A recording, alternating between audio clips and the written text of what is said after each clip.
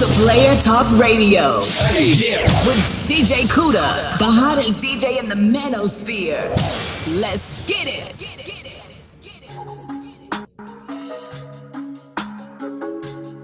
Bust all in there. Bust all over in there. Bust it all in there. What's the matter, Dad? Bust all over in there. Bust it.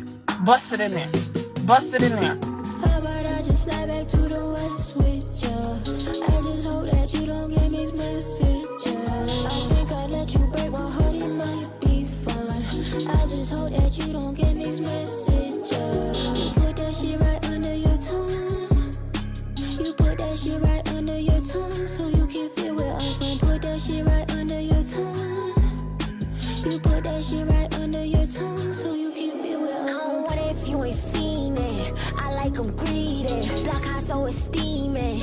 I count my weeks when you be pulling up, it don't really last too long. I wish I could take you on the road, but I take my gun. I wish I could take you on the road, but I brought my gun. She said she loved me, but she left me stranded on our prom. Got 2% up on my phone, just sitting there looking dumb. Just lost my head, my phone, and then why giving directions to mom. Hey, I don't see how to love no more. At first I used to see it. I looked up in the phone and I missed messages deleted. Yeah, say you wanna slide back to the west, but we can't go no more. You just wanna break my heart in this bed that I just let you go. How about I just slide back to the west with ya?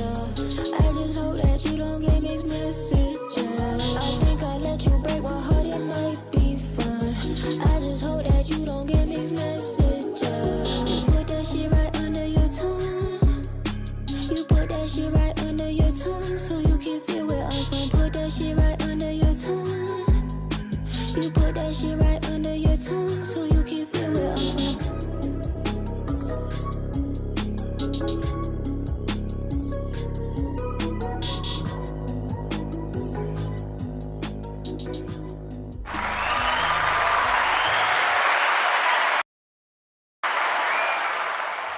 Shout outs to everybody in the building. It's Player Talk Radio. I am your gracious host, DJ Kuda, right back at the helm of today's show. Shout outs to everybody here. What's going on, Bronze Flat Power God? Why isn't YouTube putting out my notifications? Shout outs to Bronze Flat Power God in the building.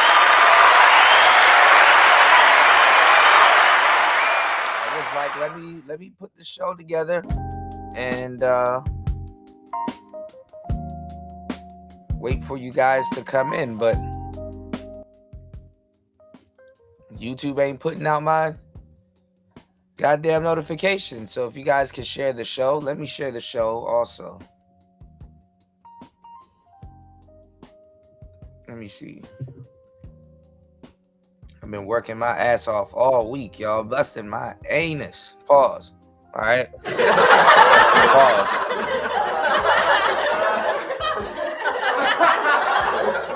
I know y'all see.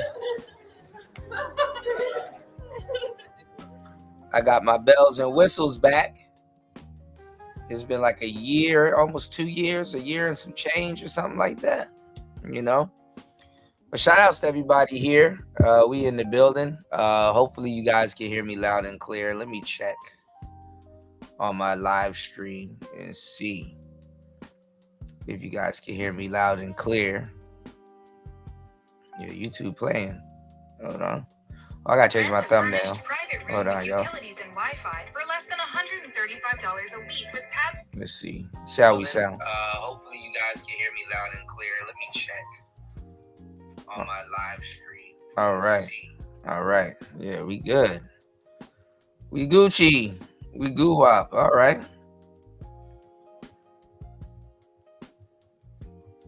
All right. Give me 1 second. Let me share the show so everybody knows that I'm live. Well, good morning. It's Player Talk Radio. Give me 1 second. Hold on.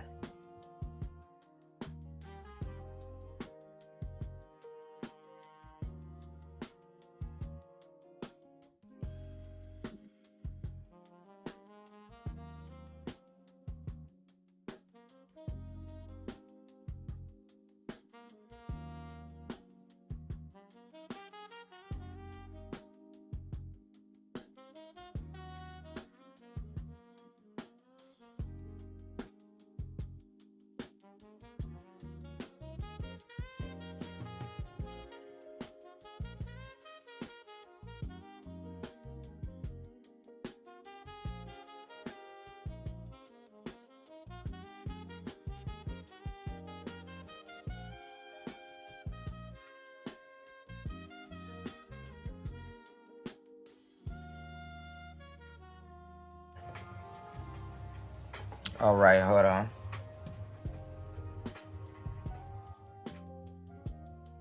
Y'all know this mic pick up everything. Hold up. Do this real quick. 1 second. I'm monitoring some stuff. All right, and should be good. Hold on.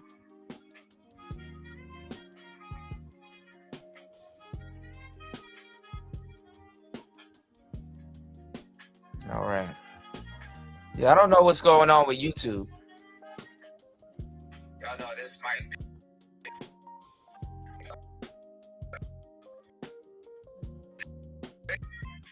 Hold on.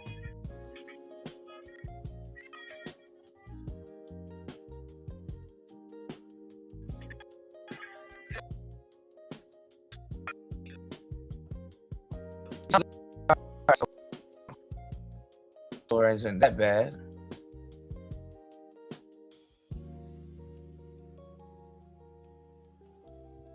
All right. I don't know, man. I changed everything around, so let me do this real quick. All right, good. We got 2 people in here. Good. All right, so let me share it.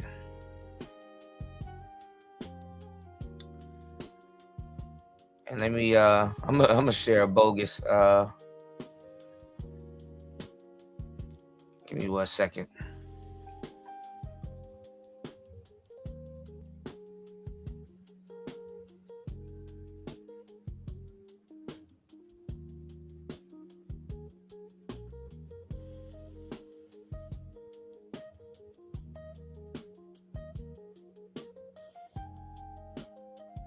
YouTube putting out the notification all late, man. See, this is how YouTube squanders your views, man.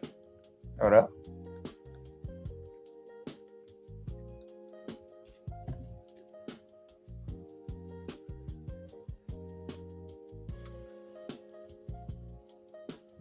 All right. What's going on, New? Good to see you, brother. Give me 1 second. Let me share the video real quick, so you guys will know that I'm live. Actually, give me 1 second. I should have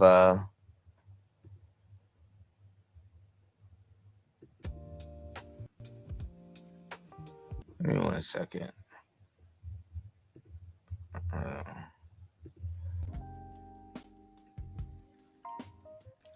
All right. Make sure you guys, if you guys can help me out and share the show real quick, because it's giving me hell to try to share it. Okay, good. All right. Couple people coming in. Right. Shout outs to everybody here. We're gonna start when there's like 4 or 5 people in the building. YouTube is taking a while sharing my show, but shout outs to you guys. It gives you enough time to hit the like button, share the show, and listen. Get me in the algorithm, y'all. Please hype the video.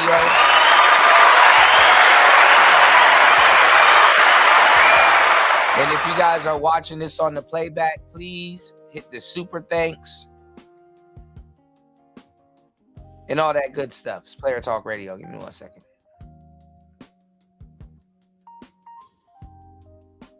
I need to slap a thumbnail on this bad boy. Hold up, y'all.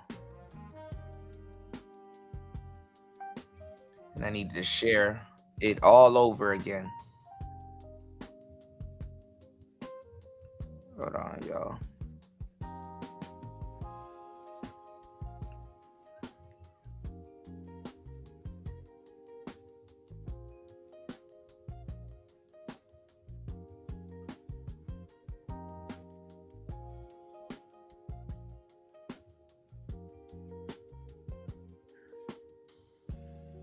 All right, good. We're going to be talking about some history on today's show, so you guys are definitely going to enjoy it. All right, good. We got 5 people in the building.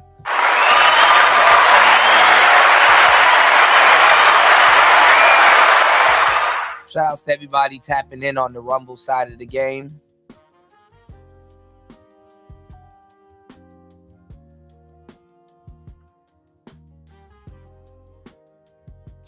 I need to do some A/B testing on my title too.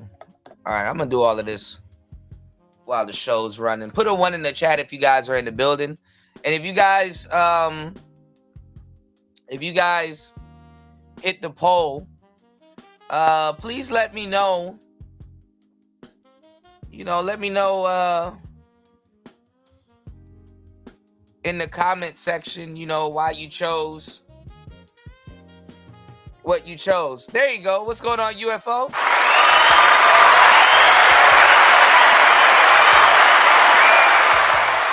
As always, good to see you, man. Shout out to UFO Kamikaze in the building, man. All right, good to see you, man. As always, bro. I was like, man, I was listening to that song that you recommended to me the other day. Well, it was yesterday. Give me 1 second. Let me see if I could find the name of it.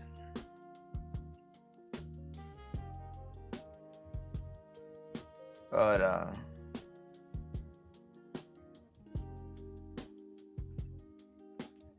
I said, man, UFO put me onto some good ass game. Hold on, what's the name of that song? I didn't know she was from the UK.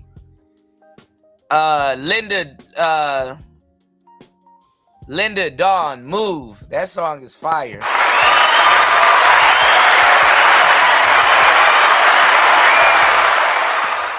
I was like, man,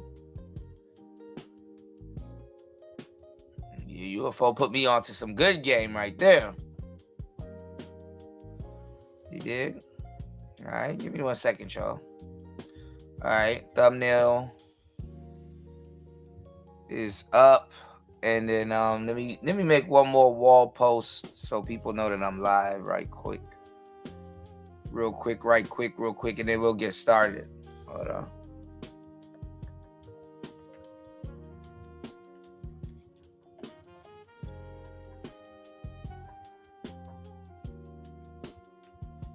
All right, thumbnail approved. Good. Everything's going well. My bad, y'all.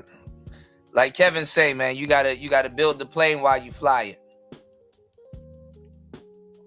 All right. Since we borrowing, you know what I'm saying, talking points on today's show.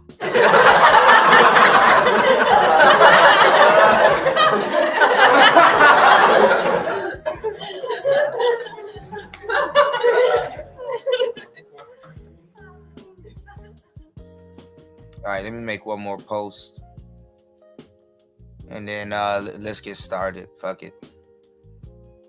People will come in anyway. One more post. Let's see. Give me 1 second, y'all. Hit the like button.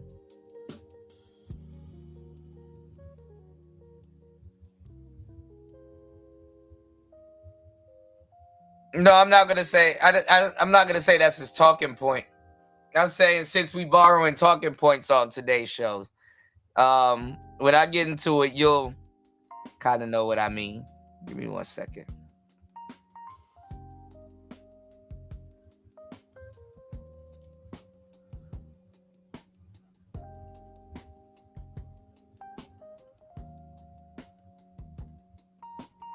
Give me 1 second, real quick.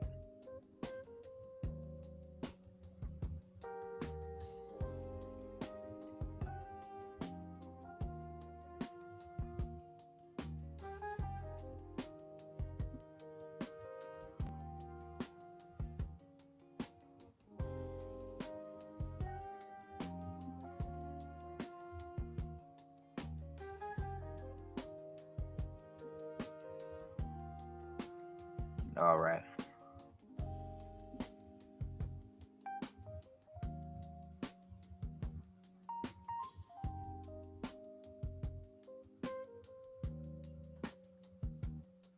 I should have 3 selected. All right. Give me 1 second, y'all. I'm sharing another post with the stream title.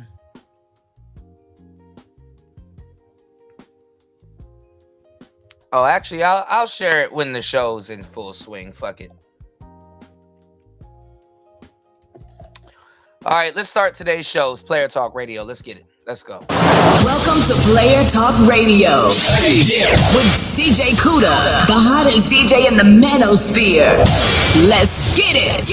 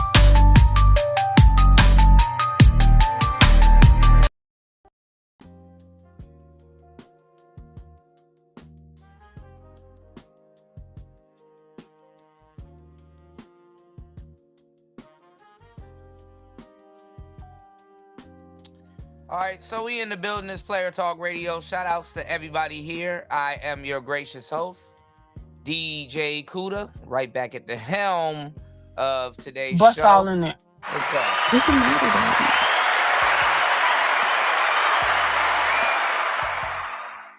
So on today's show, I want to talk to you guys about who controls the narrative. Let me move my chat room over right quick. Wanted to talk to you guys on today's show about who controls the narratives, and a lot of our, like I said, more of the same. A lot of our talking points taken out of context. A lot of newcomers are here in the space, and they take the authoritative position. They're quote unquote in authoritative position. You know what I'm saying? More so than the people that been here. I wanted to get into today's. I'm still trying to put this damn post together because I want to tag some of the people that's in the thumbnail. But let's get into it real quick. Right quick. Hold on. So on today's show, I want to talk a little bit about the origins of the red pill philosophy and some of the people who helped build it. I definitely want to talk about how blue-collar men and regular guys dated academics in the space. Definitely want to talk about the impact of feminism taught in college, versus the lived reality. Also, definitely want to get into how the OGs use logic and facts, to out debate, quote unquote people that were higher in society. In this space, we've been defending this. We've been defending this space tooth and nail, for it to be where it is today. Good, bad, right, or wrong. And like I said, I've been in this space for the longest time. I've seen guys, regular men, it's like the complete opposite now because everybody's like kind of just repeating talking points. And talking points in this space is like getting a new gun to some of these cats. You know what I'm saying? It's like, oh, I learned the new talking point this week, or oh, I watched Coach Greg Adams, or oh, I watched this person this week, and now I got some more content to create. I'm gonna just invite any random chick on my show and just debate her with this script that I not even came up with, but that I'm repeating. You know what I'm saying? Because it sounds right. And we've pushed the envelope in this space to a certain degree. And we push the envelope so much in this space that people could just come into the space and just repeat talking points because it sounds right. You know what I'm saying? Because it sounds right. And I get it. It's cool that you're inspired and you like the red pill, you like the philosophy and stuff. And let me tell y'all something. I've been saying this for years, and people be trying to clamor and fight for originality. And the fact that they can't use their own talking points. Because listen, let me tell y'all something. Because a lot of people hate this, but I don't give a damn. It's the truth. And I'm not going to sugarcoat it. Because a lot of these new cats coming in here, they disrespectful as fuck when you actually really put them on blast. And I don't mean that with Jeff or all the other people that I'm going to be speaking about on today's show, because even though they might do it, I'm giving y'all a heads up. But I haven't spoken to them personally. I don't know them personally. I'm just going off of what I've observed. And they might have a different disposition. They might want to learn and whatever. But I'm not talking about them in particular. I'm just saying overall, because the people on the thumbnail, a lot of them aren't from the Anton sphere. You have the Anton sphere here, and you have a lot of other people here that come from different sides of the internet. You got rappers, you got basketball players and celebrities and everybody coming in. And I'm going to say what I'm going to say confidently, and I don't give a damn who gets mad about it, because it's the truth. If you are talking about dating and relationships in today's day and age, or I'm going to give y'all some leeway.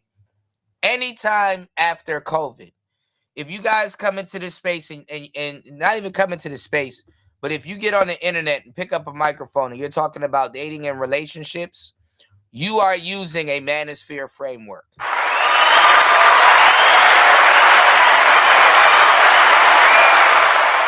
That's how much work we put in.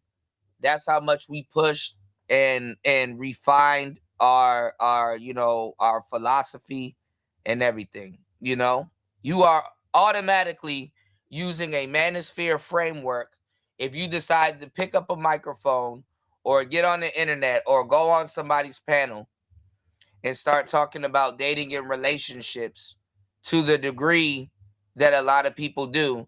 You are, whether you like it or not, whether you believe it or not, you are using a manosphere framework. End of story. That is non-negotiable. All right? If you're doing titles, you are using a manosphere framework. Even the women. Okay? Even female dating coaches are using nothing but manosphere talking points and philosophy. A lot of people didn't have an interest in talking about hypergamy and all of this stuff. All right? So we're going to stop that right there in its tracks. If you are on the internet talking about dating and relationships, 9 times out of 10, you are using a manosphere red pill framework and blueprint. You are using pop terms. You are using our words. You are using our, you're using our vernacular. Hold on.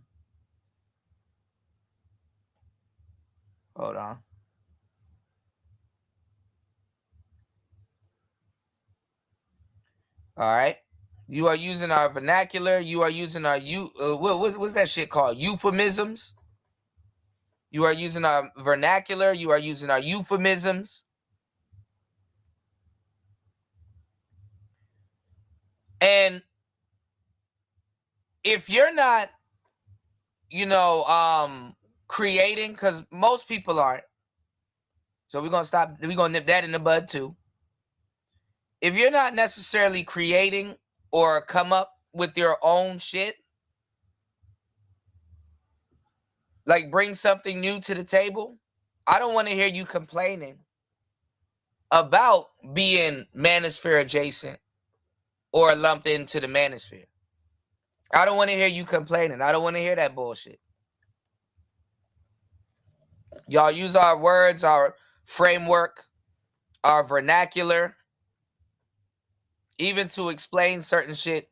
You are using a red pill manosphere blueprint / framework, down to the titles, down to the thumbnails, down to damn near almost 70 to 80% of all the words you use to break down clips and stuff like that. You guys are using our vernacular, euphemisms, everything. Non-negotiable. Okay? What's going on, Cope Approach?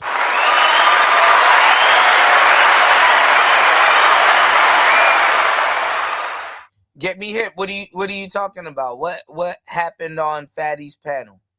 Well, what didn't happen on Fatty's panel? Shout outs to Fatty and Ilcan. They're using our framework also. They're using our vernacular, our euphemisms and stuff like that. And what makes it annoying is because it's directly tied to the space.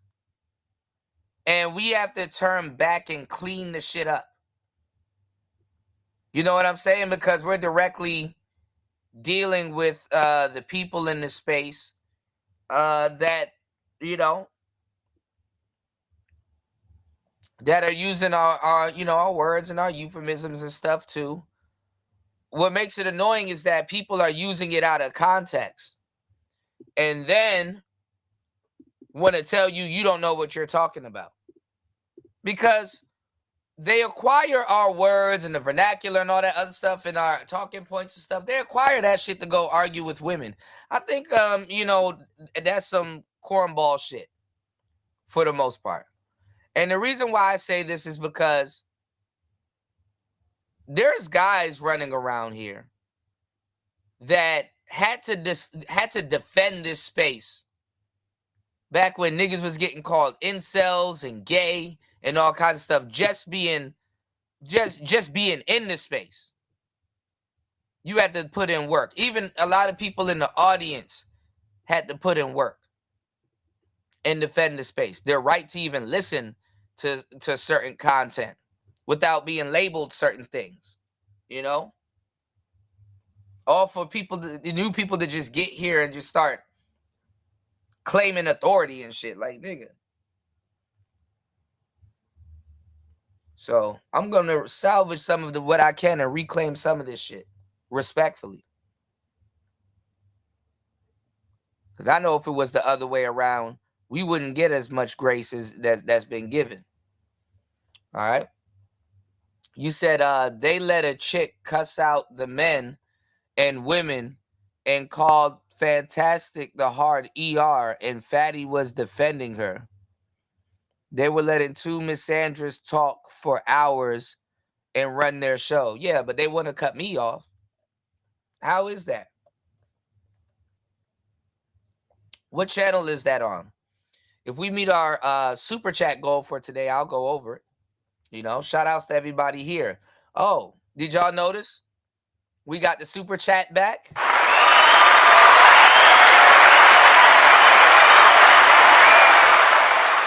Yeah, we've been demonetized for more than a year and a half. And I had to bust my ass and really, really tighten everything up and put us back up. So we back up. Please support the show. Had to go through hell just to get that monetization back. If you know, you know. Thank you everybody for rocking with me. We might have a monetization party this weekend and stuff like that. But please support the show, especially if you've been rocking with me for a long time and couldn't really support, via PayPal and Cash App. If you guys can hit the super chat, that'll be greatly appreciated. And hit the PayPal and Cash App, Definitely support the show. PayPal and Cash App is preferred, but the super chat is there too. All right. I appreciate everybody for your love and support. Thank you for rocking with me. And most importantly, thank you for letting the brother rock with you. All right. New said this space was about men. Now it's about going women's way. Yeah, they've diluted it. So this show is needed, So absolutely support the show. You said DL Hughley, shout outs to Tech Rel in the building. Yeah, I saw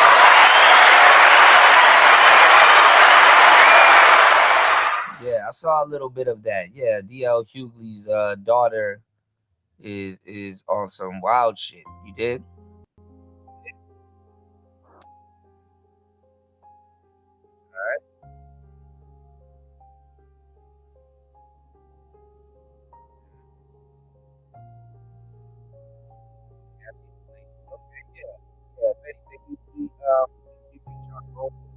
Over it. Yeah, got remonetized, man. A year and a half.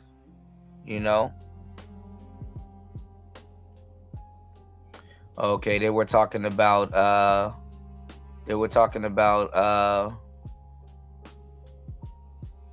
heard something was going on with Coach Greg Adams, and I even saw Tony Gaskins going at him.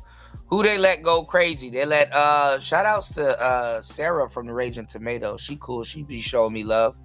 Who they let talk crazy to the Melanin? They let Melanin Oh yeah, let me know. I'll drop the link for you. Yeah.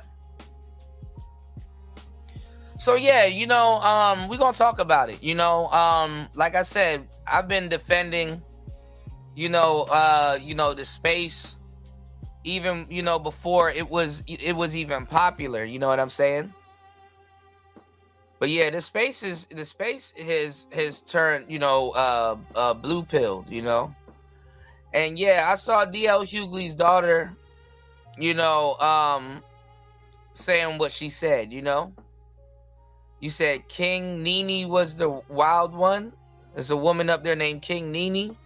And what they do, they let her run amok, and she called Fantastic a nigger. That's crazy.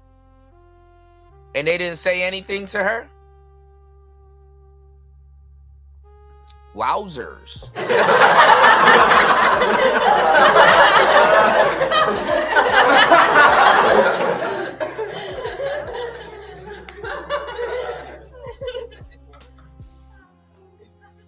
Well, I'm going to tell you something, man. They don't let people speak. They're not really there to have an honest conversation from what I know.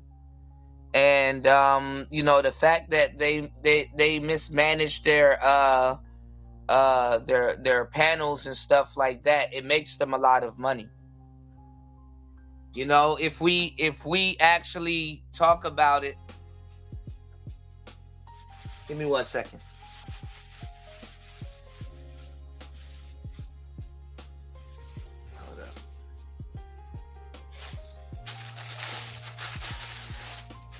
Yeah, we talk about real stuff, it goes unsupported. You know what I'm saying? So people like the panels, they like to see people, you know what I'm saying, yelling and stuff like that. That makes a lot of money.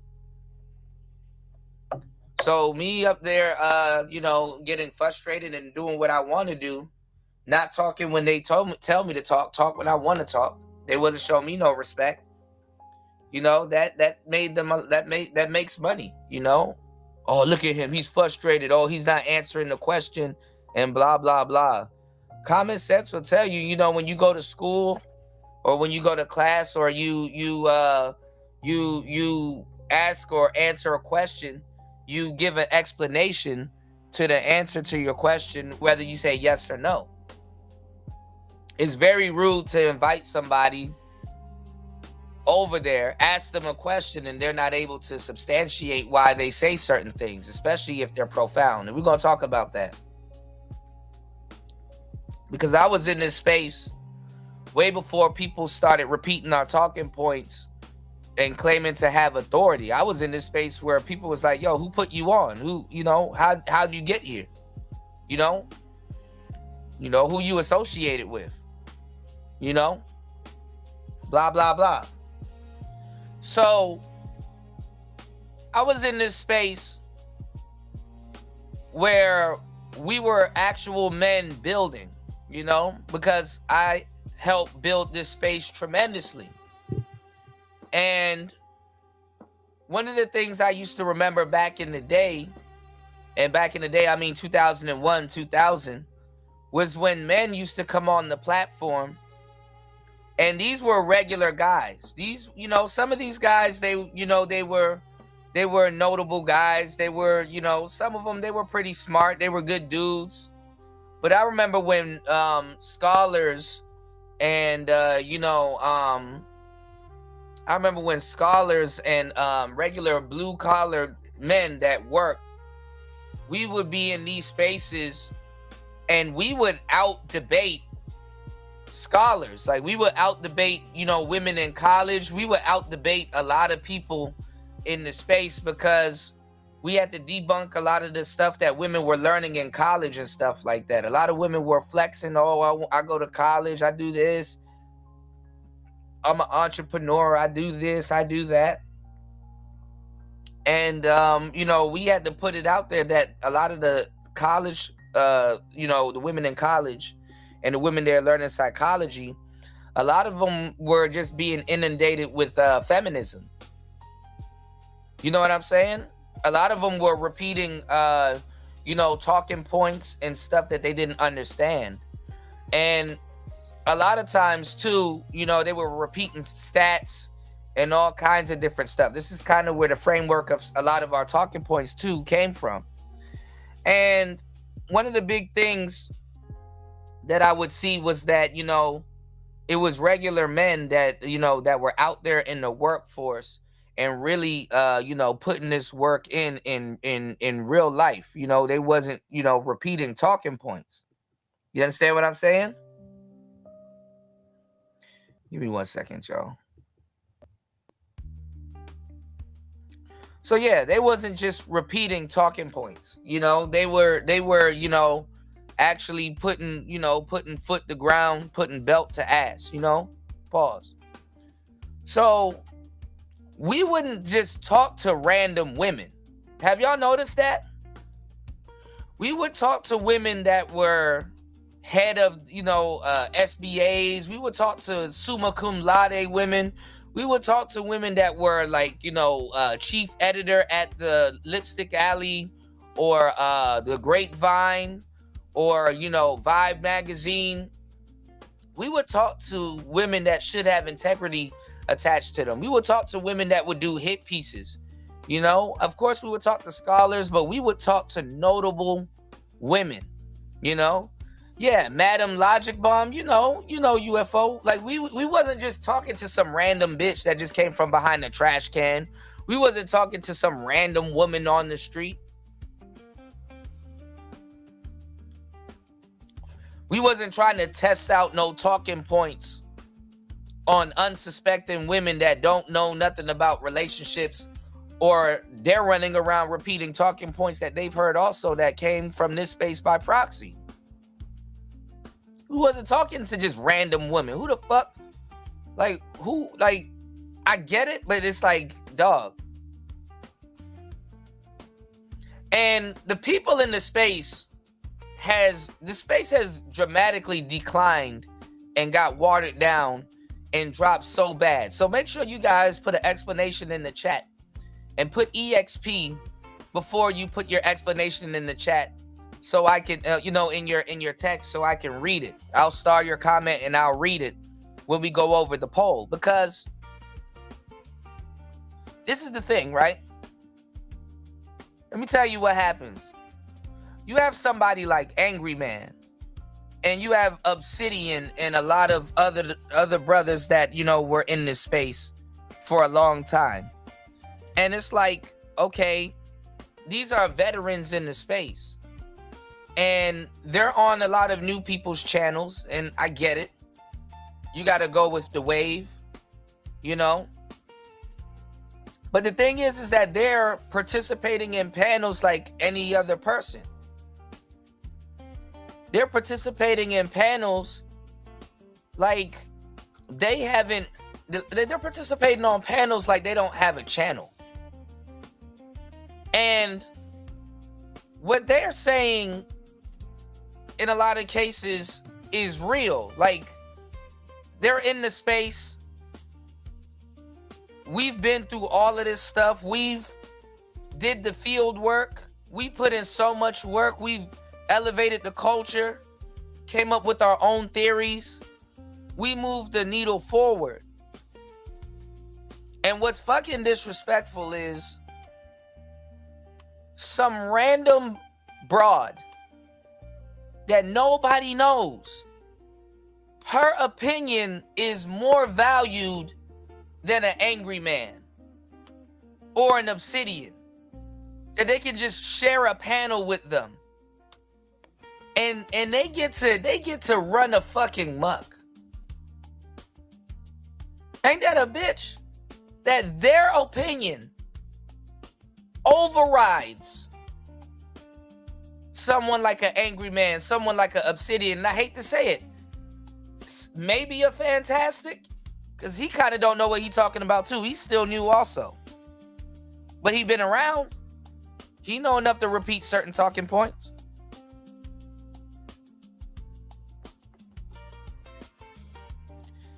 How do you just negate all the work and research these people have done? And their words don't hold no more power than some random woman that you just got to be on your panel. And I'm not trying to say that, you know, oh, well, they need special treatment or it should override anything. But the fact that the fact that their words are regarded on the same level is crazy. You know? Niggas don't even talk to niggas with respect and be like, hey, you know, I know you've been here for a long time, so you should actually know the answer to this question. Or you should actually really have a profound, you know what I'm saying, reason why you come to a conclusion on this question or on this topic. You understand what I'm saying? And that's a part of the quote-unquote red pill a lot of these cats don't get. To humble themselves. What's red pill is being in these spaces learning. Not acting like you know it all.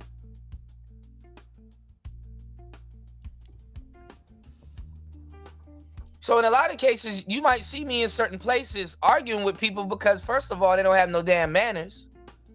And try to tell me I don't have no manners. It's like, actually, I do. You don't have no manners because when I'm trying to tell you something, you're not trying to listen. You trying to tell me shit that I've already did fucking full box set DVDs on. I'm getting challenged by words niggas learned yesterday and still got to look up in the dictionary. I'm telling you the words in action. Not no fucking dictionary terms. And not being able to accept correction, that ain't red pill. I don't know what these niggas took. But I know I'm going to reclaim the narrative. Y'all don't get the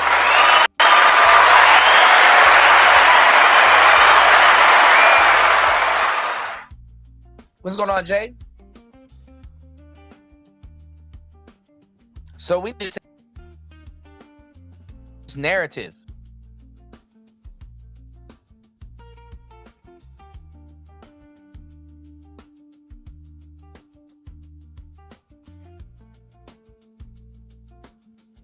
I should be back. So it's like we need to reclaim this narrative. And like I said, you know, regular guys, blue-collared men, those aren't just random dudes that were just showing up. You understand what I'm saying? To sit there and watch a man get home from a long day at work and have an honest conversation, and then a real feminist, not no goofy broad that watches a bunch of YouTube videos, literally came on the panel. Or, you know, or we would go back and forth trading videos.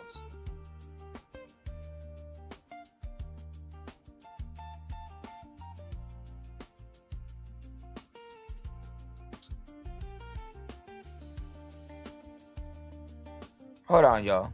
Let me do this real quick, because this shit is acting stupid right now.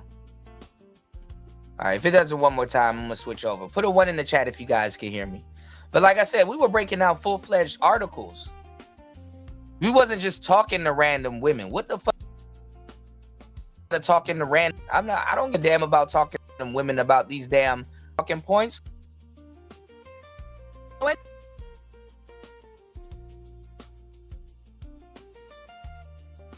The real doctors.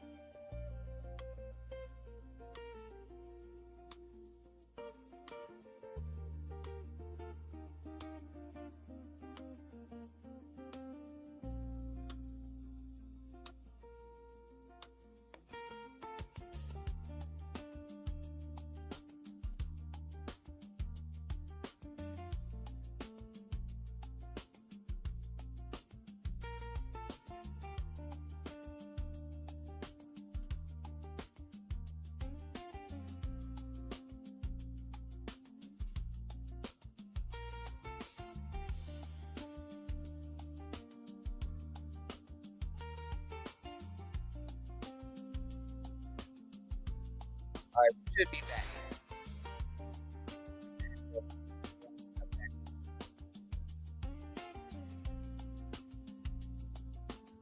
All right. So like I said, we used to talk to doctors. We used to talk to notable women, women that had access to other women, women that could actually, you know what I'm saying, hold an honest conversation, you know, and keep up with the real conversation. We wasn't just talking to random women that we found off the street and taking their word as law.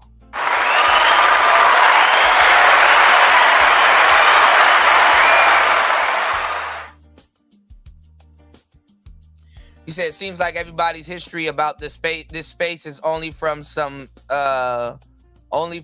15 and the gay guy. Who's the 15?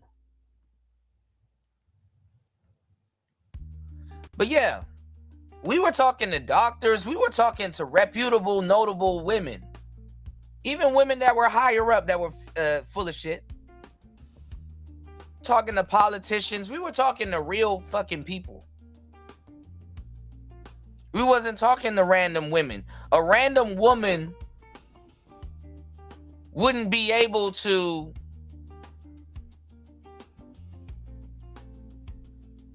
run her goofy logic up against an angry man.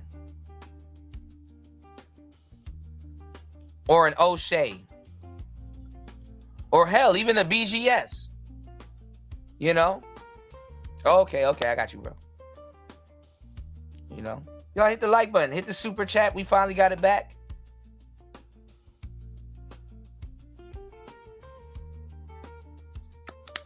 Appreciate you guys. An hour and 1 minute into the madness.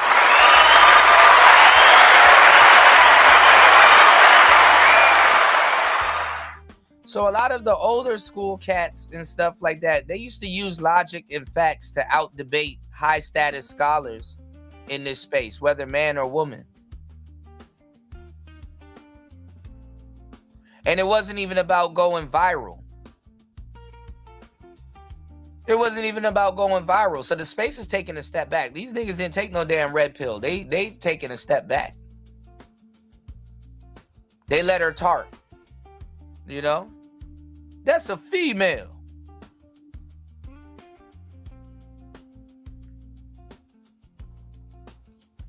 All right? Niggas faking like they trying to have the conversation. All right?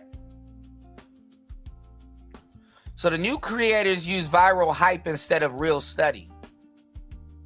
They don't give a damn about studying shit. They use viral hype instead of study. Bust all in there. What's the matter, Daddy? What's the matter, Daddy? So it's crazy that we have to grapple with the unfairness of strangers gaining bigger platforms than the real veterans.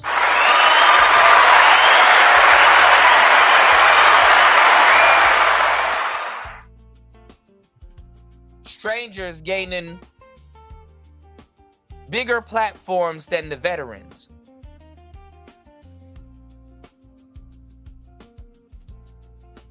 And then we'll go over it. I want to do the full thing, but we're going to go over somebody else breaking it down just so we're not out of context. We'll go over Kendra G. How she stole her whole talking points in style and show from Kevin Samuels.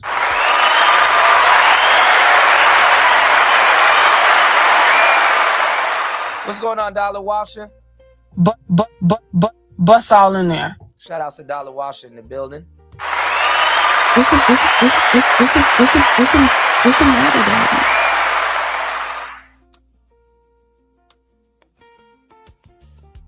Kendra G was hosting a radio show. How she got our whole framework on her show and then tried to use it on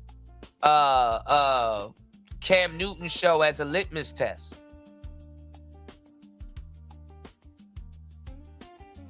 And the main people that she got hooked up and married, they were in prison.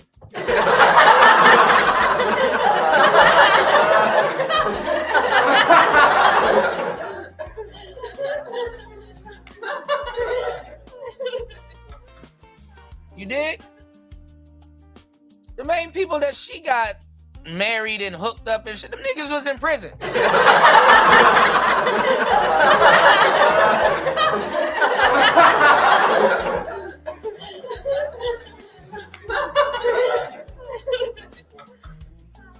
Love during lockup.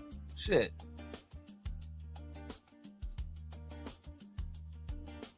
That shit is crazy. Oh my goodness. Shout outs to Miss V.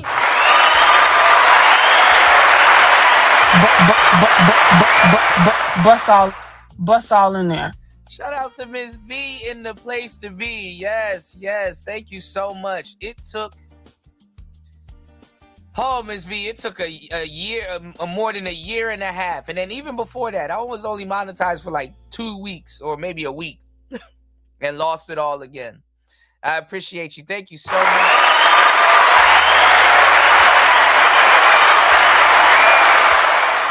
Shout outs to Miss V in the place to be. Thank you for supporting the show and getting the support started.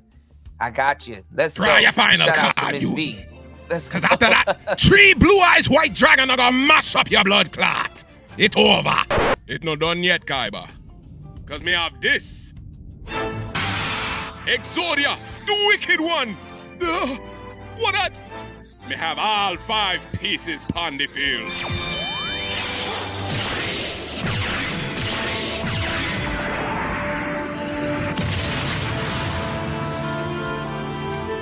Lord God, it's a really Exodia. You're not easy. Now who are gonna get mash up? Exodia, mash up him blood clot. Whoa!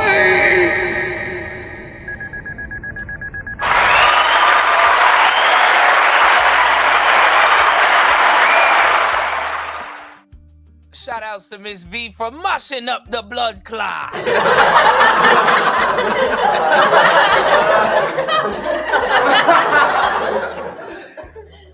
Oh my goodness. Yeah, Miss V, it took a while, you know.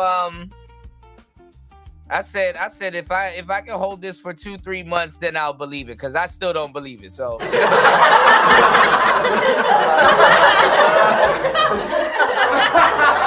still don't believe it. Shit. So if you see a refund, you know what happened. You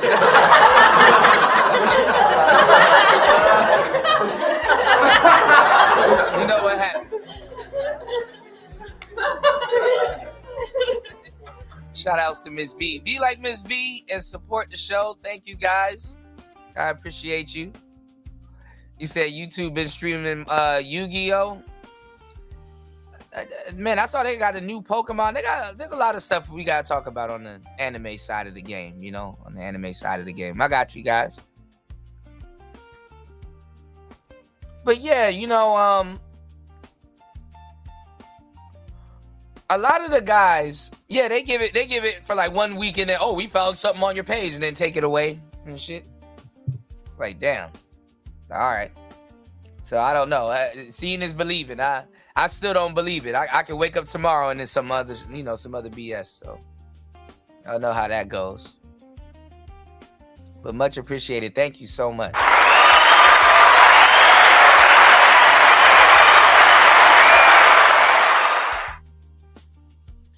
Make sure you guys subscribe to Miss V's channel too. If you guys are into, crime and law and just, certain trending stories and stuff like that. There's a lot of stories going on in the world and stuff like that Miss V covers that, like the news, they don't even cover, or they cover it like one time and then they sweep it under the rug and forget about it, Miss V be covering, the news and certain stories that people, they forget about, So shout outs to Ms. V for doing the Lord's work. What's going on, Dusty?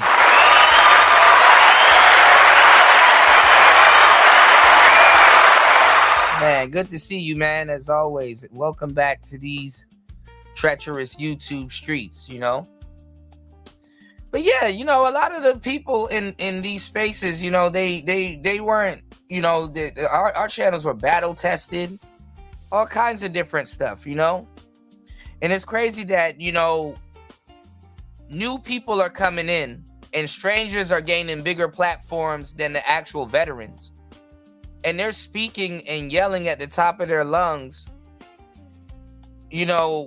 as authoritative figures on, Red Pill and Manosphere topics. And it's like, bro, respectfully, who are you? And I'm not saying that in a messed up way or tongue in cheek, like, it's just like respectfully, bro, who are you? Like, how did you get here?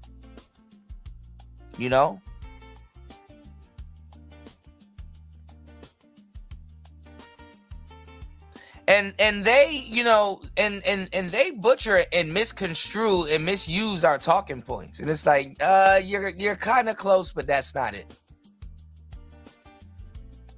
And then they take correction as an insult. It's like, bro, it's not an insult. If somebody's actually sitting here and trying to, put you on game, how is that insulting you?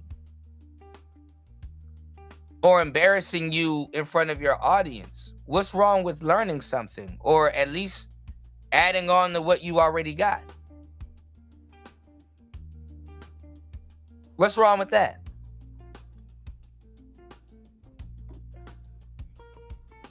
Learning is red pill.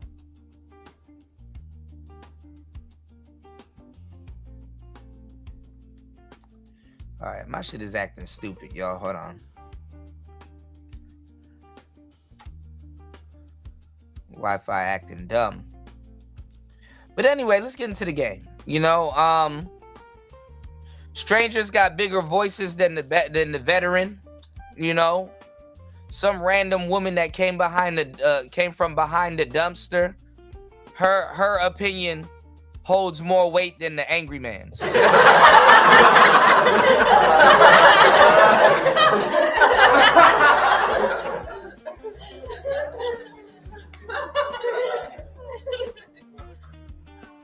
Some random broad that just hit the link It's like completely backwards. Some random broad that just hit the link. Her opinion matters more than Obsidian's.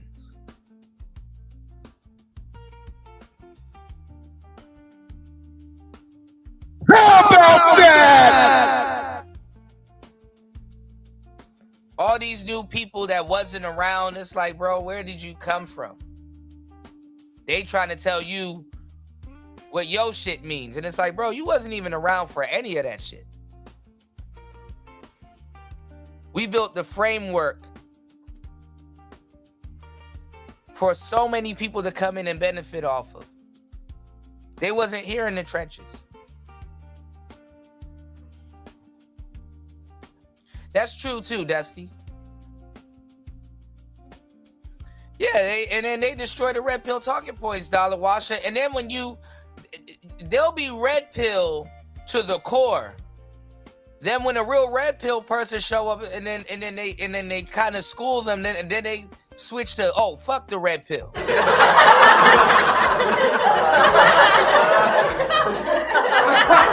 hold up.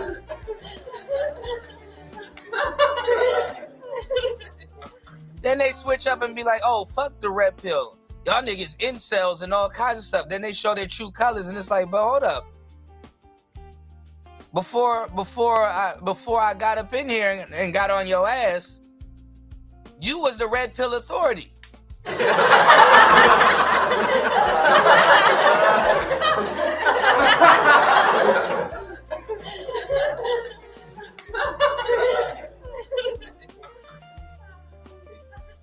So they get to come in and say, fuck your house.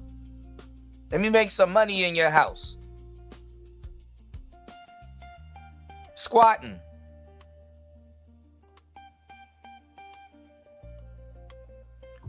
And I can't watch half these shows because it's blue pill.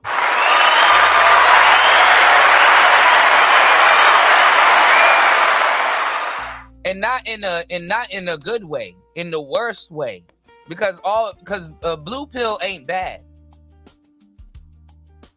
Blue pill ain't even bad. People are wrong about the blue pill also. Blue pill ain't even bad. If I go to a blue pill channel, I want to hear some blue pill shit. Because you can really learn and study. I don't like blue pill people pretending to be red pill.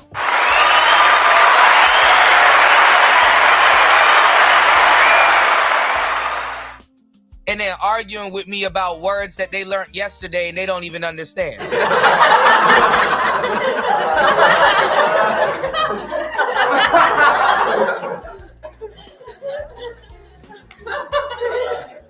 Right, Dollar Washer. So we got to grapple with the unfairness of how strangers can come in here and get bigger platforms than veterans. And their word holds more weight than somebody that actually did the real work and the field study and that's actually been around and moved the culture for them to be here. Anton's kids around here running amok.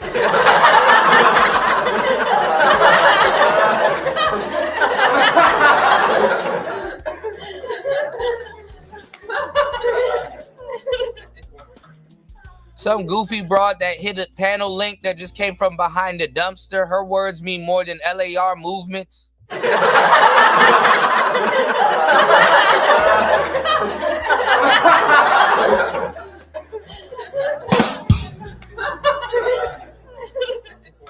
They don't even know who LAR movement is.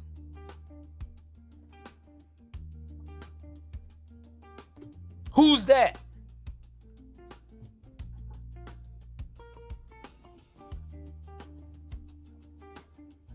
That shit crazy.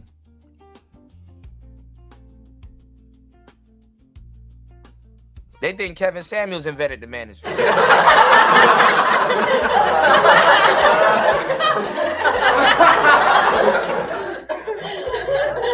What's going on, Soul Provider? Shout outs to Soul Provider in the building. Good to see you, man. Give me 1 second. Let me move this chat box around. Soul Provider says Sub counts has really lowered the value as well. There's way more channels over 1K now, but most of them are not known for anything yet. Yeah, I mean, they repeat talking points. And then you got people that ain't even YouTubers worried about sub counts. Like, nigga, why are you worried about sub counts? That don't mean shit. Nigga will have a million.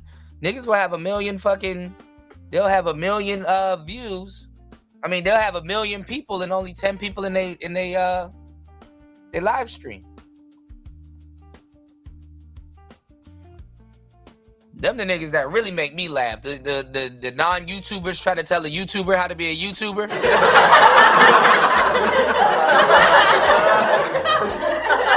the worst ones.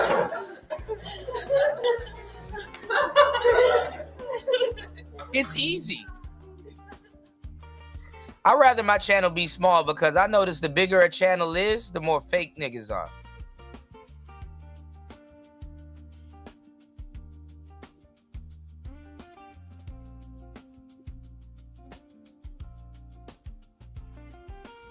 And the real and the smaller channels have the real information. They're not compromised.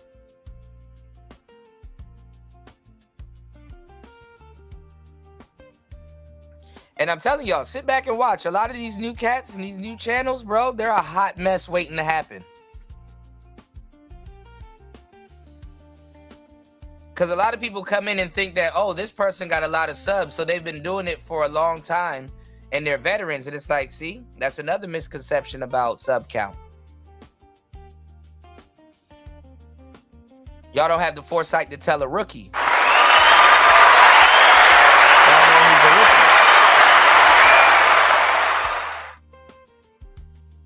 Yeah, they don't know about Manosphere Mania. They don't know about the third shift super panels. They don't know about any of that shit. But they're using the framework and the blueprint. If you're talking about relationships on the internet, especially on YouTube, you are using a manosphere framework. It doesn't matter if you're a man or a woman. You are using a manosphere framework. If you're using our euphemisms, if you're using our vernacular and everything, you are on a manosphere framework, whether you understand what you're talking about or not. And I don't give a damn if you get mad. I hate to say it, but your channel is manosphere adjacent. Whether you like it or not, go build something original then if you don't want your channel to be a part of the manosphere or adjacent.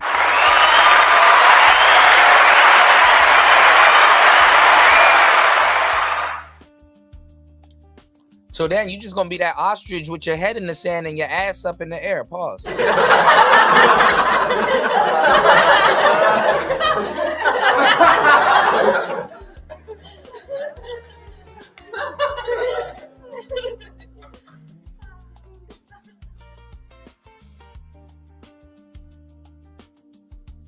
We're gonna talk about it. UFO Kamikaze said it's gotten bad now. You can't even speak truth without niggas getting offended. Yeah, because they're here trying to sound like us.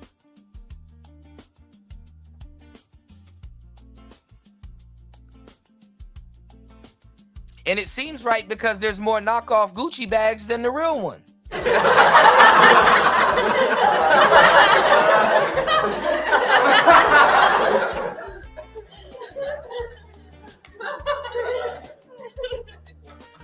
Like, why am I even placed over here? Why am I even placed over here? I'm real.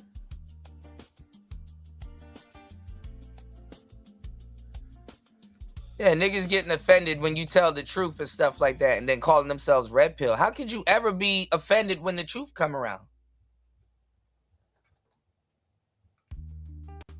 Oh, something wrong with you. You ain't red pill like that. You lying. Okay. Just me being in a room will be a litmus test. I won't even effortlessly. I won't even have to do shit.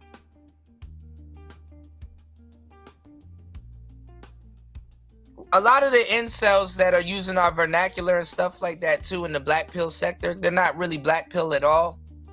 They're blue pill raging. They don't even give a fuck about the truth. You know? They're blue pill raging. And respectfully too, because we're going to go over it, a lot of red pill people were failed blue pillers also.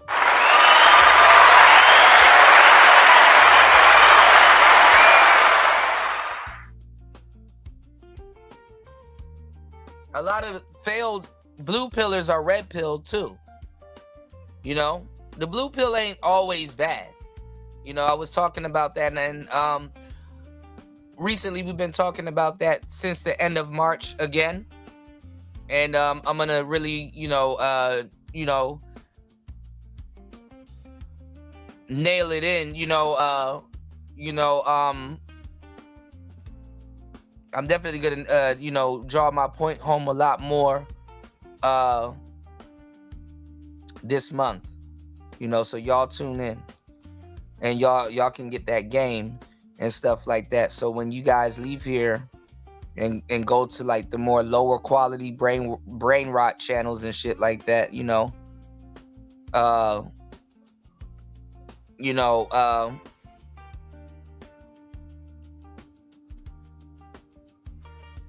can see who real and who's not. Hold on.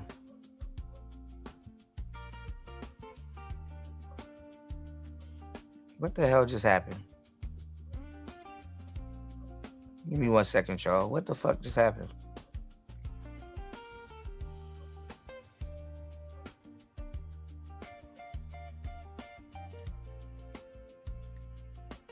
Hold on, y'all. What in the blue hell just happened?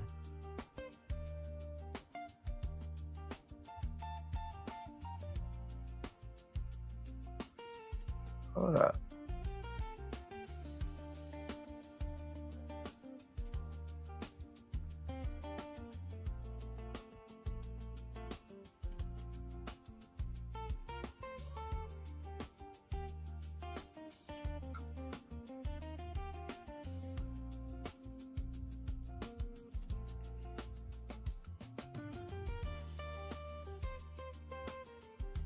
Okay, what the hell just happened? Why did... Okay, now I'm in the back. Hold up. Okay, I don't know what happened. Hold up. It's two of me. Hold up.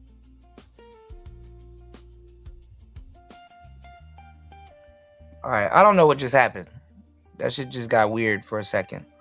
But yeah, like I said, a lot of people, they get into the brain rot, brain rot content.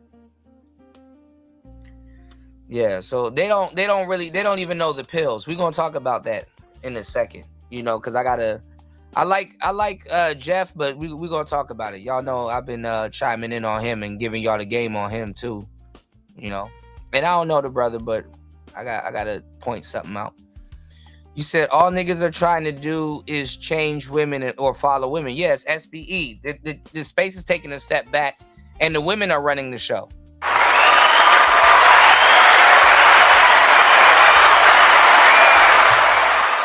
They're sitting up here trying to convince random women, and random women, their word holds more weight than a LAR movement, than an angry man, than and like I said, it doesn't even make the space do any better, because guess what? We're reacting to them.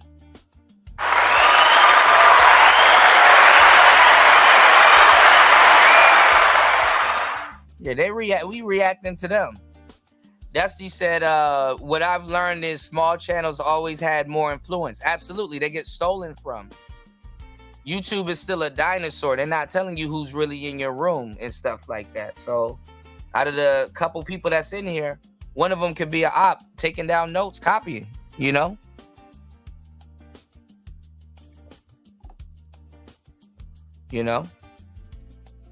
they don't even understand album sales and stuff like that. They don't understand the music industry. I went in on it a little bit, talking about the Gucci Mane situation.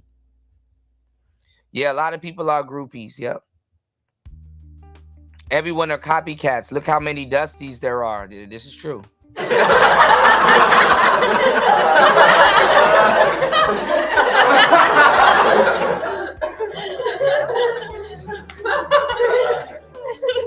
Yeah, let me know, Dusty. I think I'm still on one of your old channels if it's not gone, Yeah, they go against the manosphere for clout. But I mean, all of the people that go against the manosphere, they leech onto the manosphere. If the manosphere wasn't here, they will sound like the manosphere.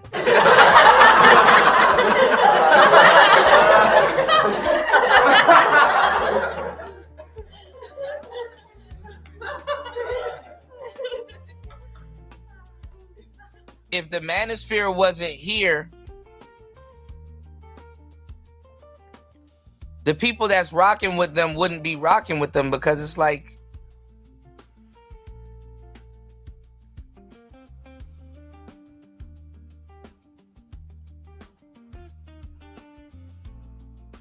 they don't have nothing to talk about, nothing profound, you know? So they exist because of the manosphere. You know? Yeah, the fake Gucci bag sells more than the real ones. I've been telling y'all that for years. It's like, you know, you can swap them out. It look fresh, you know? A lot of red pill motherfuckers are tricks too. Because when they were pushing tricking into space, they tried to blackball me because I was against it. I'm like, shit, at what point during your dating career do you start breaking the law? I've never seen a group of niggas so proud and happy to be tricks.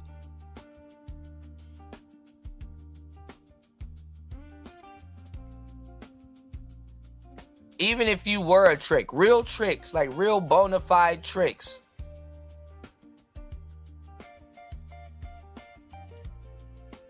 they're not going to openly say it and scream from the mountaintops that they're tricks.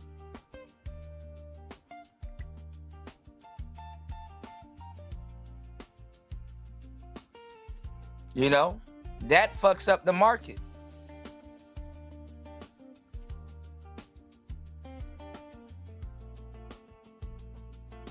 That fucks up the market. But let's get into it. It's Player Talk Radio. Let me see. I got some. Let me see if I hit some of the points real quick. But yeah, getting back to Kendra G.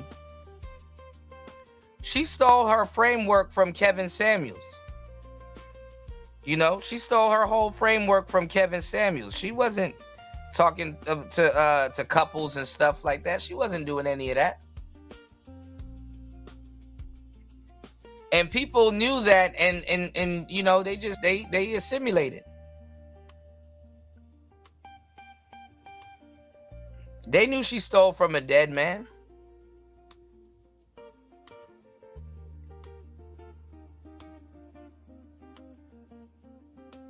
That shit is messed up. But it's the truth. And then the thing is that Kevin Samuels stole from us. Mr. Let Ho, all them niggas that got card games, Ace Metaphor, even the Simps stole from us.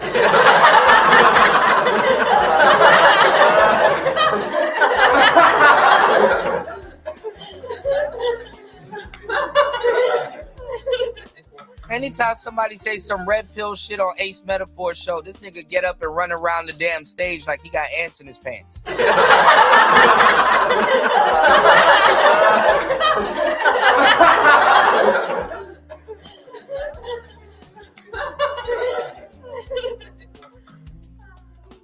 And you know he gotta act like he's listening or hearing that shit from Proxy. You know he gotta act like that because he was against the red pill. So before, before anything, he would pretend. He would pretend like that's misogyny and stuff like that. But when Trip Fontaine or somebody that they like is saying the exact same shit, now all of a sudden it's gospel.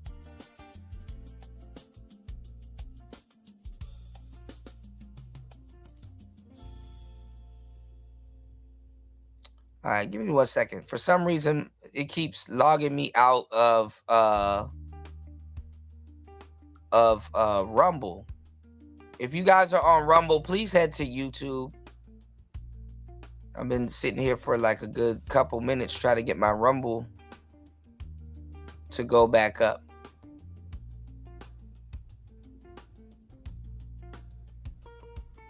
Hold on. Because it won't let me log in the Kick neither.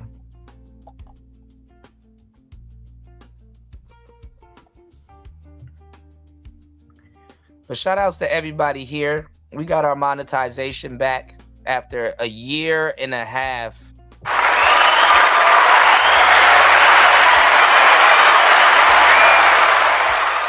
2 years. Yeah, we were the last of a dying breed, you know. But let's get into this real quick. So, the therapist, right? I told y'all that therapist guy that came into space, they're going to try to make him the mascot, or he's going to try to be the mascot of the space. And I told y'all, we are the real deal. Respectfully, niggas will go to... We've seen them all.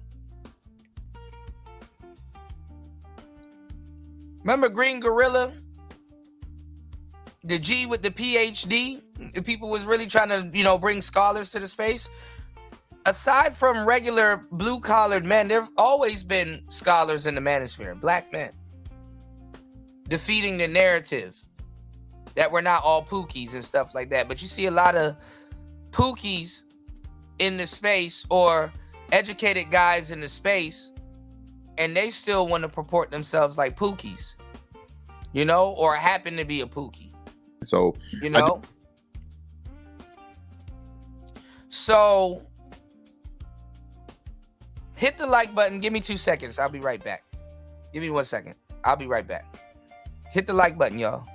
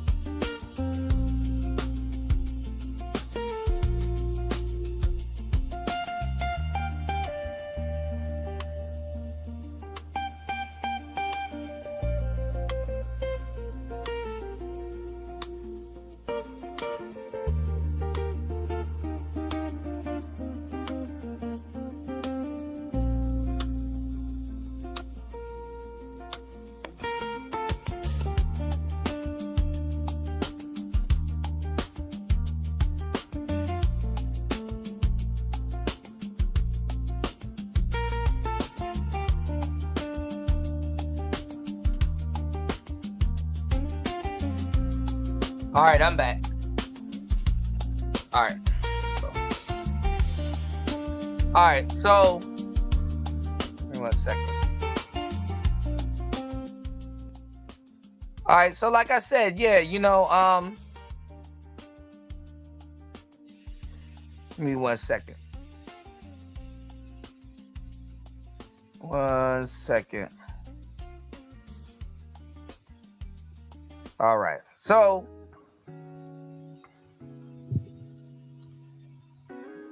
do this. So yeah, like I said, they you know, we've had a lot of scholars and a lot of guys in this space. You know, it didn't really take us to have a lot of scholars and guys in this space, but you'll see that they will quickly abandon, you know, their educational talking points and stuff like that, and you know, assimilate or pick up in the manosphere. So you had a lot of guys that were PhDs. You had a lot of guys that had, like, you know, that were lawyer. You have a lot of guys that have like these quote unquote strong backgrounds, and they'll kind of throw it away to be in some of these red pill circles, or, you know, pick up on some of this stuff. And it's like, yeah, you don't have to, respectfully, and it's not downing education or nothing, but you don't have to be a scholar to be here and stuff like that. You know what I'm saying? I'm not saying that the bar to entry is low, even though it kind of is. But you'll see that a lot of the stuff that y'all are learning in college and stuff like that, that shit, it makes sense. But when you get here, you know what I'm saying? How quick the world is moving. We talking about real world application and stuff like that. We talking about like real concepts. You know what I'm saying? So a lot of the cats, they come in and they're like, oh man, they're like re-mesmerized with it, because it's like, dang, from what I learned in school versus what's being talked about here, this is a multi-layered conversation. And as an adult and somebody that moves around in the real world, they kind of get it, but it's like, damn,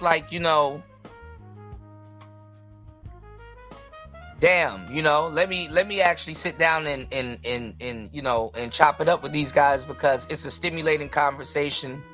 And like I said, it's multi-layered. The manosphere is an onion. There's a lot of levels to what we're talking about, and philosophies and stuff like that. And what kills me about these newer cats and people that just got here, they don't understand when they speak, we can actually tell if they're an onion or pause, if they a banana. You niggas are only saying surface level shit. And then what makes it bad is that a lot of them are walking around like they're an authority and stuff like that. And it's like, who taught you this? Where did you learn it from? Because you're kind of in the ballpark, but you're off.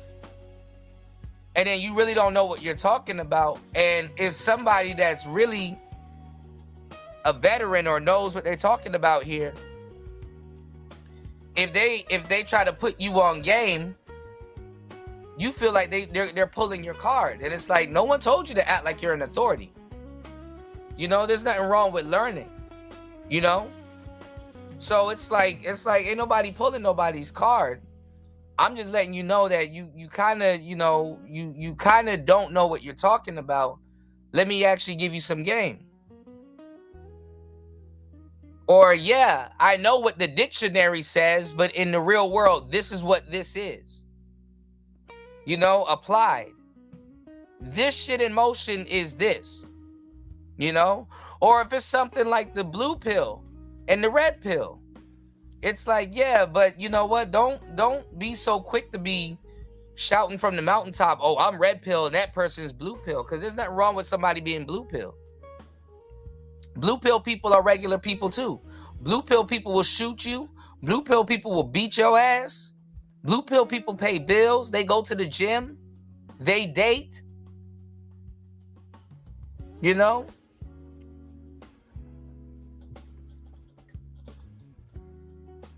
So it's really indicative. It's like you have to know what you're talking about.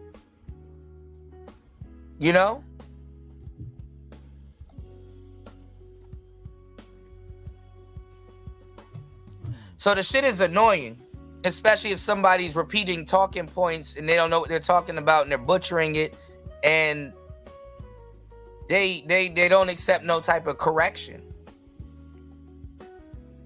It's some ungrateful shit.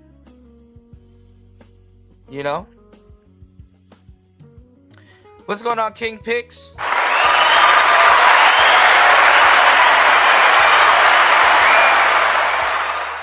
All right, I got you, Dusty.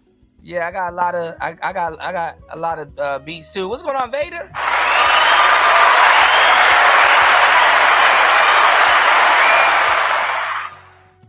Now, UFO Kamikaze said the therapist dude has interesting points but lacked the personality to hold a large audience.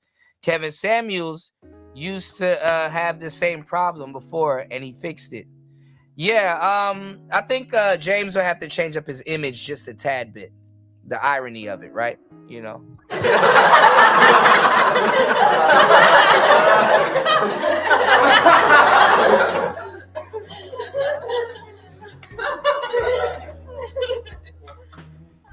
Because believe it or not, Kevin Samuels had an edge. You know, Kevin Samuels had an edge. Shout outs to Vader. He said Dr. Tiasan Johnson never get no shine. A beast. What up, Kuda? Shout outs to Vader in the building, man.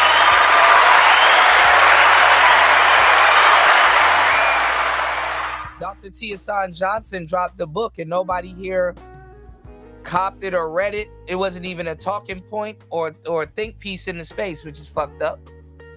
Shouts to my brother Dr. Tiasan Johnson. You know?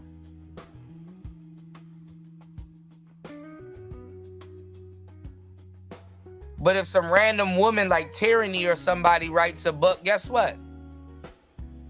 She got more authority in these spaces than Dr. Tiasan Johnson. Niggas would be like, who is Dr. Tiasan Johnson? Like, damn. So y'all just culture appropriate a space? Y'all just grift over to a space and y'all just don't know shit, huh?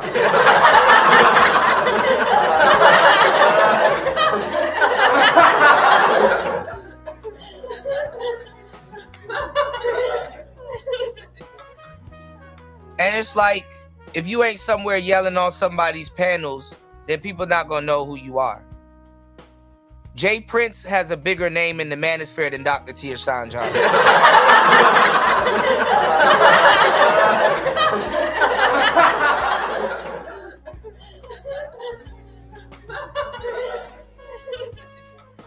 What's going on, D?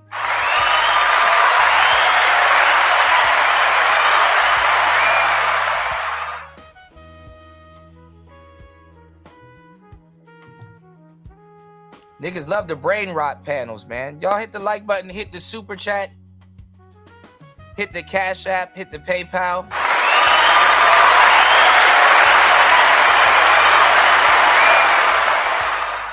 Trying to figure out what's going on with my service.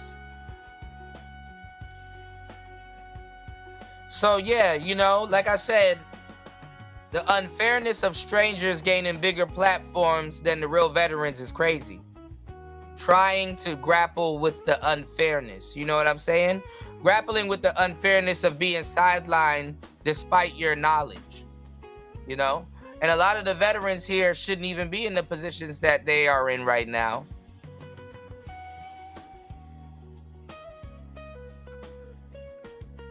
If they had simply listened in the past. Shout outs to Dusty. Yeah, I still do panels. I cut back on it, but I still do panels. Let me know.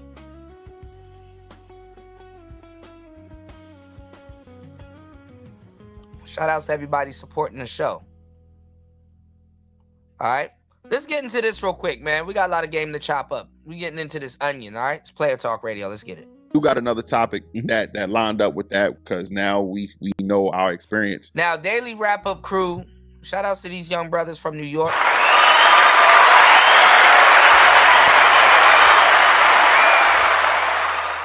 But they run Manosphere memorabilia too. And Manosphere content. So let's go. And really quickly, Ace, you trying to grab a chair or something like that? You want to grab that chair? You know, we do have a late bloomer. You know what I'm saying? He had to brush his... Dusty, didn't I spend the whole time telling these people to go get studios and cameras and stuff like that because all these new people about to come in and take over? How much times have you heard me personally beg niggas to update equipment in their setups?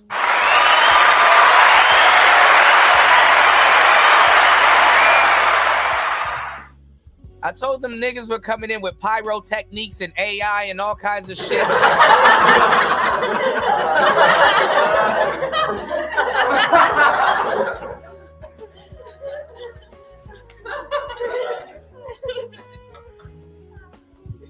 And I got crucified for it. They blackballed me and threw me under the bus.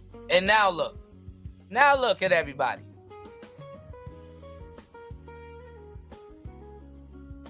That shit is crazy.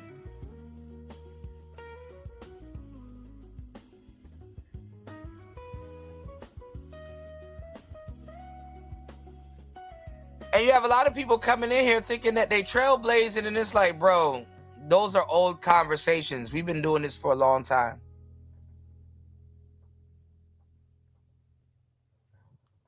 Why don't you link up with people that already had those conversations instead of saying, hey, you know, I'm bringing something new to the table? How do you know that? How do you know you're bringing something new to the table? Depending on who you're talking to. But let's get it. Teeth and got new veneers. You know what I'm saying? We gonna make it work, man. Last night was crazy. Because Kevin Samuels, respectfully, rest in peace to Kevin Samuels, and Kendra G was stealing and borrowing talking points without credit. But let's go.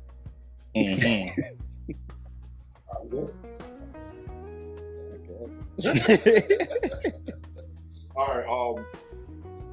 Now that we got Ace here, you know, late. Now the show begins. You know what I'm saying? Well, you know, we're gonna add him into the conversation. You can answer from this point on. I'm gonna start with you, Ace. They have, I don't know what's the labels, and one of y'all could probably explain it a little bit more, Jeff or Eli. The pills, they got red pill, blue pill. I don't know. All right, so you have people respectfully talking about explain the labels. And people came in and got paid, greatly benefited off of yesteryear's work. Y'all welcome. Shit.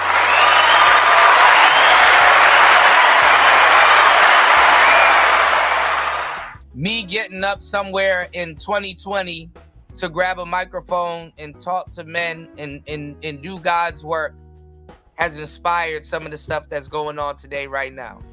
Real talk. What's the matter, Daddy? Bust all in there.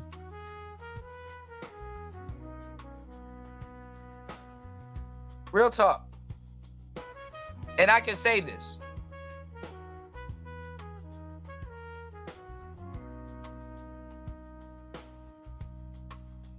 So you got a lot of OGs that, you know, built the framework, and the new voices, a lot of them, they come in and hijack it. Shout out to the real brothers that's trying to learn, though. You know? But you have these young brothers here, and I like Daily Wrap-Up Crew, and I like Jeff, right? But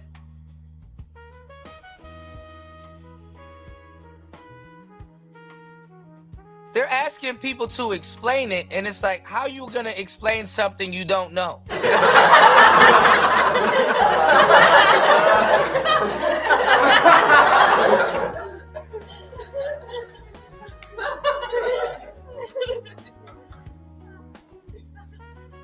So you got these new faces on the screen right now. They're gonna tell us what the red pill is, and their audience what the red pill is. Let's take a listen. If there's other color pills. A pink pill. Pink pill. What the fuck is a pink pill?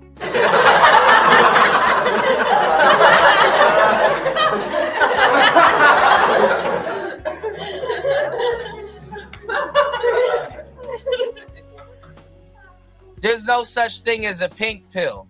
There's only 4 pills. Anything else, that shit is just shits and giggles, or a subcategory from another pill that they don't understand. There's no such thing as a pink pill. But let's go. What else? Is another one? Yeah, there's more. There's more? Oh, sure. There's several more. That's crazy. It's only 4. There's only 4 major ones. But let's see. Only 4 you need to pay attention to, person. Do you subscribe to any color of the pills? Yeah. Whatever the case may be, and do you? Which one you don't? So the 4 pills is red pill. Was it red pill, blue pill, white pill, white pill? What the fuck is a white pill?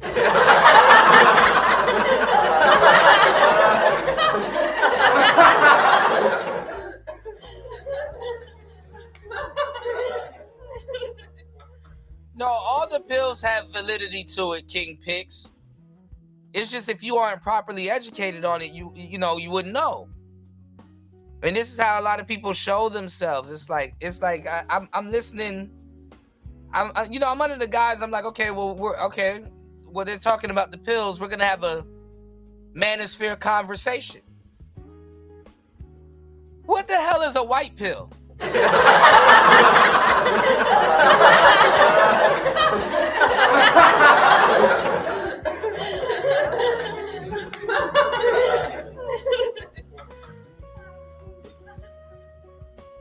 There's no such thing as a white pill. So he said the white pill. He's white pill. Black pill. So even before describing what all these pills mean, for again those. And respectfully, he just got here yesterday. I remember when he first started getting amazed by these conversations, like it's like profound. I was seeing him, quote unquote, get red pilled. Same way I saw Anton and a lot of the other cats around here, quote unquote, get red pilled. Honestly, I'm gonna tell you the truth. If you came here after 2020, you didn't take the fucking red pill. Honestly.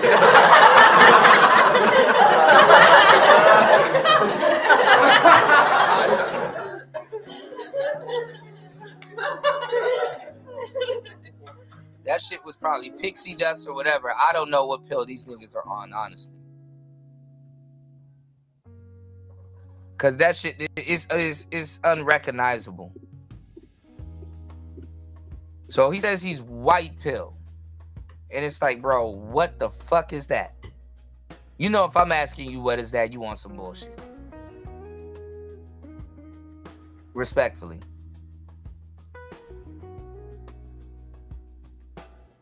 White pill, okay. Can anybody in the audience tell me what the hell a white pill is? No, the PUAs ain't make up no damn white pill. I was a PUA. No, there was no fucking white pill. But let's go. The audience that aren't familiar with why we're using these pills. Oh, he's telling us what the pills are. The new guy's telling us what the pills are. So let's go. No, we're not drug dealers. The pills are, we got that from the movie The Matrix. He said we. Okay, so he's dropping the therapist thing to identify with the manosphere. Okay, cool.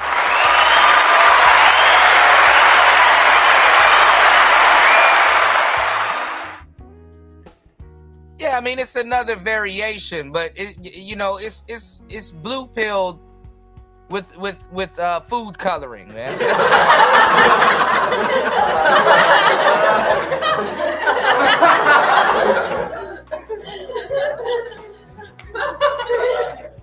If you took the white pill, that's rice.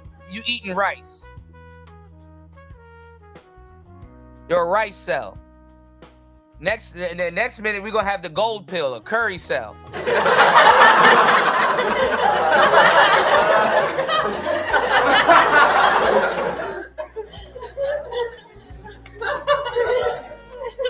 There's no such thing as a white pill, but let's go. So all ladies, I highly recommend, and all gentlemen who maybe grew up and never watched it, which is strange, watch The Matrix. What it is there's a main character called, obviously, Neo, right?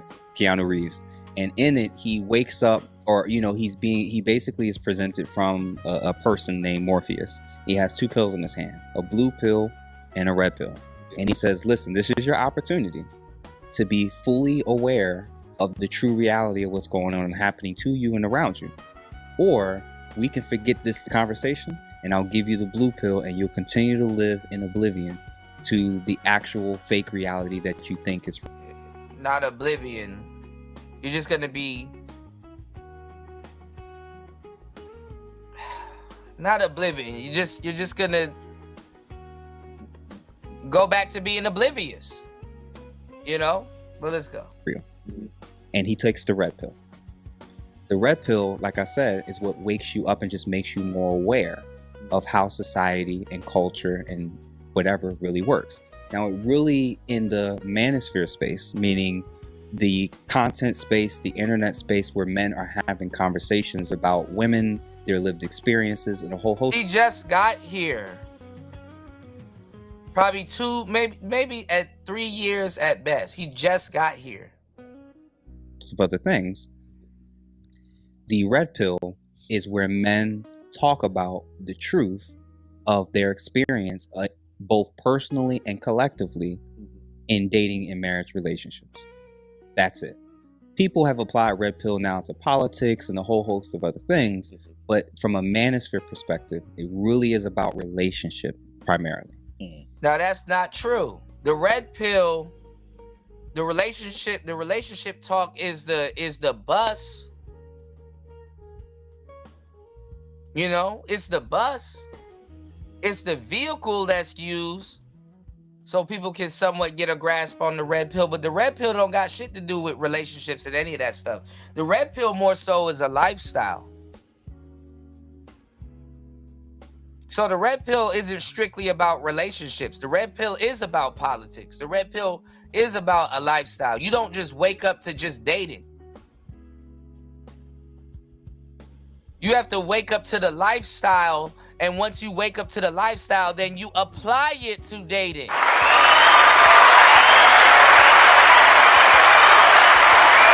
What's the matter, Daddy? That's the difference. And anything else, you're misrepresenting the space, respectfully.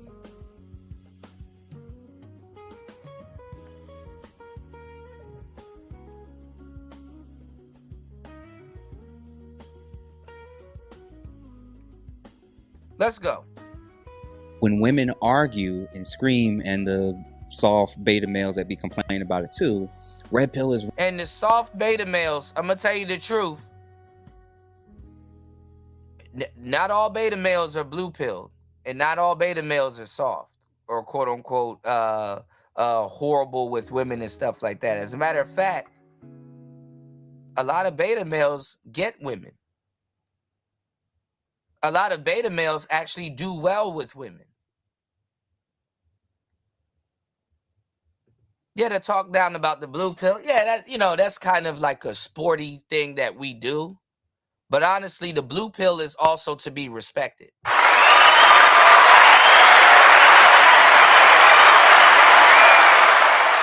The blue pill is also to be respected because not everybody can be red pill. This is what gives you significance about actually being red pill. It's a line that's drawn and respected and not crossed.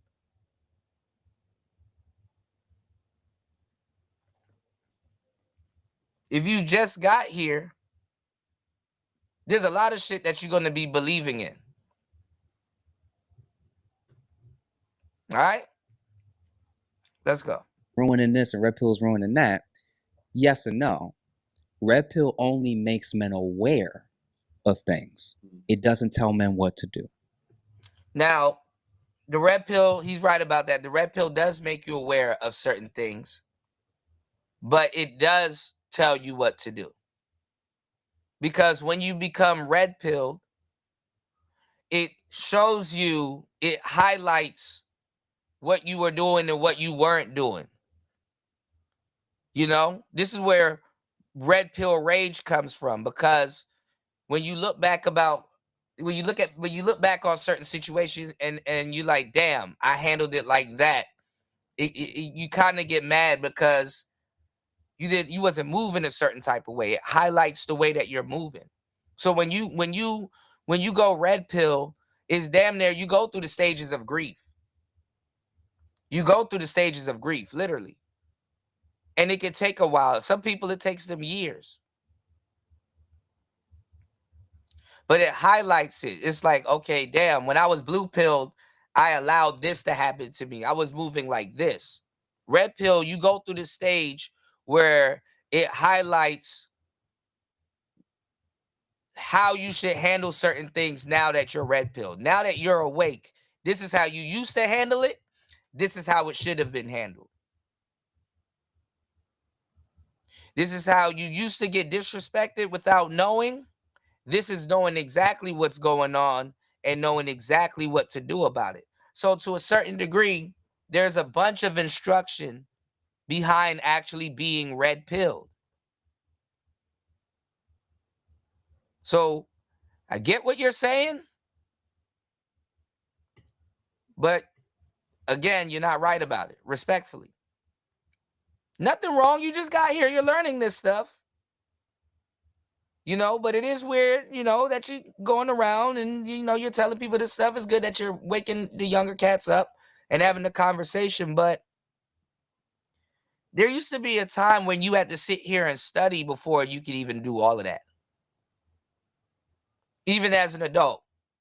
There used to be a time where you actually had to sit down, study, and actually know what you're talking about before you talk about it. Before you risk looking a certain type of way or misrepresenting something that you like or you're fond of and you want to be a part of. This is why in these spaces you never hear the term MGTOW monk anymore or red pill monks anymore.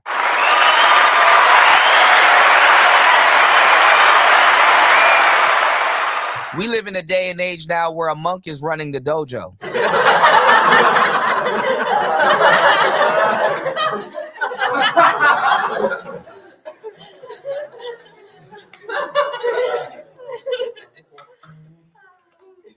You go to a dojo, who's your champion here? Oh, it's you. Shit. All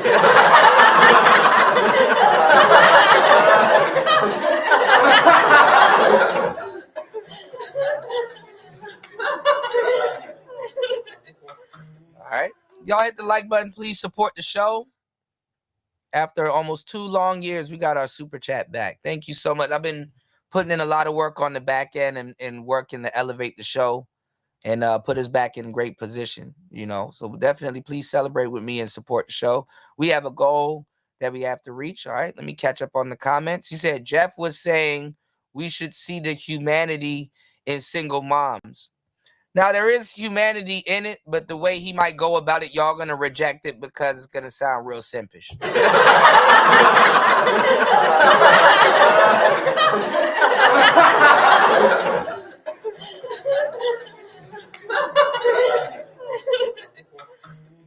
And single mothers are people too. They are. Shout outs to LT Man.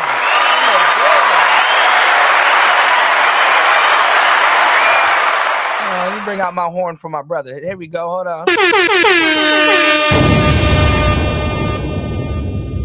Girl, thank you, girl. Sprinkle, sprinkle. Shout outs to LT Man in the building. Good to see you, bro. What's the matter, Daddy? Happy Monday. LT Man said, that boy good. That boy real good. That boy good. Bust all in there. That boy good. You said, my friend who helped me at gunpoint. Damn. You got Pooh Shiesty cope approach? Damn.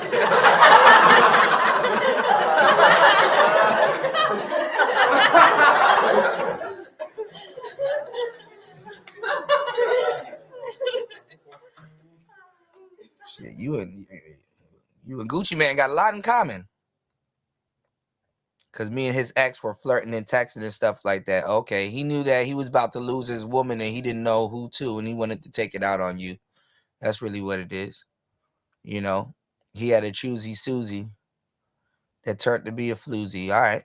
You said, I've taken crazy L's to beta males. You said they caught me lacking in traffic. A lot of pookies are blue pilled. A lot of pookies are beta males, you know?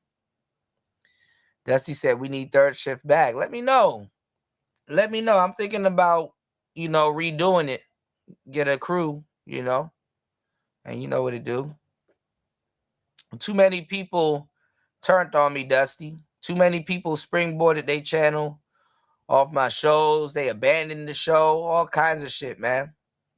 They on to the new cats now. You know, there's a new group of people. There's new third shifts now. You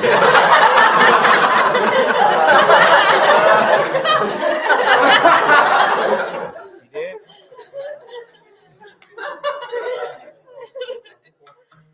You said the best thing about single mothers, man, y'all need to respect single moms because honestly, they stimulating the dating economy. They stimulating the sex economy. Single mothers out here throwing pussy like Drew Bledsoe.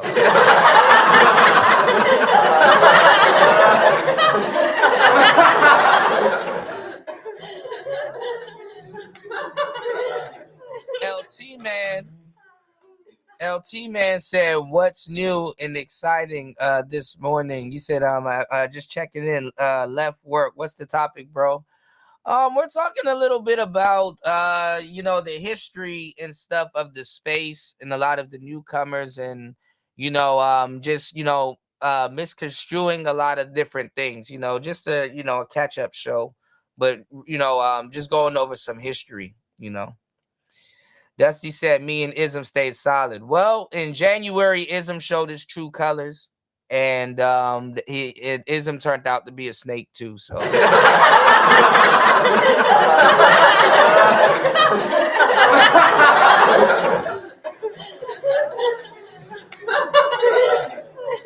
yeah, I don't fuck with Ism no more, man.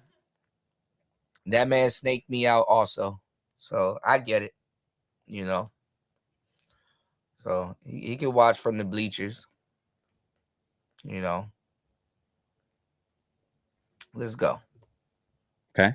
So red pill in and of itself is just focusing on observable, repeatable, more than likely truths that most men tend to experience. So an example of red pill would be the majority of women tend to prefer that a man is taller than them. That's it. That's red pill. What to do about that? Now, that's not red pill. That's not red pill.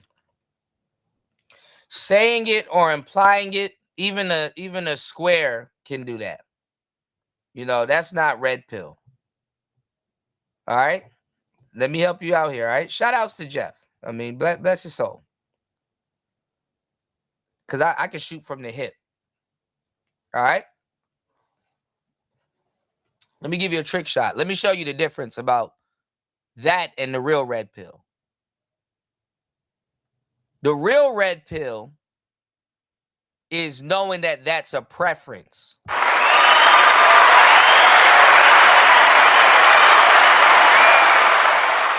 That's a preference. Women don't listen. We don't give a fuck what a woman wants. We can tell you, and they can tell you what they want. Women wanting men that are 6 feet, that's not red pill. Knowing it's a preference and women are going to deal with whatever is coming towards them, that's red pill.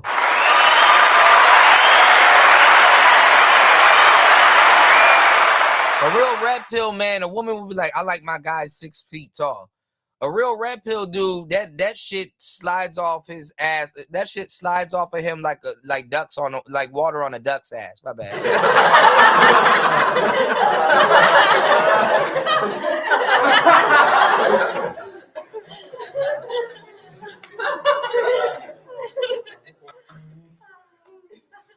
All right. Red pill, we know that there's only a certain percentage of men that are 6 feet. And for the most part, yo bitch can't get that nigga.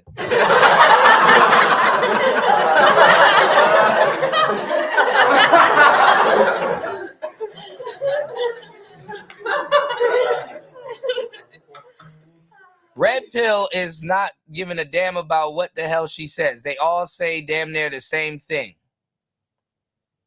Women are parrots. They're going to repeat what they heard the last woman say.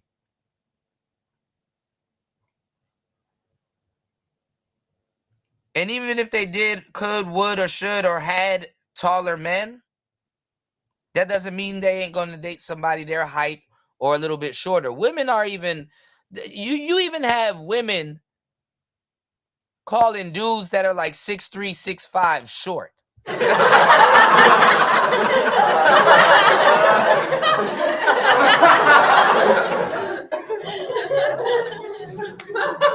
They just say shit.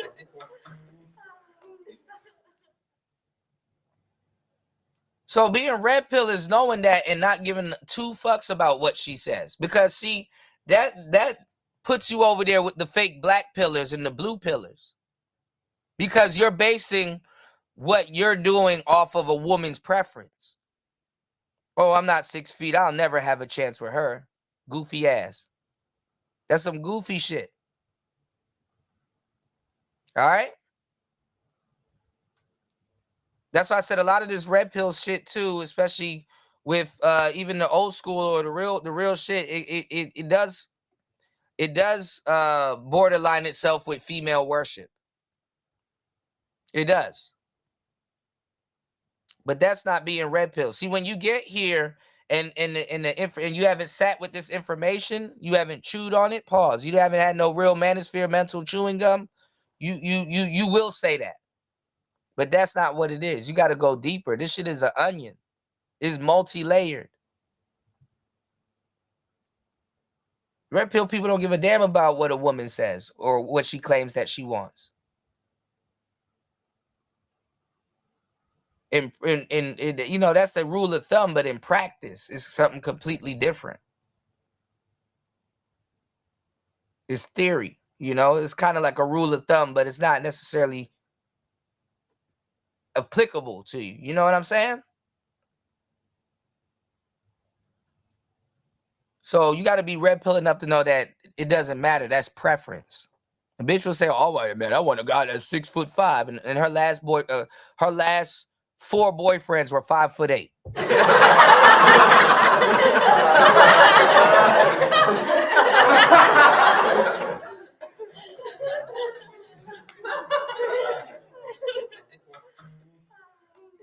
With boots on. Bust all in there. What's the matter, Daddy? If you're not tall enough, it's up to you. You may have to figure out ways to compensate for that in the gym, with your finances, with your charisma, with, you know what I'm saying? So the prescriptions or the approaches of what to do with that, deal with that truth is still on you. You have to figure that out, or you can go to people in the manosphere who then make prescriptions. But the red pill is just exclaiming the truth of it.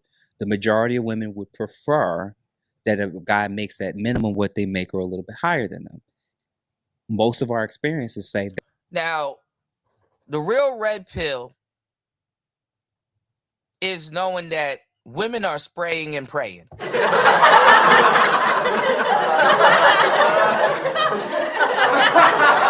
some real shit.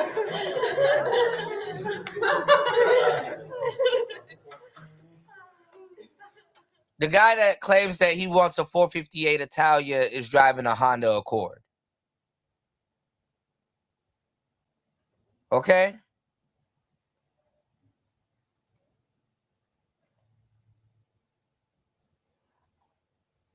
Bitches will date Lil Wayne. Like,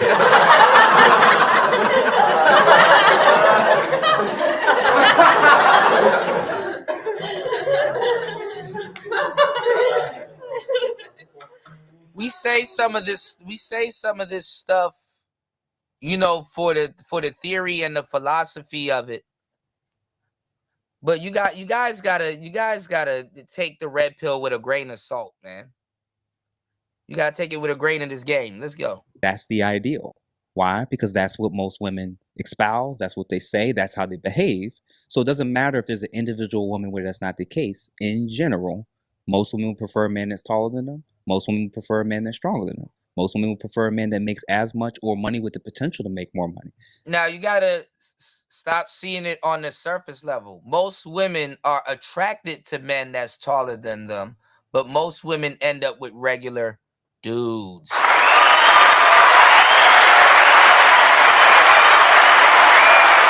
That's a reality. And most women subscribe to those things and they move and act that way. As a man, it's your job to be made aware of that. So, the reason why this is a problem, women are upset because it doesn't make female nature look very favorable. It makes them look much more conditional and transactional. What?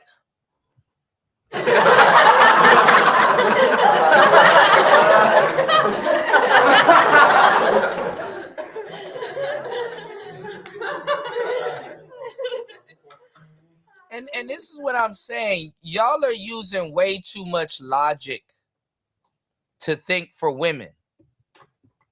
That's a part of the red pill, understanding female nature. This is why you got to be a monk and kind of have an idea of what you're talking about before you talk about it. Respectfully, man. Women don't give a fuck about what their nature looks like. They're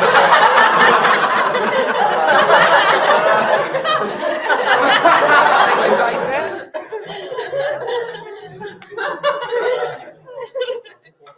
Women aren't thinking like that. Oh my God, I better not like a tall guy because my nature might look crazy. They don't think like that. They don't fucking care. Come on now. So the Disney version of women, believe all women, they're all good, they're all kind, they're all this, they're all that. That all goes out the window when you have to deal with the red pill truth of how women actually move. They say, oh, you can cry in front of me if somebody ain't die, just best believe once or twice, and she may not see you the same. That is a lived red pill perspective for most men. So some men will prescribe, don't cry. That's not a red pill perspective. Just don't cry in front of your bitch.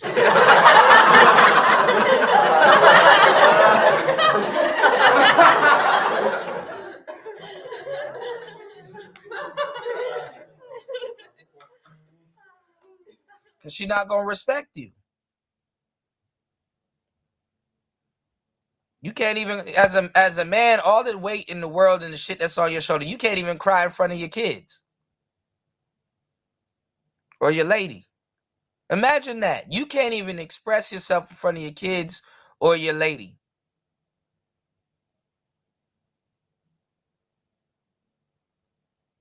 I got a homeboy that I used to do pickup with. You know what he used to do? He used to go out in public and cry. And women will console him. Listen, ain't that crazy? A woman will be attracted to a stranger crying, but not her man.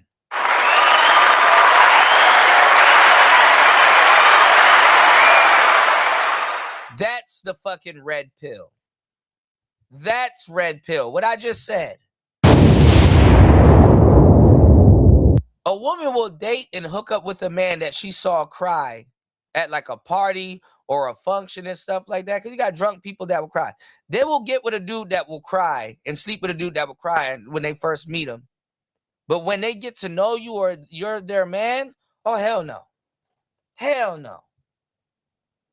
Hell no. That's a red pill right there. Girl, thank you, girl. Sprinkle, sprinkle. Now you know you gotta break the game down a little bit more because they might be slow. What I just said is red pill. Let's go. In front of women. Sometimes that works, maybe sometimes it doesn't, and each man has to decide. That's what red pill is. Blue pill is the men that won't acknowledge it, and the men that don't know it. Blue pill are the That's not true. This isn't true, but go ahead. Men that are still subservient mentally and emotionally, psychologically, and politically to an environment that's been feminized and dominated by far left feminists. Now listen, blue pill men aren't even thinking about that. Blue pill men are just existing. Blue pill men are just existing. Of course, they're oblivious, they're aloof, or they come off that way, because a lot of them aren't.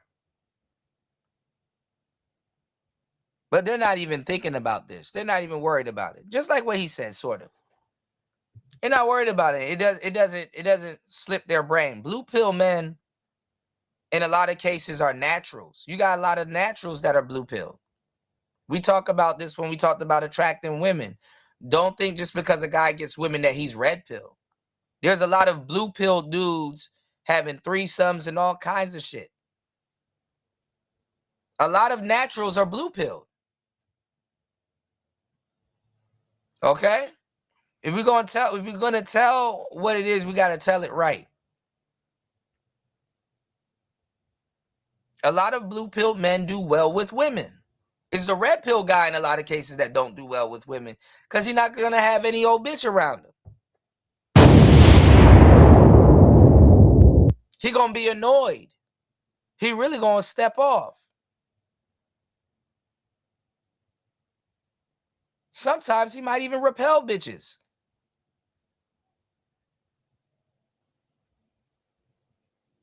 All right, let's get it. That's blue pill. So blue pill is, if there's an issue, it's always got to be the man's fault. That's what society says. That's not true. Because that's the red pill. In the red pill, we say, listen, if something happened, it's your fault. Just take responsibility for it so you can have dominion over it. This is why they go through rage. Let's go. What a lot of women say, and that's how some men operate. So if a woman's crying, she can't be lying. That's blue pill. Red pill is women can cry and be lying at the same time. That's bad. Exactly. Red pill is if she crying, she lying. If she crying, she lying. Thank you. So they don't mind you being so in reality, women won't Real talk. Why the fuck you lying? claim blue pill, but they love men that are. The terms we use for the men that are still bought into the feminine narratives that are a detriment to men, are a detriment to families, and a detriment to any thriving society. For those Eli rivals. Is when you think what's crazy as you think about it is they love blue pill men that listen to them, but they don't respect them in real life. They say, I want a man that lets me do what I want, wear what I want, act how I want, and talk how I want. But then they don't respect those men whenever their emotions are involved. Now, what he's saying is true. There's a lot of truth to that. But what's being left out is you got to be tactful. And you have blue pill men that are tactful also. But they're not tactful, not necessarily built off of awareness. Because red pill is awareness. They're more so tactful by personality, by status, by situation, you know?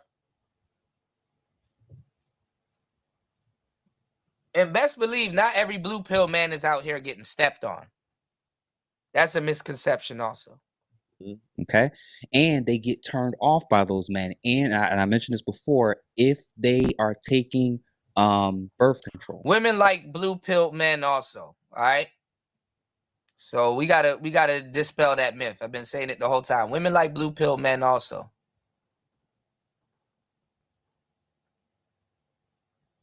Because there might be sides that, you know, of him that turn her on, and then there's sides that turn her off. There's nothing wrong with turning a woman off, as long as it's not a hard turn off. Because it's very emotional. Women like a nigga that'll flip their switch off and on. But it depends on how he does it. Because if you're red pill and you can't point to a group of women that don't like you, you're not really red pill.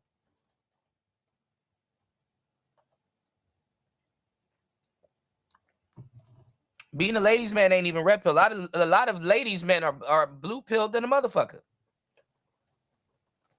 Well, it is a part of control if they know what they're doing. And a lot of women see that as control by default. But where they get a hard turnoff is when they know he's not doing it on purpose. So a lot of times, if it's not a hard turnoff, women assume in their head that he's doing it on purpose. And that he has that kind of control over them where he can kind of piss them off and then be sweet at the same time. You know? A lot of red pill men ain't going to do that. Both men, though, forces women to like them for their personality if they're liked.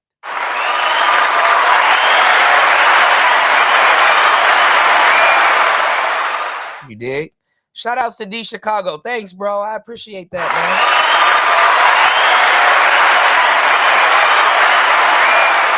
Yeah, man. I've been telling you, I've been busting my ass, man. Working my ass off in the background to, you know, put the channel back in good position, and had to do a lot of work, a lot of editing, and a lot of just so much stuff. But I'm telling y'all, man, a lot of the ways that these things are given to y'all is misconstrued. You got to get educated right on it, and this information, so you can truly know what you're talking about.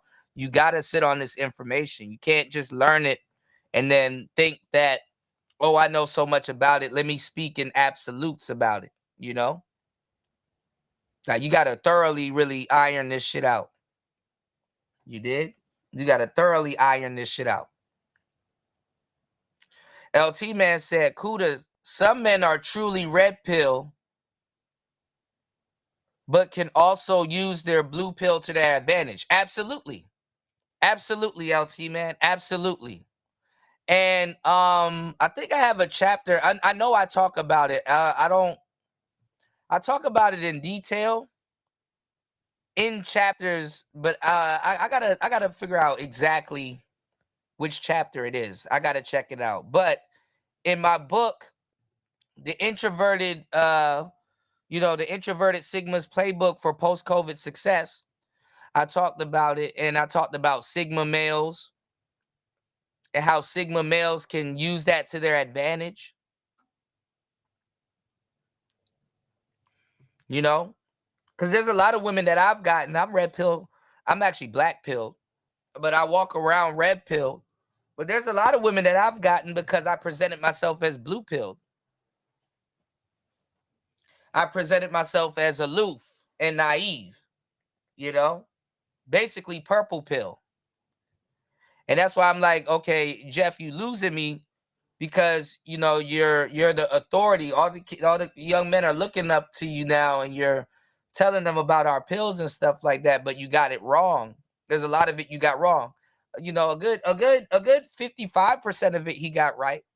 He got the majority of it right, but it's still surface level. You know, it's still surface level. He said that he's white pill, and what he really is describing is the purple pill. See, purple pill is aloof maxing. You dig? Shit.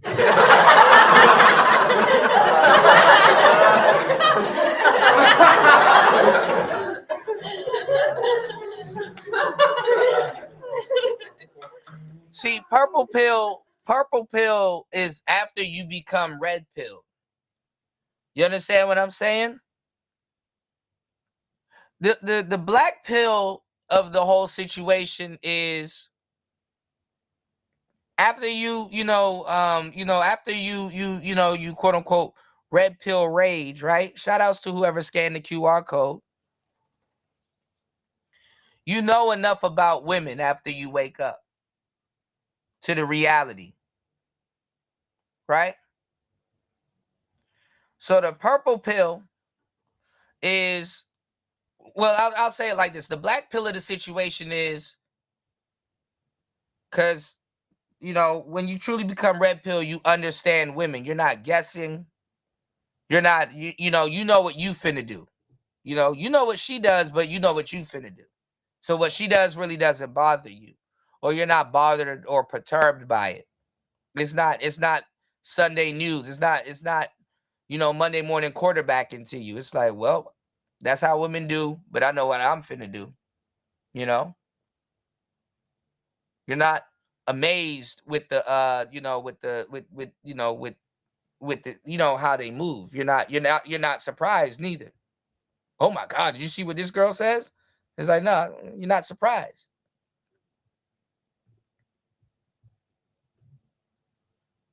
But this is the thing. The black pill of the situation is you can either love women or understand them, but you can't do both. The red pill of it, black pill is just saying it. The red pill of it is the awareness. It breaks it down.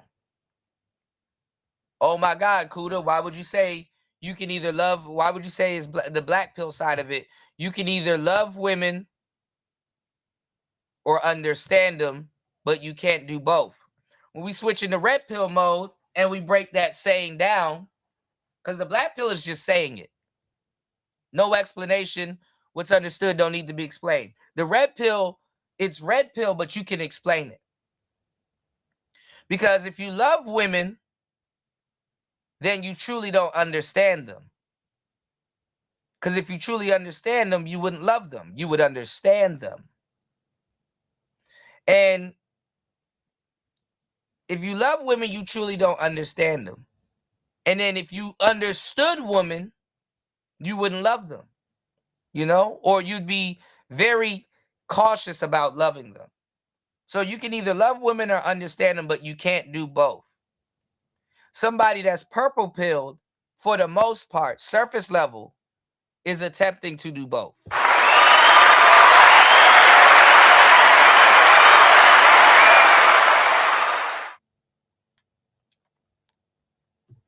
And you can coexist. But a lot of people will say, oh, well, if you're married, you're purple pilled. Not necessarily. There's a lot of red pill men that are married and red pill men that are in relationships. You know? Straight up red pill, not purple. A lot of the guys in the dating market, they're purple, but they're still dating. You know? So what does a purple pill man, because to a certain degree, I'm purple too. What does a purple pill man do with women? Well, if we get into the game, you coexist.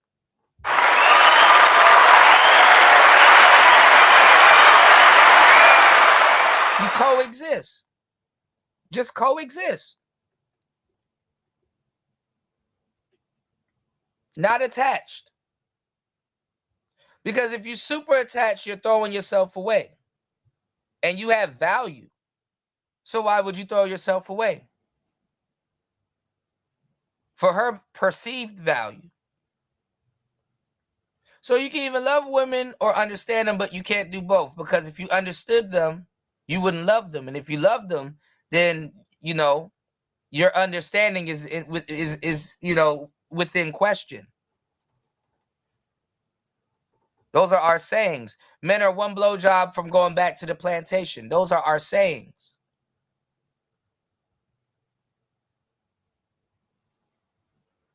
It's the siren effect. The woman will lure you in. You'll forget all your teachings only to break up with her or have a fucked up relationship or get used and whatever. And then guess what? You're right back in square one, taking the red pill all over again.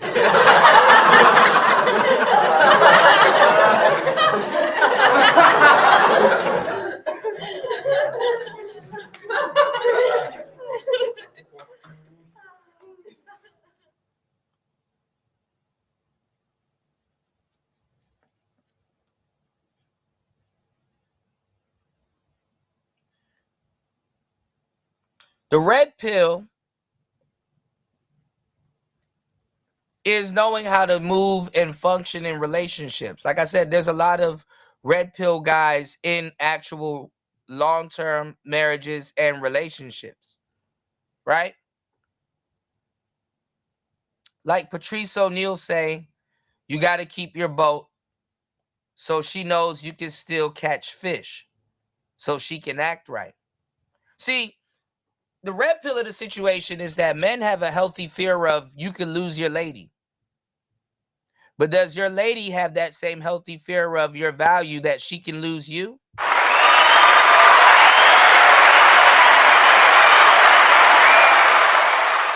A lot of women will talk to you sideways when they know you sold your boat and you can't catch fish.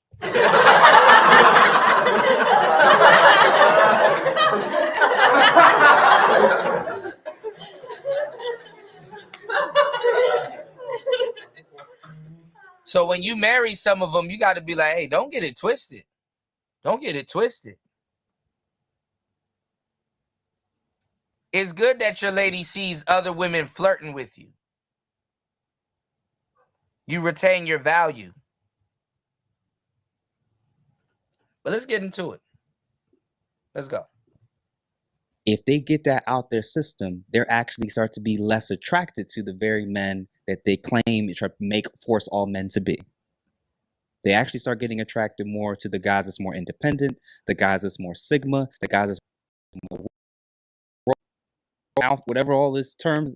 A guy that isn't gonna always do it, and he ain't gonna be led by feelings. He's gonna be led by his intuition and his motivation. So that's the difference between red pill and blue pill. White pill and black. Now you got a lot of sigma blue pill people. You got a lot of blue pill people that like to be by themselves, that march to the beat of their own drum. That doesn't necessarily make them red pill. That's why I said a lot of the guys in this space, they're sleepers and don't even realize it. They're sleepers. Not everybody with their eyes closed are sleeping. And not everybody that's up walking around is awake.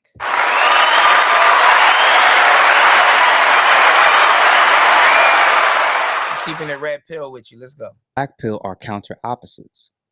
Both of them acknowledge red pill realities, but they're different approaches of what to do about that. Hold on. All right, we got a question from D. D says, how can you, as you say, love them if you actually understand them? Well, this is the thing about men and their understanding of women. You have to have been and put yourself in certain situations to really understand a woman's nature, to understand women.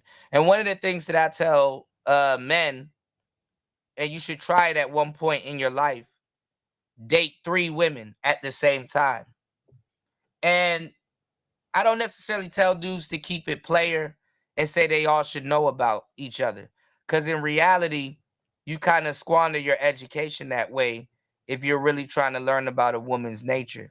Sometimes life will do it, but sometimes you got to do it yourself and put yourself in position to undoubtedly be forged, you know what I'm saying, by some of the circumstances and situations that you're in.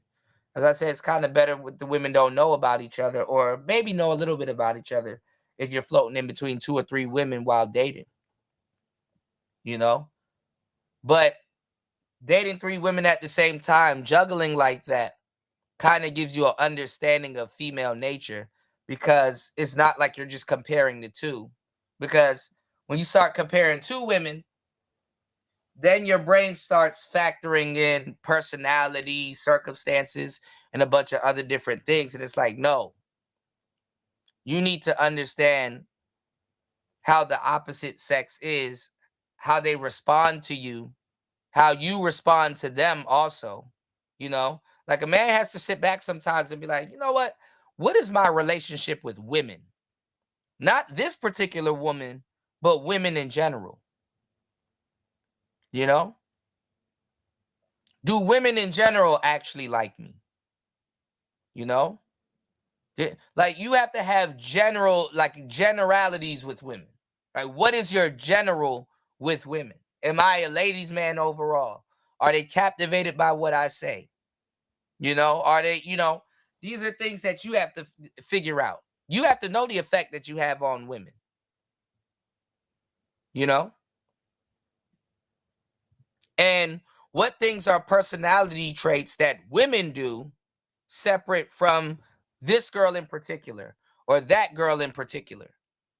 You know, you have to know women as a whole. You know, and you can't really do that with 2 women unless you get 2 good ones, 2 decent ones, But I advise you to do this when you're younger, because you shouldn't really be playing the quantity game north of 30 unless you want to, or it's in your career field, or you just happen to have an abundance. I'd rather the abundance game at a lesser age, because honestly, when you get older, you ain't trying to be around a whole bunch of women like that anyway. You probably want to be dipped off with a girl or 2 that you fucks with, honestly. White pill just means I know the truth of the reality. And this ain't white pill. There's no fucking such thing as white pill, respectfully.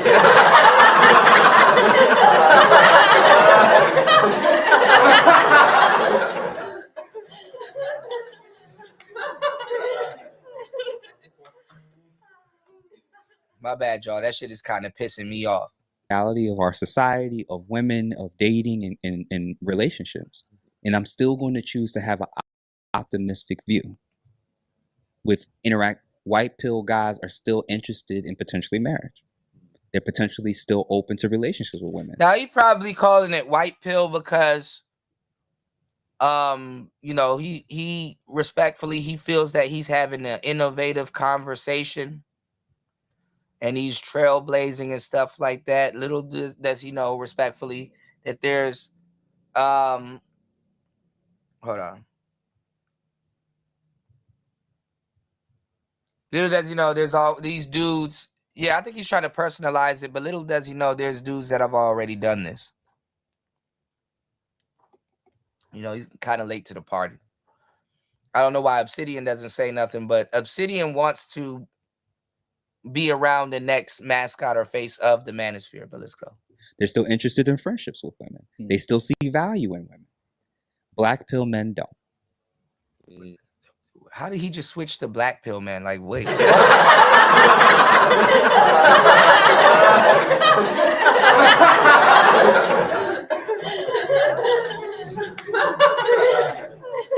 he kind of Jeff, you losing me, brother. You losing me, man. And I know what I'm talking about, so it's crazy to lose me on this shit.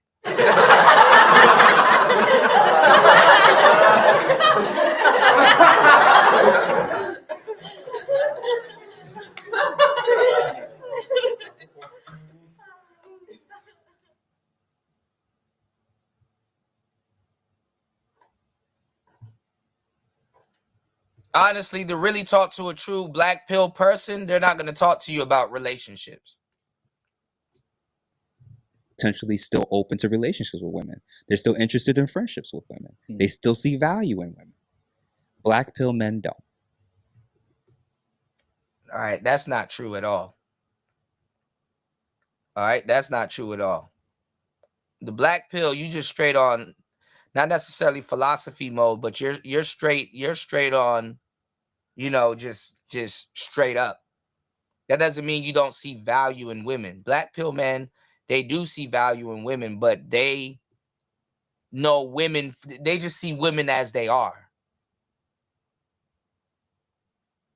And they're okay with either one, whether they're bad or good, because they don't give a fuck. Real talk.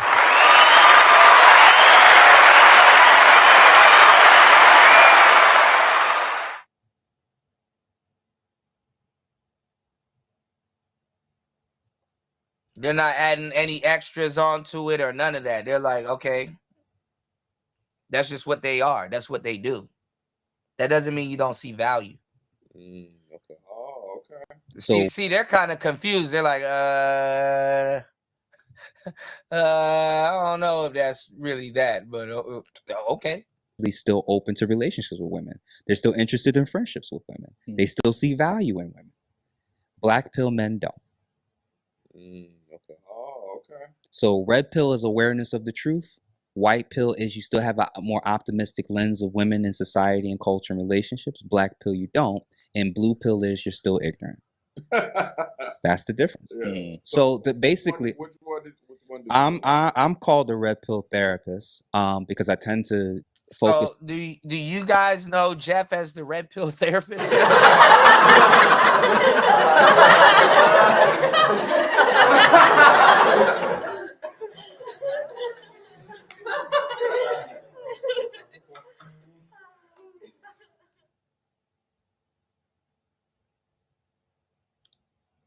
Do y'all know him as the red pill therapist? See, that's what I'm saying is the red pill is more interesting to him than his academia, you know, his education. The red pill is therapeutic. Where's my black ram? I don't even think I have it anymore.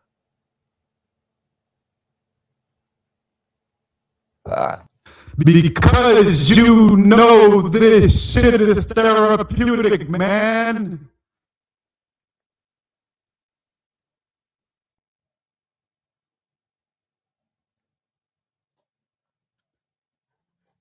The red pill can be therapeutic. But I've never heard of a red pill therapist. You know?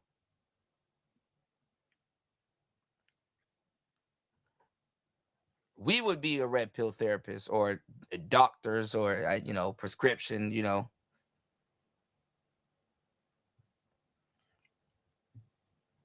But anyway.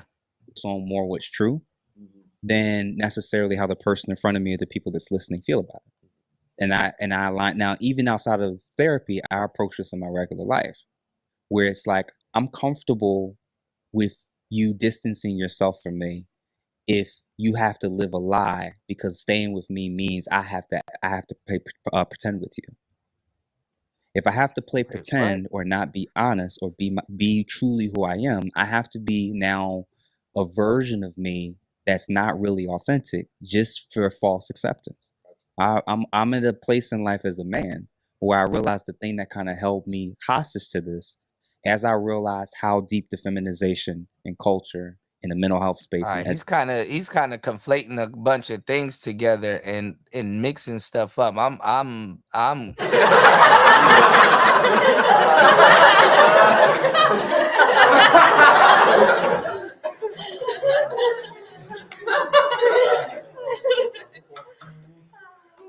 Yeah, you're telling the girls clientele and brand it, but I'm confused. Like a red pill therapist.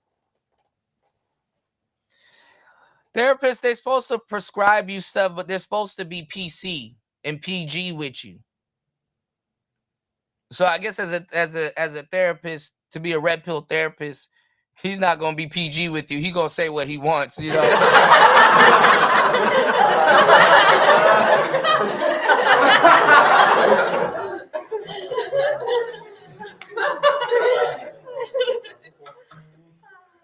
He gonna say what the hell he wants.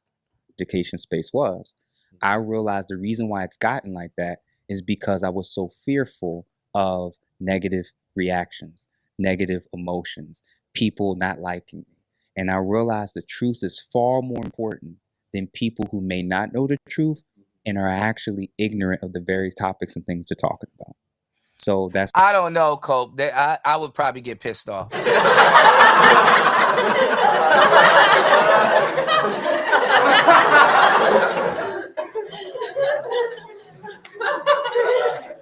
I'd probably get pissed off. One of them gonna piss me off.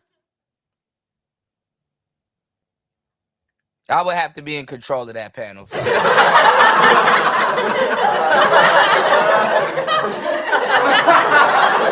of them gonna piss me off.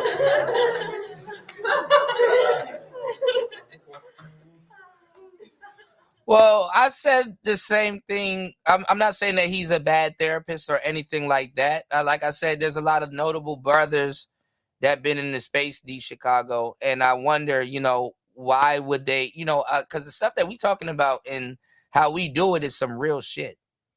You know, my thing is with a lot of brothers, it's like, you know, why would you throw your why would you throw your not your career, but why would you because a lot of people, when you become a therapist, you wear that as a badge. When you become a doctor, you wear that as a badge. But to trade it in for this space or the red pill because you're inspired or you just found it or you've been around it the whole time, because there's a lot of blue pill people walking around now that in a couple years are going to be red pill. They're pre-red pill. But to switch your title or put it in front of your title, that's that shows and says a lot. We've seen doctors here. We've seen lawyers here. We've seen scholars and all these other people here. And when they really get around some real information, the epicenter, some real people, they trade in their careers to be here. Here is more interesting. Like after a while, he doesn't care about being a therapist anymore. He's more focused on being red pilled.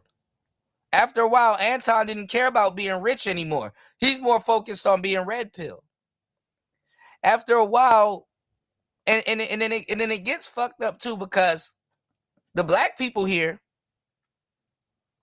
they'll be like, oh, well, what have you accomplished? What have you accomplished? What have you accomplished? Why should I listen to you, right? And then the person will be like, well, I'm a doctor. I'm a doctor. I'm a doctor. I'm a doctor. And I'm a doctor. And I'm a doctor. And I'm a doctor. And then the crazy thing is that being here kind of defaces that.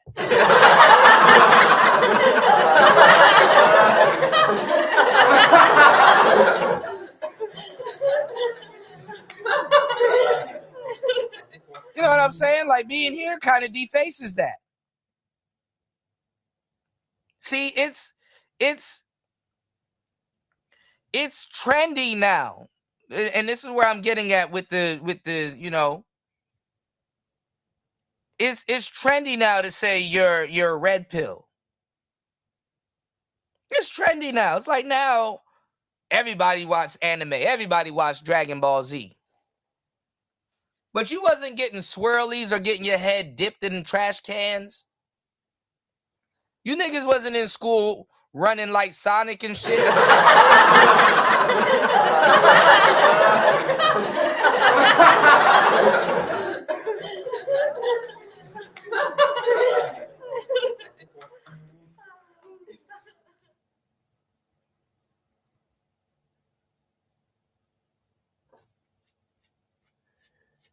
Hold on, y'all.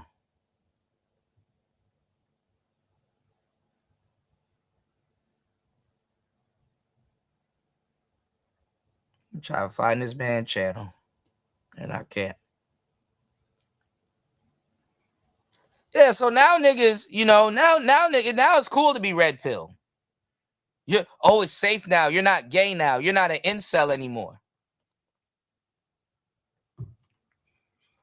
Somebody else already, you know what I'm saying? Somebody else already took the fucking bullets.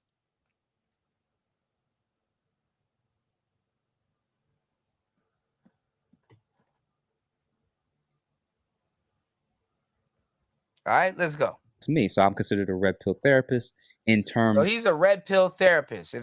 Okay. I guess.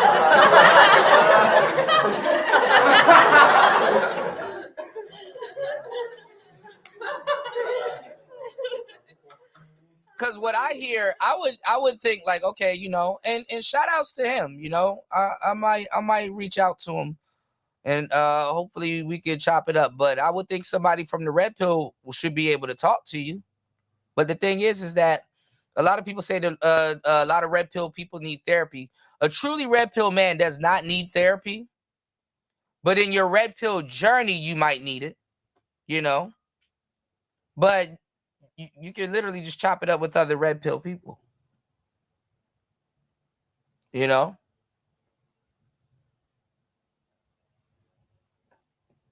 Yeah, that does sound a little insane, you know. Because over the years, I'm like, you know, what I'm doing is therapy for men. That's what I've been told. Technically, an Obsidian would be a red pill therapist. A LAR movement, red pill therapist. Angry Man, red pill therapist.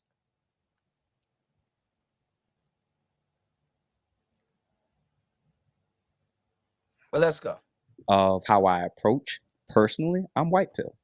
But I understand why there's so many men that are black pill. What I'm trying to do. Jesus Christ. What is it? He's confusing the fuck out of me. There's not a lot of men that are black pill.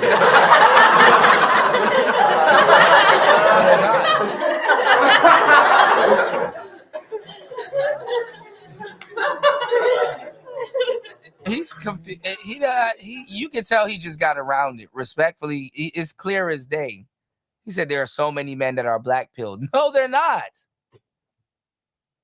No, they're not.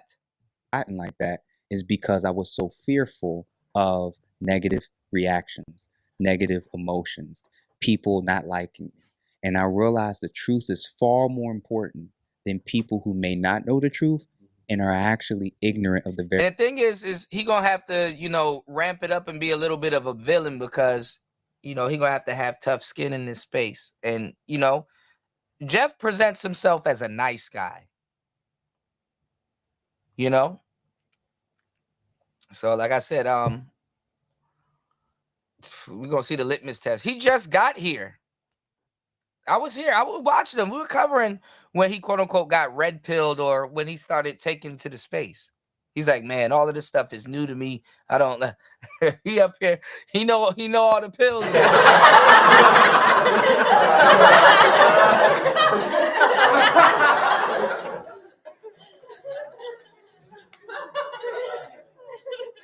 But he's not a I wouldn't say he's not a horrible example, But it's like, bro, what are you talking about? That shit makes no sense, you know? Oh, man. Shout outs to my brother C. Rich in the building. Let's go.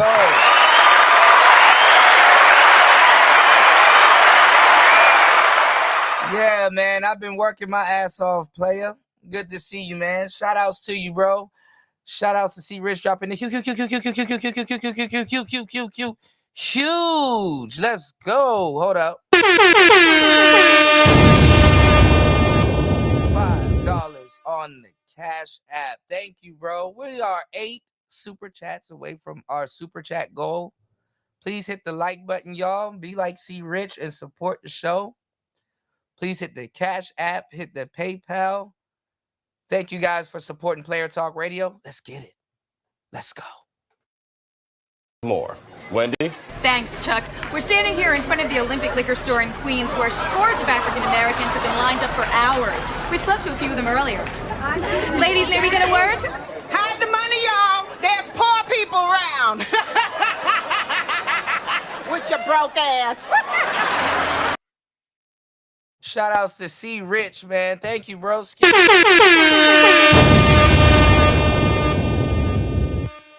Oh, man. Yeah, man. I'm dropping hella ism today, too, man. Shout outs to the real players in the building. C. Rich in the place to be. Let's get it. But yeah, he said a lot of guys are black pilled. No, a lot of guys are not black pilled. You know? And yeah, I haven't seen him speaking on black pill at all. You gotta know what you're talking about before you even bring up black pill. Because so many people get that shit wrong. Various topics and things you're talking about. So that's me. So I'm considered a red pill therapist in terms of how I approach personally. I'm white pill. But I understand why there's so many men that are black pill. What I'm trying to do is get men to move more towards white pill, but do it with your eyes wide open. I'm a married man that understands the risk of men trying to get married, especially in America. I'm recognizing that. I'm not going to just do an Andrew Wilson and just push every man, just get married, get married. I'm going to say marriage isn't for everybody. I'm the type that's going to advocate for the women and say, I actually think you need to be at a certain dollar amount in dealing with today's women. As an example. Like, see, and that's not red or black pill. That's not red or black pill. Because at what point when you're dealing with women do you start talking about money like that? Like that's not, you know, that's being realistic. You know, a lot of people be like, well, realistically, but it's like, bro, that's never mind, man. The woman under 40 that you see today is not the 40-year-old. Because I hate this shit where it's like, bro, I've been doing this for a long time. Like, y'all got to stop trying to slow walk us down into the trick conversation, man.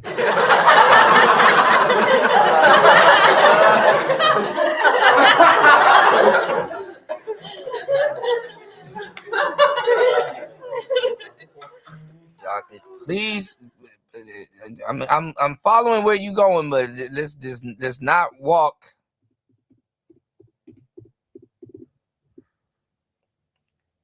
It's not walk us. Please don't try to walk us down into the fucking trick conversation, because that's not how it go. Version of your mother or your grandmother. Hell no. Between social media, between OnlyFans, between the sexual liberation movement, etc., these women have been conditioned to be addicted to dopamine spikes. Yeah. Always getting excited, always looking for the new opportunity, always wanting a new experience. Mm-hmm. And simultaneously, they put steroids. It's an attention trap. And like I said, dating is on, and we said this a long time ago, dating is on steroids, all right? The dating game, but let's go. Into their hypergamous nature. So now they're staying outrageous. And the thing is that, like, and that's another misconception. What's going on, JR?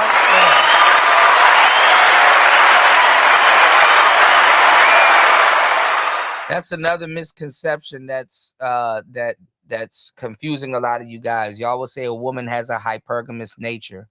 Women don't necessarily have a hypergamous nature that feeds to their emotion and their because female psychology is a lot different. Like you have logic, then you have male logic, and then you have female logic, which is psychologic. So there's things that psychologically will make sense. Hold on.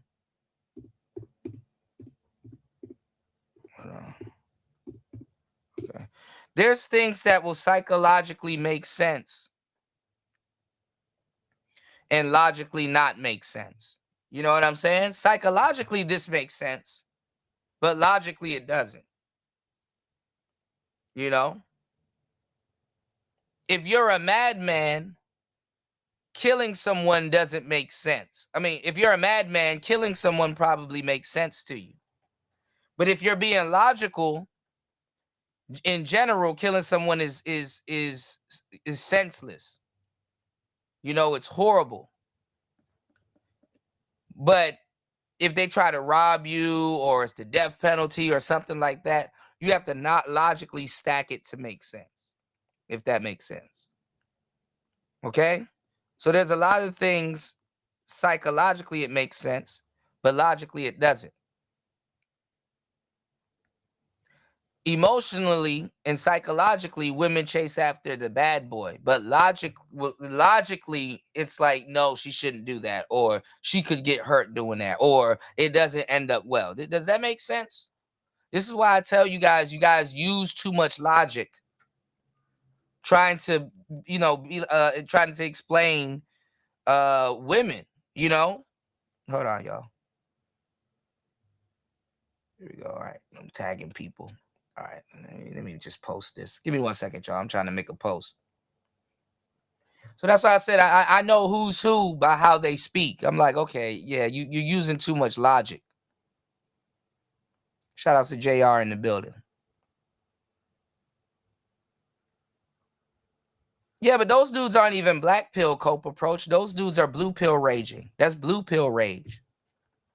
That's not black pill.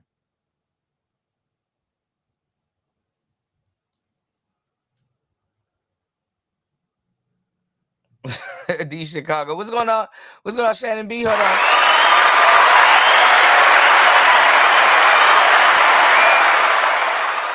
Yeah, he's just kind of making the shit up as he's going, respectfully. And I like him, but it's like, damn, bro, you kind of gotta know what you're talking about when you position yourself as the authority figure on certain things. People are already confused, and I'm not trying to add more to the confusion. So he's teaching the pills, but he doesn't understand what it is. And listen, the other day I had to do a show on Media Man. Media Man was doing the same thing, and it's like, bro, y'all got this shit wrong. I get it, surface level and rule of thumb, but a lot of y'all education of this shit don't go past the surface level. So just telling me that you guys are regurgitating the situation instead of actually internalizing the situation and understanding it. Because logically, what you're saying somewhat makes sense, but there's a big psychological element to the pills. It's not just blue pill, black pill. It's not just beta and alpha. Those are like outliers and generalities. So I'm going to do a show this week talking about that. What we're saying to a certain degree is general, but you have to take it with a grain of salt. That's why it's called the red pill.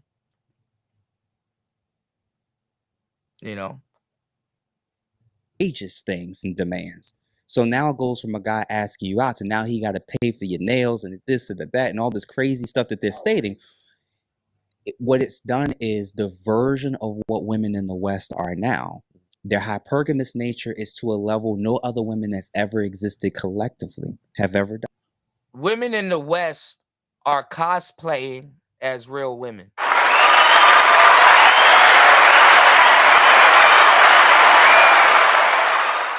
Women in the West are LARPing around like real women. They're cosplaying. A lot of that shit is a damn costume.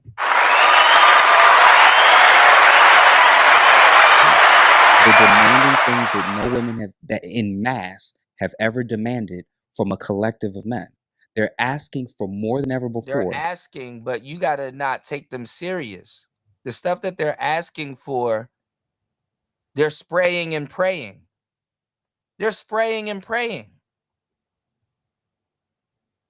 They're not worth a lot in a lot of cases of what they're asking for, and they know that.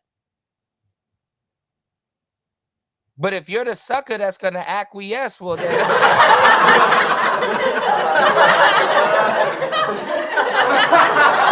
whoop-de-doo.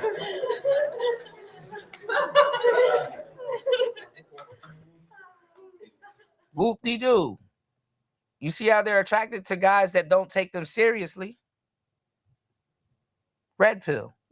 They cannot be content because they're addicted to the dopamine spikes that in comparisons to everybody else, and their girlfriend got married and this person got that ring and this person got this engagement.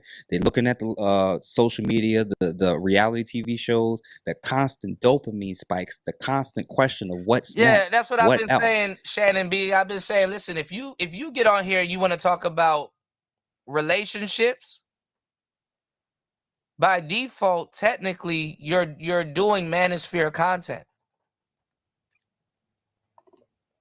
I don't give a damn what background you got. If you get on here using our vernacular, our euphemisms, stuff like that, our words, our verbiage,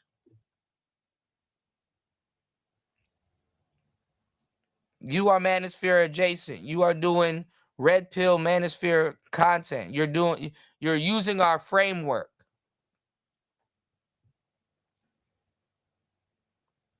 %80 of the people are using our framework. Even more, but I'll just give y'all 80. You got to be original. Let's go. They're taking this mindset into a marriage, or taking this mindset. Yeah, whole math is doing too much. He's using too much logic. This nigga done wrote a notebook and doodled and all kinds of shit. And it's like, bro, I get it. Some of that shit makes sense. But take your black ass outside. Go outside.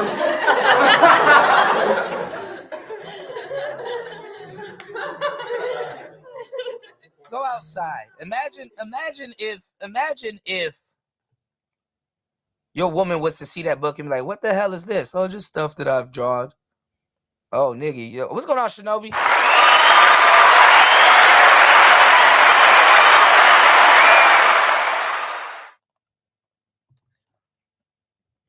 It's like,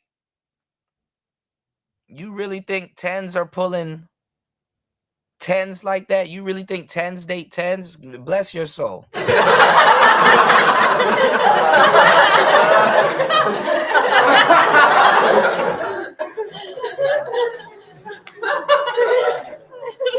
you know, men will logically work their way into a damn stupor.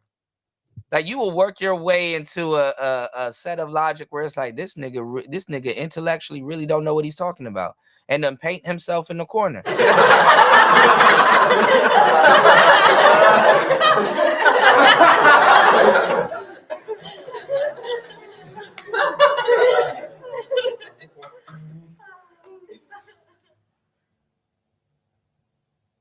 Yeah, they don't worn out and overworked and overstretched our framework.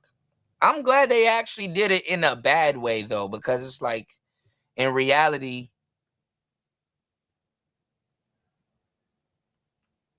bastardizing the manosphere. It's like, to a certain degree, y'all are bastardizing our frameworks and stuff like that. Respectfully, y'all are bastardizing the framework. But what's actually protecting the space is that you don't know what you're talking about. You know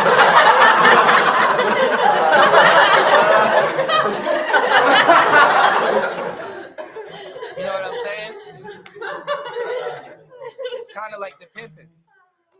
There's a lot of guys in the space that don't know what they're talking about. They got the words. They're somewhat using them in context. They're somewhat in the ballpark. But when we put you to the test, the litmus test, it's like, oh, you probably just got here. Don't know what you're talking about, respectfully. You know? There's so many guys like that in this space, you know. But I like Jeff. I think he's a good brother. Congrats to him on his marriage and stuff like that. It's like, you know, I would like to have a convo with him, you know, because I might be wrong. But it's like, yeah, you off on the pills, bro. You gotta really be educated. You can't like learn this shit yesterday and then, you know, spread it around. And then, you know, the dudes that he's talking to been here longer than him, kind of respectfully, you know.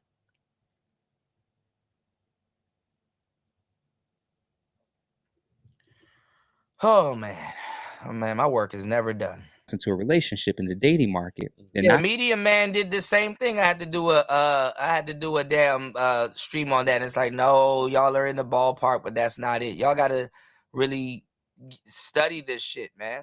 You know?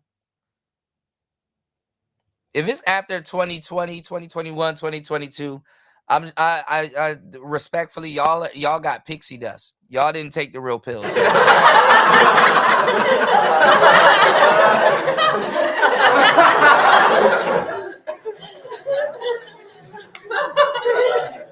And I'm gonna be a thou wow with you. It don't even be the women and all that other stuff, because the red pill don't got shit to do with women. We use women as like a lot of examples and stuff, but the red pill is more of a lifestyle. We're just using women as a conduit to get you guys to really jump into the lifestyle, right? But respectfully, COVID alone red pilled a lot of people because the veil of America and the world really got pulled back.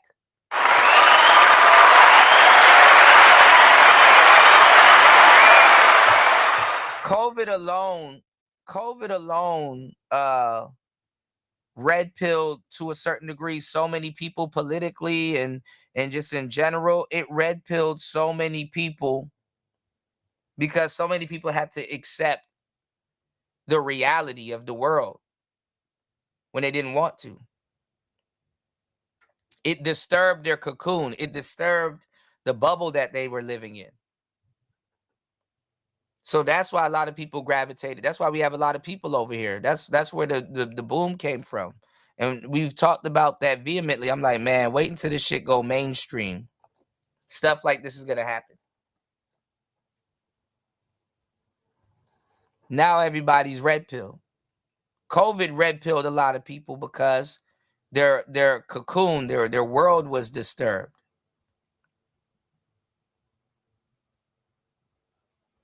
So now everybody's red pill and they're dating experts overnight, you know? Yo, Granny asking if you blew a red pill is crazy.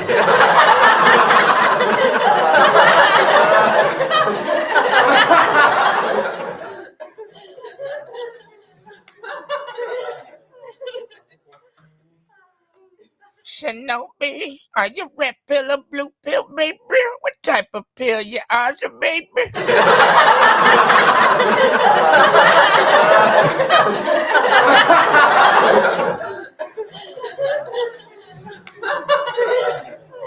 She trying to figure out what she gonna get you for Christmas. You want a girlfriend or you want some? What type of pill you are?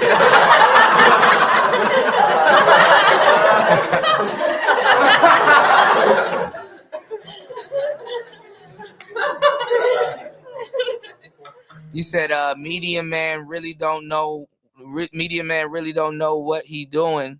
He just followed. Yeah, I mean, a lot of them did. All these guys. I ain't gonna lie. If I go to their channel and I press older, all of them came in on the Kevin Samuels train. It was like 6 Kevin Samuels running around here at one point. Me in particular, that shit kind of made me sick because I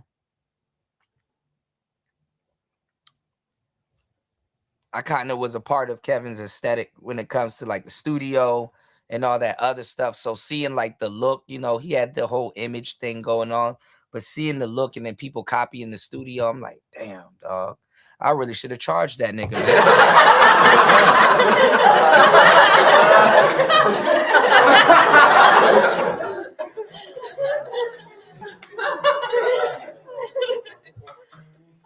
Bro, I'm so mad I didn't charge Kevin Samuels for that studio advice, man. He turned around and charged Pearl.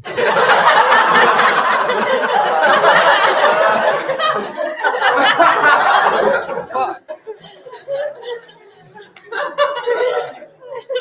I said, fuck. I'm glad I got a shout out, though. What's going on, Cool Man? Cool Man?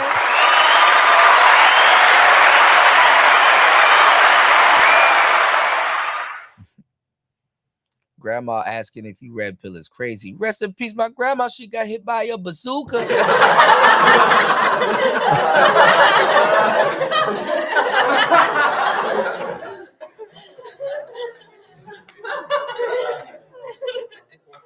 Number crunching. That man be number crunching. Home math be number crunching too.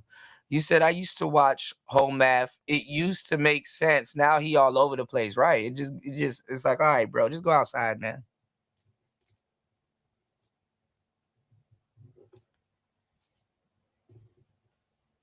Y'all know before Home Math there was wheat waffles. You had Face and LMS. These niggas get a girlfriend and disappear for like 3 years and then come back. She broke my heart. Now I'm truly red pill.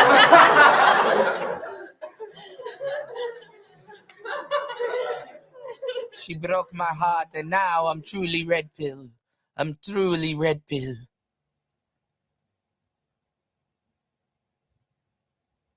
This space will corrupt you because it's not genuine anymore, you know? Whole Math's exceptional content creator, though. I don't want if you really get into the chicken, you know, there's no need for a Whole Math. You know, it's like flattering, and then it's like, all of that shit go out the window.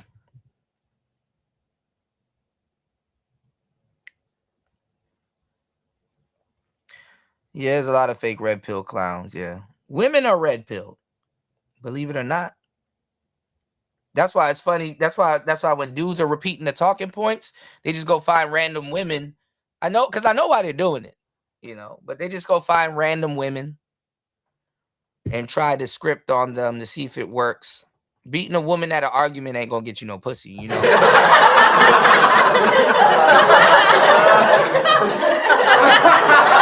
That's how I know a lot of dudes ain't red pill. That's why I know a lot of dudes ain't red pill. Show me a video where I'm running around here trying to convince a woman of a damn thing. They already know this shit. You know? Y'all hit the like button, support the show, y'all. Please support the show. You said you'll get them outside and realize they're just bad with women and found something to hang on to give them excuse. There's some truth to that.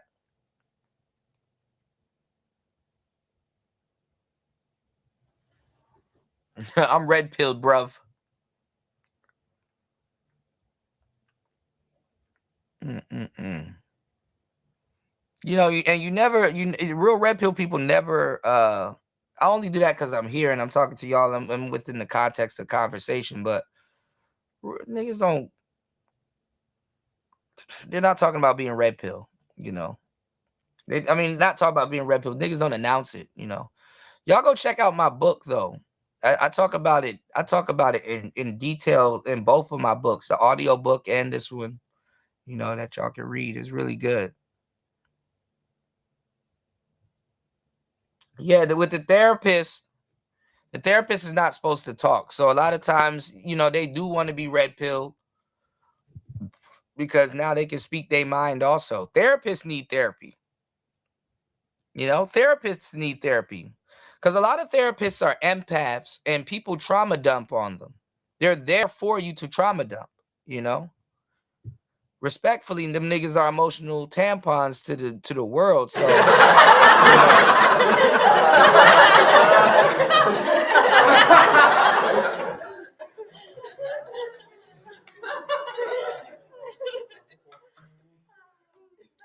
niggas go to them and be like, "You sure you can't talk about this outside of here?" No, everything in here stays in here. All right. So respectfully, I killed 15 people and I'm fucking crazy. You ain't gonna tell on me, right? No. All right. Well, in that case, I killed 15 people and I'm fucking crazy.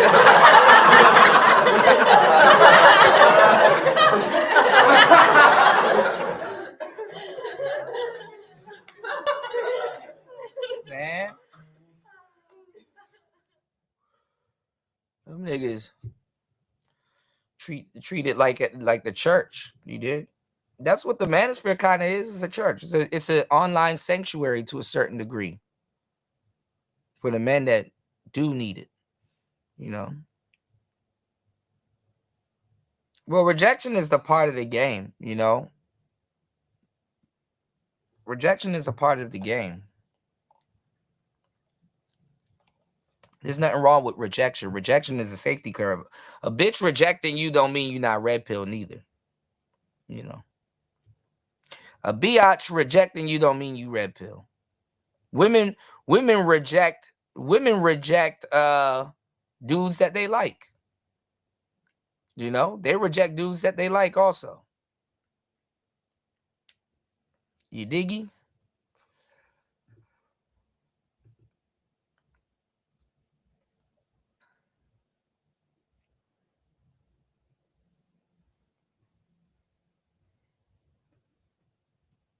All right, let me catch up.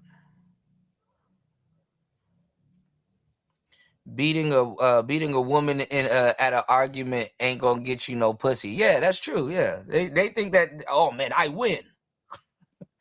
I won.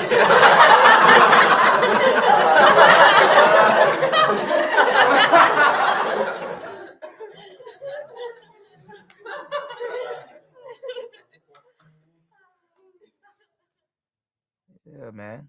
That's the problem with the gender war and these niggas, man. You can't fight who you trying to fuck.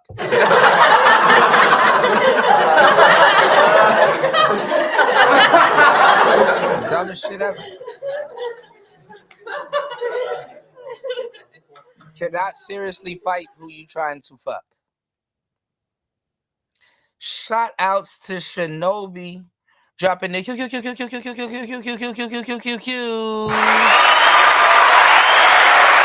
Bust all in. Shout outs to Shinobi dropping the huge $1.99 on the super chat. Thank you. I appreciate you. Thank you, bro. Shout outs to everybody here supporting the show. You said I'm pissed. I have no bacon for my eggs. Shake my head. Damn. Sometimes my bacon don't even make it to a plate, bro. I be eating that shit damn near out the damn frying pan.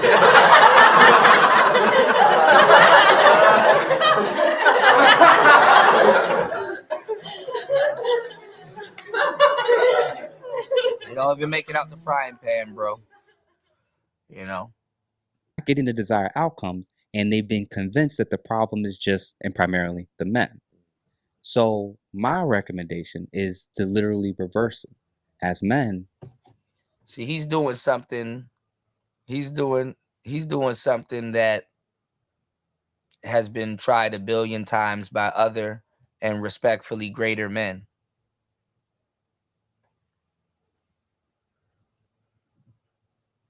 And is it my due diligence to tell the new guys in the space, like, hey, respectfully, other niggas have done that before. I get what you're trying to do. That's noble. But respectfully, other niggas have done that before. Or have done that. Greater men. You should know about them. Niggas will get mad at you. And it's like, bro, I'm not trying to hate. I'm not trying to dirty Mac or none of that shit. I think you talented. And I don't want you to waste your time.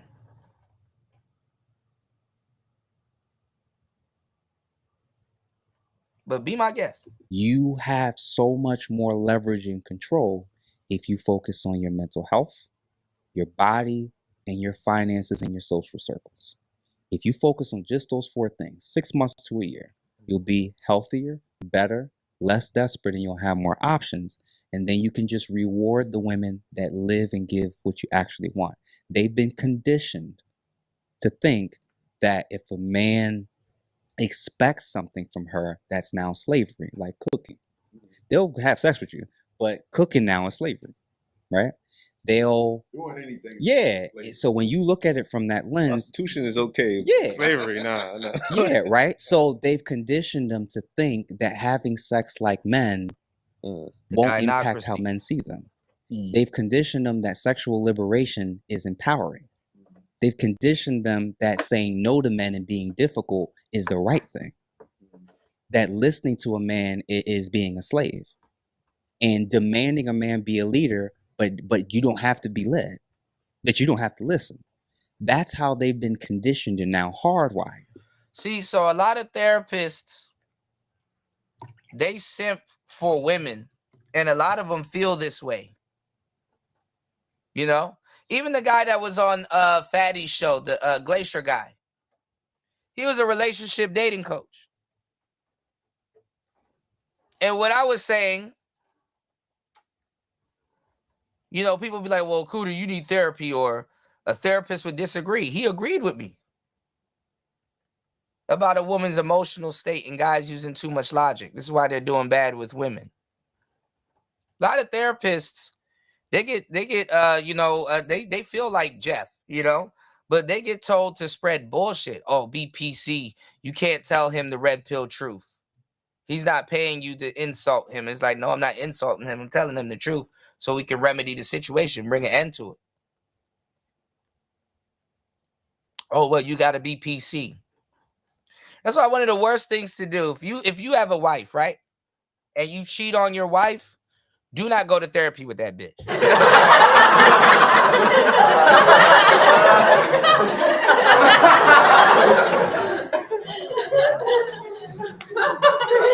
Do not go to therapy with that bitch, because they're going to spend the whole time blaming shit on you. They're going to spend the whole time blaming shit on you. Just move on, go get you another lady, cut your losses. They're going to spend the whole time blaming shit on you. You have a whole therapy session about how you ain't shit. You know?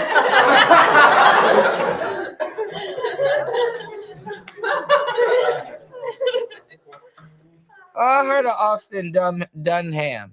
You know, I heard of Austin Dunham. So that's the environment that modern men are having. Hopefully, man, y'all got to put me on these people's radar, make them aware of me, man. I'm pretty sure they know my rhetoric. A lot of them use a lot of talking points that I came up with. So, yeah, you know. To deal with. So red pill is just making men more aware of that. And now men are having to decide what's the best approach for them. There are literally men that know I'm the last line of my family and it's over. I'm going to work. I'm going to live. I'm going to travel. I'm going to hang out with my boys. I am officially done with women completely. That's their choice.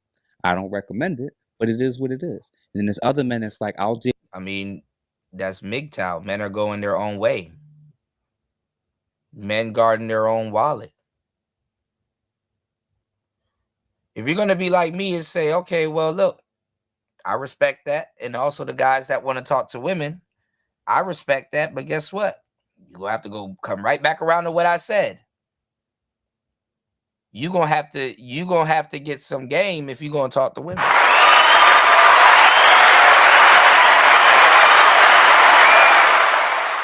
You're going to need some game if you're going to talk to women.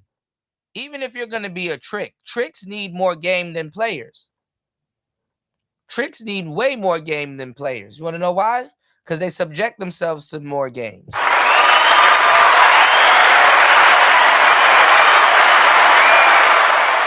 have to have game either way. Hey, nigga, don't follow her in that alley. That's her pimp. Don't check it out if you in Chicago. You're going to need way more game breaking the law to go get some coochie.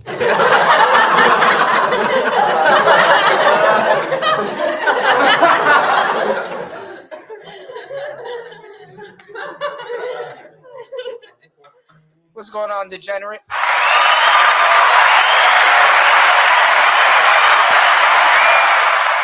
Welcome to the show. My brother Degenerate says, I don't trust therapy.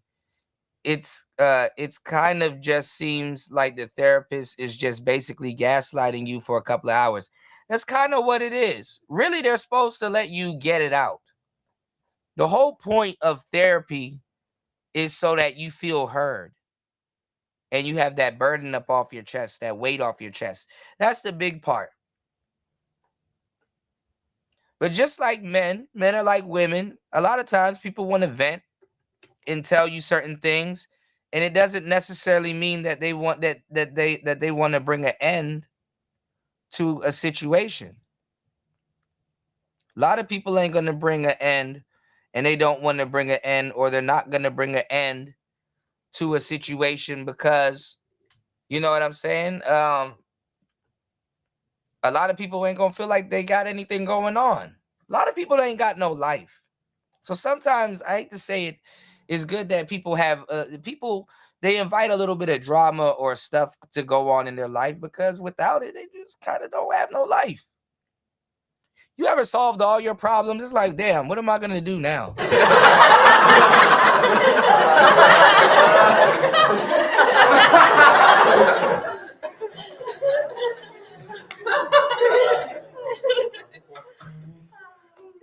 Niggas will owe a bill just for the sake of owing a bill, you know? And it goes back to what I was telling y'all the other day about chaos and order. After a while, it becomes security and freedom, you know? So people stay within their comfort zone, and sometimes their comfort zone involves a decent amount of quote unquote controlled chaos, you know? It's not even the guy knows that the sector is full of suckers. Women and a lot of people that capitalize off this space know that the space is filled with people that are compromised in some way, that have gone through some type of pain. So all you got to do is go live and go after certain people's pain points, and you can monetize.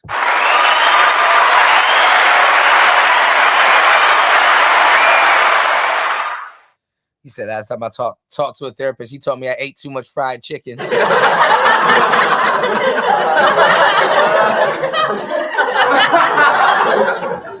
man. It does, man. Yeah, I'm very thorough. I'm thorough like that, Shinobi. I'm good at it too. You know, YouTube want us to pause a billion times. You know, that's one reason how I got my monetization back.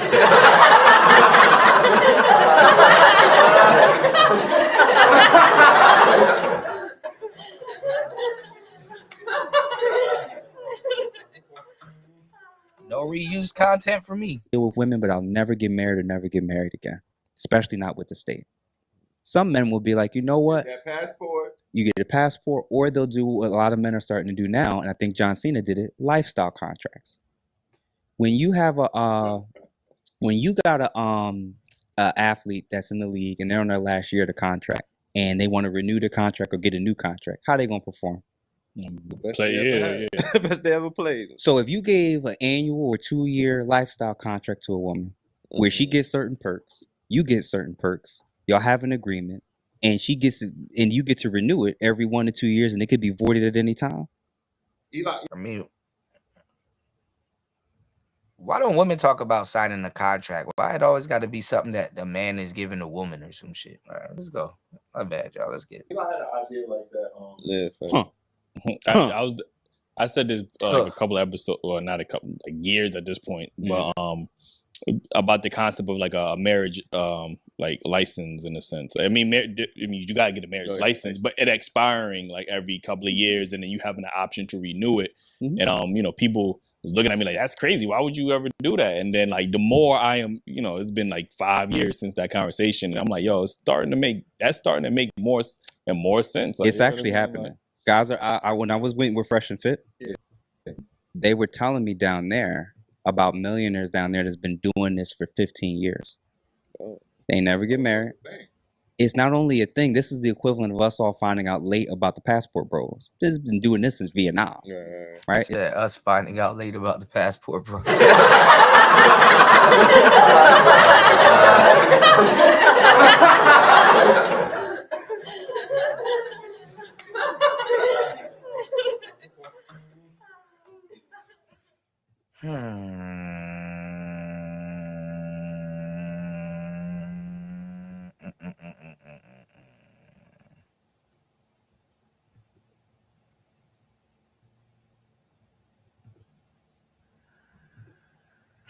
It's the same thing where guys is very wealthy and they never get rich, but they always got women around them. How do they just paying for shit? Yeah, but bro, why do y'all keep equating women to money, man?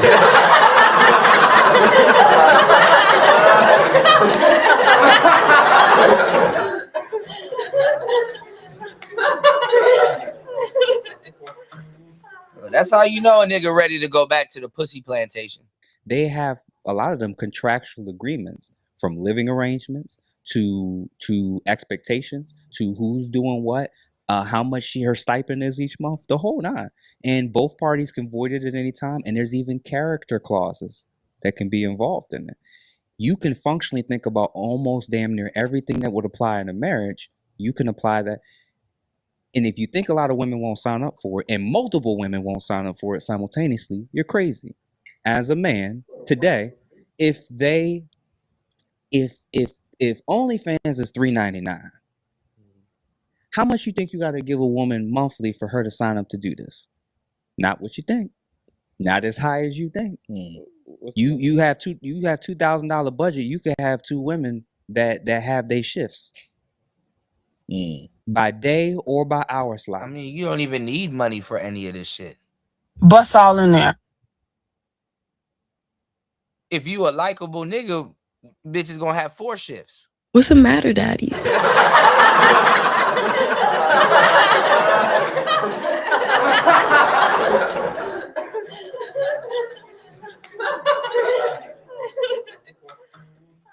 If you have nice shit, women are just gonna want to be around you.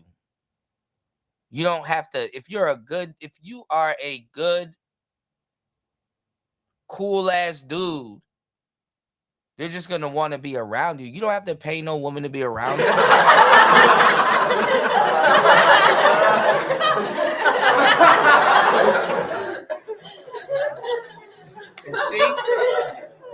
And see, this is what I'm telling you, man. I'm like, bro, you listen to guys a little bit long enough, they're gonna try to slow walk you down the road to tricking. And it's like, bro,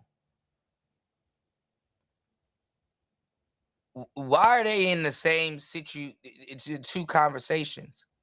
The same conversation. I'll give you a real red pill truth, guys. And this is from me. All original. I didn't have to repeat it or copy it.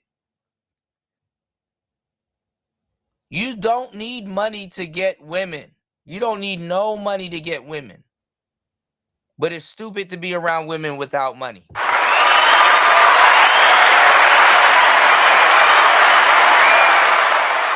You don't need money to get no goddamn woman, but it's dumb to be around women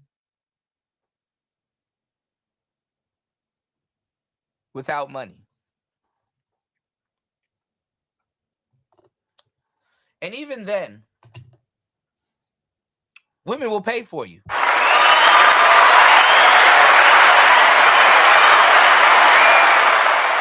I'm not paying somebody to be around me or to like me and be fake with me. I'd rather be alone. Church. Keep playing with me. But what I'm saying is, now reimagine a woman that keeps getting the contract from you over and over. Yeah. What are you going to do? You're going to up the amount? Maybe the next contract she's going to get a ring. Maybe the next contract she's going to get the wedding ceremony. Imagine giving a woman a raise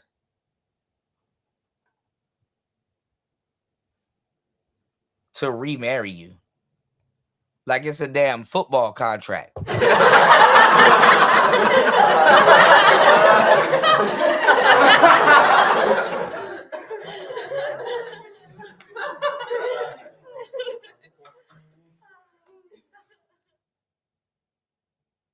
Like it's a football contract. You know what, baby? You did good this year. I'm upping you. I'm uncapping your salary.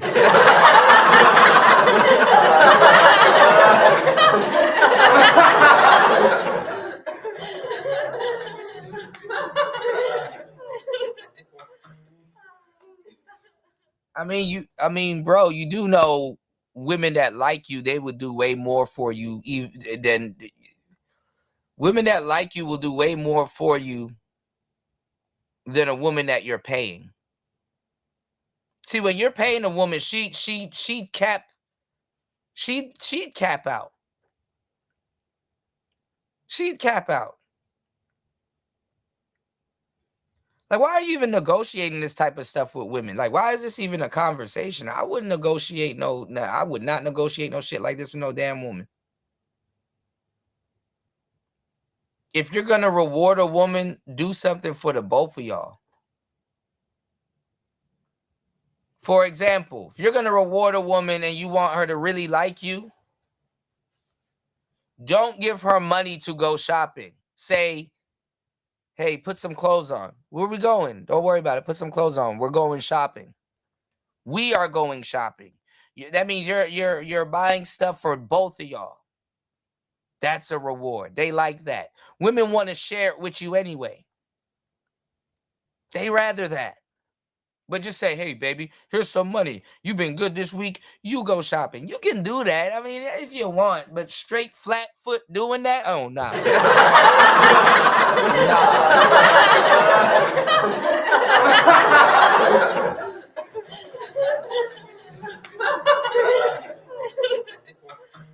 Now, if you know a thing or two about a thing or two, you would know that marriage is built on prostitution. A lot of aspects of marriage does come from prostitution. But the last thing you want to do in your marriage is make it seem like you're married to a prostitute.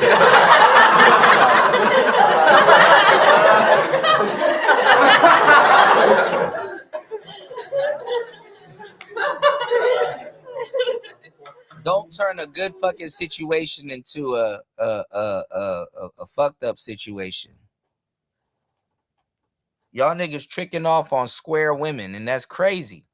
I'm just saying that this is a whole new modern approach for a market that they've changed. You wanted to play around and sleep around. And listen, and if you out here tricking, I don't want to hear you complaining about women at all because you're rewarding them for fucked up behavior.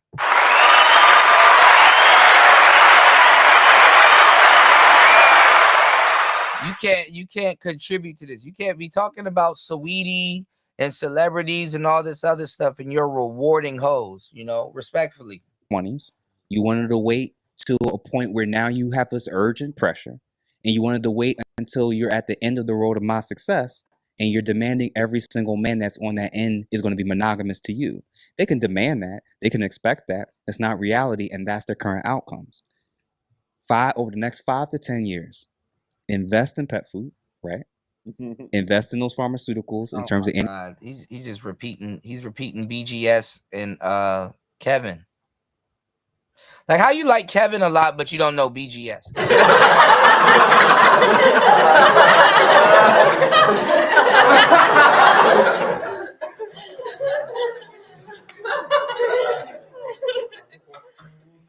Respectfully, that's a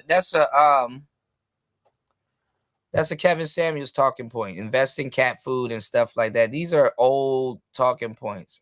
You might say winter is coming. Let's see. Antidepressants and depression, and start working with a lawyer to establish a lifestyle contract and do a 6-month trial run.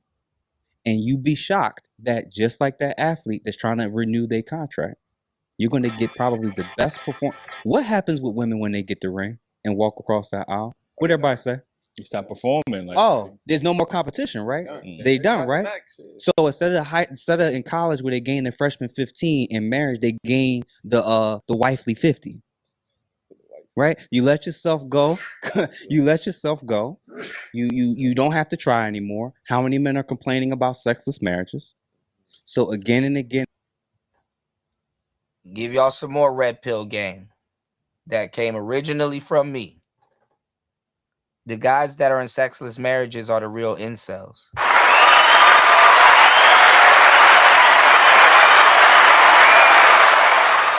All right. And again, They this keep is saying men lying, but this is an opportunity for men that's too worried about the court. Yeah. No, they admit, KP, that they're tricks. They just be testing the waters to see if it's safe to admit to tricking, flat-foot tricking. They just be testing the waters to see if the guys are going to agree with them, the way they want the guys to agree with them. This is an opportunity where you can kind of both get certain things and still be able to cohabitate and get along, and there's incentives for her to be nice to you and feminine. Listen, if you're gonna be tricking and paying for women, then you might as well get two.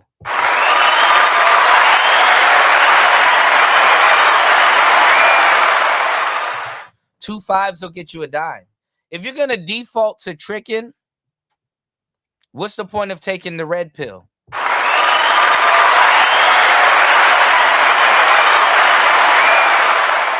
That's a red pill question right there. I'm gonna go use the bathroom, guys. If you're gonna default to tricking, what's the point of being red pill? What's the point of learning female nature? What's the point of talking? What's the point of complaining? What's the point of all of this? Go black pill then. If you're gonna default to tricking, what's the point of conversation? And this goes for a bunch of guys in the space. Like, why am I talking to you when you're just gonna throw all this good information out the window and pay her and reward her? All right. I'm gonna have to come back and take a listen, but I'll be right back. So instead of me paying all these bills on a mortgage for a woman that don't love me and don't respect me, and I'm stuck with her. And for the guys that have one or two women who's doing this, and they are men that's doing it, everybody's on the same page. And at any point in time, she can avoid it. And there's no exploitation. There's no force. You signed it. We signed it with a witness, with a lawyer. You can void this at any time.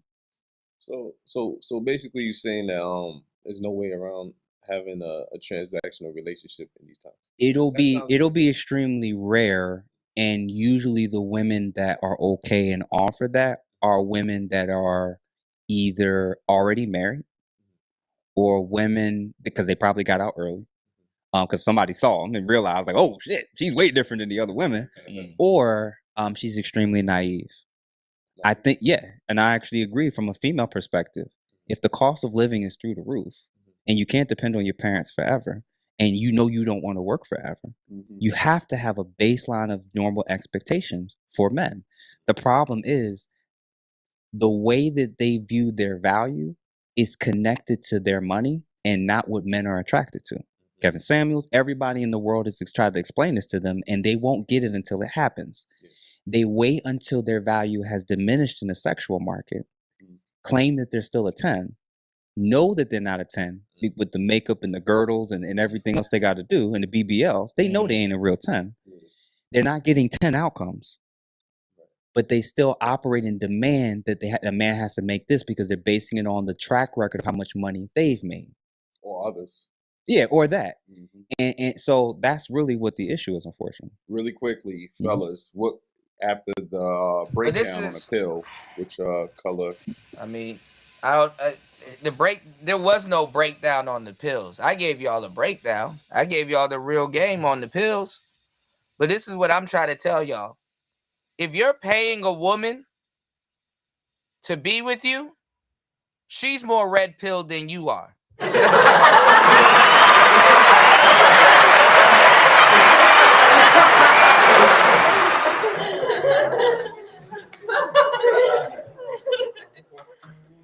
If you gotta pay a woman to stick around and be interested in you, she's more red pill than you are. Bust all in there.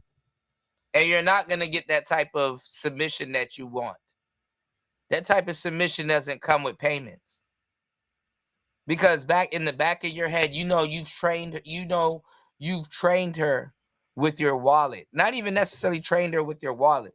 You think you're training her, but in reality, she got you trained.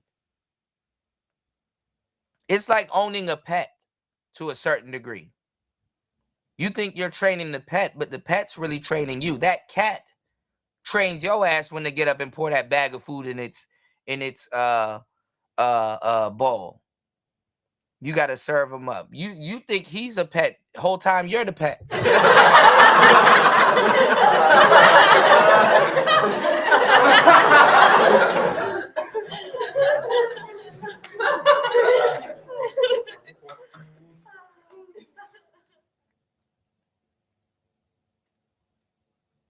This shit is crazy. All right. Let's get one or two more supporters. Let's open up the panel. I want to hear your thoughts. It's Player Talk Radio. Let's get it. Do you think you are, if any? Please hit the Cash App, hit the PayPal. It's Player Talk. Let's go. I think I am. Yeah. It's crazy because Red Pill had like this negative connotation on it. Until you broke it down just now, I was like, damn, Red Pill is like they make it seem like it's the devil. You know what I'm saying? But it's just, yeah, it's actually neutral. Yeah, exactly. It's actually neutral. It's just Black Pill is neutral. Red Pill, you're drawing a line. Red Pill is not neutral. Subjective, yeah. When they used to say we were Red Pill, I think we would collectively say like, nah, we're not Red Pill. We just informing. But now that you break it down, that's exactly what we do. We just informing. and we throwing a little white pill in there because we still promote marriages and fair relationships, right? Welcome to the club, gentlemen.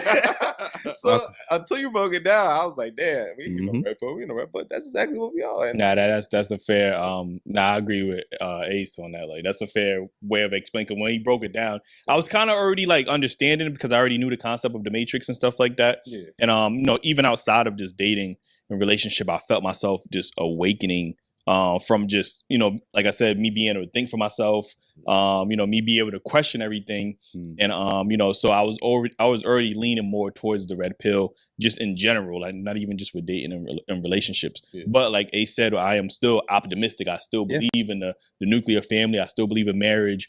I still believe in that concept. So as much as I talk to women and I'm, it comes off a certain way, I'm still promoting marriage. It's not like I'm saying, yo, fuck these bitches. And I'm saying like, yo, we got to work on, the real qualities that's going to sustain a long-term successful relationship, and all this other minuscule stuff is just pointless. Like, some of the stuff that we argue about is just pointless. Like, there's real things that we need to address. And I'm trying to get us to that. And it's, even with Kevin Samuels, a lot of people was taking a rhetoric, but he was somebody who was very much for the marriage of black men and black women. Like, he hosted, couples meetings and stuff like that. Like, but everybody was so focused on the tone. Like, this dude was actually getting black men and black women married, and nobody had ever seen that. They was just like, oh, it's tone. He hate black women. He's gay. His mom. Yeah, fundamentally, a lot of that is true. Red pill for female nature is still blue pill. Yeah. Look at the thumbnail. That's why I got Kevin Samuels as Geppetto. Like, whatever the case is, like, so yeah. And ta-da, now I'm here. Right? So that's what's going on. All right. See, this is him on the Lapeef network. He kind of got into some Gossip Girl shit with Lucky, but in the global day, I really don't want this brother to get corrupted by these people, but it's funny because he just got here and they're looking at him as authority. It's crazy.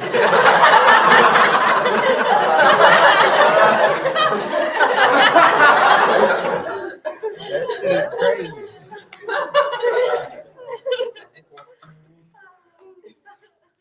And the fucked up part is that, it would be good if he leaned more into his therapist arc.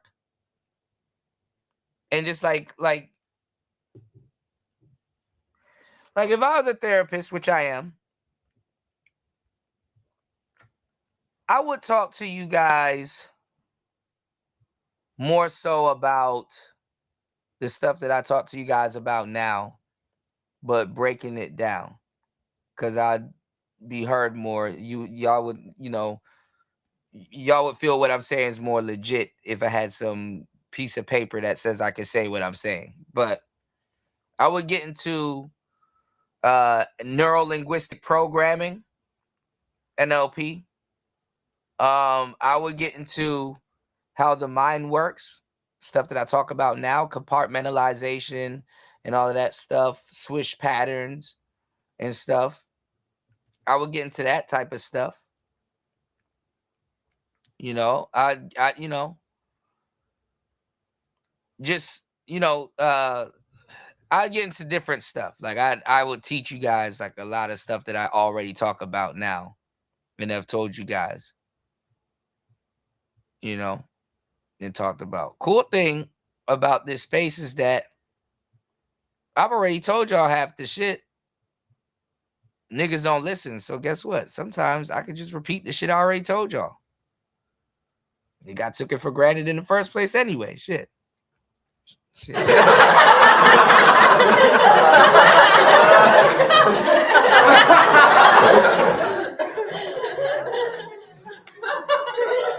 Y'all know me. Y'all know I hate repeating myself, but fuck it.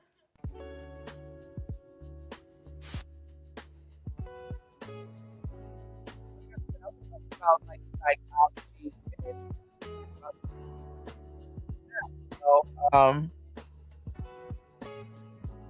letting you guys know that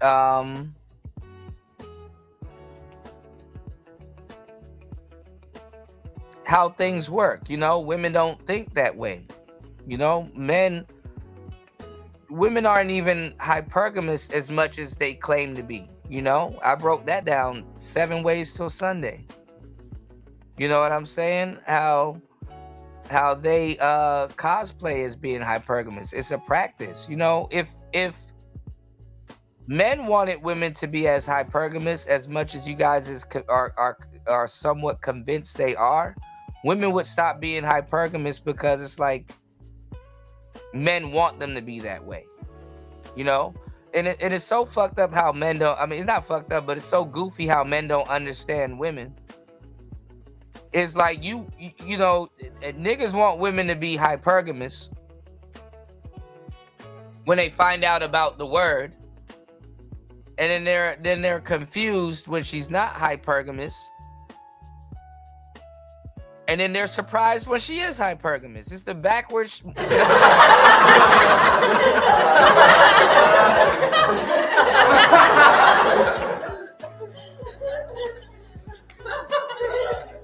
It's the most backwards shit ever. It's like, oh my God, that guy's tall. She gonna leave me. And then when she doesn't leave you, it's like, oh my God, why is she not leaving me? He's tall. And then if she leaves you, he'll be like, oh man, why she left me? Like, what the fuck?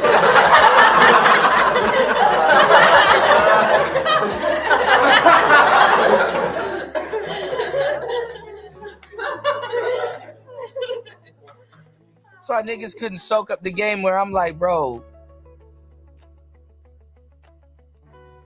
y'all are doing too much. Y'all are trying to be like women. You gotta stop using your logic. And dudes, the shit went over niggas' head. What do you mean stop using logic? See, you're even using logic, too much logic, trying to soak up this game. That's why you're not getting no damn results. Niggas want to be women so bad, bro. Niggas will argue you down when you giving them some game instead of fucking listening. Men believe in female hypergamy more than women do. Go on a date and try to talk to a bitch about fucking hypergamy. She'll look at you like, oh yeah, that is our nature. That's profound. But you really think we operate like that? Damn, so you really think every time I date, I'm going for the tall guy and I get a tall guy. You really believe that? You believe that so much you sit around your homeboys and you talk about it in barbershop like conversations and you take that to be absolute? You really think I get the 6'6" guy every time I go outside, huh?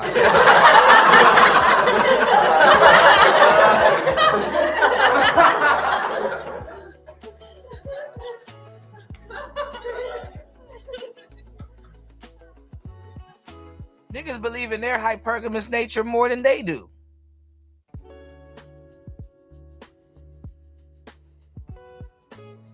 We put that word into space. I know how niggas found that word.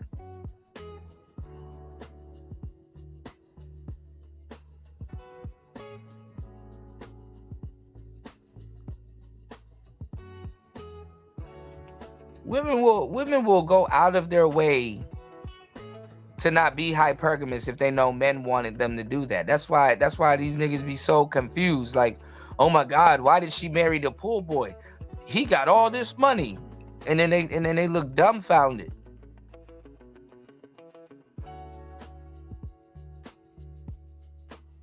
$2K asked me that question. I'm like, bro, y'all niggas think y'all slick. I already know. Like, you keep trying to tell me 1 + 1 = 2, and I'm telling you, to a woman, 1 + 1 = 3. And you'll say that to a nigga, and they just and they'll just be dumbfounded. What do you mean 1 + 1 = 3? Well, aren't you and the bitch two different people? You won, she won, and when y'all come together, what happened? There's a baby. Voila! Now you niggas know.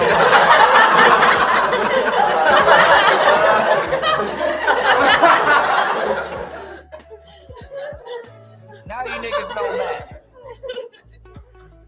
That's real whole math for you. I got, nigga, you think whole math deep. Nigga, I got a whole math for you.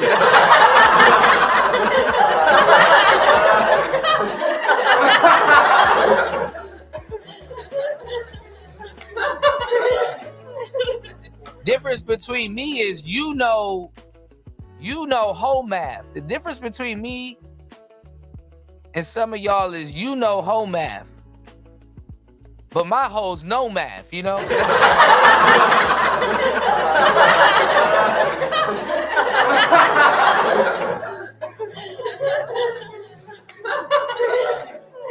If it don't make dollars, it don't make sense. Don't tell me this bitch got more of a business sense than you as a man, dog.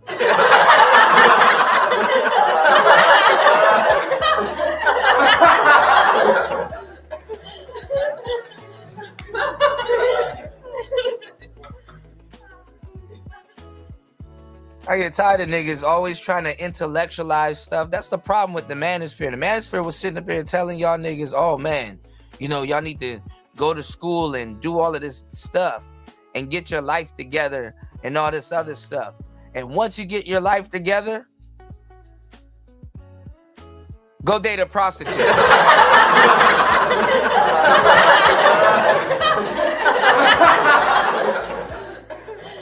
that's what you do. Soon as you get your affairs in order, go find the nearest prostitute you can date and then complain when you're begging her to stop and she won't.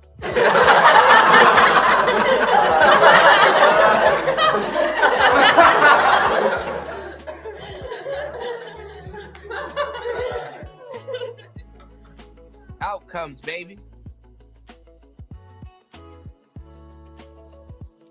And then you niggas will turn a completely good square situation. You will have a good square situation. You'll have a starter chick.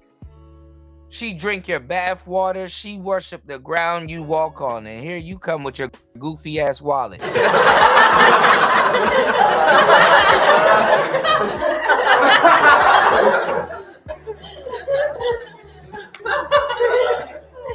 She'd be like, why are you doing this? Like, you can't tell that I like you for you? Like, why? What?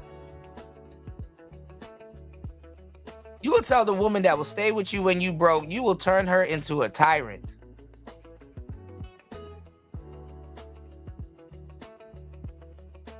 And she'll stick around because you insist.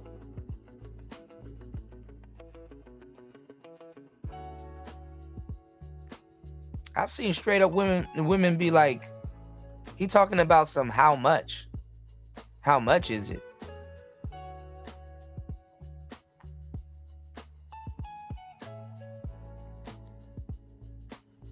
Why is he asking how much is it? I would have been with them without it. That just threw me for a loop.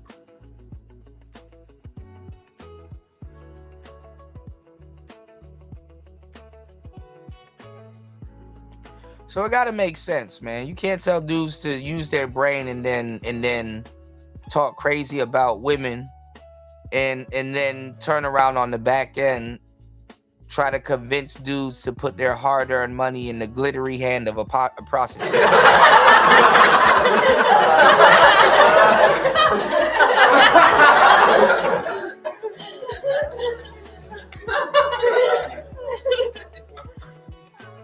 After a while, that trick conversation really is a man explaining why he's paying for his existence. Because if he didn't have money, his lineage would stop right there.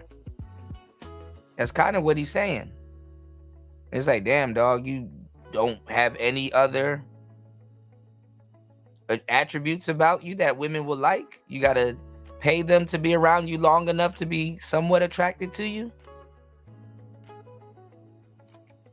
That's crazy.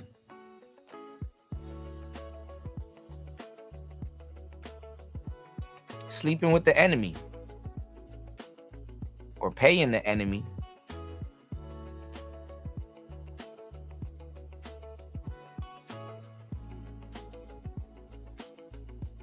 And that's crazy because you guys will be like famous. Like it's like a king. What's the dude that y'all keep using?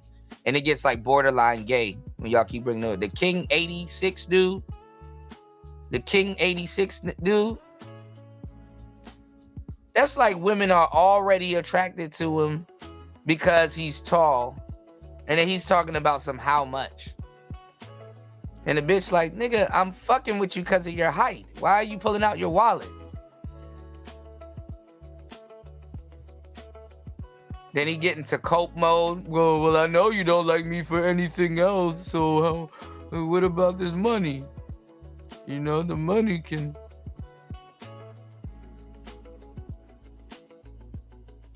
Shit is crazy. It will turn a decent situation into a goofy one.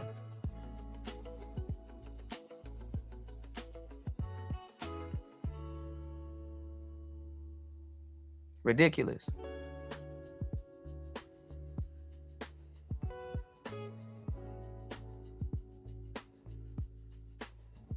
And then we'll argue with a nigga that gets women and understand them.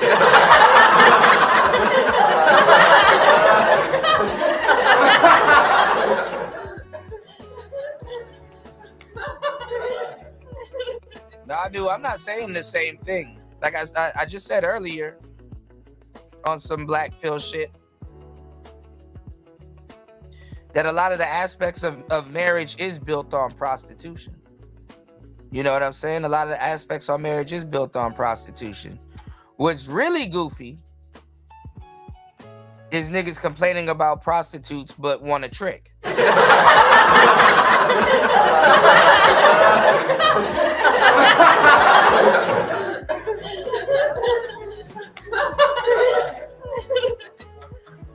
And what's even more goofy is that women like prostitution on the back end, but at the end of the day, they're gonna have to be wives anyway. Like, for example, women are ruining coochie. You know, coochie sells itself. Your mouth is not, well, the mouth is included, but you know, I'm talking about the attitude.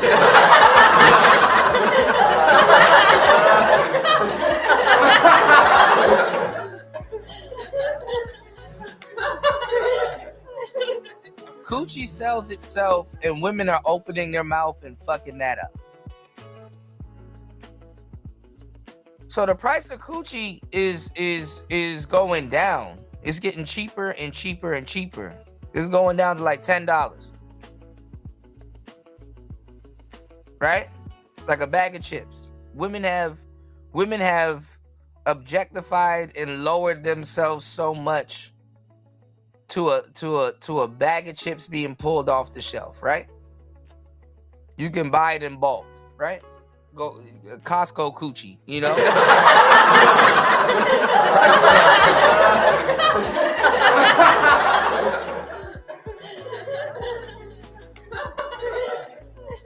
Sam's Price Club Kirkland coochie, right? You can go get you some Kirkland coochie now. But guess what hoes are gonna have to do in the future to keep guys around and paying?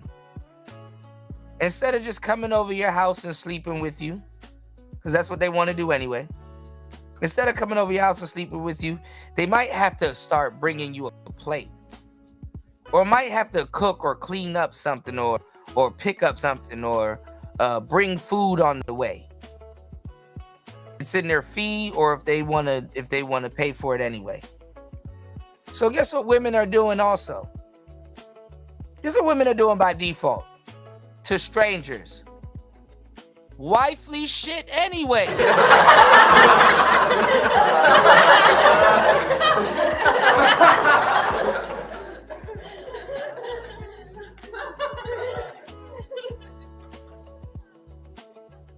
They're doing wifely shit anyway.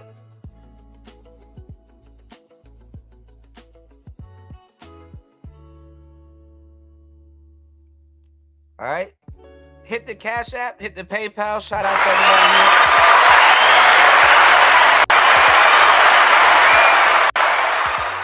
I really should be getting up out of the building.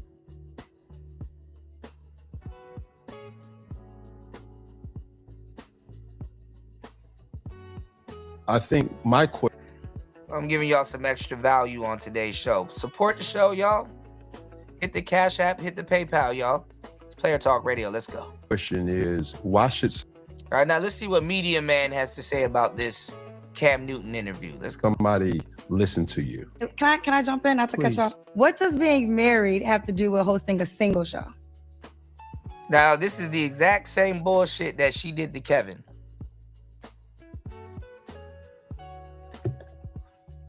So Kevin is their only excuse for red pill stuff. Their only example. And anyway. You see that? She just proved Kevin Samuels right. What does being married have to do with hosting a single show? They used to give Kevin Samuels the same pushback. Now Cam Newton is treating Kendra like Kevin Samuels used to get treated. Matter of fact, I'm pretty sure Kendra... And women don't even get the full brunt because they always can weasel themselves out of it. Because there's a lie that women can tell, and you can't tell if it's true or not. And even if it is, it's still goofy, but they like to use it because it's kind of like a stalemate thing. Because you can't prove it if it happened or not. But you can just tell that the other side of it didn't happen. You want to know what that is? Take a wild guess. You want to know what that is? All they got to say is, I've been proposed to.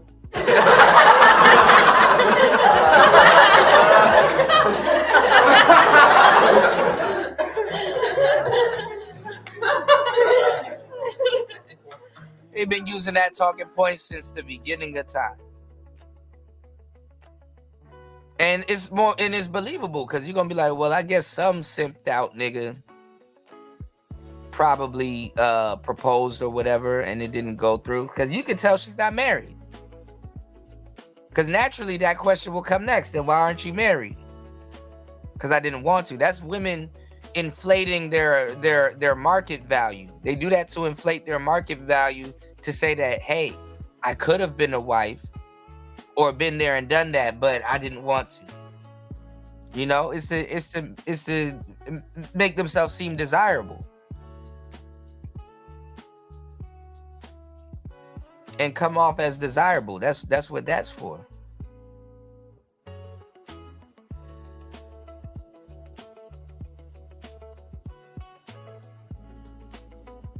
All right, y'all hit the like button and support the show.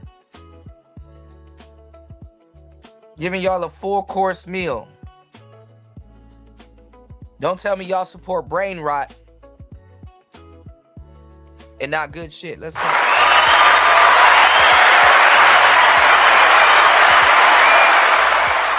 All them other channels giving y'all brain rot.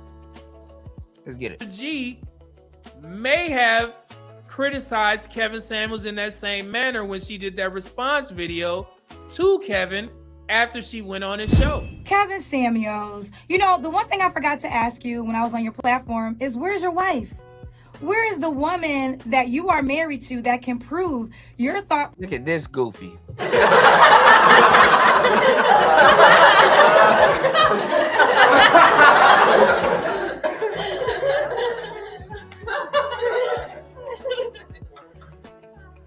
Only to turn around and steal that man's blueprint. What's the matter, Daddy? What's the matter, Daddy? What's the matter, Daddy? Bust all in there. Okay.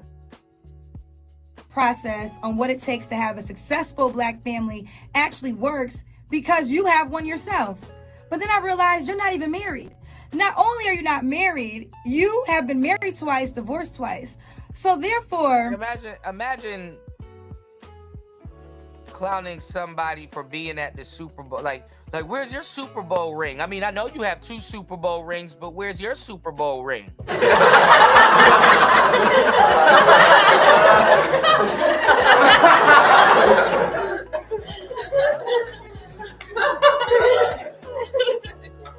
They don't even hear themselves. And the fucked up part is that they're speaking in microphones.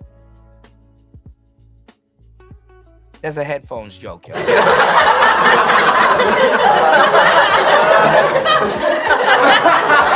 headphones joke. It's a headphones joke. It's an honest headphones joke. It's a headphones joke.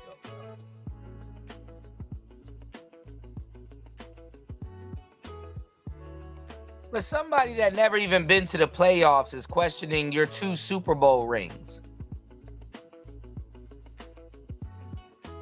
If you already been married twice, obviously you did the work.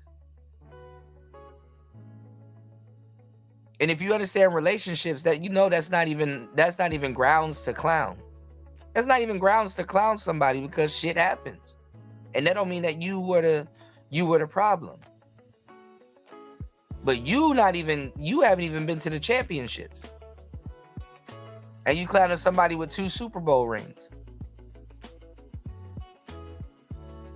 Been there, done that. Got the t-shirt. Came back. Now where you at? I'm everywhere. You ain't never there.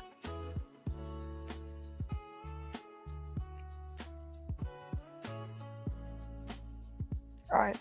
you mean to tell me you know all that it takes to have a successful marriage, but it didn't even work in your own life? Interesting. Can I jump in? Not to cut you off. What does being married have to do with hosting a single show? She got your ass. Now, what she's trying to hide behind is numbers. She's trying to be a reverse number cruncher. She's trying to hide behind numbers too. And her schematic is from her schematic from her show. Stuff like this works on a date. Have you noticed a lot of this shit? This is some red pill shit I'm about to tell you right now. And this is why I tell guys, sometimes the zone that you have to get into, you're going to have to do something that you normally don't do. Right? Like if a nigga be like, yo, I'm trying to get better with women, or I'm trying to become red pill, I tell them to go after women or talk to women that they don't like. And before the niggas sit there and listen to the game that I'm giving them, they keep asking goofy ass questions.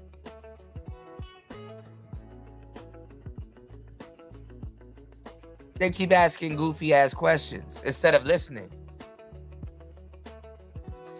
to pick up on the game that I'm giving them.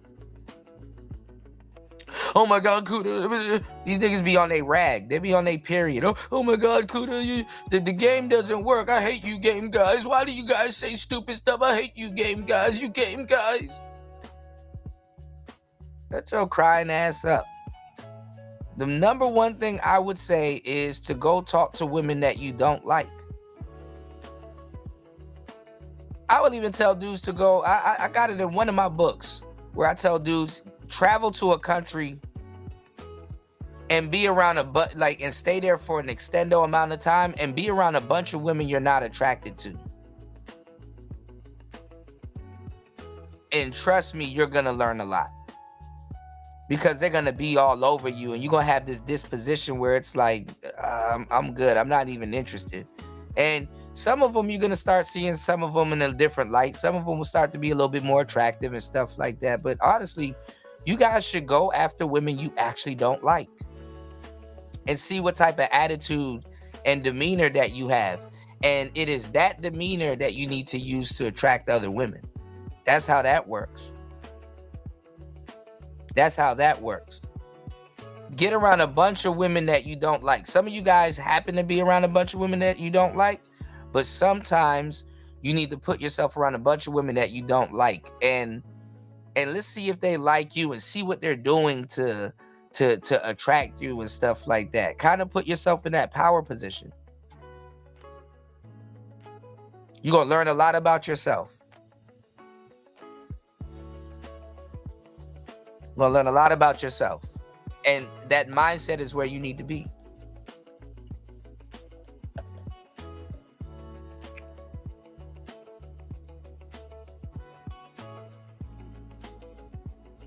You said men have to believe women lying so that men have to believe women lying.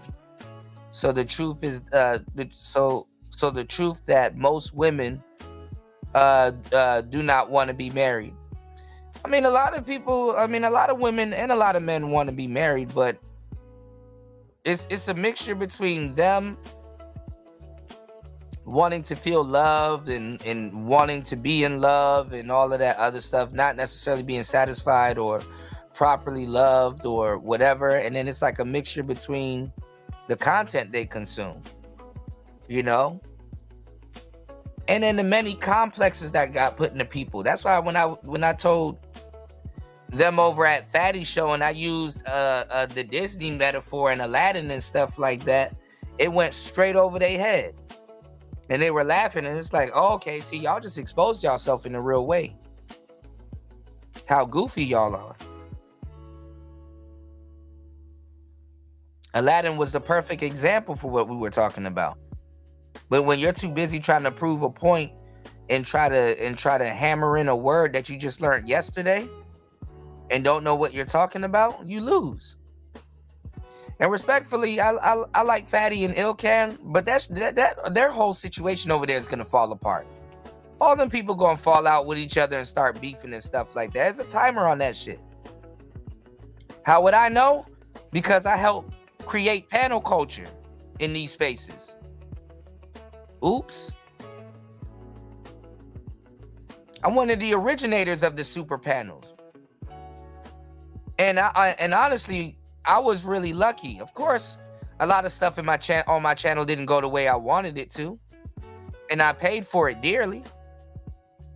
Because I'm the channel holder. I took responsibility for it and got left holding the bag. And I complained about it. It's you know, I mean, it's a fucked up thing watching a lot of your work, your hard work and your efforts, you know, get looked down upon and sidestepped.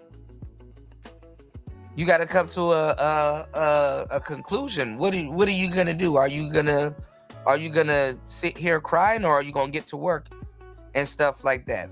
You know, are you gonna still operate when people aren't supporting and coming around, and you're quote unquote not popular as you used to be, or whatever little pedestal or whatever image of people baked into their head of me versus reality or whatever, you know, insert whatever story plot here. Are you gonna quit, or are you gonna stay down till you come up? What do you see me doing? Stay down till I came up. Okay, cool. Yeah, go to them brain rot channels, pass up a lot of the other people in the space, and including myself. I'm yesterday's news. Cool, if you believe that. But we're gonna see how fake people are when that motion come back. That's why I said I've been paying attention. I'm like, okay, people feel whatever they feel for whatever reason. Okay, cool. Motion about to come back. It's okay. And like I said, I tip my hat to the new channels and stuff like that. But, you know, panel culture ain't what it is. Panels, and I know this from firsthand experience, panels are designed to destroy channels to a certain degree if they're not done right, especially if your channel is a money grab. Oh yeah, y'all done, because y'all already in it for the wrong reasons. Panel culture creates separation. There's going to be a bunch of people together, and then you can't make everybody happy in the audience and on the panel. People going to split. They're going to turn into factions, and then they're going to turn into little other mini factions and mini gangs. That's literally what happened with Lapeef. That's literally what happened with that's happening on Hamp and all these other panel shows. If you're good at it, it's bound to happen. It's designed to happen. And when people fall out and they leave and they're like, oh, well, I like this personality and I like that personality, so I'm going to follow them to their channel and watch them diss Hamp or diss whoever that helped them and Time.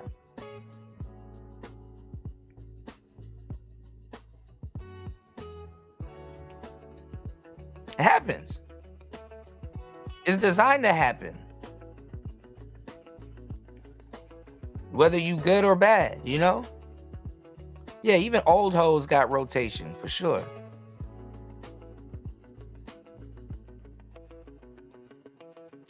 I mean, the thing is, D Chicago, it don't even matter if somebody got proof or not. I've seen people show all the proof in the world and somebody still found something not to like. If people don't like you, they're not going to like you.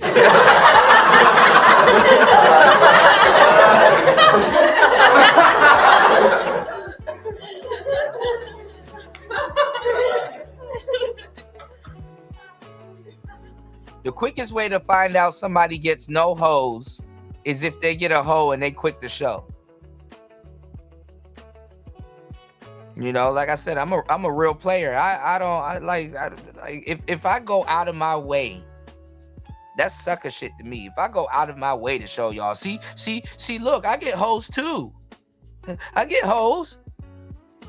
You guys want to come over to Twitter and watch me have intercourse with these hoes? Just to let you know, I went all the way.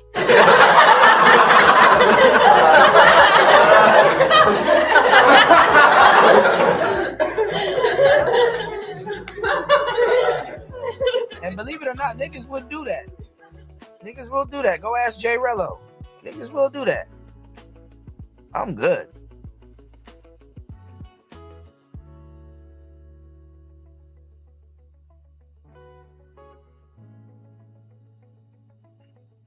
Nigga, if you're gonna do all of that, then you might as well be a corn star.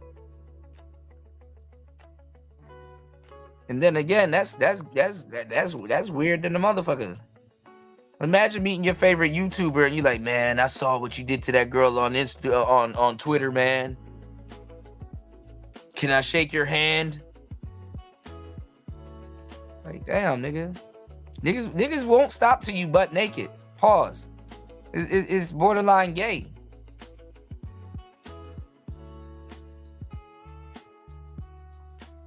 What's your stroke game like?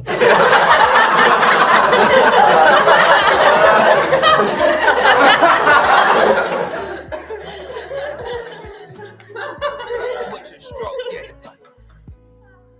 What's your stroke game like? Let me see your chest flex.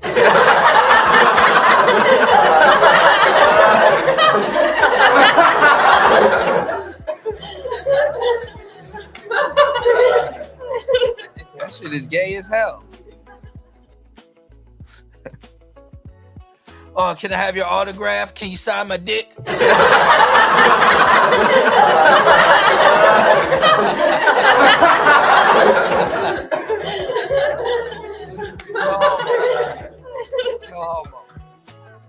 homo.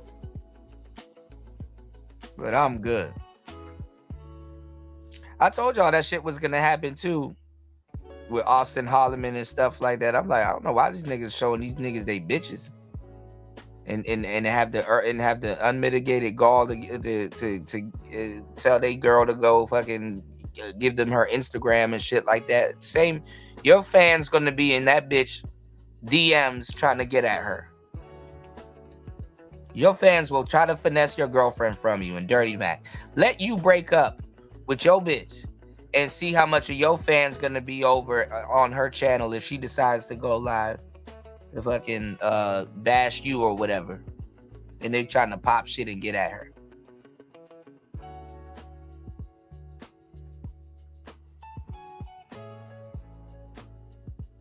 Niggas are goofy, man. The quickest way to show me you ain't got no hoes is to show me you got a hoe.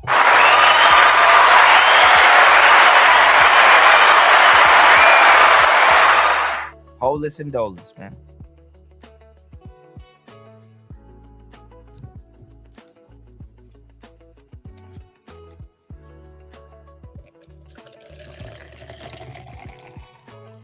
Drink some tea. Y'all hit the like button. Please support the show. Damn. 4 hours and 33 minutes of some good games.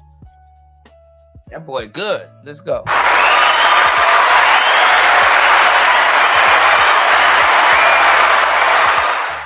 Shout outs to everybody in the building. We about to get into this game. If you soaking up this game, don't be a lame. Cop this hat. Cop the merch. Let me know you thinking. You know, the best way to get some mental chewing gum is to head over to my merchandise store. Head over to my clothing store. There's more stuff over on my website, man. Y'all check out my website. I got some cool stuff over there, man. All right? Don't be a lame. Soak up this game, all right?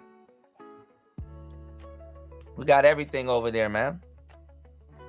You diggy? You diggy? All right. Make sure y'all head over to the merch store. You know, you can scan the QR code and head over, or you can, you know, head over after the show. We got hats. You know, we got the jeans hat. And look, I like this color right here. It's like this, like crazy red type. You know, kind of. It's like it's crazy. What is the color of this red? Let me see. We got the dad hats, man. This shit is nice. But you know, it's like the red jean color. You know, this will stand out. You know, we got gray. This is tight. You know, you could wear these with, you know, white. You know, you could wear this with something white. We got the navy blue ones too. You know, just real quality stuff. If you guys like Champion hoodies too, we got those over. So Champion makes you know my clothing, you know. So, you know, y'all check out the merch, man. You know, it's a lot of quality gear over there, you know. I got the whole Pergamy shirts. Look at these, man. These shits are fire. I got the whole Pergamy shirt, and then on the back, you know, you got the Player Talk Radio, you know. And we got small, mediums, and large, you know. Can't go wrong, you know. We got Kevin Samuels. If you go to the gym and stuff like that, we got some Kevin Samuels Batman leggings. Is really the bat signal with Kevin Samuels on it. So if you guys are real Kevin Samuels fans, you know, go cop the kit. You'll definitely, there's no clothing out there like this. So people, you know, you wear these under your basketball shorts and shit like that, man. People be like, oh shit, you know. We got calendars over here. We got some new stuff. We got this bomber jacket. This shit is fire. I really like this bomber jacket. On the inside though, it got my my badge and my flag. So on the inside, there's a design on the inside that's like a little bit subtle, where the pockets are on the inside, and then you get the logo and everything. And then in the back, you know, you got the you know, you got the radio at the bottom, and then you got this, you know, the trucker logo. I got a Player Talk Radio trucker logo, because, you know, I got my truckers in mind. Y'all can check out this calendar. This is for 2025. We're gonna update it for 2026. So I got a couple of stuff I got to do. We got hoodies and stuff like that. So head over there. We got a lot of stuff. Stuff for the ladies. We got workout gear for the ladies, aprons for my chefs. When y'all cooking, you dig? Wind jacket and everything. We got sweatpants. Hole catchers. You dig? So just a lot of stuff, man. Y'all check out the merch store. Doing it big. All right, let's get into this breakdown. That's a break, little man. Support the show. If you know, support the show. Okay? All right. Let's go.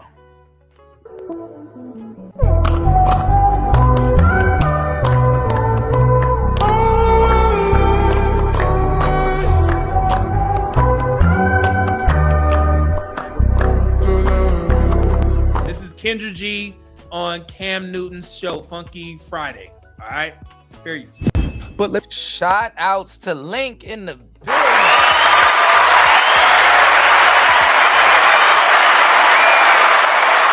Shout outs to my brother from another mother. Oh man, hold on, y'all. Shout outs to and if you catch this and one play 5, shout outs to and one play 5, man. I appreciate you guys when you guys support the show off air.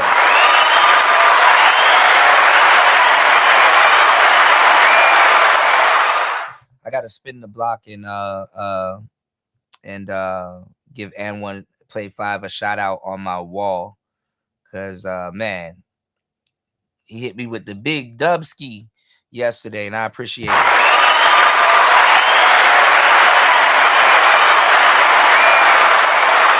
Man. Game that makes you think. Shout outs to my brother Link in the building. What's the matter, Daddy? Yeah, Link, it ain't really that much places you can go in these spaces, man. All these people repeating talking points, and it's like they're doing like a horrible rendition.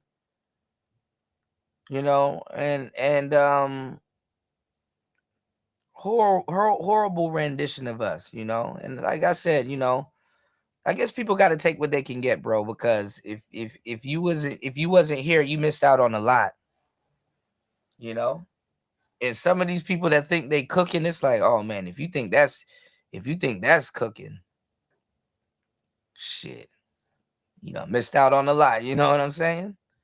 Cooking with Kuda.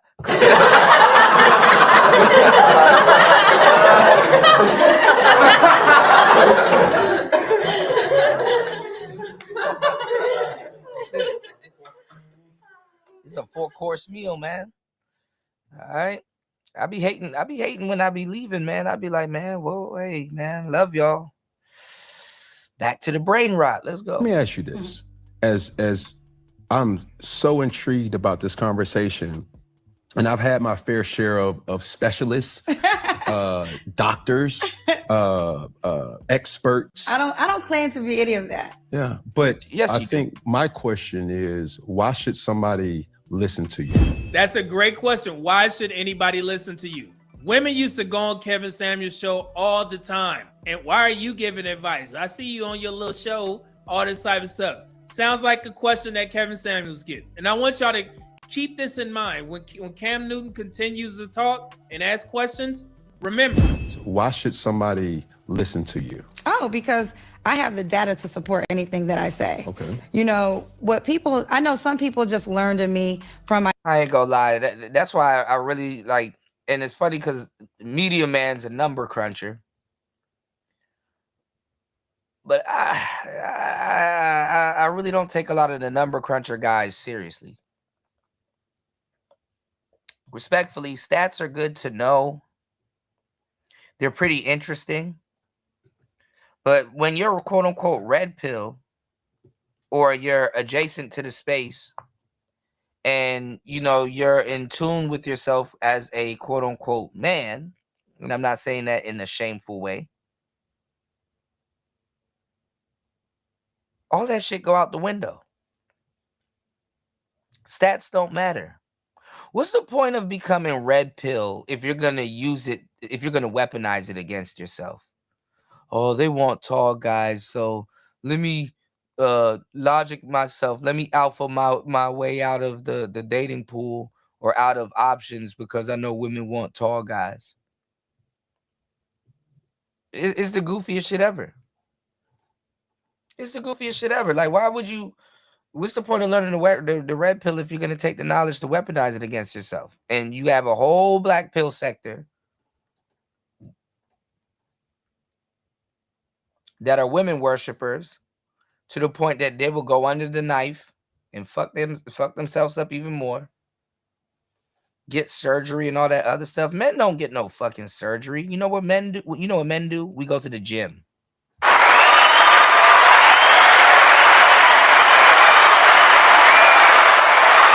I'm not finna sit up here and have my legs hurting for months, if not years, BBL in my legs because I think women love tall dudes. So I got some stilts put in my damn shins.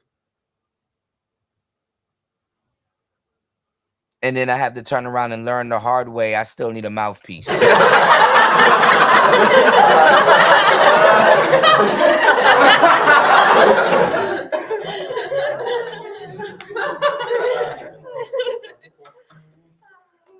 I could have just easily talked the drawers off this bitch. Just talk the drawers off the bitch.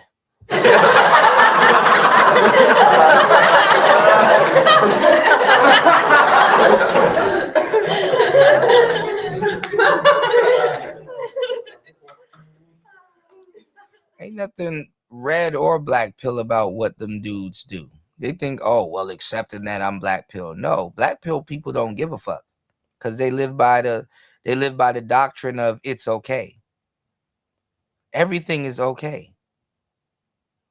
Does she like me? Okay. Does she not like me? Okay. Did she give me her number? Okay. Did she not give me her number? Okay. Either way, it's okay. That's black pill. That's black pill.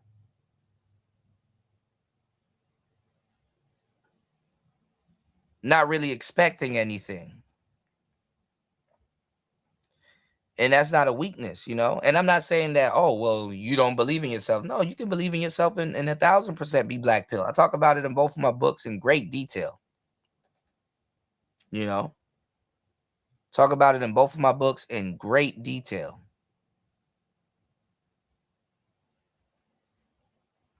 You're okay with, you know, you're not in a rush to get with her and pay her bills and put up with get a whole headache by her and shit. You're not in a rush. If she likes you, cool. If she don't like you, that's cool too. As a matter of fact, go into situations hoping that she doesn't like you. So at least you can get a thrill in your life and be surprised when she do.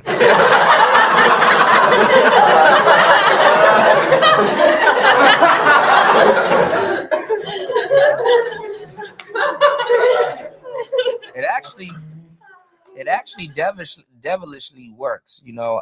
As a pickup artist back in the day, I used to go into situations trying to get rejected, you know, and I ain't really use it as much, but there's a really good gambit that you can use where you like, you know, you talking to a girl or you know, you talking to a woman and you're like, all right, look, I need you to do me a huge favor.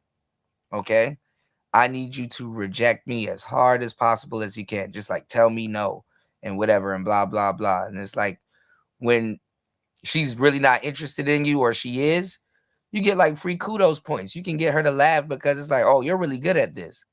Damn, okay, you're good. You know, like you know, it's a whole talking point. I'm not gonna fill in the details, but it's actually pretty funny and it's pretty cool. And you can actually get a bunch of women doing it. This is other gambit that I used to use also. It actually works better on your phone and not really talking to the girl face to face. It works better in the inbox. But I'm gonna see if I can get my one of my old wingmen, my main wingman, on the show again. You know what I'm saying? I'm gonna see if I can get him on the show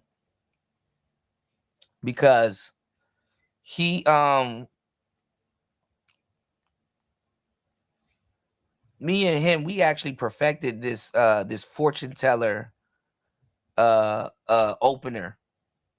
And we get so much women. We gotten so much women. After a while, we done lost contact with each other. We were just flying through so much hoes, bro. You can either use candy or you can use chocolate or food and stuff like that. You know, I think I told y'all about it before, but it's basically a fortune teller opener. You know, that's another way to get women. A lot of them, you just become a fortune teller and you just jump straight into chick crack mode. You know what I'm saying? You could be Mr. Zodiac Man if you want, or you can be Mr. Oh man, I know a lot about you, but she meeting you for the first time. Because after a while, all of them, I hate to say it, it's actually comforting, but then again, it can be annoying if you don't know what you're doing. All of them are the same. You know, all of them are the same. People are the same. Like, humans aren't this advanced species that we think we are. You know, I was just riding around talking about it. I got a video that I'm gonna put up for you guys soon. I was in the jungle yesterday and, you know, just riding all through the trails on the caves to the caves and stuff. Bro, I got footage of cows on the side of the street. I ran into an elephant. It was a whole elephant walking around. And I was telling you guys, like, why does the world and everything and everybody feels the same? And I was telling you guys how the internet made the world smaller. The internet has made the world smaller. And everybody's doing the same thing, you know? And like I said, you know, you're unique. You're unique. Don't die a copy. Go outside and live, you know?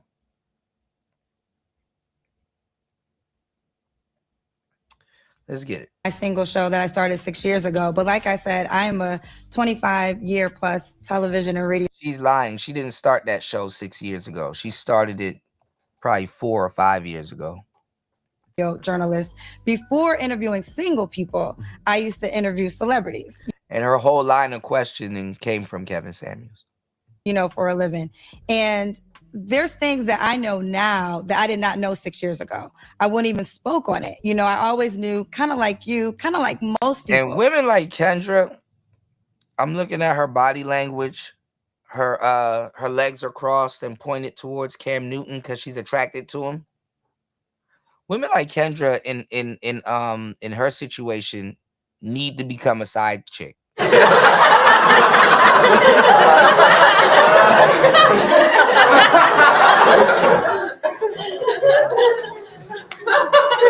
hate to say it because kind of average to good looking, kind of decent women, after a while, you know, the cream floats to the top. No pun intended. After a while, the cream floats to the top. She need to get, but he's not attracted to her, I can tell. You know, she needs to get with a Cam Newton type guy. You know, a guy that, you know, that the nigga won't pull out for shit.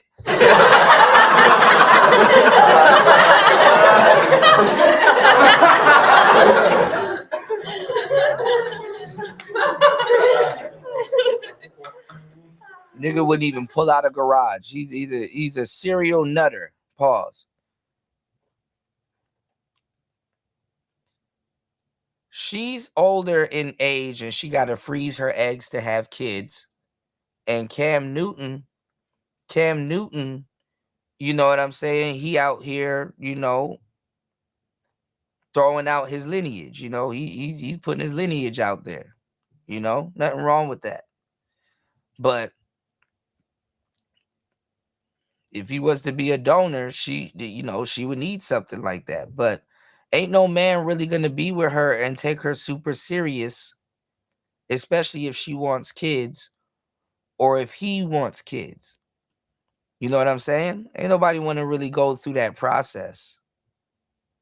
And in her situation, before it got to this point, she should have already been like a little side chick or whatever, or a baby mama at this point.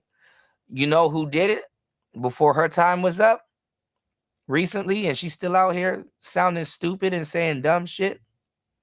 Ebony K. Williams.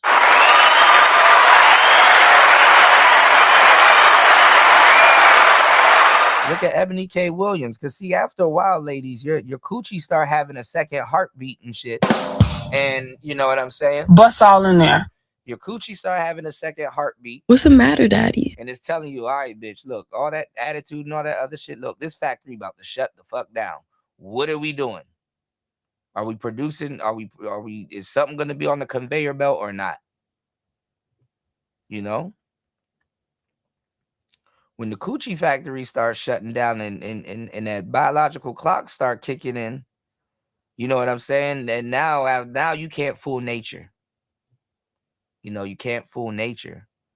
So women like that do got to go, find like a Cam Newton type. Now, the sad part is that you either got to wait for him to be a damn sperm donor so you can obtain his seed, or, you know what I'm saying, except being a little side chick on the side. That's some rich shit.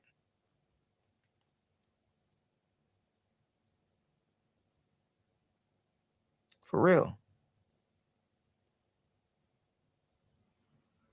They ain't gonna call you Pooh Shiesty. You ain't throw your whole thing away. At least you you got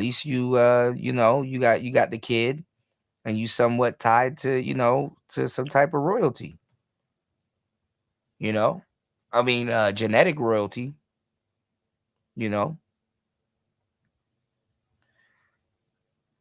Shout outs to my brother Prince P. If you in the building, man, big shout outs to you, because Prince P put something in perspective, about side chicks. And, I didn't think about it like that in the black community. But like a lot of guys that are married, and let's say they want another woman, so to say, air quotes, or want to have another, threesome or a little harem or whatever. He said the woman that they go get is a baby mama. You go get another baby mama for the side women. So you have your wife and some other random baby mama, because at that point, technically, what you're doing is community building, And listen, I'm not trying to convince guys of something else, but logically, how weird and futile a lot of guys are. If you do something like that when you're single,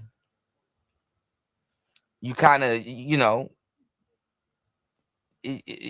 lot of guys will feel dumb.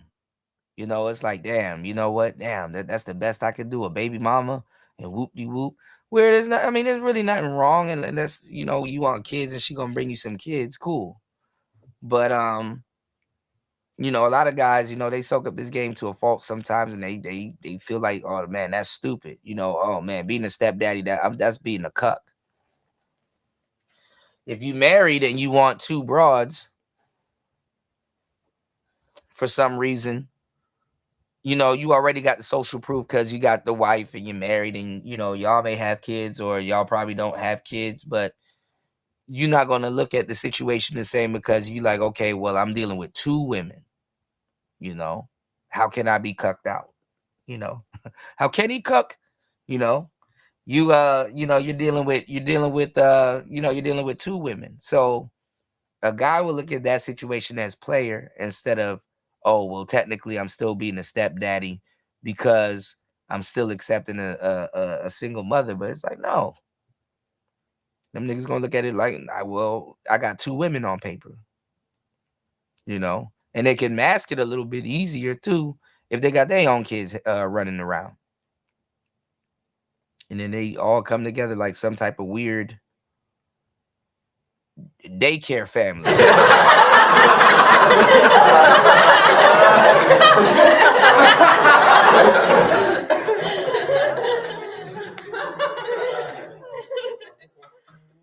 And shit, when you bring in another baby mama, you know, she could watch after your original kids. So you know, you never know. I don't know how them niggas work that shit out, you know.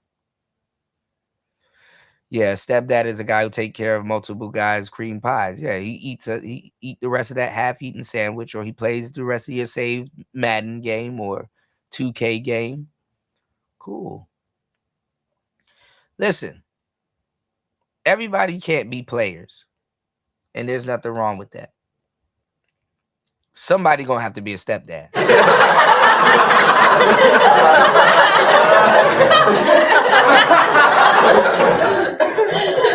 Somebody gotta do it. You know, it's just a thankless job at the moment. Niggas like, man, couldn't be me. You know, I mean, and black men are the biggest stepdads in the world. You know, so you know somebody got to do it. People, believe it or not, there's guys out there that have the personality for it. You know, I think sometimes it's more of a personality thing too, because I'm not gonna lie, and it's taken out of context. And maybe I might catch heat for saying this, but shit, I damn near wrote the rules in this space, so I can say whatever the fuck I want to. I earned that right. But there is a you know, a little special place for guys that will take on somebody else's kid and take care of them as their own, you know. And like I said, it's damn near a thankless job. So, you know, oh yeah, you conscious of what you doing, you know. And I ain't gonna lie, there's some bad y'all niggas was running around here lying, talking about something. I ain't gonna get with no single mother. Yeah, okay. Yeah, all right. There's some badass women out here, and it's like, shit, I see why. I see why she a baby mama, you know? Shit. There's some breedable women out here. Trust and believe. That kid ain't got shit to do, you know. Some women don't even get like that until they have a kid. So hey, it is what it is. No, I ain't wrote the rule to the loser club. I'm talking about manosphere shit. That's why it's funny when dudes be trying to flex talking points that was cultivated in some of my chat rooms on me and think they're explaining something to me. And I'm like, bro, I'm not these broads y'all talking to, man. You don't even know half the terminology and words y'all using. Because y'all wasn't there for the conversation. Y'all didn't have those conversations. Y'all wasn't there for the burp. These new cats in the space, they're not moving anything forward. You know, if anything, they're destroying shit. The space is taking a big ass step back in 4K.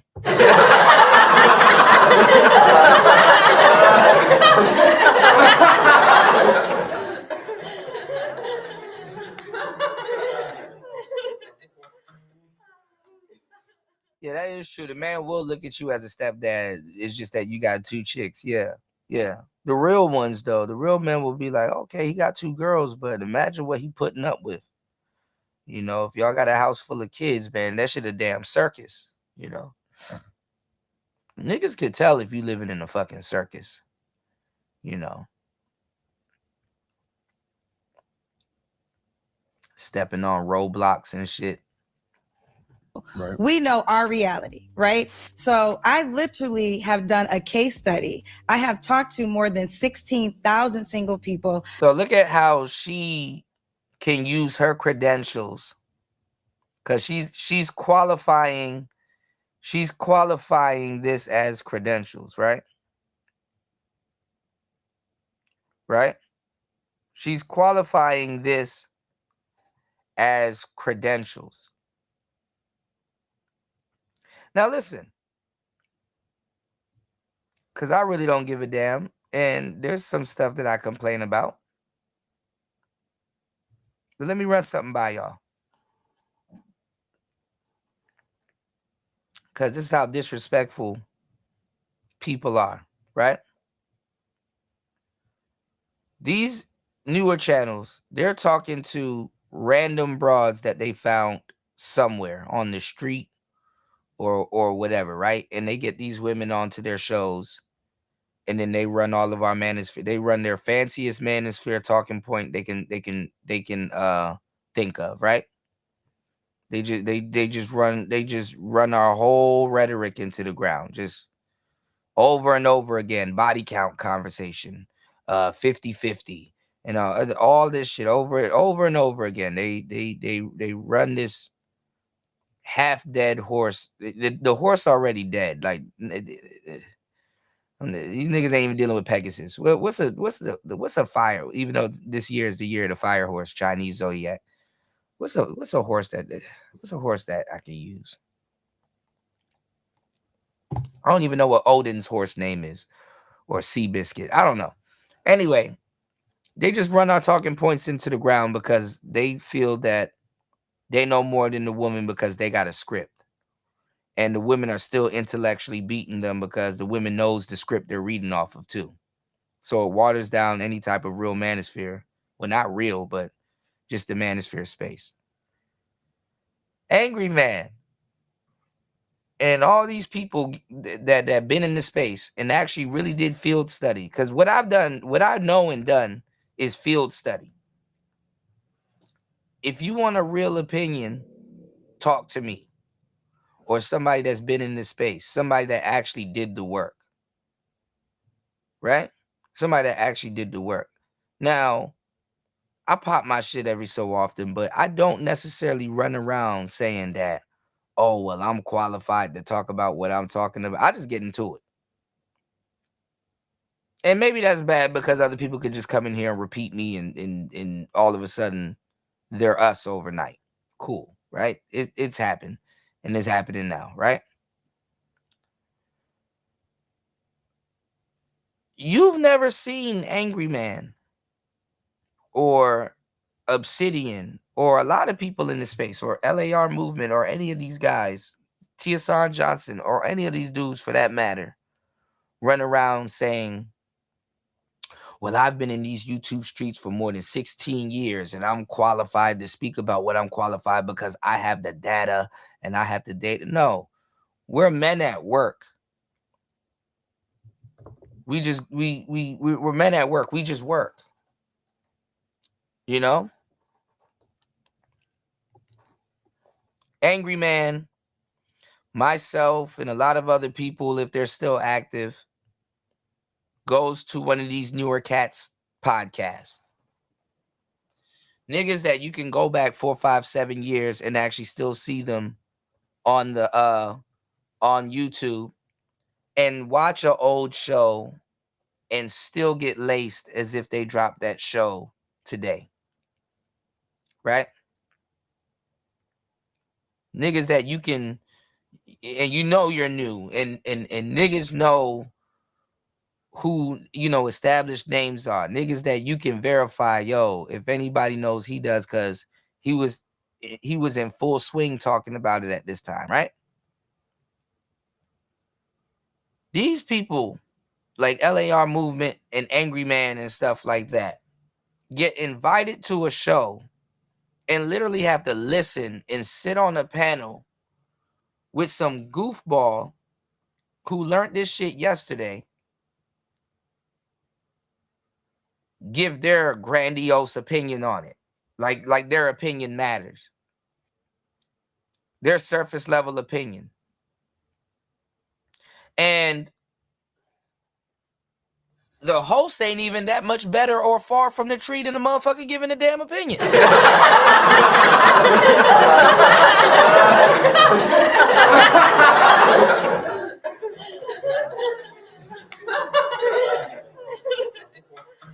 And this is why I say the space is watered down and goofy, respectfully, because It's like watching a bus driver sitting in the seat while some random person just drives the bus that don't know how to drive the bus. And the bus driver is right there just sitting in the seat. And he's qualified and he can drive the damn bus. But the person's like, oh, well, it's my show. I want to talk. It's my narrative.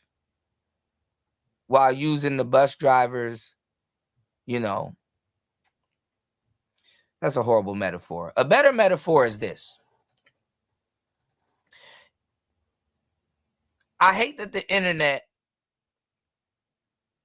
has created this goofy narrative, for example, that and trust me, if I use this title, you can go viral. Pick up what I'm putting down. Support the show, y'all. Right? 12-year-old listens to Michael Jackson's Thriller for the first time. If you put a YouTube title out there like that, a 12-year-old, and you put some goofy kid with some glasses,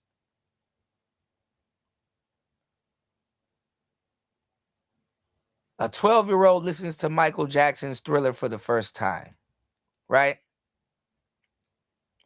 And people will sit up there and watch that stupid shit.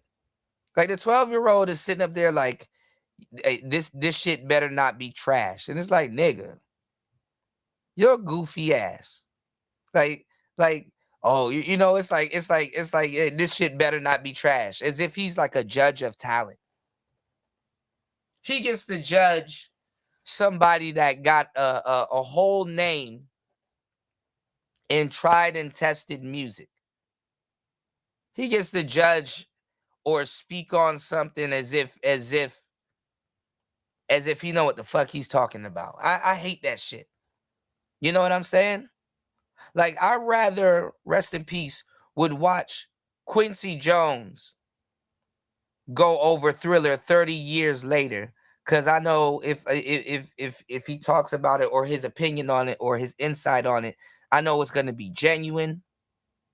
I know he was around. He can give you information like, yeah, Michael, he took a shit before recording that shit.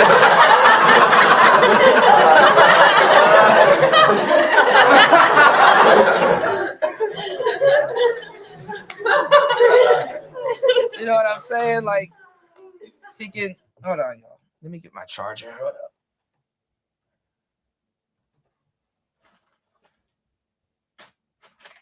Give me 1 second.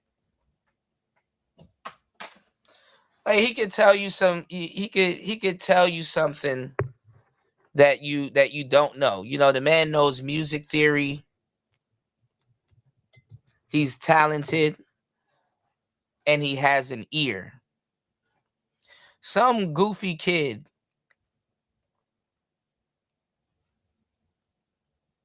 reacting to Thriller is asinine. You can't litmus test Michael Jackson's music with no goofy kid that don't even know what the hell he talking about. Like, niggas will sit there and watch that just to hear a nigga be like, yeah, man, Thriller tight. That's good. It's good. It's like, the nigga, we know it's good. It's legendary. We didn't need your little expertise to tell us Michael Jackson makes good music. And that's how I feel. That's how I feel in the manosphere. That's how I feel in the manosphere. Like, I'm forced to sit here and watch some goofy 13-year-old kid break down some shit. Not even break down some shit, but judge some shit that he had nothing to do with.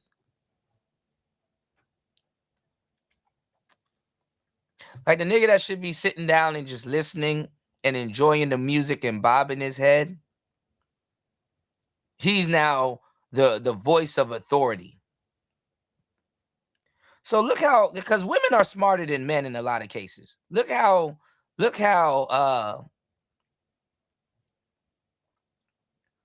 It's like a little Uzi fan judging Nas.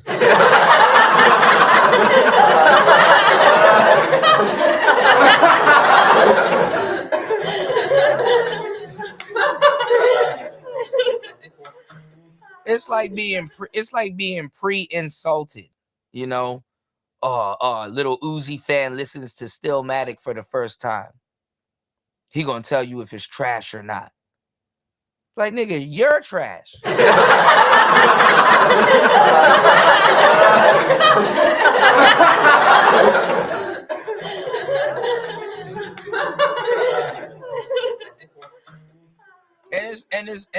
And trust me, it's not because you're a little Uzi fan. It's because you should be thrilled. You should be delighted to listen to Stillmatic or Illmatic, either one. You know, can you even grasp the gravity of what's being said? Like, can you even, you know what I'm saying?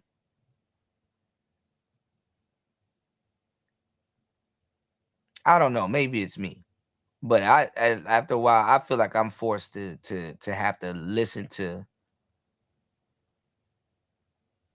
people bastardize yesteryear's work or critique it, and it's like, y'all, you should be go sit down. You know.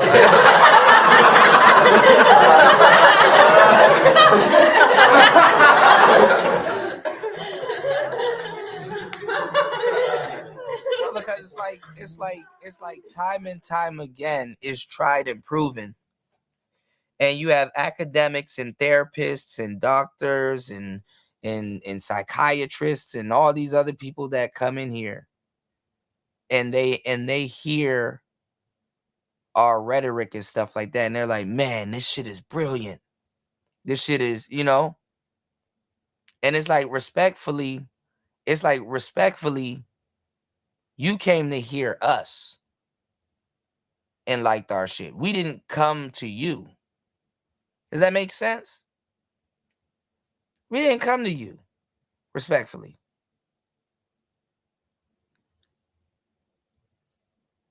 And it's like a lot of people will abandon, you know, that girl on TikTok. She abandoned what the hell she was talking about to sound like Cynthia G and ruined her life. See, when I did this, I knew, I'm like, bro, man, our face out there attached to this shit. So, hey, you know, even Myron talked about it, Donovan Sharp, Minister Jap, and a lot of people back in the day talked about it. How you gotta be standing on this shit. You can't half-ass it. You can't half-step. You gotta stand on what the hell you talking about. You gotta commit to it. You know, no choice. It's just like a nigga getting a tattoo on his face. It's like, all right, you better commit to that shit. There ain't no do-overs. All right, y'all hit the Cash App, hit the PayPal.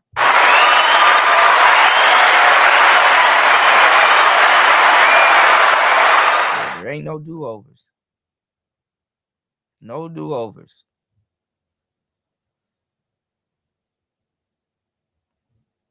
So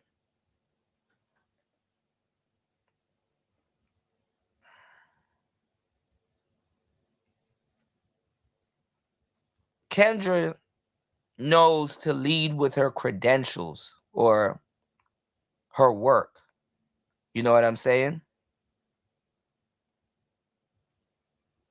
She knows to lead with her work. She's smart enough to say, well, I have the data.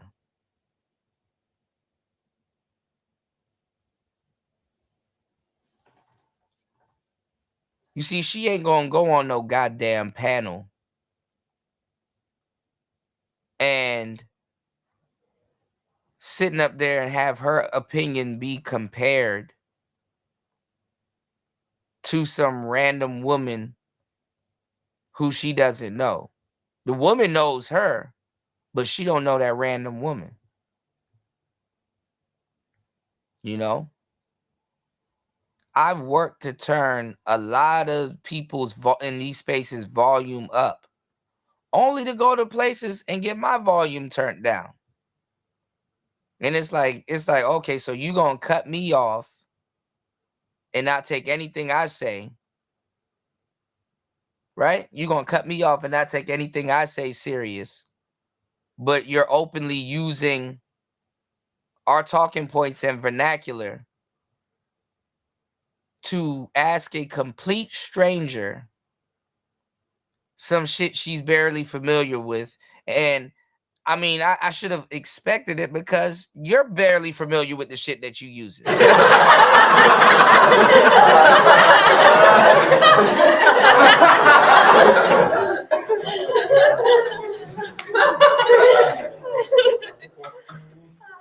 I'm like, man, that's why I kind of stay in my own lane, because it's like, bro, that shit is insulting.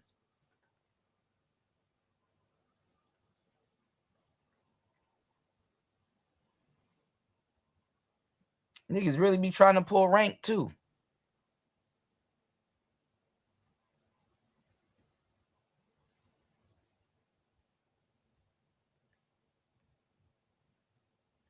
Kendra's smart enough to know not to dumb herself down, even though, you know, you already know, y'all already know her elevator don't really go to the top floor, but it don't got to.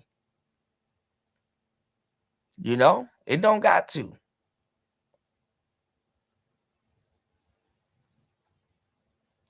Yeah, you don't got no choice at that point, King Picks.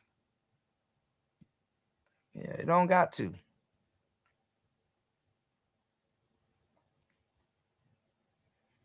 So some random person, their opinion holds more weight than somebody that actually did the work. And these people have the unmitigated gall to be Kevin Samuel fans.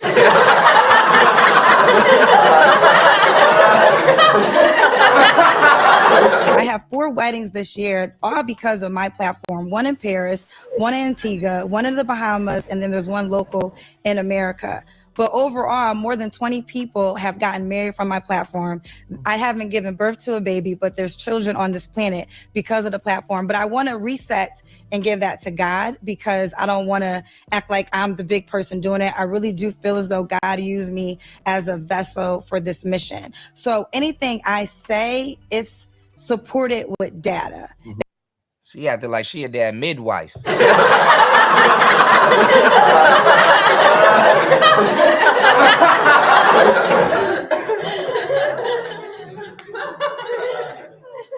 It's supported with doing research. A lot of times when people read numbers, they read statistics. Well, I'm the one that collected the information so you can have the statistic. No, so, and I have to correct her there. So what she was correct first.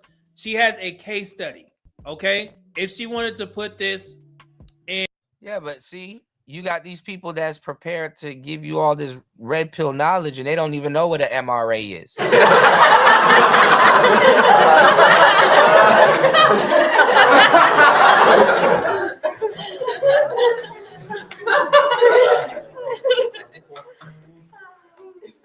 Go to some of these places and ask them what an MRA is and see what happens. In PubMed, Kendra G has a case study, but no, she didn't create the data. She just confirmed it with her case study. The data was already there. I'm pretty sure if you were to ask Kendra G now, or if you was to tell Kendra G, hey, 54% of black men don't have kids. 46% of black men have ever fathered a child. However, 61% of black women have children and 39% don't have children. Would you? Bro, after a while, and that's one thing, that's the first thing we learned. Because, like I said, it'd be regular 9 to 5 guys. They would come home and they would log into the space, right? And they will be dismantling and debunking, you know what I'm saying, scholars, you know, women that that lead with their education, and they're running this whole rhetoric of they lead with their education, and they're running this rhetoric like I'm better than you. You're dumb. You know what I'm saying? You're dumb, so you don't know what you're talking about because I went to college and I learned this. I read, wrote, and regurgitate this. I'm better than you. So you need to listen to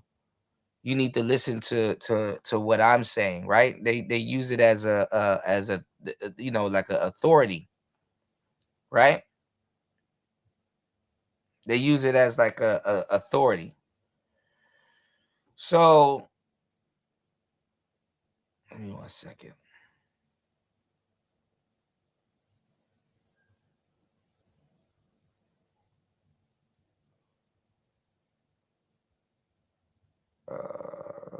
Shit. Hold on.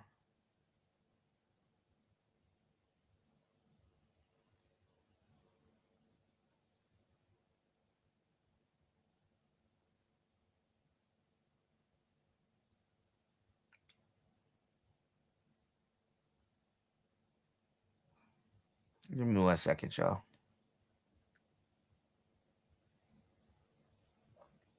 Yeah, so they they're gearing up to tell you, oh well, I'm authoritative in this conversation because I have this credential, right? They used to use stats. Women used to, and unless it's in their favor, because we got we got that out of them. But unless it's in their favor, women used to use stats and throw stats around. Even to this day, they use stats and throw them around arbitrarily, right? Until men start really peeling back those stats and opening it up, and it's like a lot of women, they only use it when it's in their favor, and they only spew certain stats. And stats, honestly, they got to be broken down and explained, because when they give you these rough estimates and these rough numbers, that's all they are, rough estimates or rough numbers. The real game is the story behind to how it gets to that number. You know what I'm saying? That's the real game right there. Anybody can just throw out numbers and the numbers look bad because most people don't do math like that. So, go figure, right? But after a while, men expose that women don't give a fuck about stats.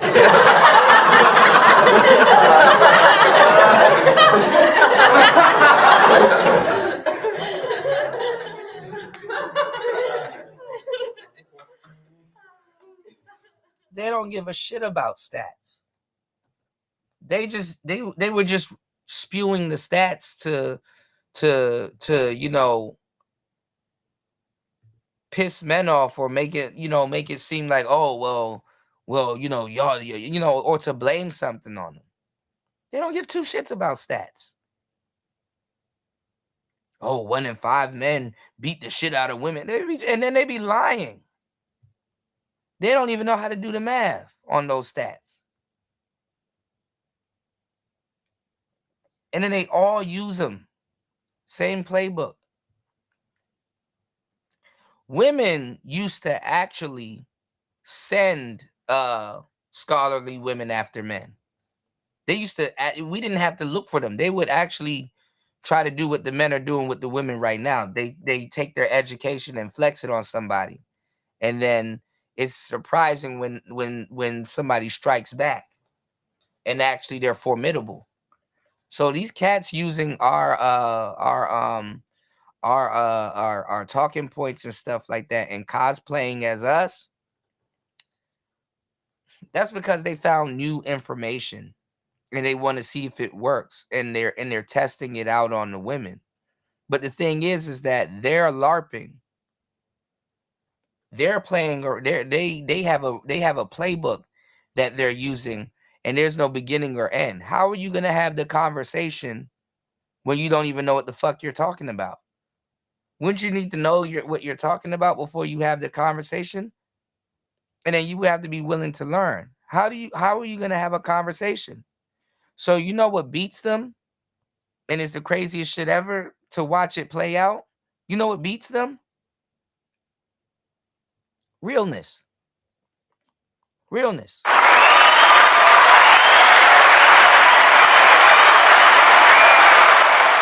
Because, yeah, these hoes might be dumb.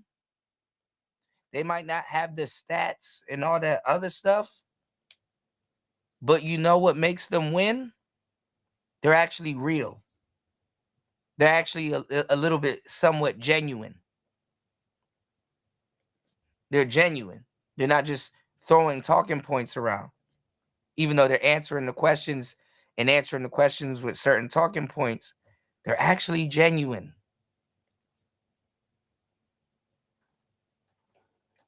And it exposes the other people. So and then the crazy thing is that the woman would be dead wrong, but the fact that this guy is just repeating talking points, it makes her look like she's right by default. Not because she's wrong, but because she's genuine. She's actually real. She didn't need training wheels. She didn't need training wheels to get her shit off. Or even if she does have training wheels, she's not presenting it. She doesn't wear it on her sleeve. You know what I'm saying? Like it's a badge of honor. You know? Even 54% sounds good, but it goes deeper than that. Right. You said, bruh, men don't give a fuck about stats neither. No, we don't either. And then this is the thing. If you're truly red pill, and this is the part that they don't get, because a lot of guys are fake and they're just repeating talking points. Even the cope talking points. They repeat the copium, right?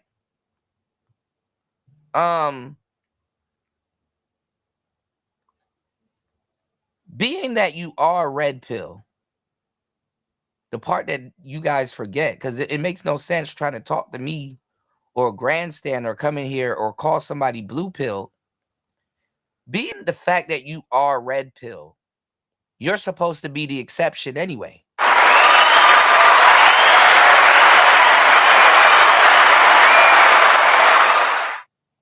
You understand what I'm saying? Don't tell me that you're red pill and then or don't pretend to be red pill and then just run around with all this cope rhetoric. You know what I'm saying? If you like, man, I'm red pill, man, F these blue pill dudes or blah blah blah, or however you want to carry it, like it's some weird gang, right? I don't want to hear, well, Kuda, I'm not 6 feet, so I'm not gonna do this, or she not gonna pick me because she no.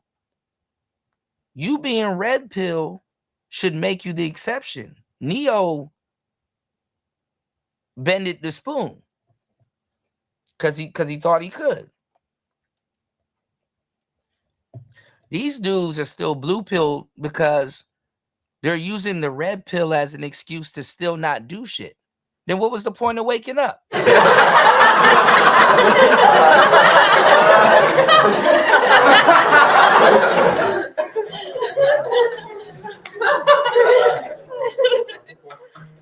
If you're red pill and you have stats, then you should be able to bend the numbers. No problem, because you knew where they came from. You understand what I'm saying? If you should be like Allen Iverson. You should somewhat be the exception to the rule because you're woke. Woke people should be the exception to the rule. If you think about it, no kidnap. Real rap, no kidnap. Woke people should be the exception to the rule.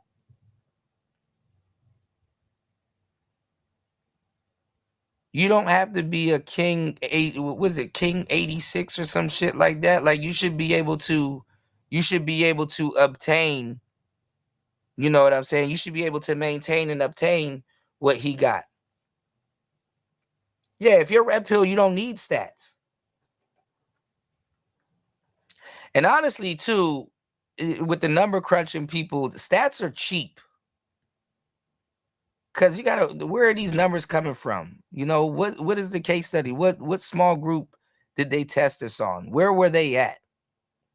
what is the climate? Like, nigga, you gotta be a sniper with stats. You know, what's the wind, instead of just going out there shooting a gun, what's the wind speed and how much degrees center are we in? Blah, blah, blah. Like,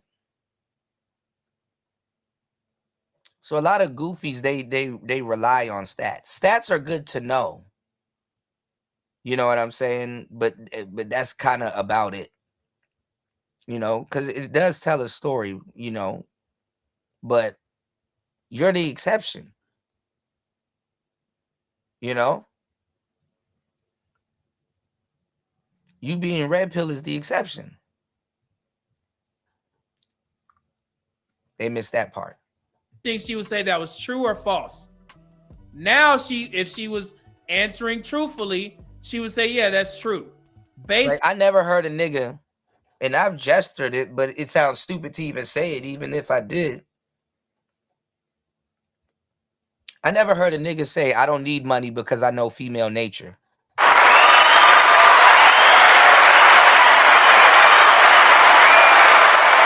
Think about it. It makes sense, but you never hear niggas say it.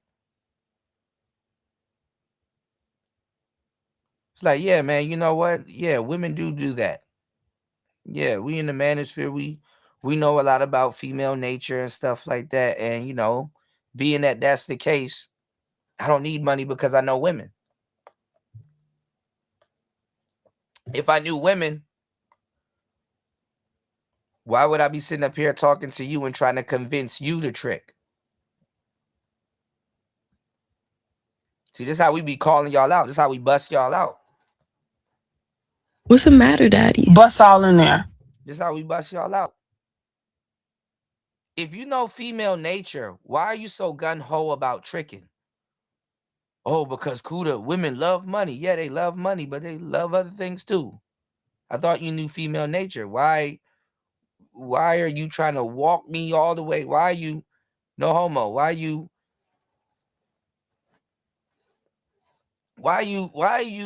trying to walk me all the way around back to tricking? Like, what are you doing? Are you trying to convince me or yourself? I mean, I know the answer, but I'm gonna just listen to you reason. Because that's all it does. They just circle and walk you all the way back around. Sometimes it takes months, sometimes it takes years, but sometimes they get straight into it. They walk you right back around to the tricking. Yeah, they don't know female nature. And they psychoanalyze women all day. If you knew female nature, you wouldn't be tricking.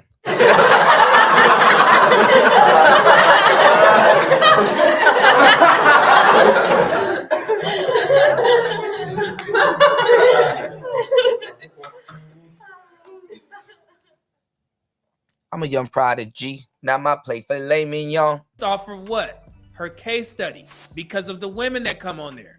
Fair? So she didn't create the statistics. Statistics were already there. Yeah. I mean, the lines is blurred. Blurred lines.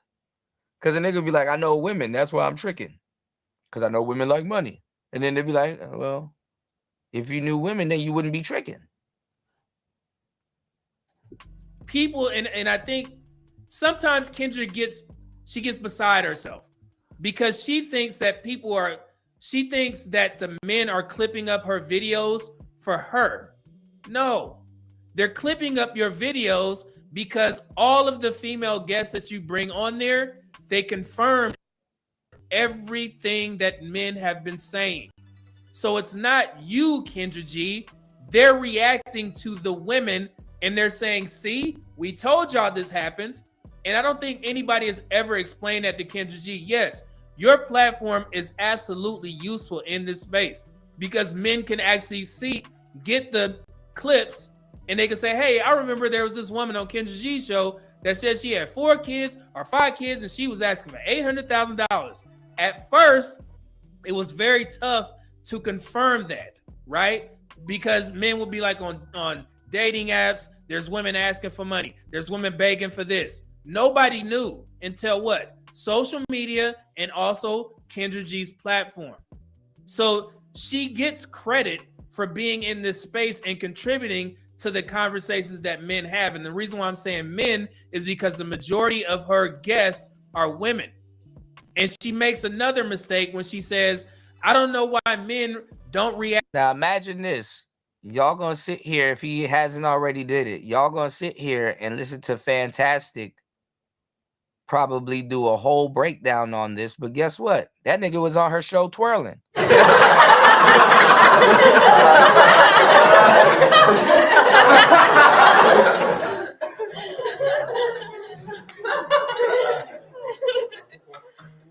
He couldn't wait to spin around. You want me to spin around too, Kendra? He go out of his way to try to show people he talk.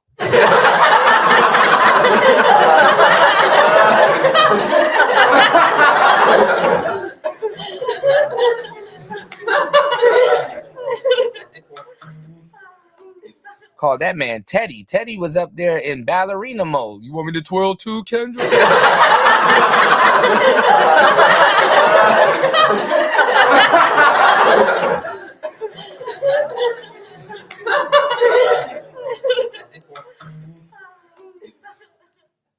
Niggas up there trying to put some stank on it, man.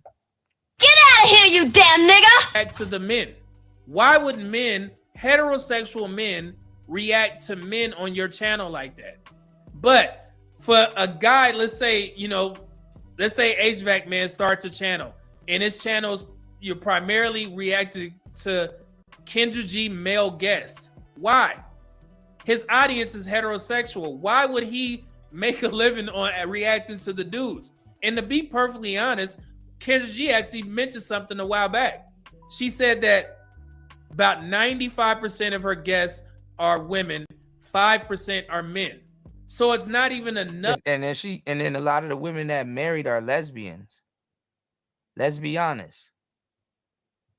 Shout outs to Beachy. They lesbitarian. To even make a case. Like, why would you do that? And in my opinion, she should be asking women, why aren't you doing videos reacting to the videos of the men? Don't ask heterosexual men why they're not reacting to the guys. Ask women. There should be some women like, hey man, I'm gonna take all the dudes on Kendra G and I'm gonna react to them. But you know what would happen? Most of the guys that come on Kendra G's show aren't saying egregious shit. So it'll be somewhat boring, okay? Well, they're lower tier guys trying to fish in a smaller pond. That's what they're doing. Like, there's no quality women on no damn Kendra G show. What woman in her right fucking mind? And she told everybody that she had a miscarriage. Will go on the Kendra G show. So, there have been some guys on there that's been crazy and stuff like that. But for the majority of them, they're not nowhere near what the women say at all. And she tries to do that. She'll say, well, the men, they do it too sometimes. No. If you were honest, you know damn well that it's more egregious women up there than men saying foolery. So yeah, so I never understood why she would give men pushback. You should react to the men. Why? That's a woman's job. Men are trying to get knowledge of how these women are thinking so they could teach other men what to look out for. I remember I used to do a series from Kendra G's show where I would try and find the women who I thought were a catch from her show. Y'all remember that? I still got some videos, that's still public from Kendra G's show where I would specifically try and find the women that may have been a good catch. And you guys used to enjoy those videos, because it was very rare that you found a woman that had realistic expectations from her show. Okay? So she gets credit. I mean, the shit has gotten pitiful because niggas are at the point right now where they're begging women to be decent. Red pill dudes. They're begging women to be decent. It actually makes them way worse than, in a lot of cases, than the blue pill cats. The blue pill cats, they soak it up and they live with it. The red pill dudes, they're asking why. like Jadakiss and Anthony Hamilton. Why? Why she do that? Why she? They really want women to trade in their privileges for the reality of a man. They're explaining to women how hard men have it. And she's looking at you like, I don't care, you're a man. I'm gonna make it harder for you. Pause.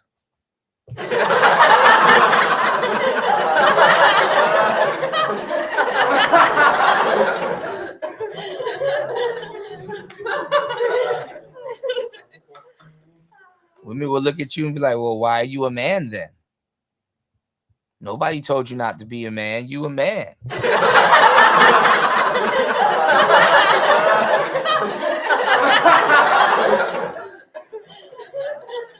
But don't make it seem like this space wouldn't have been here without your interviews. No, Kevin Samuels was already doing it, and he had proof. I'm tired of y'all just stopping at Kevin Samuels. There were so many other men around doing it. And he gets brought up. I know Tommy mad as hell.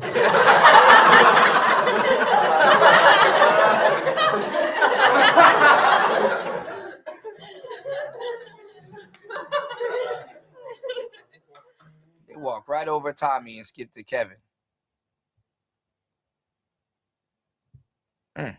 Proof positive of these things being said.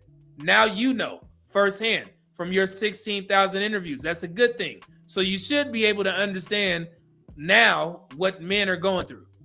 Fair? See? And that's what it's about. Please understand what men are going through. Nigga, they know and they don't care.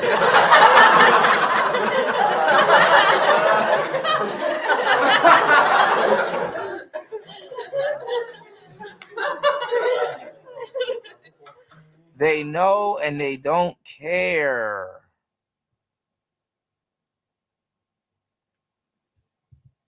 Right, Cole? And they speak as if like Kevin Samuels was the only channel doing it. But they got to stick to that narrative because they came in copying him and repeating all the talking points. So he has to be the scapegoat content creator. See, when I got in here, you know, who are you? You know, why are you on these panels? Do you have a name? You know, who can merch or vouch for you? You know, a lot of people know me.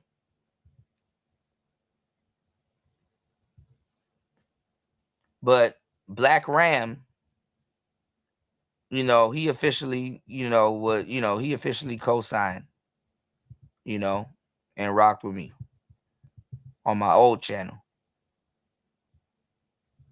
This is a secondary channel, y'all. Because I've actually been through actual real war on the on these fucking platforms.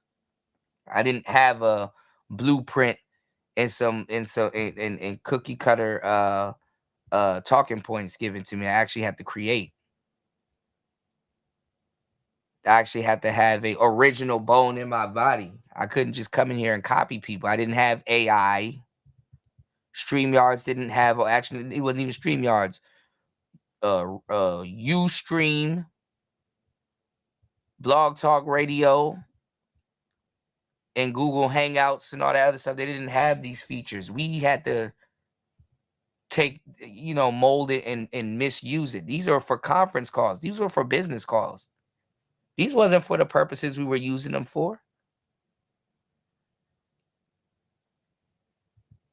This shit was to call somebody in China or Japan and get your teams together and come up with a business plan and then take your ass to sleep.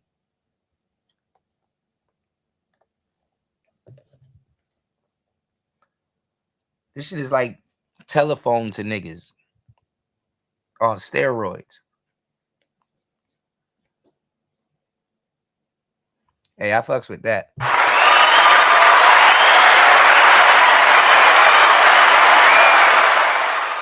I am the float goat. All right. Please hit the like button, y'all. Please support shows. Player Talk Radio. Let's get it. All right. So that's why somebody should listen to you? Well, how about this? You don't have to listen. So I understand what you're saying. If you don't have to take what I say, because at the end of the day, it's your life. So you can do what you want with it. But if I'm going to join the conversation, I know what I'm talking about. Yeah, I think. So again, doesn't that sound like a response that Kevin Samuels would have given or he has given? Nobody told those women to go on Kevin Samuels' show. Kevin Samuels didn't force women to go on there. Yeah, because somebody that's stealing your shit, they gotta downplay your influence. They gotta downplay your experience. And that's the thing. A lot of men don't lead with their experience. We too busy leading. Average at best chick. He never said you are obligated to come on this show. The reason why they came on his show is because they want, for one, they either wanted Kevin Samuels' validation or they wanted to, let me tell you, you know what I'm saying? I'm going to tell this black man who this black man think he is talking to black women like this. I'm going to tell him. And Kevin Samuels would shut that shit down immediately. It was the greatest thing ever. These women would come up there with the attitude. Hey, one after one. We ain't dealing with that shit. You get your big let me. That is. But that's the thing. The Manosphere and Kevin Samuels and us and a lot of other people that were here, we're damn near y'all soap opera.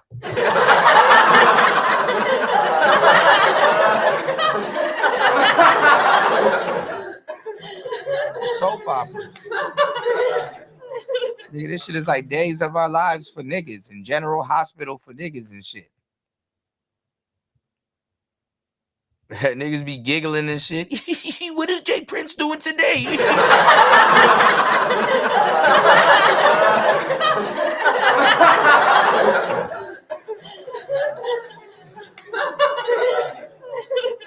Giggling and shit. Oh my God, Anton. What's the matter, Daddy? Anton. You get your big fat ass out of here. Oh man, that was funny. I know y'all know the interview I'm talking about. But yeah, the women would come on there for a reason, right? To try and tell Kevin off or try and get his validation. So he can say, you're not like the rest of them. I learned that, and I've been watching a little bit more of Ashley Dalton's content since y'all been sending it to me. And the women will go on her show seeking her validation. But when she doesn't give it to them, then they'll get upset. Like, you gotta get the overarching point. You have to create a content funnel. From what I gather from Ashley's content, is if a woman is overweight, she gonna honey baby her. Hey, so your hair looks good. You just need to dress this way a little bit, put yourself in the right spaces, but you gotta lose weight. And sometimes when the women hear that, they're like, wait, hold on, I'm supposed to be different. They will go up there to see if you're going to have the audacity to tell them to lose weight.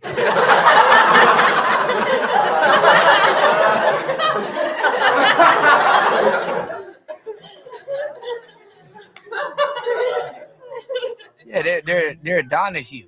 They goddamn Donahue. You supposed to validate me. I thought I was pretty. But now you saying that I got to lose weight? And they're like, oh. They butter your ass up like a big ball turkey.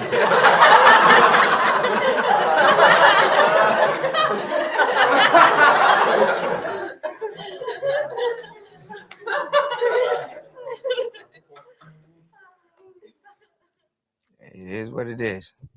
Shit. Now I don't have her validation. So that's why a lot of people will come on these shows and they want the host to say, you're different than the rest. Even though you're overweight, you're different than the ones that I tell that they need to lose weight.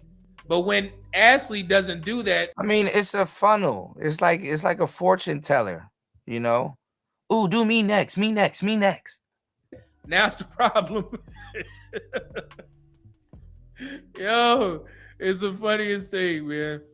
I see Dante Bryant, $5 super chat, said it wouldn't be a Kendra G without Kevin Samuels because she stole his whole damn platform.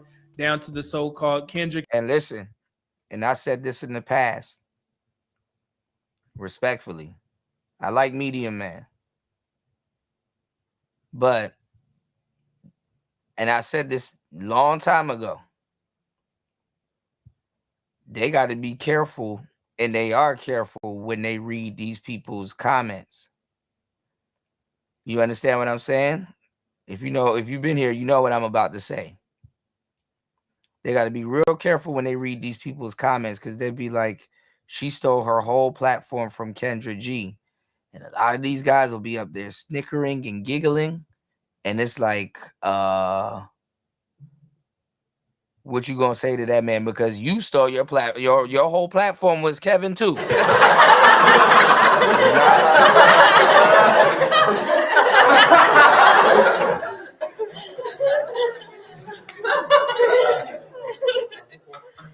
Let's not look at the pot calling the kettle. All right. Now Medium Man started dressing a little bit more different now. He's not wearing a whole full suit and everything and have some shit spinning in the background, but these guys, even though now they're a little bit more established because a couple years later, these guys are the same as Kendra. It started off the same, humble beginnings. A lot of people copied off of Kevin Samuels, whether it's on the female side or the male side. These are Fendi facts. Cam, you know what's funny?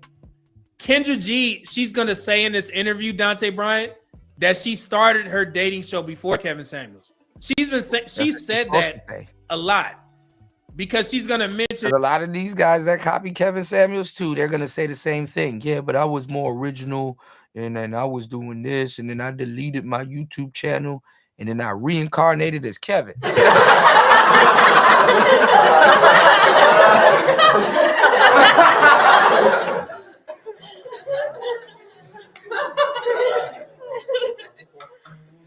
And it got so weird because like after a while when Kevin, because they were copying Kevin when he was around a little bit. That was the formula. There was so many copies.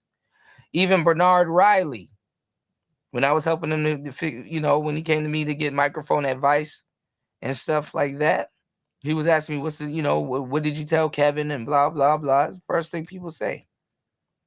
Not even damn, my bad, Kuda. We didn't know. My bad for throwing you under the bus, for the, the whole mics and stuff like that. We didn't, no, they just come in, they didn't, no apology, no nothing, just, man, what did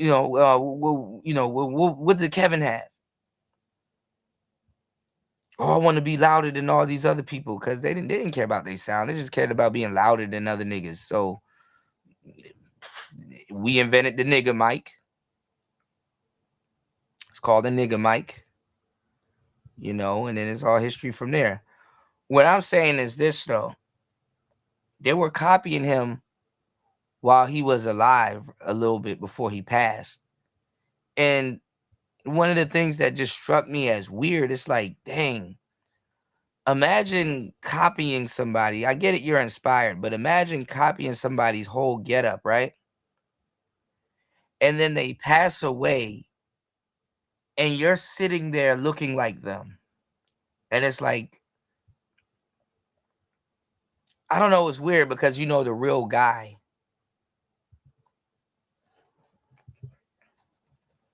And it's like watching people that never had an honest conversation with that man do what they're doing and tattooing him on their body and all kinds of shit. It's like, bruh, that is fucking strange. And then to see certain people heartbroken, like everybody was, kind of mourning and everything. But to see somebody heartbroken and it's like, damn, and you still dressed up like him.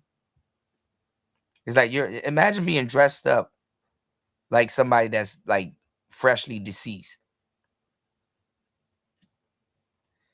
That's some Halloween ass shit, man.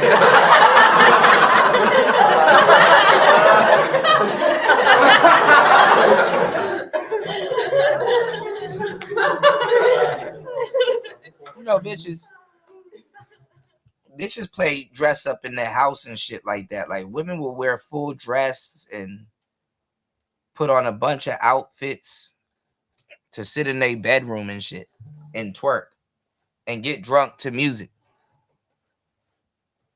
Like she threw a date at her house for herself. So imagine niggas putting on full piece suits. Hot, I know you hot as hell. Then you got a candle burning behind you. Pray that shit don't light your ass on fire because you got on all that cologne. Kevin was recommending some flammable cologne. They called them perfume.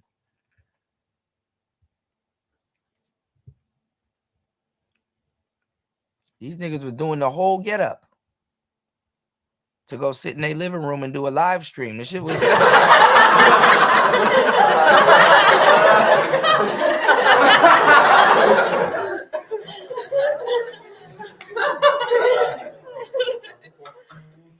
Niggas was almost burning their house down.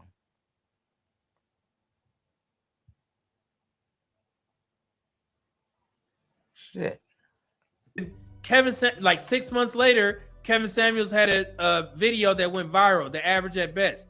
Kevin Samuels had already been talking about doing the little dating shows since like 2019. When did he start with the women?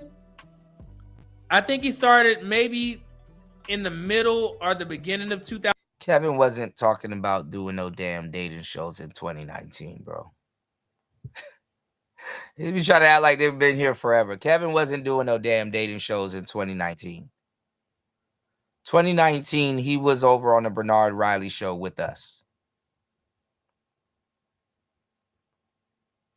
And he was talking about getting into streaming and stuff like that. He was telling us not to stream.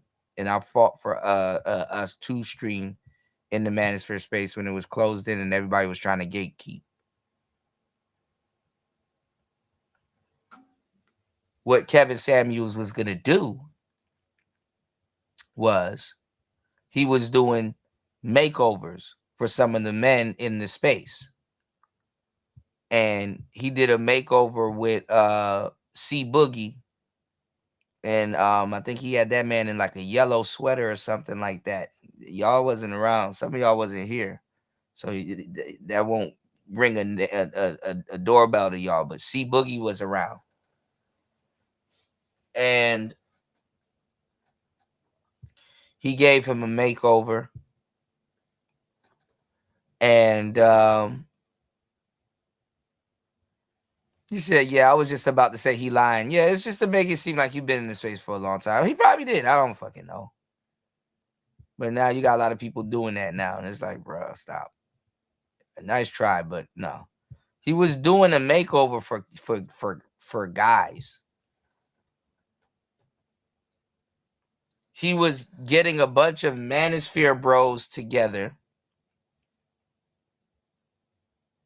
Yeah, he told us not to do it. He told me directly. Everybody was scared to go up there and challenge him. Fantastic was scared. MOT was scared. All them niggas was scared to go up there and challenge him on O'Shea's platform. I went up there because O'Shea was threatening to strike my channel because I was playing video games and we were listening to the audio and people was running back and telling him.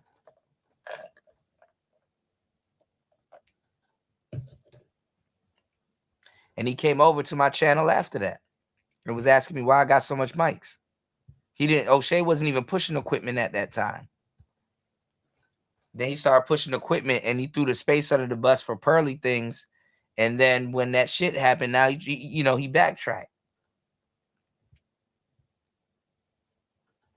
I got the right to say what the fuck I say in these spaces. I've been defending this space since the beginning of time. So I'm like, I wish one of these little niggas would, man.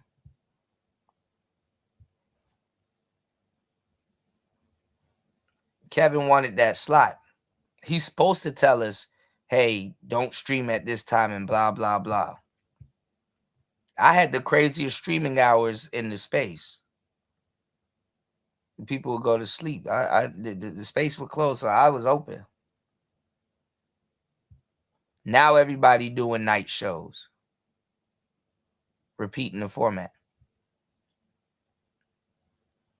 And it's hard for me to get the support that I used to get to run the show. So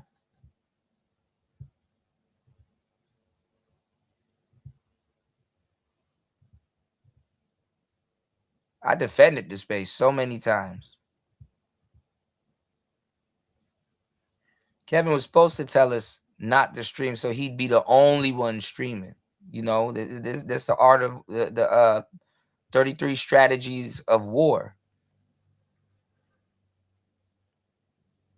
And shit, don't interrupt your enemy when he gonna make a mistake. Well, not your enemy, but op or whatever you know.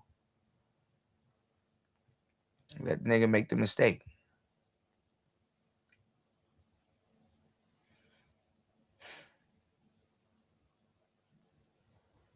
No, it's not that. It's not that, D Chicago. Anybody could clip up anything. I still got hella. I can go viral overnight right now if I clip up half the stuff that I can, and I will at some point.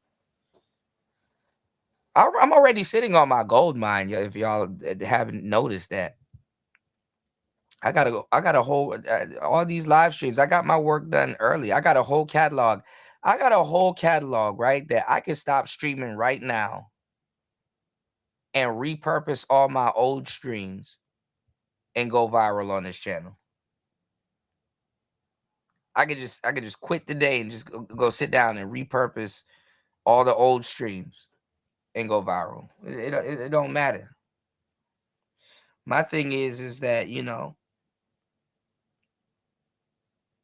the space needed equipment. The space needed, you know, it's 2026. I'm not gonna keep repeating myself to y'all because I was right and been right. All these new cats right now, they have mics and setups.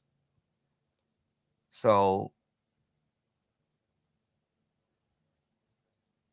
and the nigga that y'all took side at the time that was saying that we don't need mics and setups, he done acquiesce and start being on their channels with his new mic. He loves that mic. He can't stop touching it. I love my mic. Fanny loved the fuck out of that mic. Equipment did change the outcome. It already did. You missed it. It changed the outcome of the space. It absolutely did. All of these niggas. Look at Medium Man. Where do you think Medium Man came from? Niggas wasn't buying no $400, $500 microphones like that. Where do you think Cam Newton came from? Equipment been changed the space. Y'all just blind. It's not y'all job to see that or know that. Your job is to just shh and watch the show. Enjoy the show. Sit down, watch the show, and judge. Like you guys always do. And support, by the way.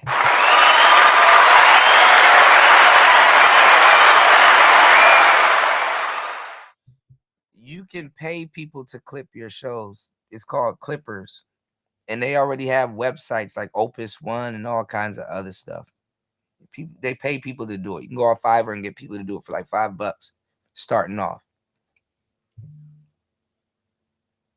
They're called clippers. They got channels that's just simply dedicated to clipping Cam Newton and pushing YouTube and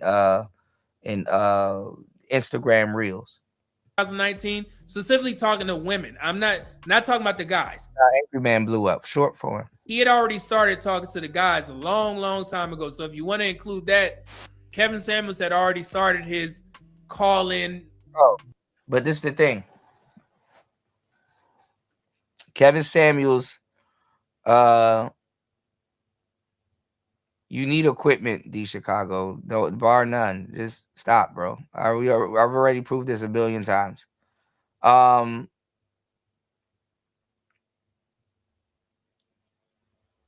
Kevin Samuels was helping men. He wasn't helping the women at the time. Kevin Samuels was basically doing what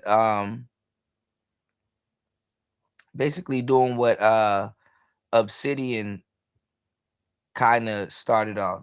Around this time, Obsidian or a little bit after, Obsidian was talking about becoming a dating coach. And just to see, right? He was a quote unquote figure of speech. He called himself a dating coach. Kevin Samuels was trying to get a whole bunch of men together. Around this time, they were criticizing Angry Man. Kevin stopped working with Angry Man. This is after Kevin and Ramil had a show and stuff like that. Kevin kind of was like a free agent, kind of going around, and he was on the breakdown. Shout outs to Sister George and Concrete Rose. But and the breakdown came from BGS for women, because Kevin used to hang over on BGS for women too, if y'all didn't know. So, Jesus. His thing, what he was going to do was build up a bunch of high-value men in the manosphere. He's going to build up a formidable group of high-value men in the manosphere and show the women, okay, I got a whole bunch of high-value men here. Do y'all ladies qualify for the men that we have here?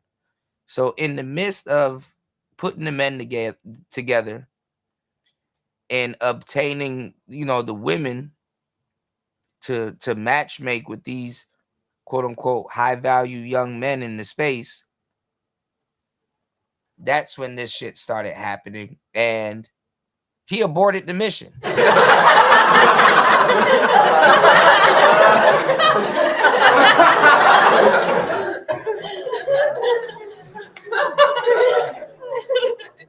He aborted the mission. He absolutely aborted the mission. And the thing is, the reason why he aborted the mission was because it became lucrative to talk to women. The space was turning on him anyway. They was calling him gay, even though Shay and all them other people that's deriding him now, they was calling him gay and all kinds of other shit, or saying he looks a little bit suspect. Mind you, these were guys that was pushing a masculine, a whole masculine thing. Kevin necessarily didn't have the quote unquote masculine look. Kevin is an anomaly in the space. The space is not filled with Kevin Samuels type brothers. They were arguing with the Angry Man because they were telling Angry Man that he has to that he needs to go get consulting from Kevin, who used to co-host a show with the Angry Man at one point, and I think even with Jap at one point. But they were saying that Angry Man needs to dress his age, and Angry Man he was mad about that. He was saying that, oh, why do I need to dress my age? I love hip hop. And around this time, Angry Man was like doing the street conservative thing, and he was calling himself the 50 Cent. The Angry Man was calling himself the 50 Cent of the manosphere. He was pushing 50 Cent real hard, So some of y'all were here. Y'all know I ain't lying. I'm giving y'all the game. He was calling himself the street conservative. And he had other stuff he was doing, but they were trying to pressure him into quote unquote dressing his age. And that offended him. And this is kind of before the masculine mercenaries fell apart, because Angry Man and BGS used to be back to back. AB Media, Angry Man, BGS, Chaos Reign, a lot of people. We had another dude here, y'all don't remember, named Super Triz. Some of y'all don't remember Gab Talk Media.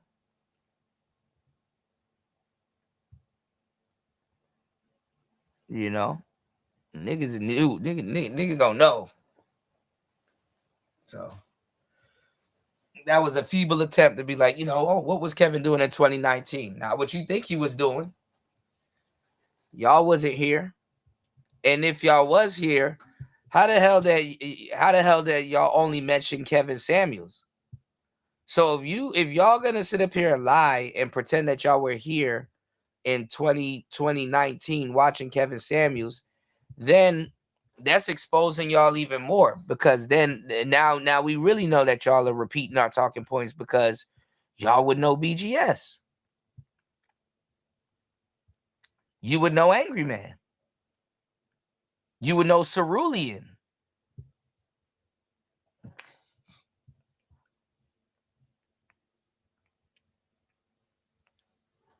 Y'all wasn't around.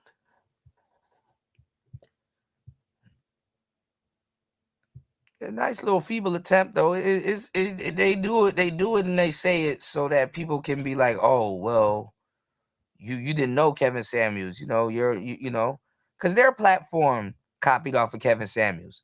That's even worse, though. I find that even worse, actually.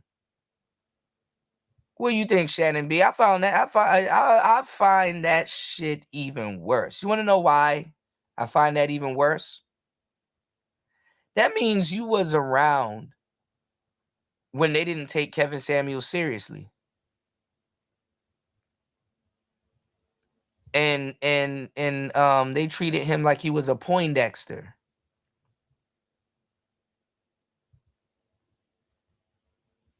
You were one of the men here that didn't take him seriously. And then it took him to reinvent himself and blow up, and then now you're dressed up like him. That's even worse.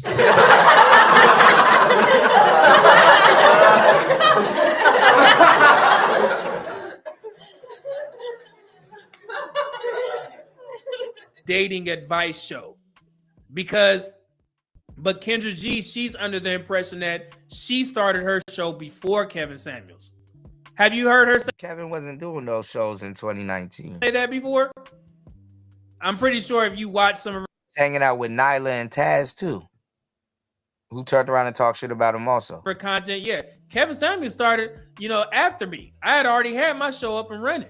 No. Now, why do you have to bring up you? See, he knew it, took it personally. He said Kevin Samuels started after him. So let me ask y'all a question. Did y'all know Media Man before Kevin? This is funny. Were you calling yourself Media Man, and were you dressed up in a suit and everything, so Kevin copied you?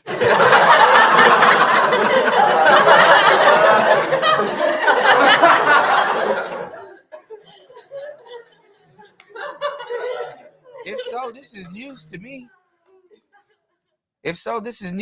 So then that means you know about the Angry Man and all these people. You should.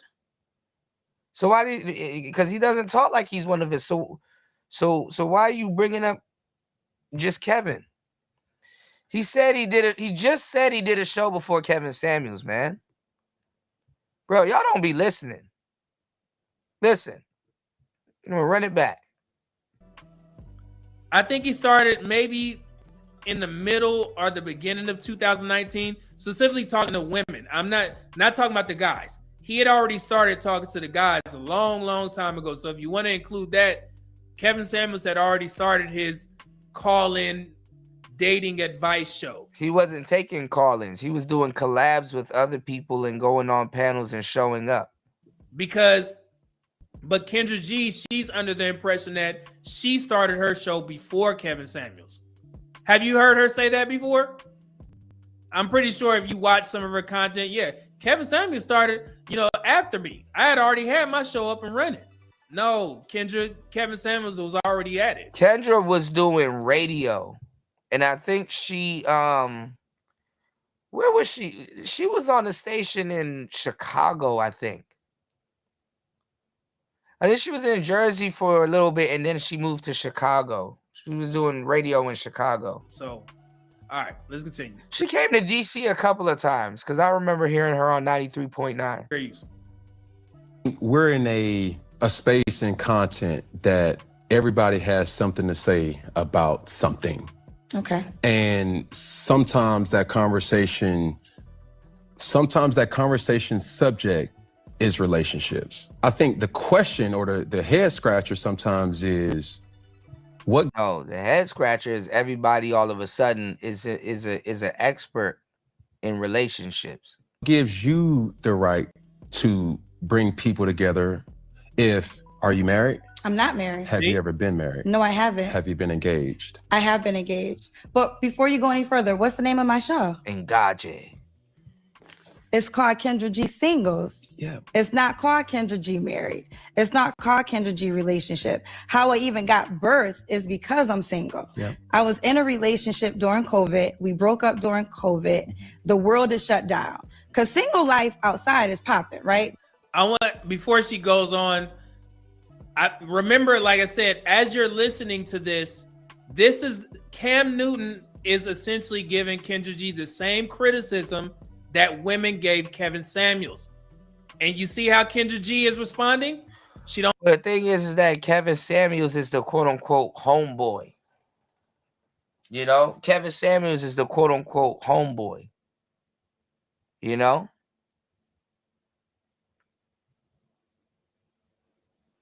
He's the homeboy. So they gotta defend, you know? They gotta defend. They gotta defend Kevin.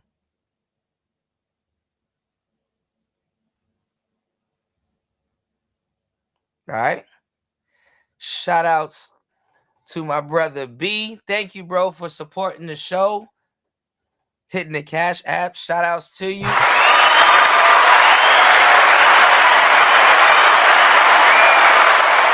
Shout outs to my brother B dropping the Q. Huge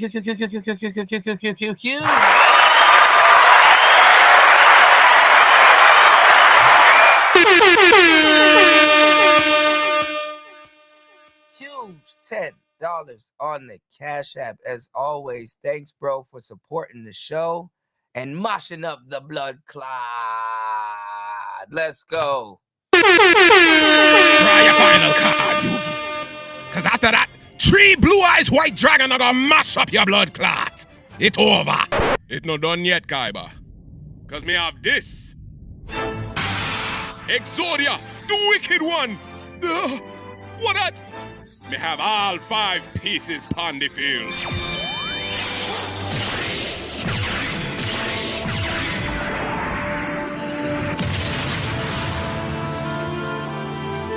Lord God, it's a really Exodia. Yugi, you're not easy. Now who are gonna get mash up? Exodia, mash up him blood clot. Whoa!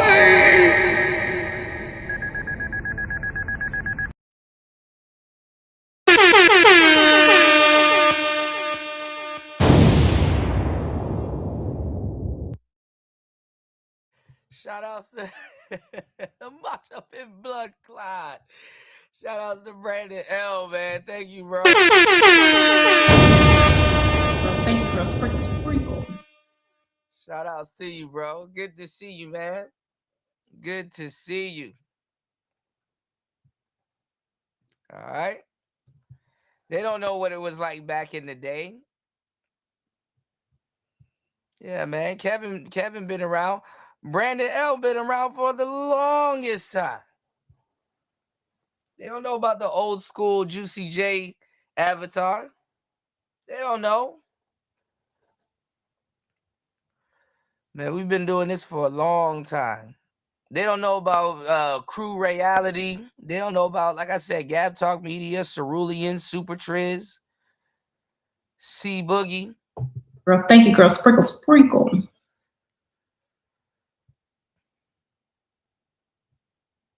The space rejected Kevin. It was fucked up. But hey. I don't like it, right? Because it's like, how dare you question me, you know, about what I'm doing on my platform? Because she believes she has a bigger voice than Kevin. She believes what she did and doing is more significant than Kevin. Real talk.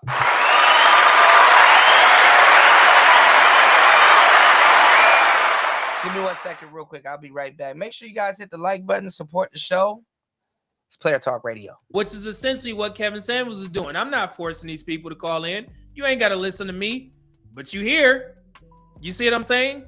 So yeah, think about Kendra G is literally defending Kevin Samuels, but she doesn't even notice it because she has to defend her stance. How can a single woman give relationship advice?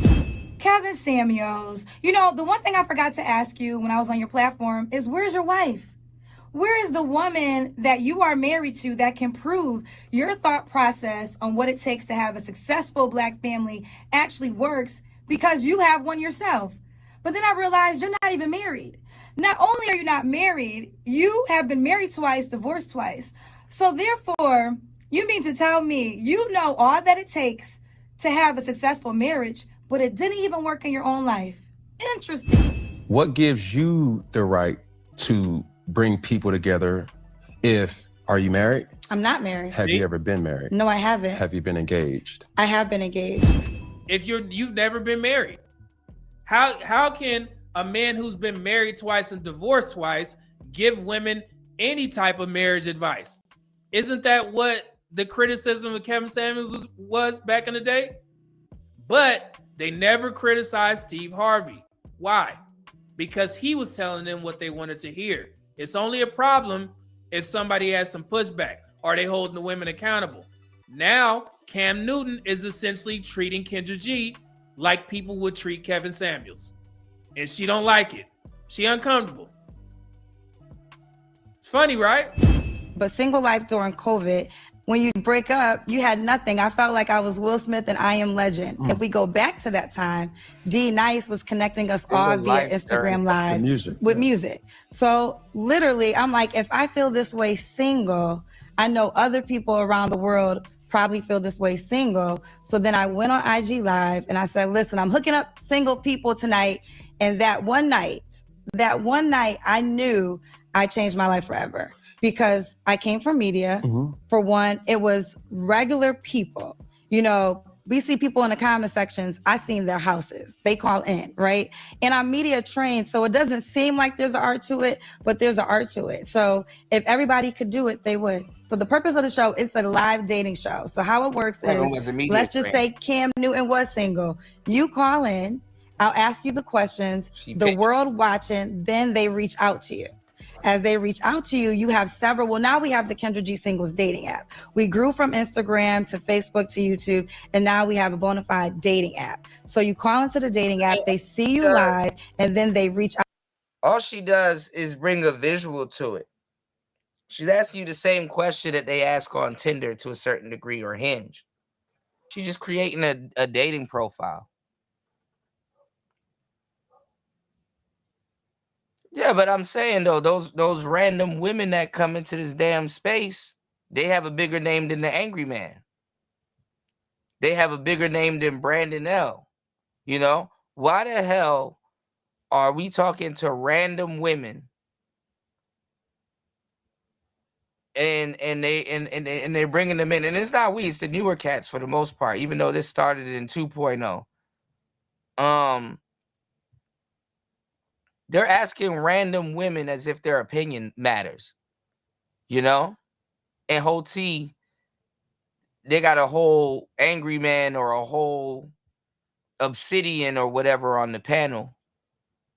And some random goofball broad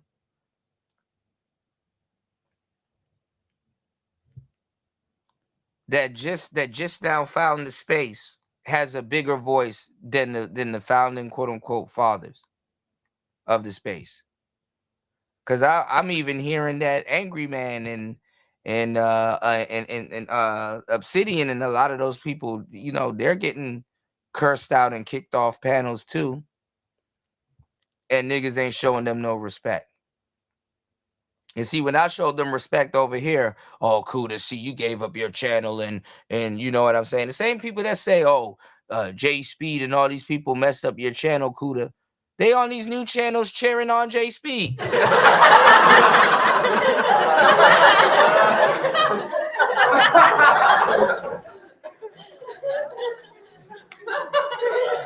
what the fuck? like, nah, J Speed, my bro. Like, whoa. You let them old niggas come over and F up your channel, Kuda. Angry Man took your whole style, Kuda. And these are niggas that was over there enjoying his show and benefiting off of it.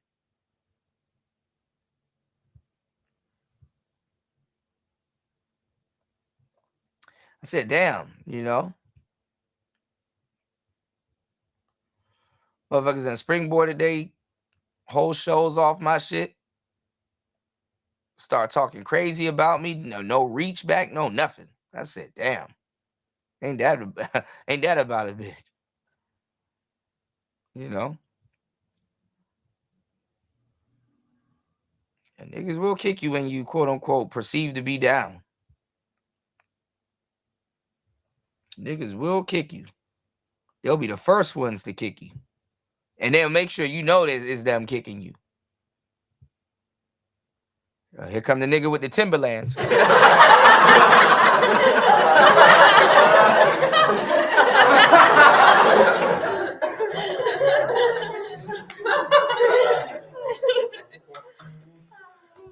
You back up, niggas gonna come back around. Man, that wasn't me kicking you when you was down, Kuda. I was just playing. How you know it was me? Nigga, you the only one that's wearing Birdman lugs in 2026.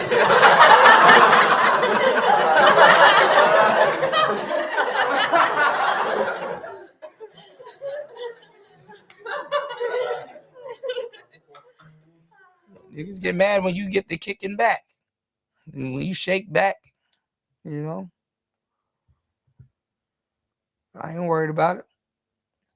Emotion come and go. Just thought that you should know. All right, we're gonna get back into this. It's player talk. She looked crazy up there with the mismatched denim. Out to you. So instead of you just going off of a picture, now you actually go off of a video. She didn't answer the question really, and that's what Cam Newton is noticing. So dating is to stay single or to get No, I think dating, I think life is a journey, right? So you're not married. You've been very vocal about not wanting to get married, but you're in a relationship, right? There's some people, there's different dynamics, right? So you can be single, but single is becoming a lifestyle choice for some. Fuck are you talking about? Just because you single don't mean you alone. You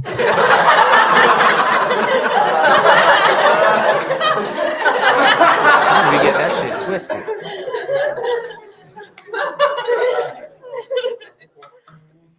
Like, oh, you single? Yeah, that don't mean I'm alone though.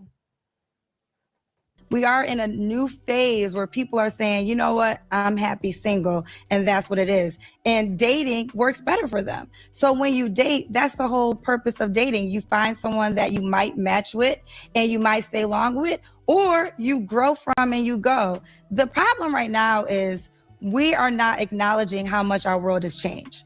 See, so, but I'm letting her go, but I want you guys to hear what she's saying. She's defending her stance. As a single woman who has never been married, how can you give dating advice? How can you run a dating show if you have no experience with being married, since that's the ultimate goal? That's why Cam Newton was trying to tell her. I mean, it's easy. You pick up a mic and you repeat Manosphere talking points.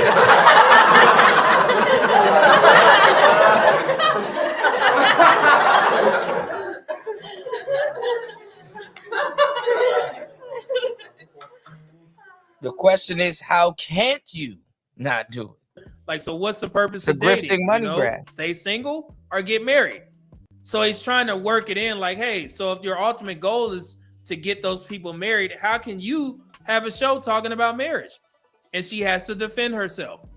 I'm not sure if Kevin Samuels, he answered this question better than she's doing, because I think he answered it on maybe the Joe Budden interview or the T.I. interview. One of those interviews that he did, they asked him a question like this and he explained, you know what I'm saying? And I think he used Steve Harvey as an example. We used to go by these old dating rules where there was a time when Women couldn't even get jobs, couldn't get bank accounts. Oh my God, stop with this bullshit.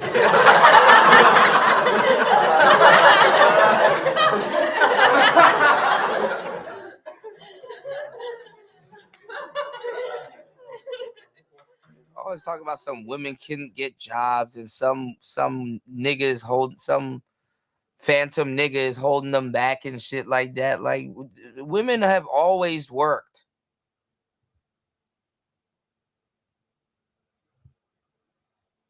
And black people in general couldn't get jobs. That's why we had the civil rights movement.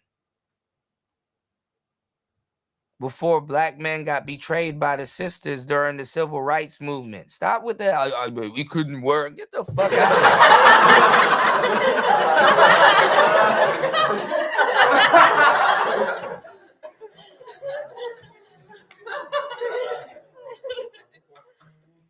Bro, it's always some big boogie black man, some big phantom nigga holding them back from all this potential they were gonna do and use and shit. You know, all men could get a woman because it was survival. We didn't have a choice. So it's not. And listen, and that's even worse for the man because the man incurred all the women's debt. Nice try.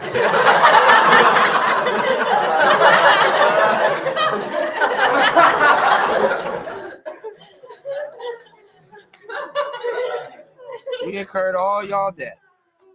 Talk about we couldn't work. Fuck out of here. Like Rufus wasn't down the street with Bernadine. It's just Bernadine didn't have a Facebook page to post the dinner that she made for Rufus. Bernadine was at the juke joint getting flipped.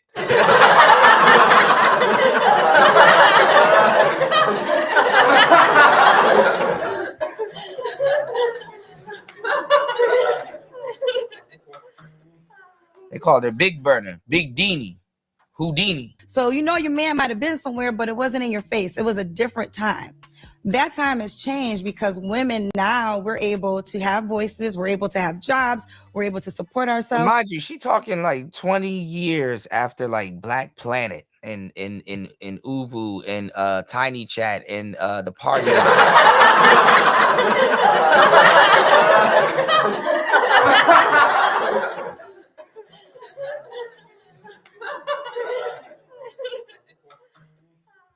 She talking like the internet came out last night.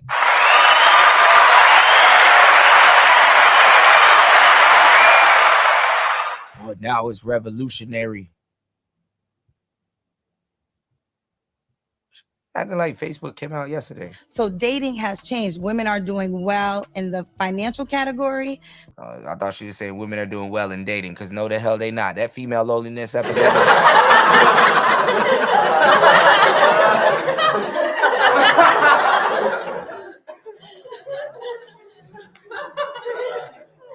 Her dating, if her dating app was doing so well, it would be curing the female loneliness epidemic. So when you have all those things in a mix, also with social media, that's really the game changer. You said it because 3 you times. could be in Atlanta and like your wife could be in Texas. That's literally what happened from my. All right. So, and again, people don't like RP, but they talk in RP.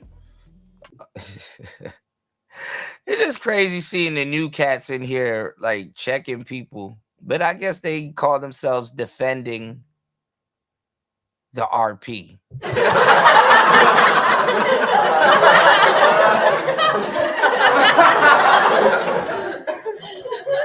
Oh man.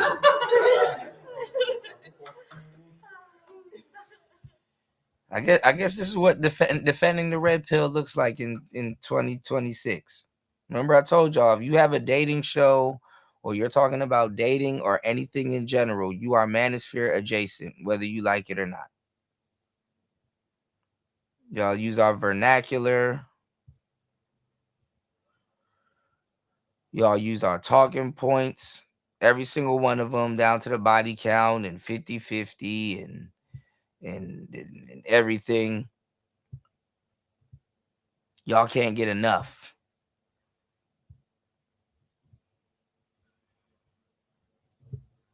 And y'all really be asking these questions like y'all just like us trying to this. That shit is ridiculous. It's like, oh, you're really trying to get to the bottom of a conversation that got to the bottom so many times, and not even presenting no new information. I have yet to hear an original thought from the new cats in the space. I've yet to hear the original an original thought from the newer people in the space, like forming a whole original thought, like something unique.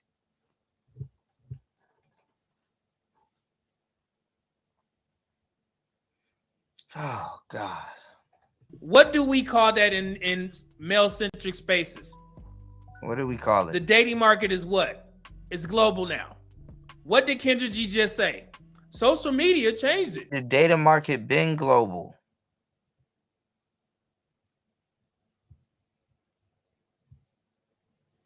It's been global.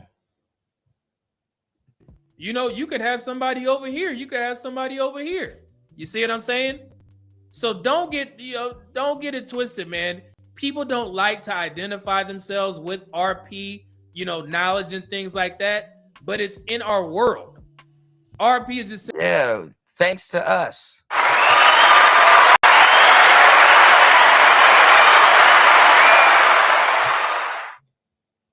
And I took so much bullets helping this shit go mainstream.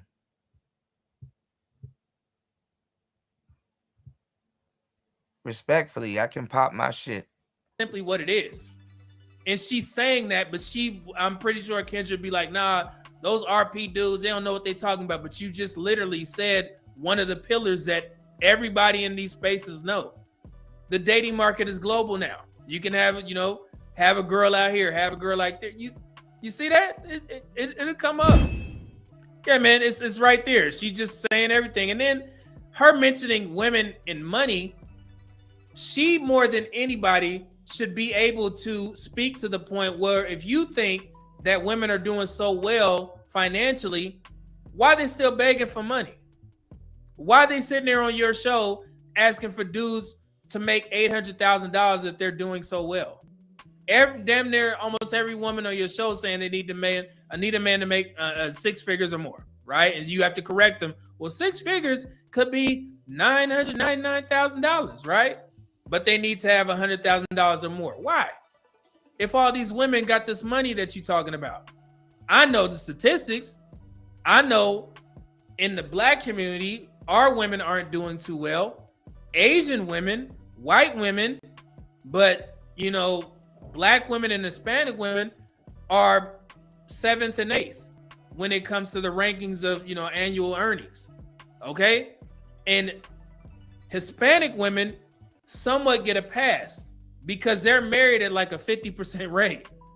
So, and then if you guys didn't know, Hispanic men, they have the highest breadwinner and sole provider percentages, right? If I remember correctly from my Pew Research statistics, I mean, they take care of their women. Hispanic men lead in being the sole or primary breadwinner category. Even though, yeah, I mean, what happened? Okay. Yeah. Kendra G's show has like the clearance rack broads.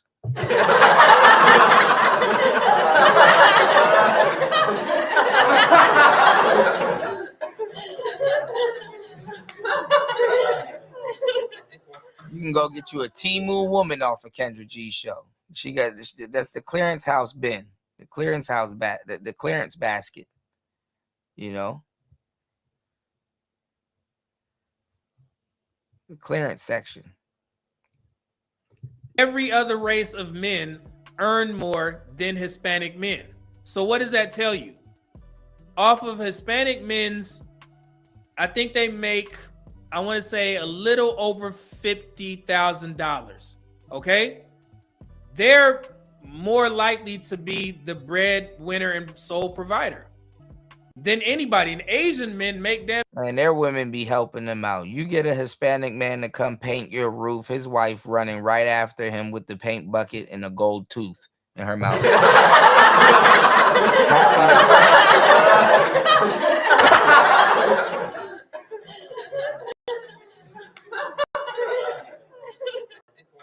Black people gotta sit back and watch this shit.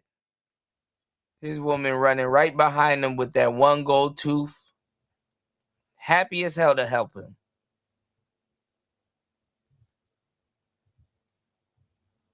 They get paid under the table. You got to ask your lady to be decent.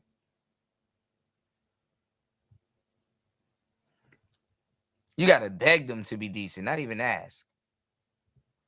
Meanwhile, his wife running right after him with the damn paint bucket, happier than a pig in pig shit. Happy to help him. Bringing them food and shit, lunchbox and all that.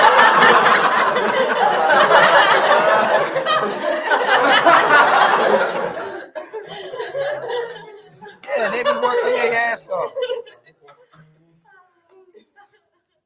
Shit, teamwork make the dream work. If you ever seen work, like, god damn. They're $100,000. So that's why I say the Hispanic women kind of get a pass because they are stay-at-home moms more than. Nah, y'all don't go outside, man. Y'all be talking about some Hispanic women this and Hispanic women that. Y'all be thinking motherfuckers up here picking oranges and shit like that. Go to a Hispanic or Mexican or El Salvadorian or whatever house. They be having their kids Power Wheels in the front yard. Them niggas got a Honda Civic with a laptop in it. Don't ever race a nigga with a Honda Civic with a laptop in it.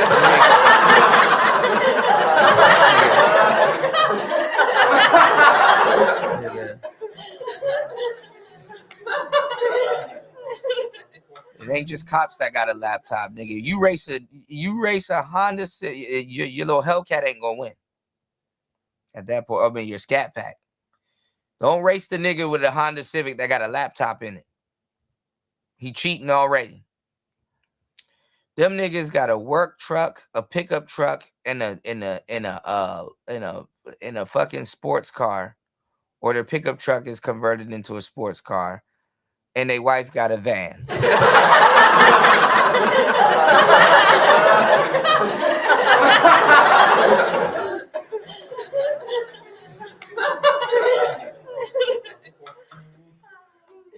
Who the fuck picking oranges? Them niggas is not picking oranges. Anybody working part-time more than any other woman. Even though black women out-earn them, black men out-earn all of them. Hispanic men, Hispanic women, black women. That's crazy, right? Yeah, it's something to think about. Show the first year and literally like the first week I had a guy that came on. He was living in Charlotte. Again, it's international, worldwide. There was a girl living in Miami that saw him on the show. He came on my show May 2nd. They got married the following year, May 2nd. They now have 2 kids together. And everyone that's met from my show, they would tell you if it wasn't for this platform, we would have never met because it launches you out to the world. It's one thing for you to see people in your face, but now you have a show to see people from anywhere around the world. So what qualifies you, if you're single, you've never been married, right? You've never, you said you was engaged, right? Right. But at the same time, you said, that's why I have a show called Kendra G Singles. Right. It's to talk to singles. But I said the ultimate goal for that is, in essence, to matchmake or to put them on a platform that then will have somebody reach out to them, which goes back to the overarching thing is if you're having all this insight, 16,000 singles that you've spoken to. Yes. Over a 6 years since COVID. It's 2026. Over a 6-year span. Yes. when I have spoken to experts, doctors, people who are in this field, that's my question. Are we talking about experience that you've actually been through, or is this something that you've observed and said, hey, I'll talk to this person is married, so I can gain all the information from that married couple, from this divorced couple, from that divorced couple, and this gives me the right to talk about that. I may not have been married. I may not have been divorced. I may not have had a fiance, but Let's say, okay, can I jump in? Not to cut you off. What does being married have to do with hosting a single show? There it is. You see that?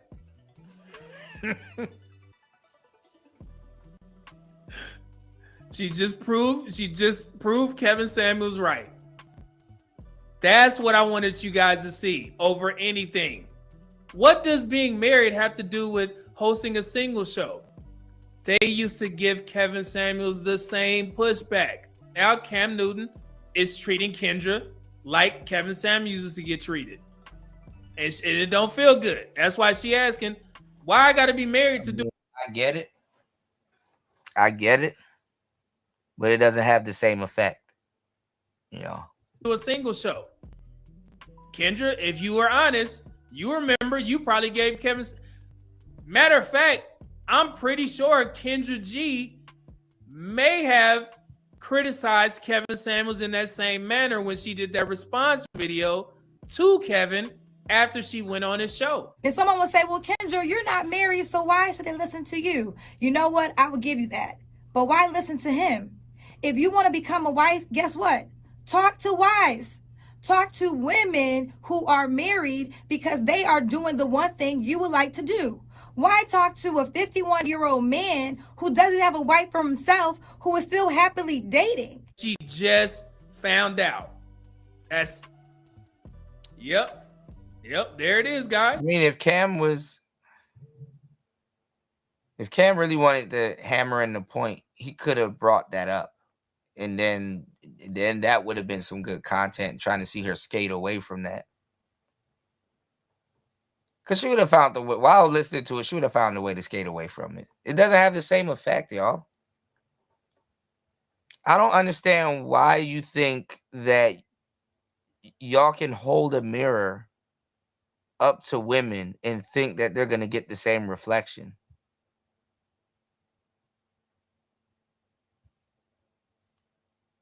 You know, you got to teach a man and a woman a lesson completely different. She's not gonna learn the same lesson the way you did, or the way you think she would, or take away from it, because guess what?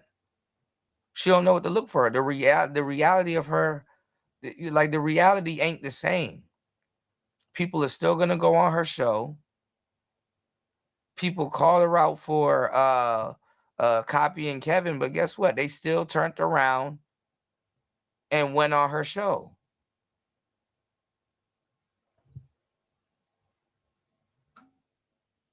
It didn't matter if she was copying Kevin. You guys needed your dopamine, and you needed your brain rot. So if Kevin is not around, you're gonna, you know what I'm saying? You're gonna go to her channel. You're gonna be like, man, she copying Kevin, but man, it's Saturday, ain't nothing else to watch, so let me kind of just watch this. Niggas are dumb. It's the TV all over again. Again, niggas are only as loyal as the next nigga to go live. It's the TV all over again. It's like when the TV first came out, it was kind of like, this really actually started with radio. But it's like when the TV first came out, it was only like a 4 or 5 channels. And it's like, well, what's on? I'll have it on in the background or whatever.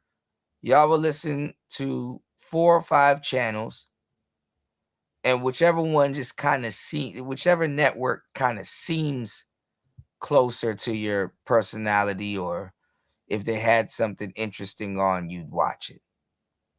You know, you were limited with with the channels. So maybe you picked one or two, or certain times of the day. You watch channel 4 and 5, or 5 and 9, or 5 and UPN or some shit, right? Or the WB 50, right? And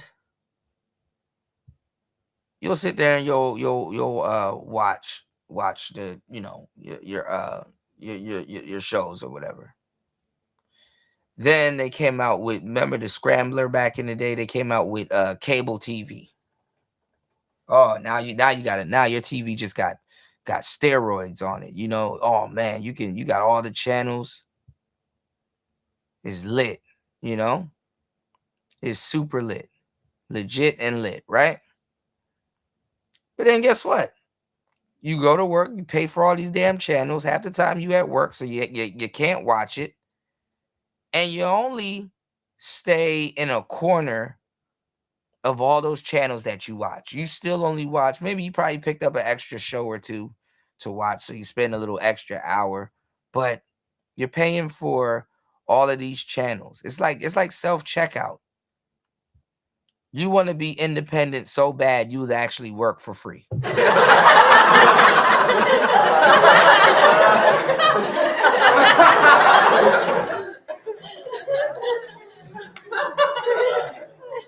Mind you, I ain't gonna hold you. This is, y'all hit the like button, support the show. I ain't gonna hold you. I'm giving y'all some raw game.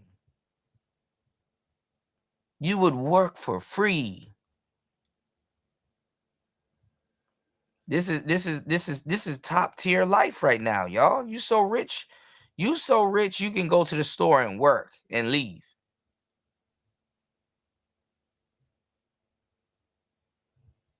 Because it ain't about convenience, because you're slower than the cashier. You got to go find the sticker on the damn apple and make sure you punch in the right numbers for the Vidalia apple. You got to find that. You a worker now. A fool. You working for free. A fool. They didn't have to sell you anything. They just sold you the idea of being independent. That's what they sold you. They sold you the idea of being independent. The same thing with TV. Oh yeah, all the channels you can choke on in the world. You could choke on, motherfucker, you could live at the mall. You could choke on all the television channels in the world. But you know what they were selling you? They were selling you a variety. They were selling you a variety. Just the idea of having all the channels you can choke on. Better to have it than to not, right? And you only use a couple of channels. And another one on occasion. And then niggas still had to pay for HBO and Cinemax and all that other goofy ass shit. Right? All the channels you could choke on.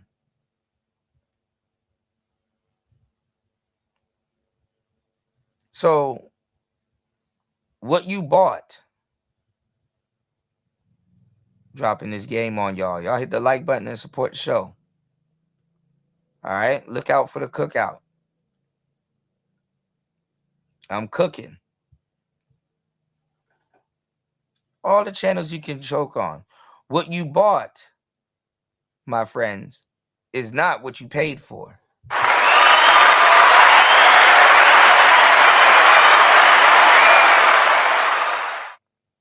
What they sold you is not what you paid for. You know, you wanted the idea of variety and you paid for it. You know, you paid for all of those channels that you never watched. Now, the same thing is happening on YouTube. You go buy a TV right now, smart TV. Your TV comes with YouTube standard. They don't even ask you if you want it. The shit already loaded up in your TV.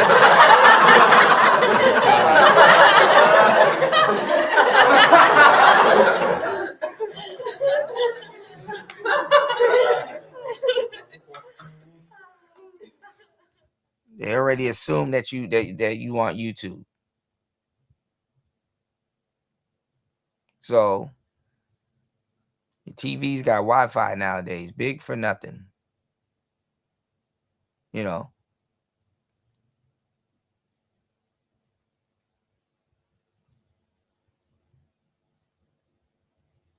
So what you bought is not what you paid for. You know, they sell you something else, not convenience, but the idea of you know, variety. Oh, you can come watch the game at my house, or whoop de whoop, you know.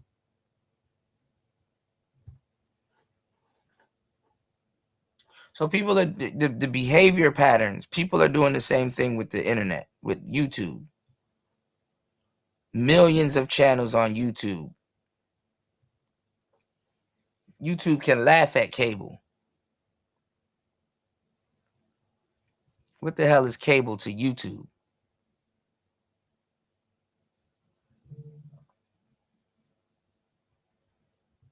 And you still hang out in one corner of the damn.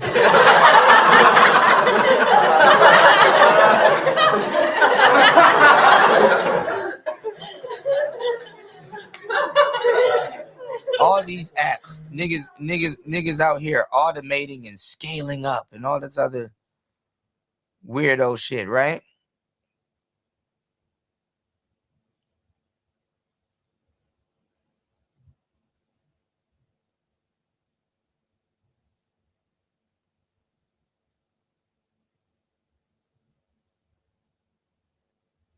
Niggas just stay on YouTube.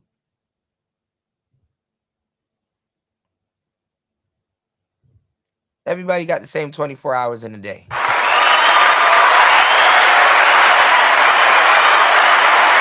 see that? Yeah, Dr. Bryce. Caught your ass, yeah. Caught your ass. You thought you could get low.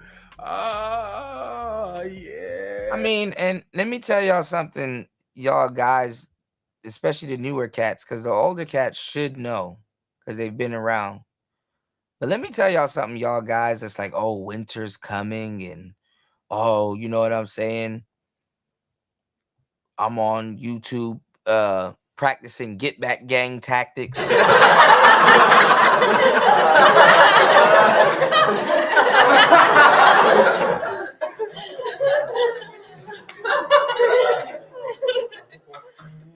I have y'all know that women are not men.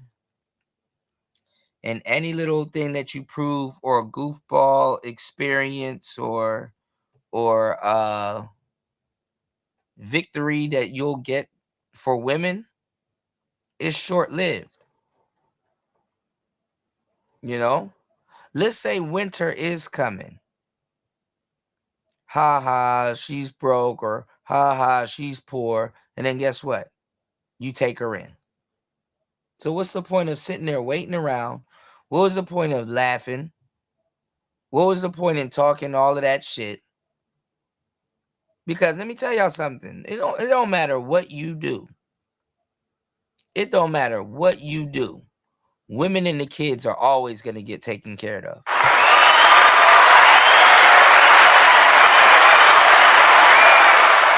Because women are smart enough to keep the kids with them. They're smart enough to keep the kids with them. Them and the kids are attached at the hip. So joke's on you.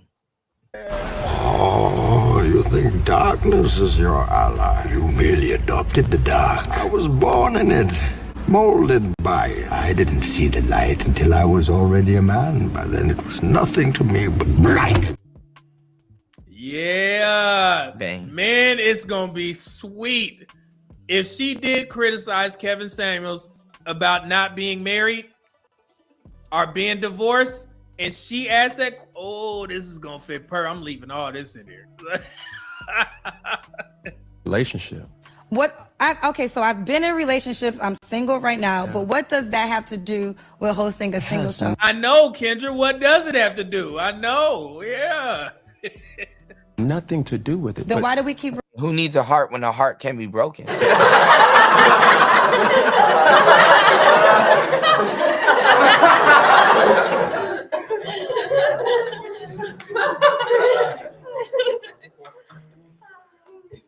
Who needs a heart when a heart can be broken? Bringing up married and No. okay. The conversation Yes. question was asked, why should people listen to you? I will say this: you have the free will. You don't have to listen to me, right? Yeah, hey, and I hate to keep mentioning. Shout out to Kevin Samuels, rest in peace. But he used to say that, like, man, you ain't got. Oh man, y'all overly glazing.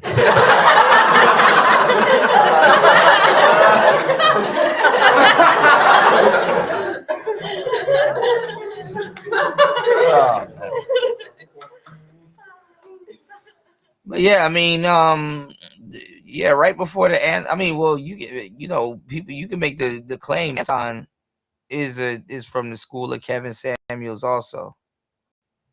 You know, hey man, when I go, if y'all still alive, bro, don't let nobody fake kick it and say, oh man, I was his best friend, man. He. I watch my show. I'm not the kind of person that says you have to live by what I say, but I'm not even gonna read new comments.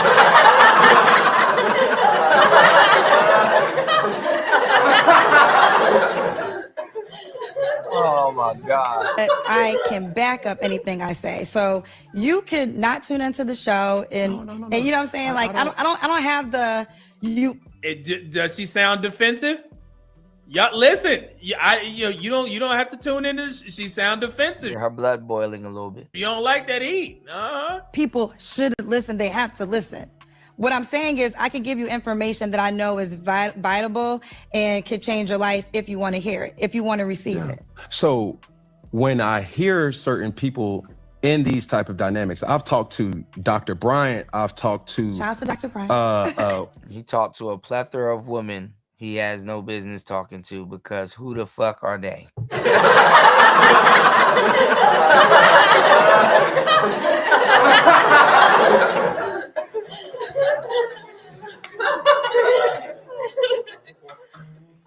You will talk to a Dr. Cheyenne Bryant thinking that you're going to get a different response because she has the word doctor in front of her name, and turns out she's more ignorant than the broad that came from behind the trash can.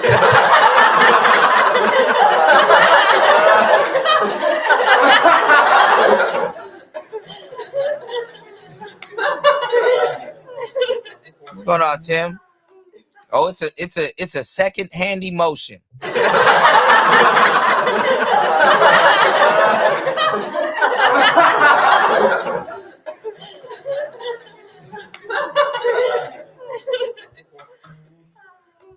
Who needs a heart when a heart can be broken?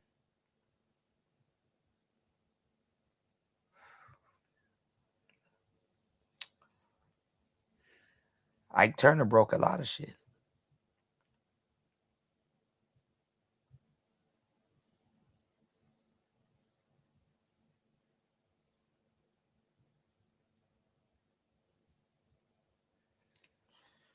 Ooh-wee. You know Kendra want to go into pout mode, but she can't. She got to hold her frame. My man from tonight's conversation, I've talked to... So he just mentioned 2 people that are not married. Okay? So it seems like he's asking the same question about them. Ace Metaphor, correct. I've talked to Dimitri Wiley, a guy who's an influencer who speaks... I don't know who... All of these people are using... They're grifted. They don't have an original thought in their body. And they're using, just like all the new people here in Anton's Kids, they're using Manosphere talking points by proxy.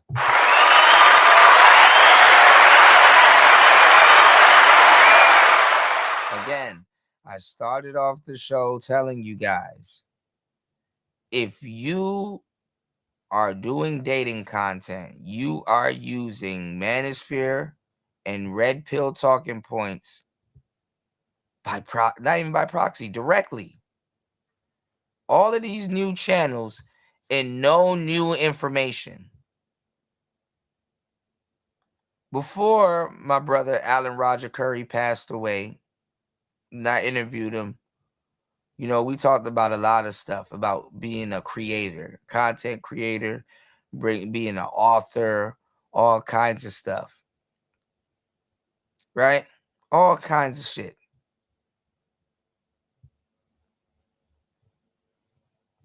And he was like, you know, before, you know, as an author, when you chime in on a subject or a topic or something like that, or you write about something, you have to bring something new to the table. You have to add like some type of unique element, you know, some type of unique advice, you know, to move it forward. That's the game, you know, to move the culture forward, you know. So Alan Roger Curry, you know, Alan Roger Curry was telling me that, you know, you need to bring something new to the table, you know, something where people, you know, just something brand new, like you know, you add to the pot, you know. Now I need to fix my damn wheel here. Shout outs to everybody in the building. Please hit the like button on the way in. I need to fix my damn wheel here. We have a wheel here because you don't get to just support the show. All right. This is something new that I'm bringing to the table. Also, to have my belt system. But you don't get to just support the show, y'all. You can play the show. Okay. Don't just support the show, play the show. And I have the wheel here if you guys, you know, would like a spin. You know, but you know, there's certain things that I'm fixing and doing in the background, you know. So if you support the show, let me know if you want to spin. You know, I got a tier being set up, but it should be ready on the next show or at least by this weekend. But you guys can spin. And okay, so I just spin. If you were to spin, you could tell us a story about your situation. You know, tell us a story about your situation, you know, or just a story, you know, what you got going on, you know. So if you want to do another spin, you can double up. We're gonna have more interesting topics on the wheel though. And wow, see? Oh wow, almost won the special lottery. We got rapid fire, you know. So later on, you know, like I said, you know, for the supporters, I'm gonna have my we're gonna have, you know, we're gonna have a wheel, you know. All right. Give me 1 second.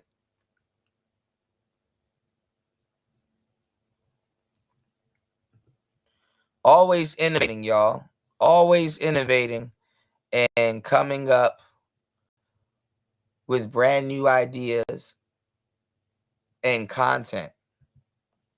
So how is it that how is it that I've been here for a long time, and even though I've been doing this for a long time, how comes I can innovate, but it's hard for the new cats with their AI and Titantrons and all kinds of shit? These niggas got fucking entrance music and all kinds of shit.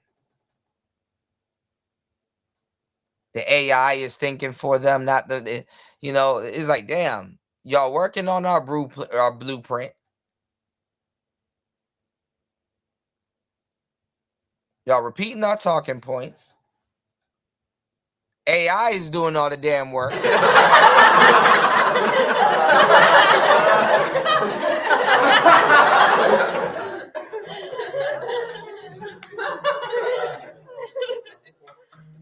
Niggas got the best job on the planet. They don't got to talk. They got a whole panel, so they don't really have to talk. They can they don't even try to give y'all a monologue or speak. They just start their show off with a panel. You know what even makes it worse? They start their show off with a panel.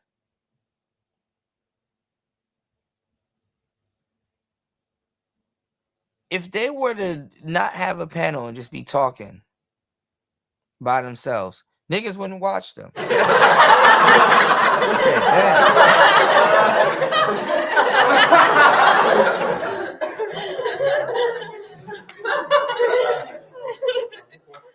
niggas just be coming for the panel, not for you. It's like, fuck. So sometimes y'all better make sure, you know, y'all have an original thought in your body. You know, because when you want to express yourself or jump into a topic, you know, at least you at least want to be heard. You at least want your thoughts to count.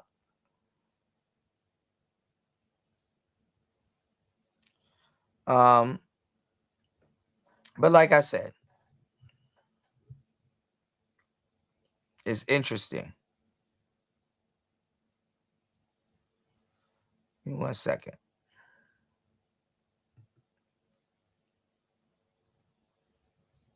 All right, let's get back into it.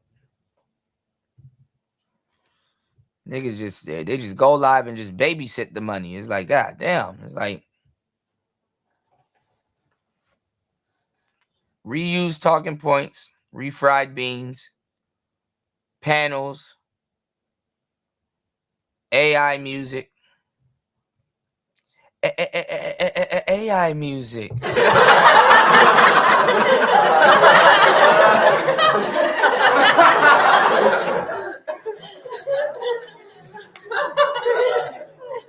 I'm tired of AI music too and shit like that. I'm like, bro, I would never subject to. I'm not gonna say never,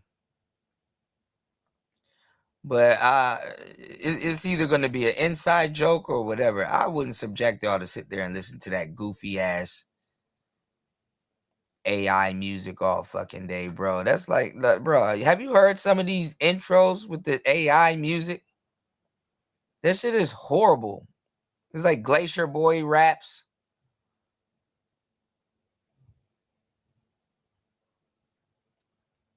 That shit is so bad. It sounds like and niggas are summoning and fusing into Power Rangers.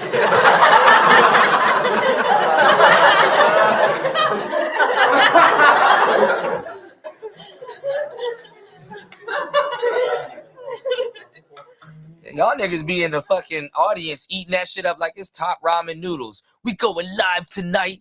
Big chat unite.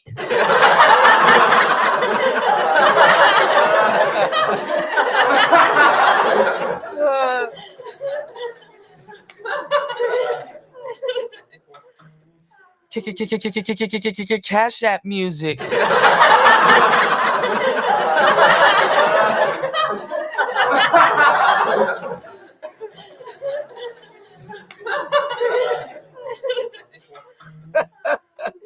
That is. I know all those three people. Yes, and it's so many different doctors. Right. And when I have these conversations, it's almost a head scratcher because what I speak about personally is through my experiences. No, I have not been married. No, I've never been engaged or engaged to a person, but I've dated a lot of women. I'm not proud to say that, but that's just my experiences. Right. So given a viral clip. Well, I mean, shit. By y'all standards, then Cam Newton is a failure also, since he's walking away from so many women. See how goofy that shit sounds? Oh, Cam Newton, he a failure. How's Cam Newton a failure? If Kevin had 2 wives, you can't clown him on having 2 Super Bowl rings like he never been to the Super Bowl before.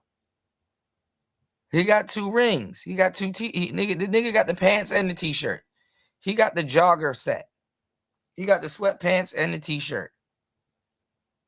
You can't clown them. But see, words mean nothing to women unless it's a guy that gotta hold his promise. Oh, they hold you to your promise. You know. They hold you to your promise. Word means something to them when it's from you coming to them, but when it's them coming to you, they don't have to stand on no damn word. They don't have to have integrity behind what they say. What you gonna call her, a biatch? She already knows this. They don't got to stand on their balls and their word. They don't. Have you ever heard a woman say, "My word is my ovaries"?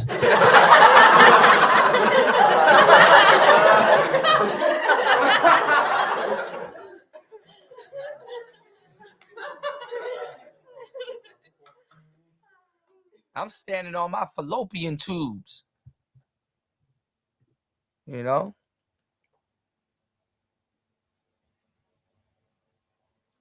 Giving something that you may have heard from me. This is not what I've observed. This nigga look like Cam Newton looked like he should be at the Polo Club. This nigga is missing a drum set.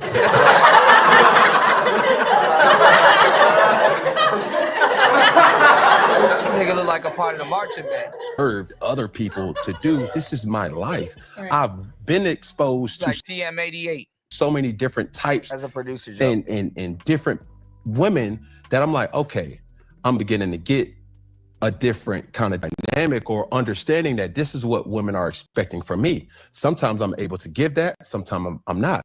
Sometimes I can be emotionally available. Sometimes I'm in my hustlers phase and I can't. So when I talk about relationships, it's not to say that I'm a guru. I'm just giving you my expertise of what I've been through. Right. So now flipping it back to, how we get to this particular part, it's like, there's a lot of questions that come from a conversation in this type of magnitude. It's like, well, she talks to singles and it is her show. It has an amazing platform and it is entertaining. Above all, it's entertaining, just to, step into people's lives and worlds and to realize what the expectation is. But at the same time, when you do that, you now become.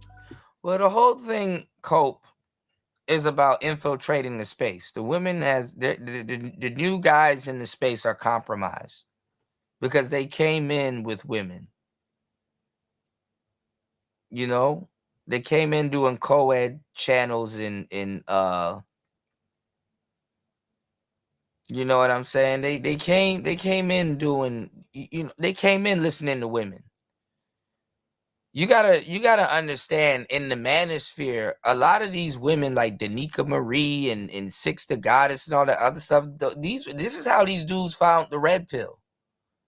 I know it sounds crazy, but this is how these dudes found the red pill. They came in coping. They came in. Imagine respectfully, imagine Six the Goddess being your OG. The red pill OG.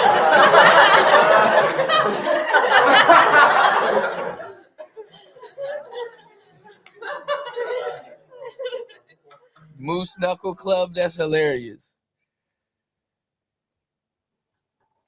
Tay Bay's my OG.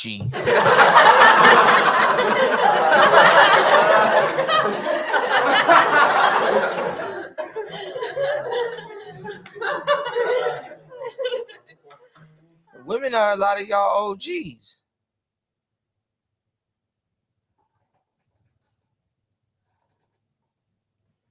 Hell yeah, they wouldn't even have got up the elevator, Cope. Susceptible to questions from people who have experienced certain things, whether married or in a relationship or not, given the fact that you're not married or you're not in a relationship.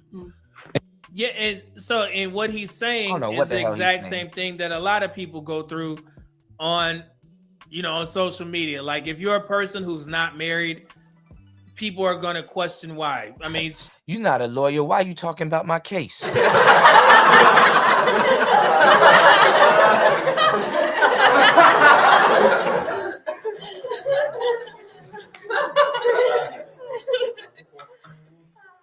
We do it to Dr. Brian all the time.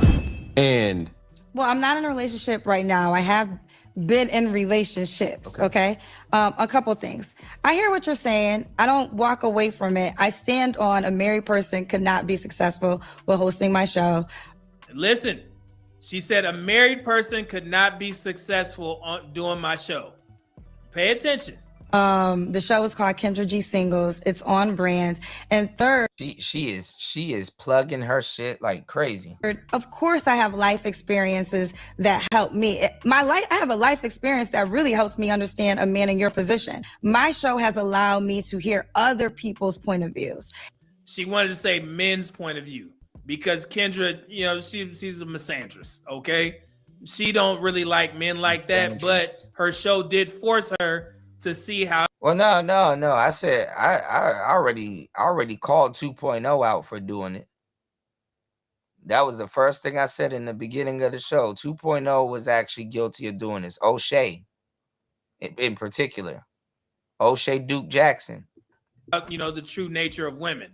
And what I've learned from my show is you can't really, dating advice is not one size fit all. It's niggas will destroy shit, niggas will destroy shit, cry, run away, wait till somebody else build it up so they can come back and you know, pretend like, oh man, I was a king. I gave all these people opportunities. Stop. Different dynamics for different people for 1,000 different reasons. So before my show of talking to 16,000 people, I was like you. I could only speak from my point of view. Now what my show has allowed me to do is talk to people who have a different lifestyle, have different desires, different wants, different circumstances. I know I've talked to more than 100,000 people.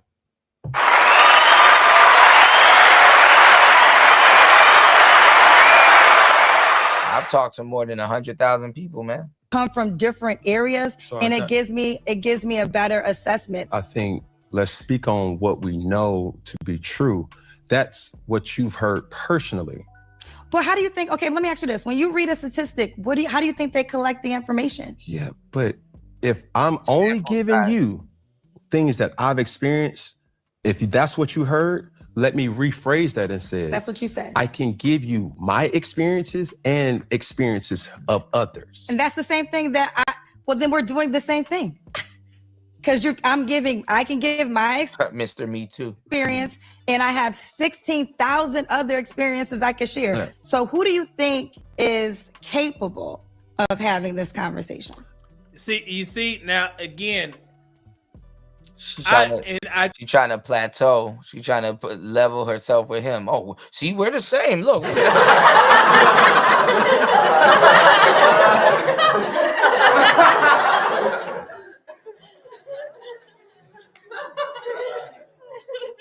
They run the same playbook. She's trying to tell Cam Newton they're the same, right? So he letting her do it too. She's trying to say that they're the same. So any mirror that he holds up to her, she feels she can hold it right back. I could be wrong. You guys can correct me in the comments. Do you tune into Kendra G show to get Kendra G's advice on dating and marriage? Hell no. Answer, like, seriously. Is that what you watch Kendra G show for? Because you're watching it for her and what she's going to tell, you know, the women and the men on the advice of how they should move? Me? No.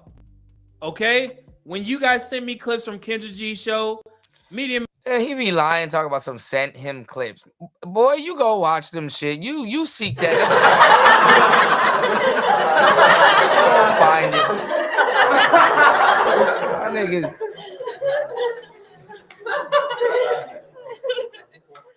Oh, niggas be lying. You went on your lonely to go find that shit because you enjoy watching those shows. It's okay. You know, he was giggling. He was giggling not too long ago. You went to go look for them shows yourself. You don't gotta lie. People be lying their ass off in this space. Oh, a messenger pigeon showed me.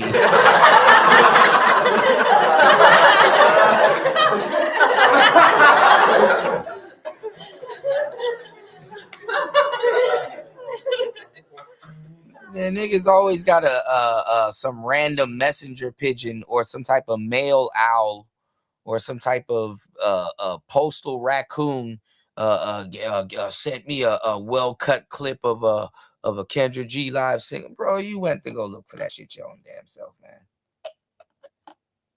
You went to go look for it your damn self. You went to go look for content. Man, look at this. This woman with 5 kids want a man to make $800,000. This woman got this going on, and this woman got that. It's always about the guest. Nobody has ever sent me a clip of Kendra G and it's like, listen to what Kendra said. You know, that was so profound. Okay, They go look for it. Him, Thon, Lexi, Shaq, all them dudes. The JB React, all them dudes. They just go look for it. Y'all don't have to lie, man. Y'all go look for it. I made a video a while back where I was saying that Kendra G is best suited to give advice to women because she thinks like the women that's on her show. She can convey the message once she learned most of the information. She's a conduit to ghetto women. From her experiences, from doing those 16,000 interviews. Women like Kendra G. So who? Yeah. Y'all sent me this. Come on now. How are people gonna send you something to a channel you subscribe to?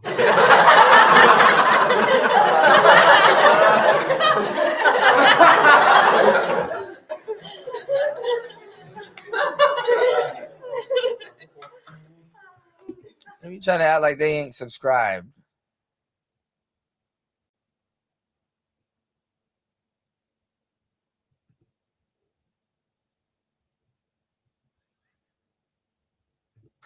Like, bro, you're subscribed. Give me 1 second, y'all. Make some space. Hold up. What else they gonna listen to? They wouldn't gonna listen to Kevin Samuels unless they went home and thought about it themselves. But why is that the only name y'all know?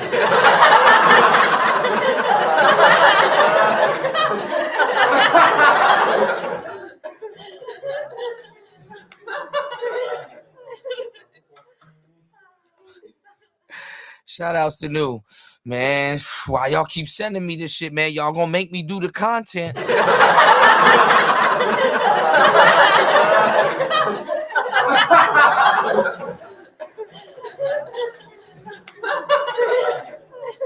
Y'all know I'm in here shaking my head. Don't make me do the content. G can actually tell these women, hey, what does she do? She draws a picture of a man. Girl, you ain't gonna never get this man. I'm gonna just draw you a man. Here you go. And they laugh. Ain't it funny? Like whole time, like when Kendra's up there taking notes and shit like that, she's like drawing a stick figure.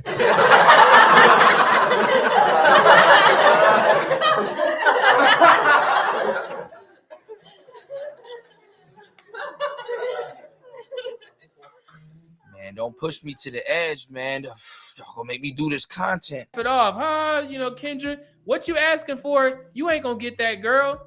They like Kendra G. So she could, if anybody, she can be way more honest, you know what I'm saying, and get away with it.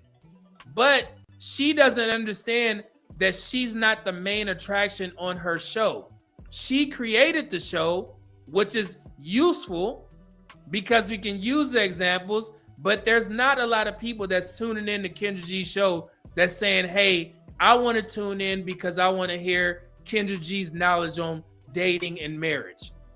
No, but people would turn into Kevin Samuels' show for what? Yes, for the... Bro, they don't know any other names.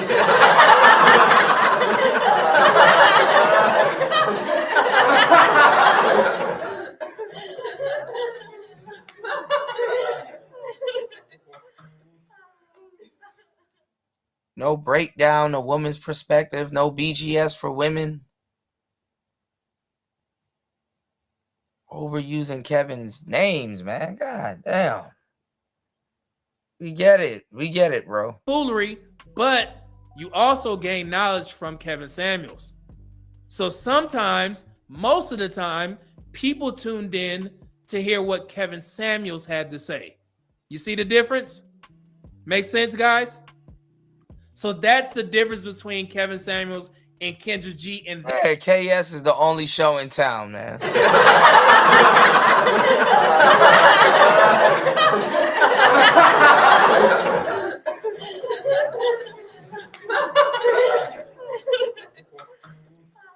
Respectfully, and I like Medium Man, but respectfully, I put him and Kendra, and I said this so many times. I put him and Kendra in the same basket.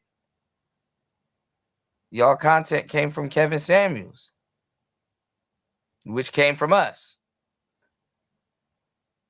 You know, create something original for once in your life, y'all. Create something like original. And when it gets copied, you know it. You know it. It's like, oh, really? And honestly, it's not a good feeling, to tell you the truth. It's not a good feeling to see like your words or a joke or something you may have came up with or a theory that that you contributed to get passed around. And it's like, bro, y'all are. You ever heard somebody try to mush you or push you out the way to retell a joke? And it's like, bro, you're telling it wrong. That's not how it goes. They don't know where it came from, but they're an expert on it. And it's like, that's not the punchline. That's not the delivery. You got to say it like this because this is where it came from. This is why we say that. That you can't be invasive and disrespectful at the same time. Like, it's like, I saw this dude. He was like, oh, the girl's got the 1,000 cock stare. And it's like, no, it's not the 1,000 cock stare. It's 1,000 mile stare. Because she been through 1,000. You know what, man? Y'all take it. It's yours. Y'all butcher everything else. It's like a pacifier or a teether. It's like,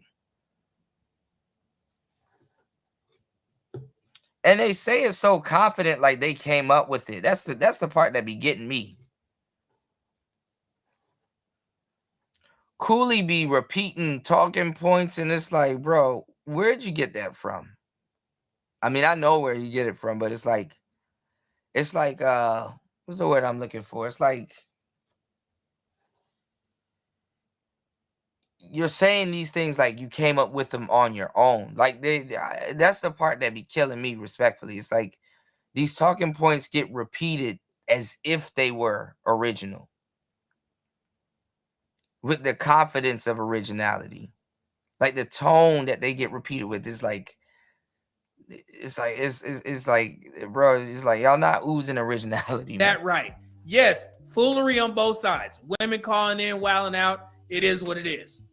But the difference and why Kevin's content had more substance than Kendra G is because Kevin Samuels was actually giving knowledge that people wanted to, come listen to. Okay. It came off as original. Kevin took from a lot of people in the space, respectfully. He even said it. Y'all glossed over that. Man, they love their Kev, yeah? Hey, man, the Samuelites, man. Okay. So y'all make sense? I'm just trying to show y'all the disconnect, and I don't think she understands it. All she thinks is Cam Newton. Keep Kevin Samueling, so the Kevin Samuelings are here, y'all. Newton is coming at her, but she doesn't understand. Not that she's not useful, but I mean, it's nobody is tuning in to get the profound knowledge from Kendra G, and she hasn't come to grips with that. Your show is valuable, it absolutely is, but they're not coming there for your advice. It is what it is. Let's continue. If I'm taking relationship advice, I want it, me personally. Yes. I prefer it to come from somebody who's been in a relationship or. Yeah, I mean, that's where the sales came from. He plugged Obsidian's book. Like I said, Obsidian was turning into a dating coach. He was on his dating coach arc. O'Shea got mad about that. O'Shea's a jealous individual, man. That man be jealous and be harboring shit. Niggas be sitting on hate like a mother hen.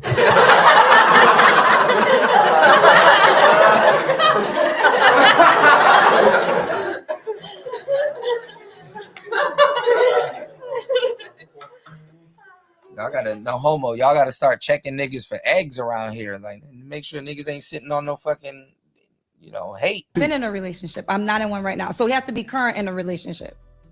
I mean, I would want. She don't even know that she sounded exactly like Kevin Samuels or how people were responding. Somebody, if I have expectations to be, let's say, married. Mm-hmm. If somebody had me personally, if somebody hasn't been married, it would be hard for me to receive what they're telling me. I got you. Let me ask you a question. If I was married and my husband was in jail, but I'm married, would you value that advice? You're married, so yes. Okay, well, that's where we differ. So what I've learned is just because you're married doesn't mean you are capable of giving me advice, because people get married for the wrong reasons every day. Well, you just get. Remember when O'Shea had a Ken Gonda dating show and he was trying to get y'all to hook up with Mama Fufu?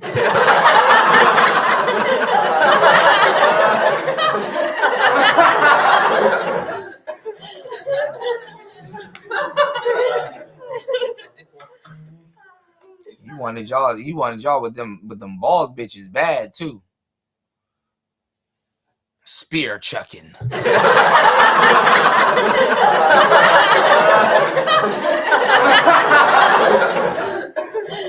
One example. It's me. No, but I'm giving one example because we're talking about the disclaimer of marriage. Can I ask you this? Yes, you can.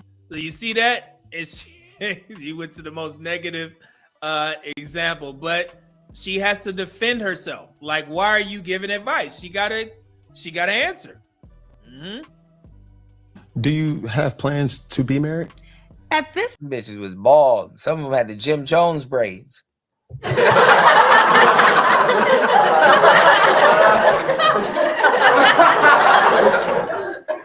stage, marriage now for me is a business, right? Like, I'm 46 years old, very happy to be. I'm not 20. So I'm at a stage where I use that 46? advice.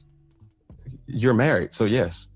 Okay, well, that's where we differ. So what I've learned is just because you're married doesn't mean you are capable of giving me advice, because people get married for the wrong reasons every day. Well, you just gave one example. It's many No, but other I'm giving one example because we're talking about the disclaimer of marriage. Can I ask you this? Yes, you can. So you see that?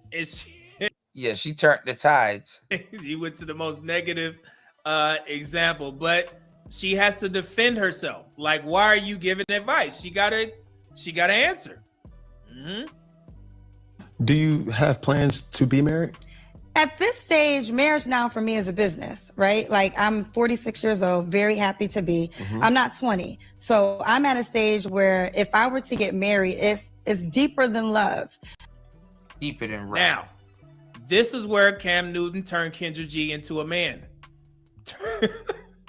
He turned Kendra G into a high-earning man, right? You hear what she just said? At this point, marriage is a business. What do high-earning men say? I already built, you know what I'm saying, my empire. The castle. Now, if I get married, it's for business. So I'm pretty sure Kendra G is smart enough. If she does find a dude, she's not going to get married without a prenup, right? Because she done made too much money. Now she thinking about it. Hold on, now I got to protect my assets. Sound like what? A man.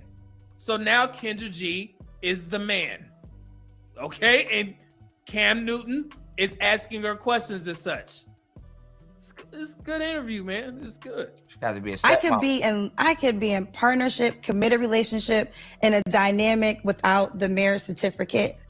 It would have to align so much for me to get married now. Because yeah, man, just like a man. Sounds just not her physically, but the mindset now of a high-earning man. Mm-hmm. This is good. Because I have too much business. Shout outs to Kendra G. The G is for grifting.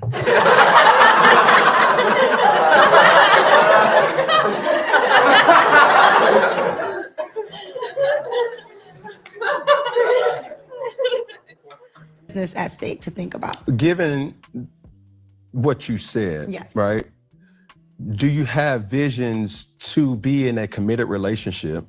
If it makes sense. Like, if I've been in relationships and at times it made sense, it was healthy, and then It's not healthy no more.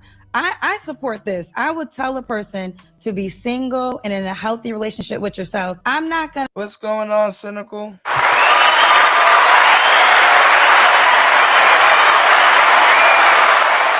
They want them to be men so bad. Just be in something to please society's version of what they think. Which is fair. I think that that's the issue that's going on. And I support marriage. I literally do. But everybody is not supposed to be married. We're not talking about everybody, Kim. Well, I know, but I'm specifically talking to you. You're okay, specifically talking to me. I would do marriage if it made sense in all ways. Okay, so Okay, made sense in all ways. She's talking about financially. What you talking about? Okay.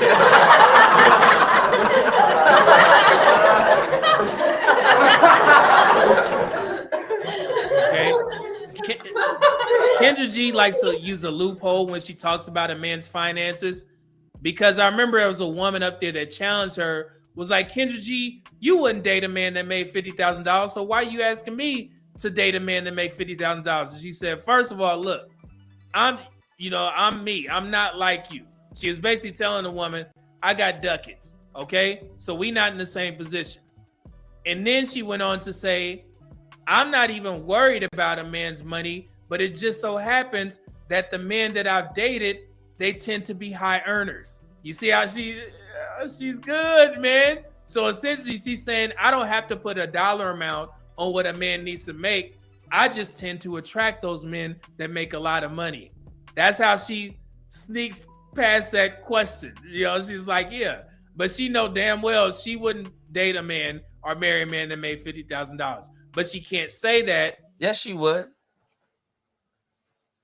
Y'all gotta stop thinking y'all know women and thinking y'all know how women think. Yes, she would. She will definitely date a young man that make $50,000 and probably has a kid. Kendra might have to be a stepmom. Real talk. She will date a man like that because she wants to control the relationship. It's just that, you know, he might have to have certain things to him. Like he can dress. They go to games. They step out. She can dress a little bit too and pop out with him. They'll absolutely date a younger cat making that amount of money. They just won't disclose how much money she'll make. To even follow her lie and think that she's getting all of these millionaire men that she can't have kids for and stuff,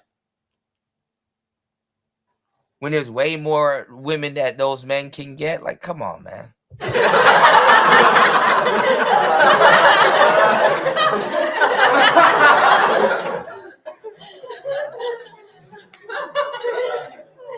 Women worship is at an all-time high. A lot of red pill cats or claiming red pill cats in these spaces.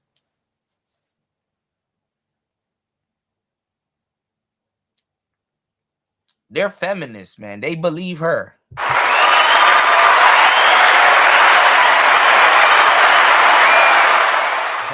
Believe she. Because that would make her brand look bad on her show. And it would look bad to the women that she's giving advice to by telling them to settle. She's the type to get her groove back. In women's world, everybody is on the same level. They're all 10s. So they think that if Kendra G came out and said, I can't date a man that makes $50,000, women are going to look at her like, well, why are you telling me to date a man $50,000? We equal. Listen. Because y'all don't know women. I'm going to give y'all the biggest piece of game ever. Y'all ready? All right. Look out for the cookout. Hit the like button. Support the show. I'm going to give y'all some game. I've been giving y'all game. Unapologetically.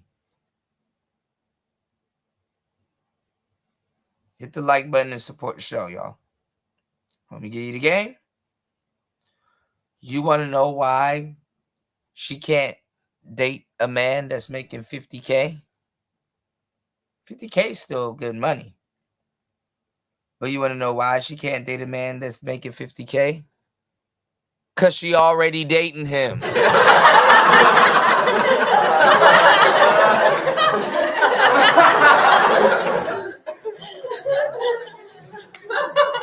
She already dating him. There's a Honda Civic or Accord pulling up to her high rise every weekend, and she getting slawed out.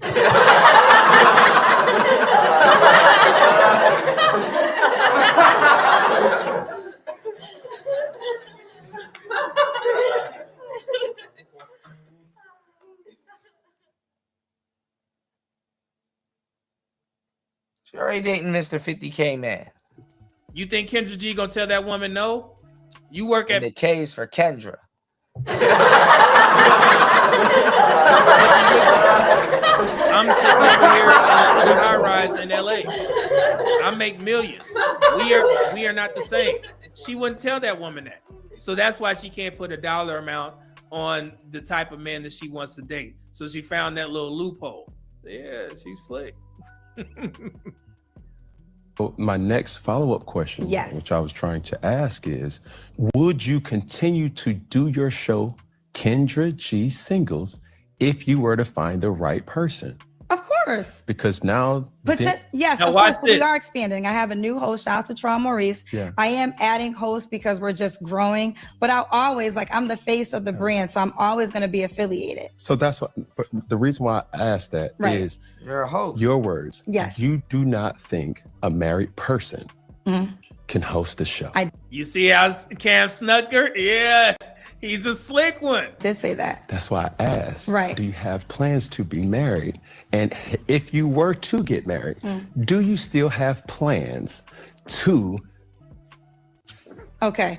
Good question. That's fair. I'll give you that one. I'll give you that. I'll give you that. Bro, you I'll over give here that. got your... No, I got you. I'm gonna give you that one. Damn. Okay, I'm okay. He over had an here, alley. like, I'm He had not an trying to alley-oop with that attack, one. He had an alley-oop with that golly, one. if Let you me just answer the questions and not take offense to it, because Right. I feel like you got your gloves on right Well, now. I think I'm just that- trying to have a high value conversation. I don't like high value. I don't. So, and then He's there she using go Kevin again. Now, Samuels vernacular. Cam got her. She know what right? he's talking about. She said, remember I told you, I remembered. She said that a married person wouldn't be able to do my show. But if she got married, she said, yeah, I still do the show. Cam caught her ass.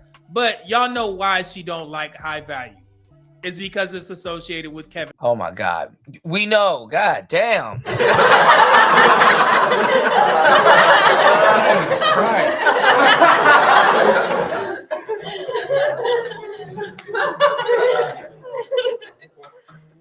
Man, if I took a shot for every time he said Kevin Samuels, I'd be drunk as fuck. I'd be, if was a fifth, we'd all be goddamn.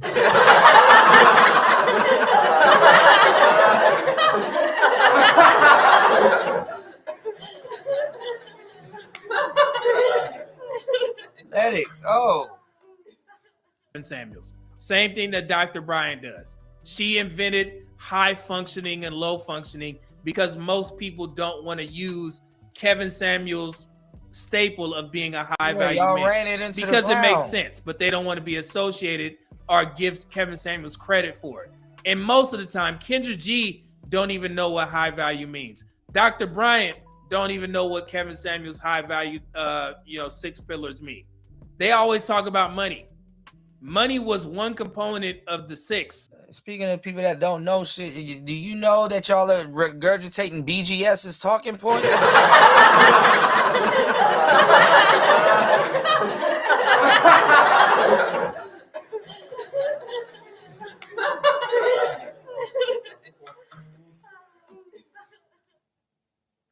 Where War Master at? I need a Star Wars fan in here.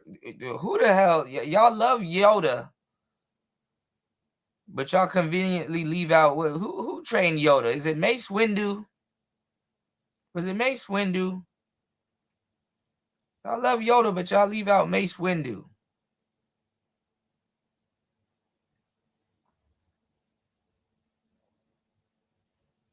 Good God. But they always say, I don't like... Yeah, that's their go-to dude. Like, it's like, all right, bro. All right. Kevin Samuels. All right. All right. Shit. high value. It's just putting too much Let him money, rest. too much stake on a man's money. That wasn't it. It wasn't just money. But she's like, I don't like that term because it's associated with Kevin Samuels. It's that simple. All right. Well, we're trying to have a conversation that people can appreciate. You get the metaphor, right? What's going on, Chris G?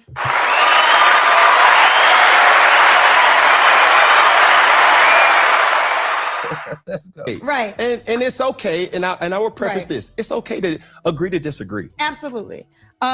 Let me say this. Touche. You did your one with that one. When I say that a married person can't host my show, a lot of times married people come in with their version of marriage, right? Something might work for you. I respect it. I love it. Most of my friends are married. I respect it. I love it. But I'm unique in what my mission and my purpose is. We kind of went past it, but I was engaged. And I went to college, met a wonderful man. We dated, did the thing that they tell women to do. Go to college, get your MRS, met a wonderful guy. We ended up getting engaged years after college. What's MRS, your Mrs. MRS. Oh. So there's a saying, instead of going to get your doctorate, go to college to find your Mr. So get your MRS. Just to preface that, I know it's you don't know PhD, nothing about marriage, child. That part, MBA, allergic to that but word. you go to college to get a PhD. No, well, no. So when you say MRS, No, it's like, well, let's talk about it. There's plenty of girls that go to college in order to meet their husband. That's a real thing. They're going to college. They're trying, and most people do kind of get married at time in college. it happens outside of college too. It can happen outside of college too, but that is also a goal. Kendra, I get it. I'm a White black girls man. get She their a man black at college. woman. She was trying to protect black women right there. She didn't want. The white girls get their men at college. They teach the white girls that they last 2 years they lock in. Their last 2 years they lock in. They get their degree and they man before they leave. She said a lot of people, but we know that the narrative in other races, they'll say, I'm going to college to get my Mrs. degree as well. Okay. But she didn't want to say that. She didn't want to say other races of women do that, but black women typically don't do that. Okay. That's not their thought process. There's an old saying where, black women go to college to prove that they don't need a man. Other races of women go to college to find one. So that's essentially what she was talking about. Women go to college, get their Mrs. degree. But majority of black women don't do that. Now, I've heard black women agree as well to that point. Yeah, I'm going to get an education. I'm not going there to find a man. Well, I mean, a lot of the sisters, they rely on their looks and their youth, so they feel they have all this time. A lot of those glacier women, sometimes their looks are falling apart before they get out of college. You know what I'm saying? By the time, they'll go to college, they'll start college looking like Britney Spears, and then by the time they leave in college, she looked like Tony Hawk. So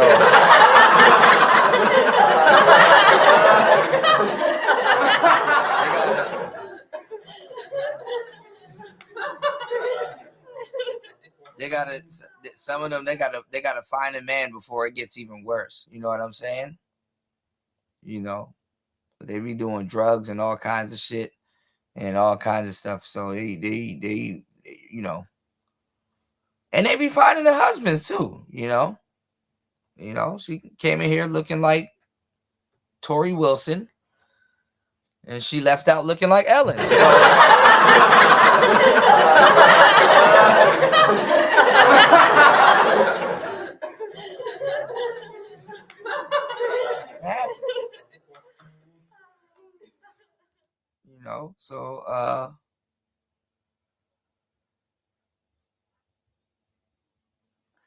Yo, that's funny as hell. I was just watching a bunch of Bob Burnquist videos. I was watching like 5 of them.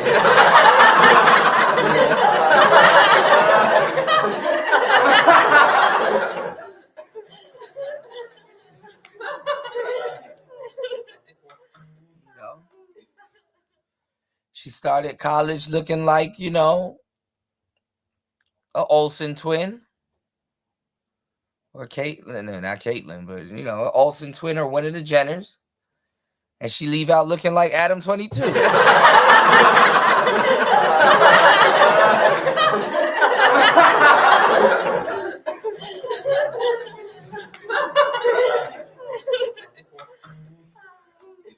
They be playing Landslide by the Dixie Chicks. All right. Okay. Now Kendra G can understand how Kevin Samuels felt. Oh my God. When people used to question him and where are your credentials? How are you, you know, who are you to be giving advice on dating and marriage? Now Cam Newton is asking her the same thing and she got uncomfortable. So if she was a righteous woman, if she was a logical, truthful, honest woman, at some point she'd be like, now I understand. I understand why that logic of telling somebody if they're not married, you shouldn't be having a dating show or shouldn't be giving dating advice. Makes sense? But I'm not, you know, I'm not too hopeful for that. I'm pretty sure she won't do that. But as long as we have, you know, the knowledge and the information, and I was able to point it out to you guys, now you guys understand. So when people used to tell Kevin Samuels, you shouldn't be talking, it was all bullshit. Okay? Because none of the women are saying that about Kendra G. Okay? It's only when a black man has a platform and it goes well, then they want to question. You know, why are you? Yeah. So yeah, it's all BS. Okay?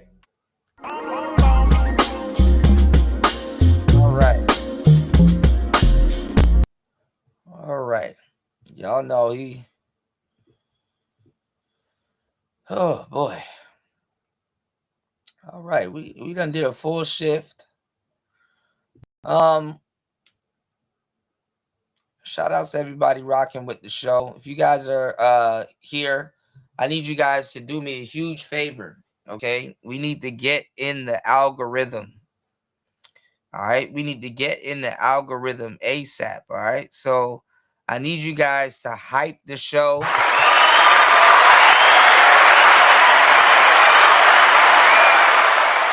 If you guys can hit the hype button. If you're watching this on the replay, please hit the hype button and please hit the super thanks. Or you can support the show via Cash App or PayPal. I really appreciate you guys for supporting the show on air, off air. You support Player Talk Radio because you care. Now, we didn't really hit our goal, but fuck it. I want to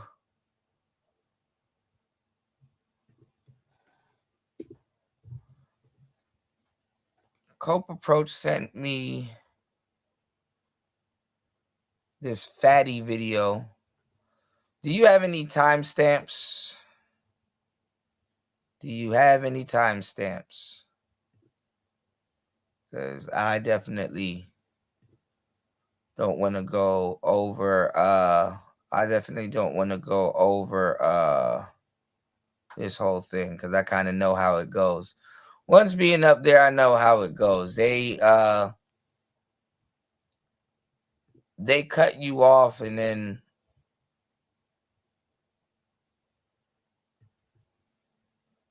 when you rightfully get upset about getting cut off,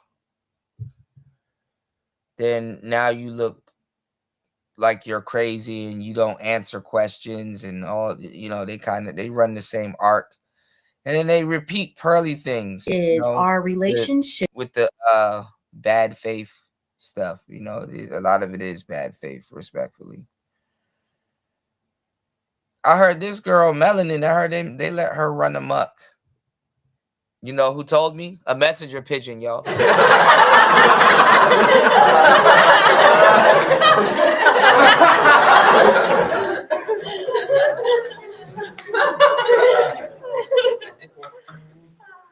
Yeah, they got Lil Wayne on the panel too.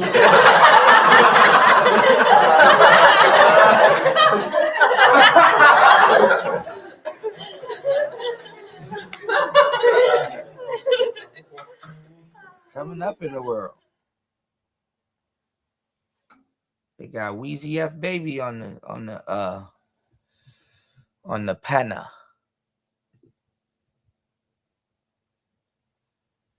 Sarah from the Raging Tomato. Any timestamps? What is going on here? A lot of these conversations are not in good faith, man. Let's see. Shouts to Fatty. So be it. But me confirming that your relationship is shit is not going to change the fact that your relationship is shit. It always was. You were feeling things. You never could verbalize that. And now you're getting next to men that actually know, already digest that information, already went through it, so they can point it out. Nobody is no, you're not seeing things. That's exactly what it is. Are some people going to 8 women? Absolutely. But it's short term. Respectfully, somebody ate a woman, or you mean hate? Ate or hate? Do you ate? Fantastic. You really fantastic. She went from you just have to believe it. The panel furniture. He all super interested in some shit that he heard a billion times before. And you have to believe in yourself and manifest that to. You getting those women? No, fantastic. You just have to believe that you have money. You just have to believe. No. By your Orchid, by your standards. No, please, Orchid. Let me finish. Orchid, if you as a 300-pound woman can manifest things and put it in place and all that, and you get these trillionaires, Mr. Fantastic as a 6'5" man with no money should manifestate that and put it in the air and all these ideas. Manifestate? Oh, niggas just making that word now.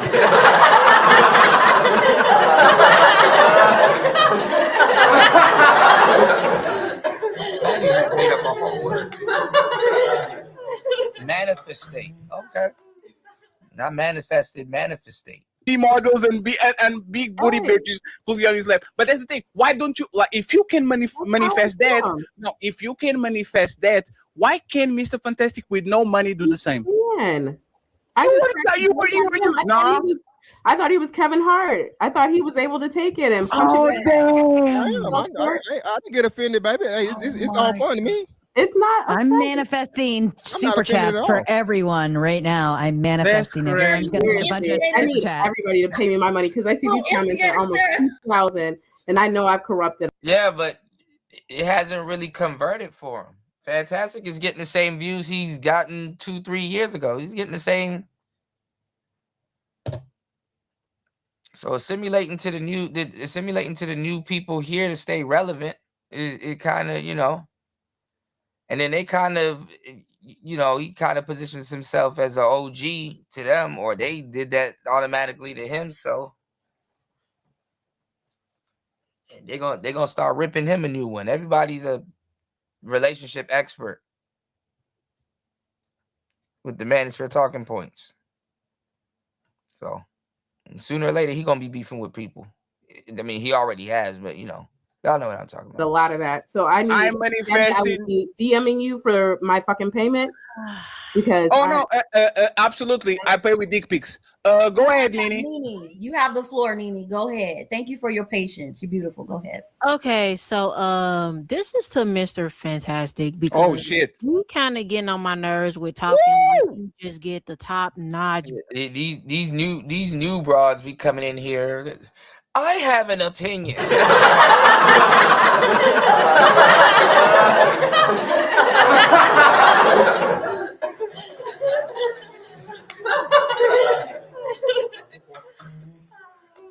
I have an opinion. Okay. You said, yeah, I noticed that too, Kuda. It's not benefiting him whatsoever. He getting the same numbers. Yeah, but he want to talk about me. Okay. You got it? he talks as if he's successful. Baddest bitches. Like, you're not convincing me that you're getting anything. Put him up there, Daddy. Yeah, man, they roasted him. They roasting the shit out of Luigi.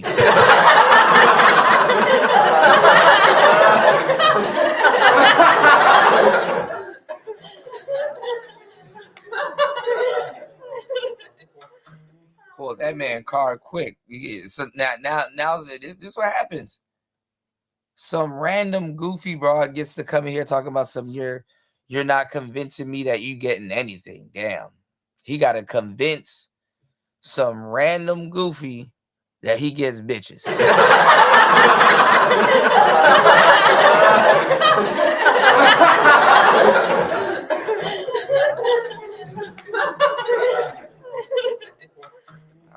All right, she reading this nigga his his rights. The orchid, like you made what? No. Hey, you guys. No. 1 second, Nini. Daddy just be cutting people off. Good God. Please. There's a 10-minute clock to read the super chats. Y'all have 10 minutes uninterrupted. Nini, you are on the thumbnail. Hey, here we go. Give him a new one. Go ahead, Nini. You got this. I'm just saying. Oh, so he instructed her to rip him a new one.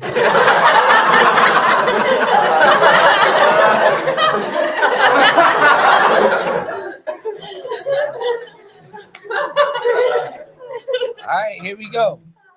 And he talking like he just get top-notch bad bitches, like, and I'm just not convinced that he's getting anything. Up there breathing heavy into that mic. All right, fantastic. You use your mic, bro. Use your mic, nigga. Prettier than orchid. Like, yeah, you may be tall, but you're ugly and you're black as fuck, and you're damn, you're black as fuck. Oh my God. Oh, she throwing the whole toy box at that nigga. Fantastic.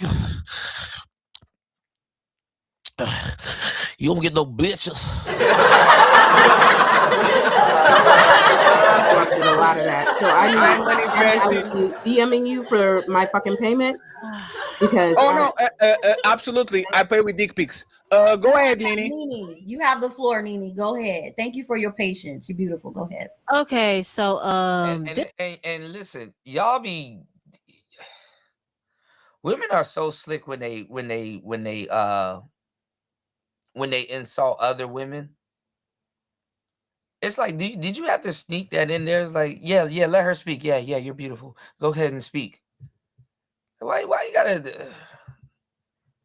It's like a pity tap, you know. But let's go. This is to Mr. Women are full of shit. Fantastic. Because shit, you kind of getting on my nerves with talking like you just get the top-notch baddest bitches. Like, you're not convincing me that you're getting anything Put him up there, prettier than orchid. Like, you made what? No. Hey, you guys. No. 1 second, Nini, please. There's a 10-minute clock to read the super chats. Y'all have 10 minutes uninterrupted. Nini, you are on the thumbnail. Hey, rip him a new one. Go ahead, Nini. You got this. I'm just saying, he talking like he just get top-notch bad bitches, like, and I'm just not convinced that he's getting anything that's prettier than orchid. Like, yeah, you may be tall, but you're up. And she putting her down low key too. Damn. Why are you going to use the other fat girl as the litmus test?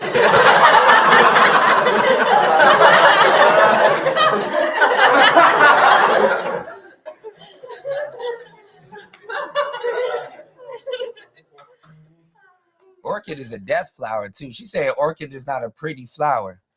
Call that girl dandelion. Ugly and you're black as fuck, and you're not gonna convince me that you just get the top-notch bitches. I don't believe it. You're not gonna convince me. I don't believe you. You need more people. Like, you on here criticizing her, like, you acknowledge that, okay, she's the exception. So if you know that she's the exception, why are you going so hard on her for the type of men that she says that she is able to attract? That's not so far-fetched, because you know that she is the exception. So just accept the fact that, okay, this may not be the reality for a lot of bigger black women, but it is for you. I don't think that she's trying to convince women that they can attract these type of men. She's just speaking from her own fucking experience. So, okay, you done. I agree. No, I'm not done. She's not done. Fantastic. Calm down. Because I've seen plenty of these shows where you keep on referring to your height, and that's cute or whatever, but you not getting back. Damn, even she getting tired of his.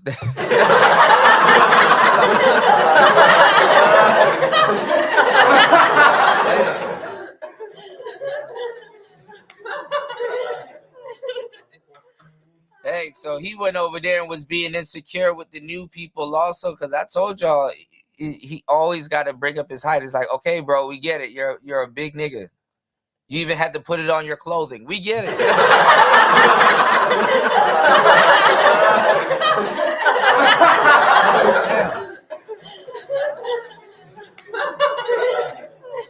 We're all the tall buffs. I keep telling you, like, it's even worse when you tall. Everybody hate a big dumbass. It's even worse when you're a big dumbass. These niggas act like heightism is the fucking end all be all. She said, "I'm tired of you referring to your height." Damn, even she calling him out for leading with his height. At bitches without coming up off some bread. Period. Point blank. Say it again. Like you paying for these bad bitches that you claim to get. You not just approaching these women and then they looking at you and be like, "Oh, he's so fine, he's so cute." I'm not convinced. You coming up off that bread, you're paying for them. That's if you gotta get him back. You better go down there and get him back. If I see you with a bad bitch, I'm going to assume that you paid for it. Right, go ahead, Fantastic, and interrupted. Fantastic. Okay, you better fight back, Fantastic. No, News said I'm gonna make a shirt and it says SABG, short ass black guy.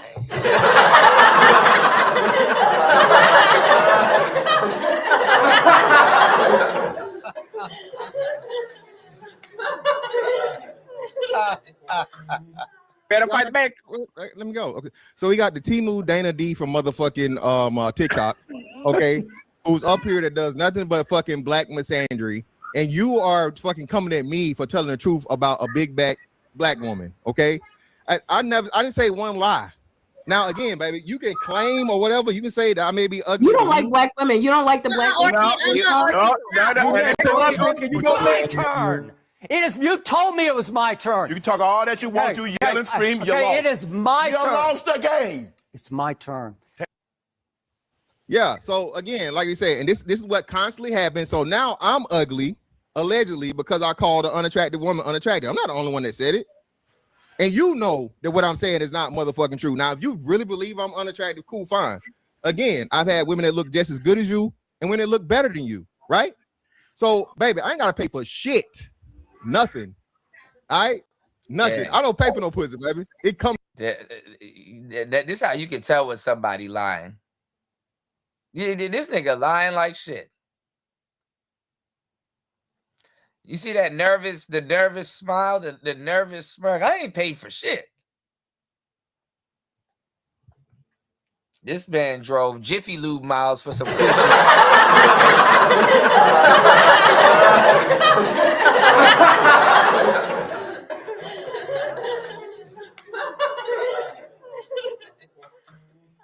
This nigga drove his Mercedes Jiffy Lube miles for some coochie. Let's go. Like he just get top-notch bad bitches. Like, and I'm just not convinced that he's getting anything that's prettier than Orchid. Like, yeah, you may be tall, but you're ugly and you're black as fuck. And you're not gonna convince me that you just get the top-notch bitches. I don't believe it.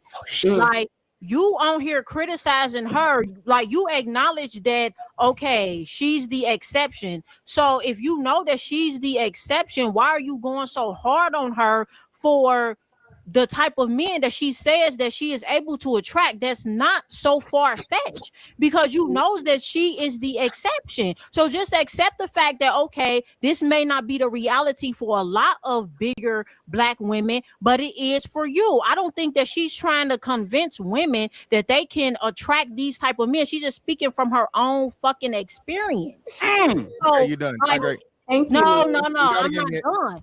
She's not done. Fantastic. Calm down.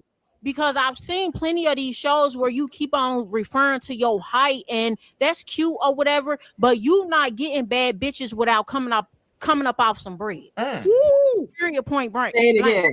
Like you paying for these bad bitches that you claim to get. You not just approaching these women and then they looking at you and be like, "Oh, he's so fine, he's so cute." I'm not convinced. Now, but big girls, let me tell you something. And you know, somebody like Orchid, you know, I wouldn't be surprised if she get, you know, the big girls, they get the genetic specimens. You know, like a orchid or any big girl, bro. They can get them an Aaron the plumber, no problem.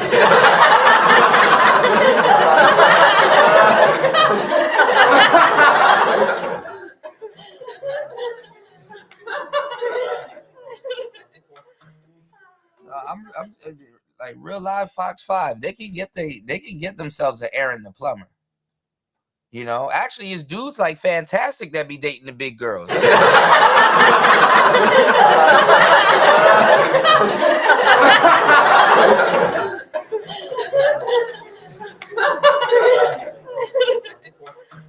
And real talk, they don't. It's not like, oh man, you get one shot. Like it's not like she get one shot with a dude like that, and if she blows him, that's the rest of her.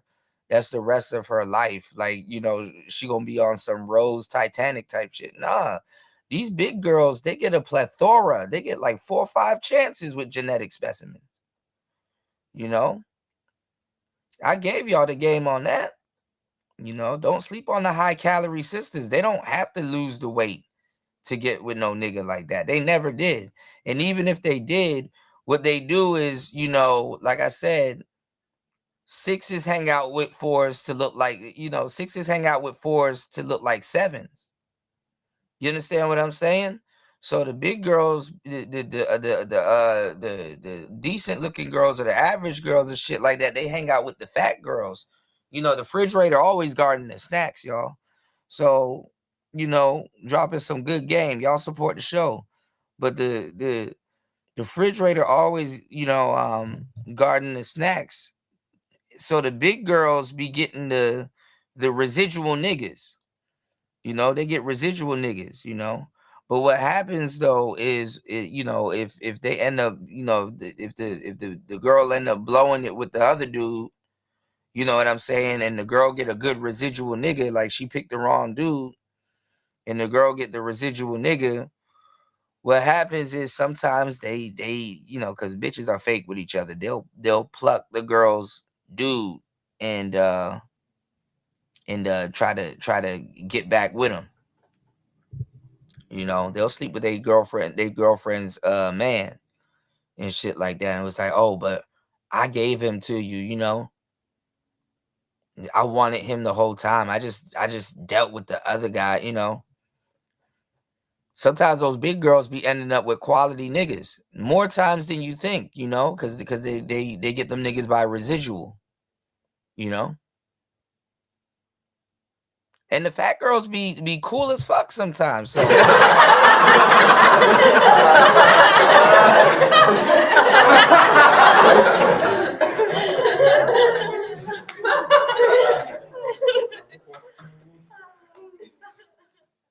yeah. Yeah, they like fat women, especially little strong ones. They like it's like a workout. They get a workout and shit. Her big ass be like a medicine ball.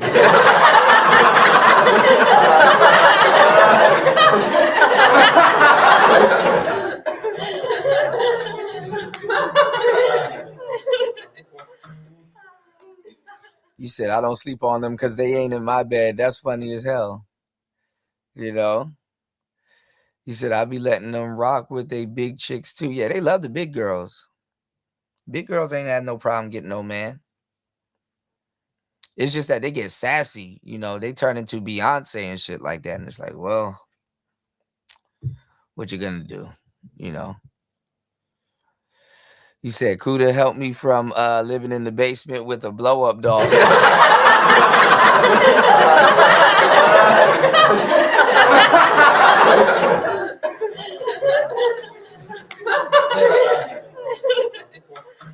Yeah, see, Rich, he went on, as I said, he went on Kendra G's show and started twirling around and shit. He couldn't wait to do the Kendra cam. He can't wait to show people his height. It's like, bruh, he more geeked about his height than the bitches. It's like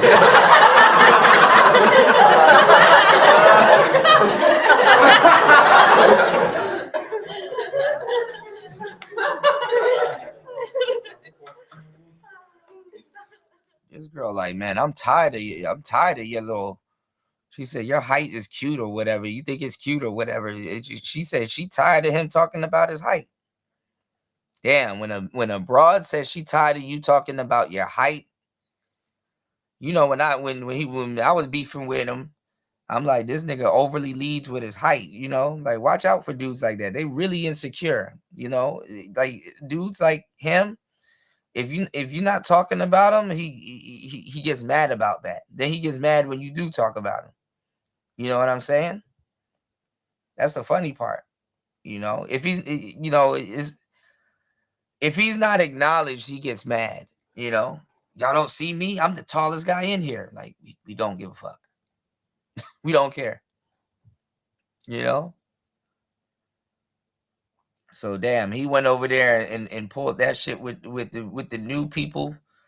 So even the women are tired of him leading with his height. That's crazy. You coming up off that bread, you're paying for him. That's if you Yo, imagine being that tall and still gotta pay.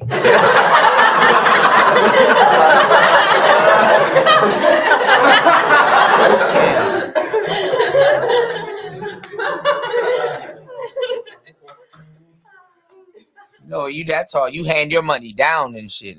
She said you handing your money down. You gotta get him back. You better go down there and get him back. Get out of here, you dick. If I see you with a bad bitch, I'm going to assume that you paid for it. Ooh. What's the matter, Daddy? Fantastic and interrupted. Fantastic. Okay, You better so now fight back, Fantastic. You better fight back. Let me go. Okay, so we got the Timu Dana D from motherfucking TikTok. Okay, who's up here that does nothing but fucking black misandry, and you Dana are D's kinda fucking coming at me for telling the truth about a big back black woman. Okay, I didn't say one lie. Now again, baby, you can claim or whatever. You can say that I may be ugly. You don't like black women. You don't like the black women. It's my turn. It is. You told me it was my turn. You can talk all that you want to, yell and scream. You lost. It is my turn. You lost the game. It's my turn. Yeah. So again, like you said, and this is what constantly happens. So now I'm ugly, allegedly, because I called an unattractive woman unattractive. I'm not the only one that said it. And you know that what I'm saying is not motherfucking true. Now, if you really believe I'm unattractive, cool, fine. Again, I've had women that look just as good as you and women that look better than you, right? So, baby, I ain't got to pay for shit. Nothing. All right? Nothing. I don't pay for no pussy, baby. It come to me. It comes for me. And the way you roll your eyes, you know, the way you, listen, I ain't interrupt you, baby. Hey, have some decorum. King. All right? Listen, the way you hear me saying this shit, you know I ain't motherfucking lying. So you can try to run interference for motherfucking the lineman here, okay? Defensive and offensive, all right? But baby, you and me both know what time it is over here, all right? And ugly or not, again, baby, if I'm fucking The hand movements, y'all. That shit sending me, bro. That shit giving them away.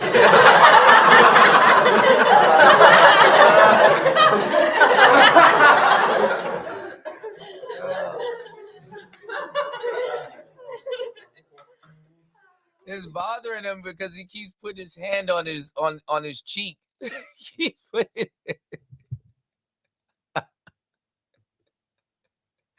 He keeps putting his hand on his cheek. It's bothering him though. Look at the hand is telling it all.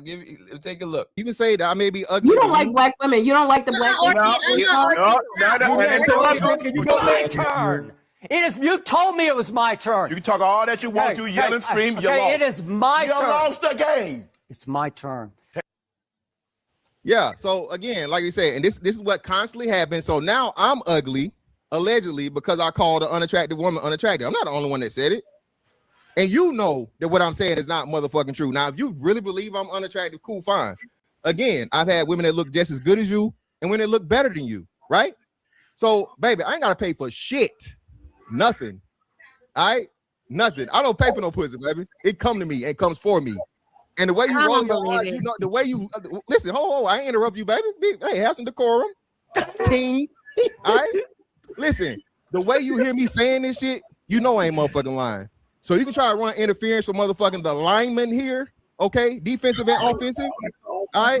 But baby, you and me both know what time it is over here, all right? And ugly or not, again, baby, if I'm fucking shit better than you or the same. The babies is killing me.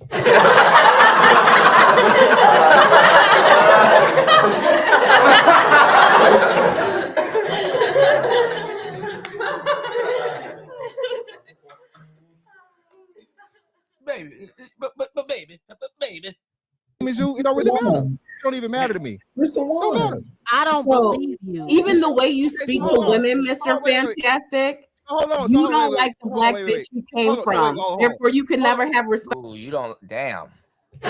Damn. I'm not even gonna laugh at that one. Damn. What's the matter, Daddy? She didn't have to say that. Or like black women. Orchid, it's top row. It's top row. Daddy, this is all going on. I mean, he got to pay the ugly tax. I mean, you know.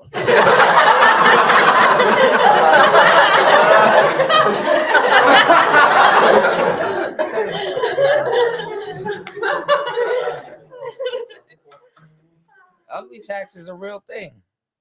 One second. I know. And Fatty let this happen too. Damn, I thought you was cool, Fatty and Fatty. I thought y'all were cool, man. Bust all in there. Shit.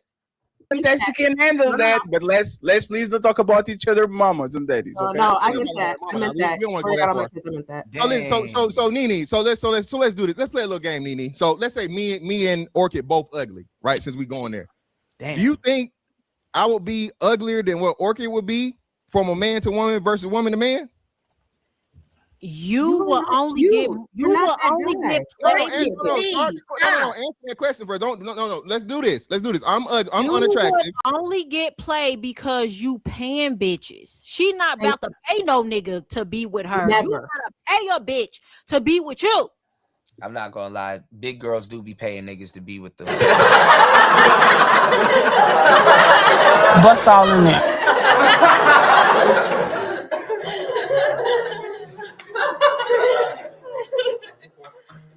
Big girls do be paying niggas to be with them. You sure you want some food?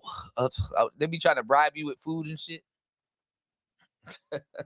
No, what makes you say this, and what gives you this anything because of me you're paying ugly. You're not. But Fantastic. That was a flat foot lie. You know you be tricking, bro. It's okay. It's you know, it's what it is. That guy. Unless you got money, unless you have money, you not about to be just approaching bitches and then thinking that your height is gonna carry you through. They'll be like, okay, he's tall. I like you saying fuck your height. The fact that he's tall, but okay, what else? Because you're ugly. So she said that's all you got going for you. God damn. You're not just about to be coming tricking and tall. At me. Tall and tricking, man.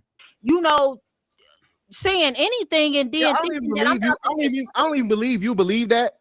Just because you're believe it. I do believe it. I do believe it. I don't believe you believe that, right? Tall men. Listen, this man trying to convince her. I don't believe you believe that. Like who gives a fuck about what she believes?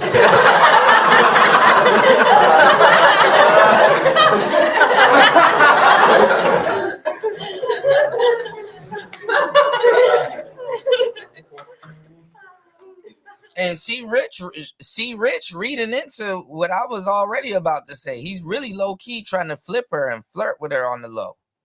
And get her to laugh. He really trying to flirt with her on the low.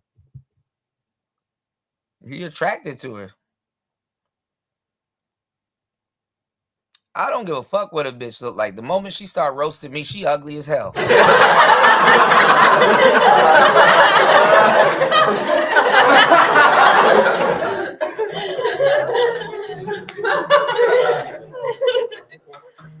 Talk about some I've had women that look like you and better. The moment somebody start roasting me, oh, nah, you ugly. You believe that, right? I do believe it. I do. You don't believe it. You don't believe I'm ugly. One. You are ugly. You are ugly. That's what I'm saying. He trying to flirt with her. He trying to low key flip. It ain't working. That's an ugly man game. You know, ugly man gotta play that game. And the women know that. The women know that.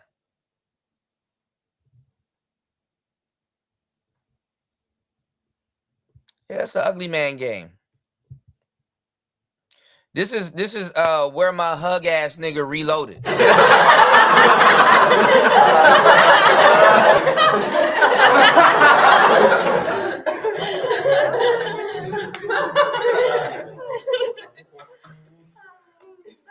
This is so you ain't gonna talk to me today type nigga. Reloaded. It's ugly one. You are And ugly to me. You know, You are and you not know cute. for sure, and you know for sure I ain't paying no hoes. You know I ain't You paying for no paying pussy. bitches. You paying them. You know I'm not. You not If even you're paying not them. paying, if you're not paying a bitch, then you getting ratchet ass bitches from the ghetto. You And that's not what I said with getting that PhD. top notch bitch. You not. You can't So convince what- me. You so what getting you call? Keisha. You So bitches getting like you getting Keisha. You getting bitches all like them. So bitches like you. I'm not from the hood. I'm not from the ghetto. So you not getting no bitch like me. Where you from? Not from the hood. You sound like it and look like it. The hood? I don't give a fuck. I ain't from the hood. You from the hood?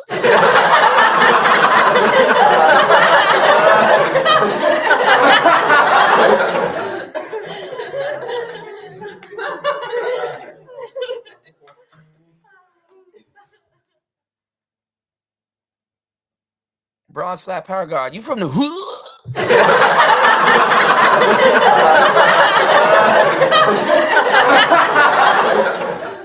How about that? What I look like, but that's not where I'm from. You don't like I can tell. You like a pretend emo goth bitch. So I'm confused. Either way, you Oh, even shit. if I was from the hood, you still couldn't get a bitch like me. I get bitches better than you. Yeah, somebody done pumped her head up. Oh no. Oh no. Oh no. Oh hell no!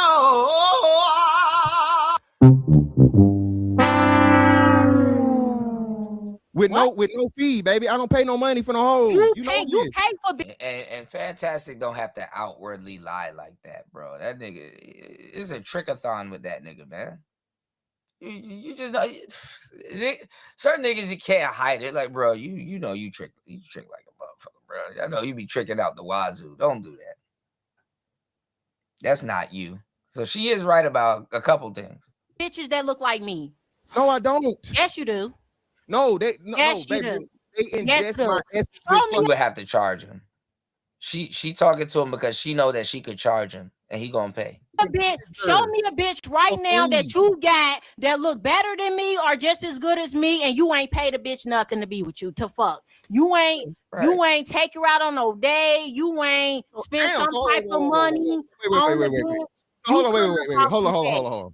So now it's just fucking off the shrimp only. I can't even give a bitch a coffee. That's paying for a bitch. Yes, you're paying for a bitch. Oh, so okay, well I paid for it. You're right. I done, hey, I done bought a bitch a coffee. Me and a bitch that Ain't no bitch settle for no coffee. My kids, hey, you had to go above and gentlemen, beyond. right? You had to go above and usually- beyond some coffee to get in a bitch panty. No. You said it. Hey, you said it. Hey, you qualified it. As You buying took a bitch her a on coffee. about 3 days I before done she paid. let I you done paid fuck. for some pussy. You took her on about 3 days before she let you fuck. No, baby, I got You a ain't 3-day fucked rule. you up Actually, you no don't know one me. I You do don't know even get 3 days. You don't even get 3 days if we ain't fucking by the second one. That's easy to say, but I don't Bothered. believe you. You believe me. I just You don't know believe it. you. Again, I don't believe the difference. Mr. Is this: you running are interference with ugly. somebody. You running interference with somebody. You just playing the motherfucking sisterhood shit. It's crazy to me that you say, "Hold on, wait." I'm not even a girl's girl. I am You not are. a You girl's really girl. are. I'm Because not there's a no girl's fucking girl. way Not you at all. telling me. Not at all. There's no way you're telling me you believe fucking Orchid has a lifetime of 7-figure and 6-figure niggas, but I gotta pay for pussy. I didn't say that she had a lifetime of a 6-figure You insane. man. I am saying that she can come across a 6-figure man. It's not that hard. I can't come across a bitch that's like you or better than you. Why do we keep on repeating this lie though? Why? One second. I have a question. You don't believe that Mr. Fantastic can get them? Do you believe in Orchid? What she said. Do you believe her?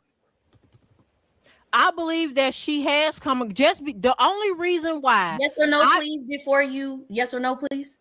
Yeah, the only reason why I believe Orchid is because she does not come across as a ghetto ratchet black woman. I have seen bigger black women pull white men and Asian men simply because they don't act like the stereotypical black woman. She speaks like she has an education. She has class about herself. If she was coming off like Keisha and all of them from the hood, no, she would not be able to attract those type of men. But she don't come across that way. So yeah, she can absolutely come across these men. Look at Gabby Sidibe. She's fat and black as fuck. More than her man. That's a wrong example. She makes more than her man. You don't know how much I make. So y'all sitting over here thinking I'm 5-figure. You didn't even ask me how much I make. For one, she's Period. the A-side. We're talking about Gabby, what she mentioned. For one, Gabby Ray Sidibe is the A-side. She makes more of the money. She's the more famous person. And the dude she with is like a damn near a bitch. The dude she's with would not be a How man. you know? You know him? You know him personally? How you know? I've seen him. He doesn't I've make. seen him. What are you talking about? He makes his own money. He's not asking for no fucking money. One second. Did you guys ask? Fantastic. Did you ask how much does he make? Who? She said, y'all don't know how much do I make. Did y'all ask? Well, how much do you make, Arky? I'm a bigger chick my damn self. Yeah, just walking around fucking hospitals all day, but not working in the hospital. Just because I don't work a traditional 9 to 5, just because I don't scrub toilets like you, doesn't mean I don't make fucking money. That's ridiculous. I be online every single fucking day. Why every time brand deal? No, you're just out here flapping your lips. Every time you speak to him, nobody that be in the hospital and they only because I don't like black men that do this. You get online and you do black women because you don't like the black bitch that you came from. Period. Look how you talk to her. Look how you talk to me. Why do like okay, black but women. why every time you talk somewhere in between. why every time you speak to Mr. Fantastic, he's scrubbing toilets and everything else? Why that's do you how he presents himself?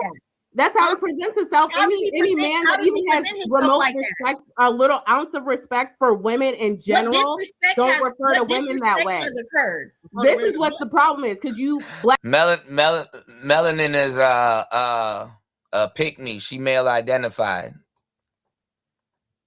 She establishing herself. She repeating them. Answer the question. Get out of here, you damn nigga! Oh boy, it's the same shit all over again, y'all. All right. What's the matter, Daddy? I'm giving y'all a bonus.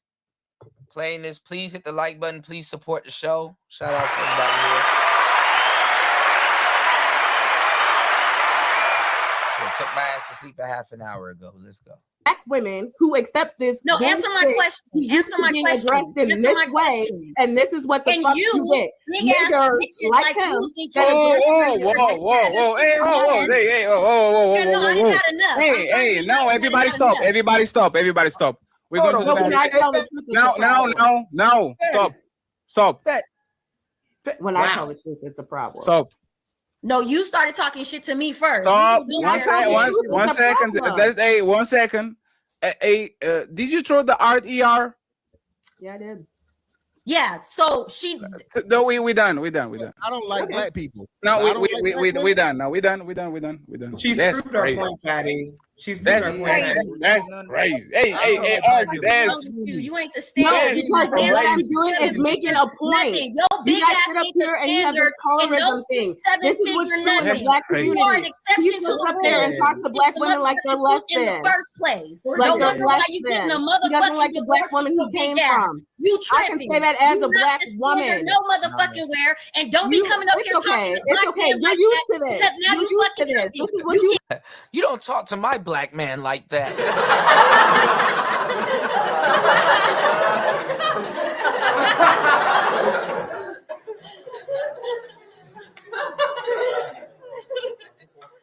Let me tell you something.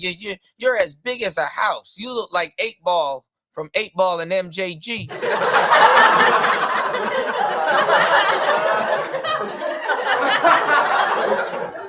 You don't talk to my black man like that.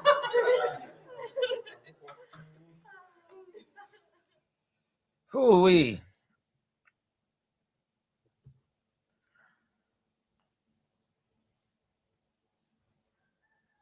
Orchid look like she lay her food on her chest when she eat. Like she Biggie fries. Biggie fries.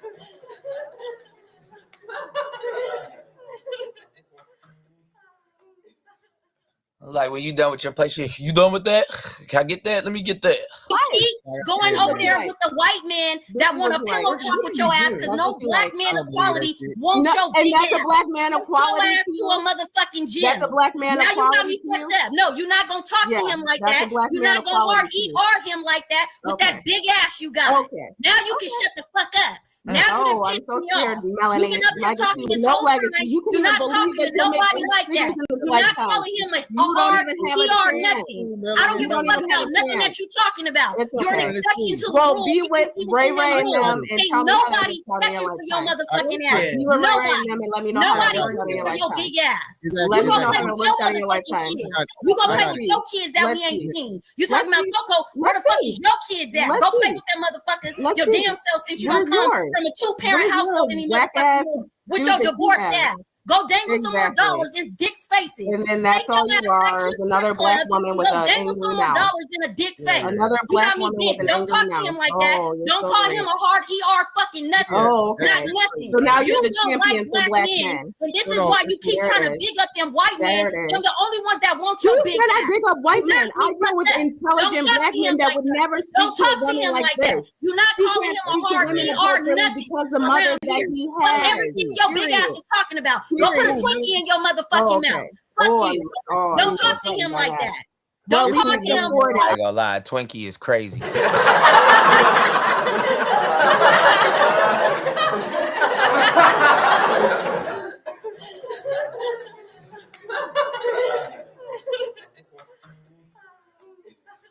I ain't gonna lie, bro. You know, since we've been kids, we've all been hearing fat jokes, and fat jokes is still like they still hit hard. They still diabolical, bro.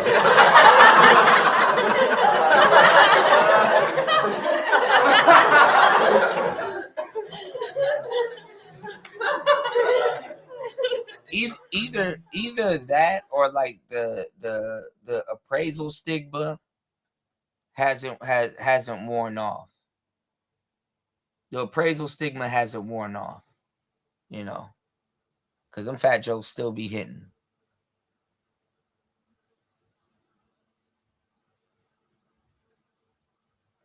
What's that joke that we used to say as a kid? Your mama's so fat she jumped in the air and got stuck. What's the one with the equator as a belt? I don't know. ER, nothing. At least I could afford it. I'm like you. I can close it out. Listen. Motherfucking big ass. Drink your motherfucking water. You're so mad. Stay mad. You're gonna stay mad. Yeah, chill, Melanie. Go ahead, fantastic. Yeah. And then we're going to friends. We didn't even go to the main event.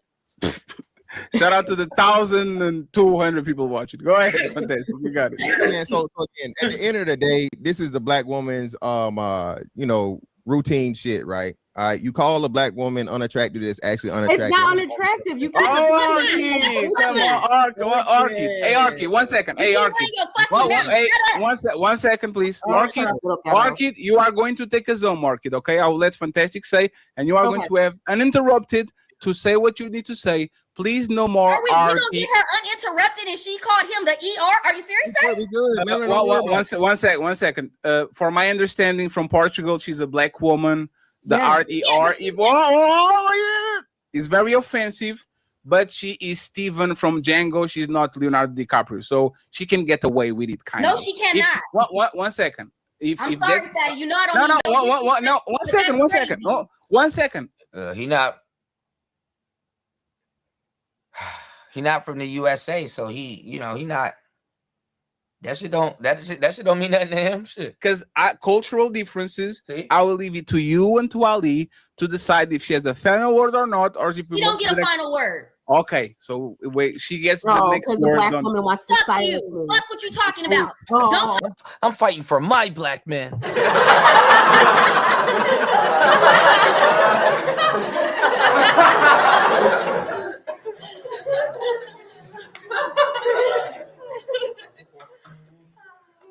She swooped in and saved Fantastic. He was getting charbroiled. Not talk to him like that. Put your soul for the people, You bring your right? big ass on a Put your soul motherfucking for the pedestal. You're not the people. standard for a 6-7 Oh my figure. God. Go Nothing. get an I've been entertaining this education. shit this Go whole get an time. You tried to come for a married woman. Go get an education. You want to Go bring a get an single parent education. household? Right Where there. the fuck is your kid Learn how at? to No wonder articulate why your you words. getting a divorce. No wonder why you in the strip club throwing dollars at dicks. Think Shut the better for fuck up. yourself. No, I'm That's done. the difference I'm between done you and with her. I. She's I fucking live. hard You just ER. I'm exist. fucking done with her. No, All right, she's get not back getting to this shit. surviving. I'm Back talking. over there No. to survival land. No, fuck her. Back over there to survival. If Jesus can't save these hoes, why are you trying? What make you think you greater than Jesus?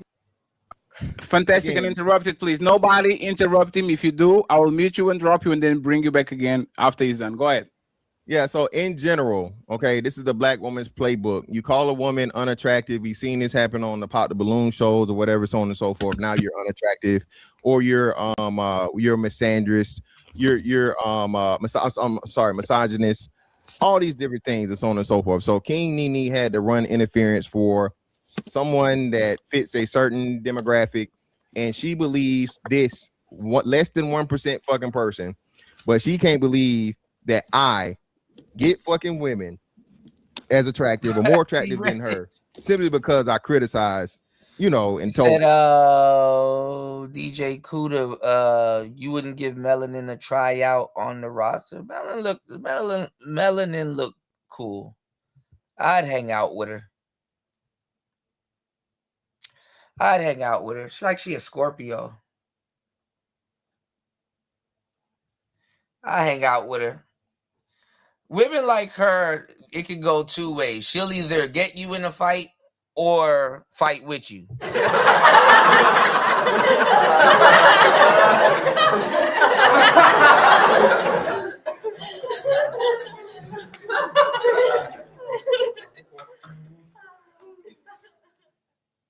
I done ran through a couple of girls like Melanin. She cool. The truth. Okay. Mind you, Fatty said some of the same things. He wasn't as candid as I was, and so on and so forth. But come on, bro. Cap. All right. For every man in your life, for a woman to even come across a man once, that's a highly attractive woman, a bad bitch, okay, and get a millionaire is 1 in a million. You mean to tell me a non-bad bitch is gonna do nothing but have 100% motherfucking run with rich niggas and wiggers? But again, this is the sisterhood. So Nene thought she was gonna come up here and nigga, you ugly and you don't get no pussy and you gotta pay for it. Baby, I'm retired at fucking 40. Okay. Been had a house longer than you been an adult. I ain't had to pay for no pussy. And listen, all them little faces you making, baby, I'm telling you, if me and you was in the same room, Nene, listen, I already know, baby. I'm telling you. This motherfucking 6'5" tall, handsome chocolate shit in person, baby. I'm telling you, it's a whole nother motherfucking level. All right. Cringe. So again, that's why I only take offense because I know you don't really mean it. This shit is cringe.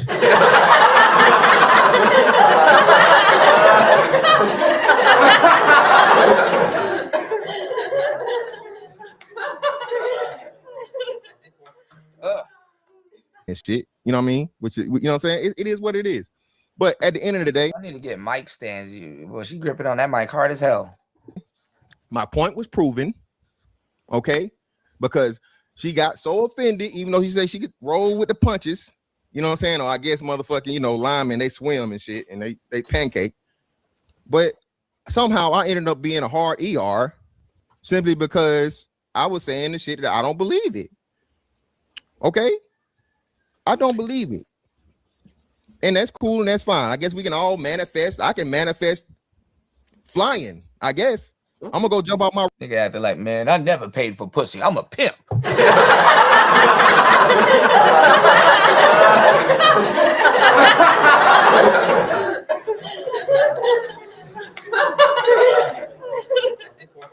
Niggas become game niggas overnight, huh? Roof tonight and record it.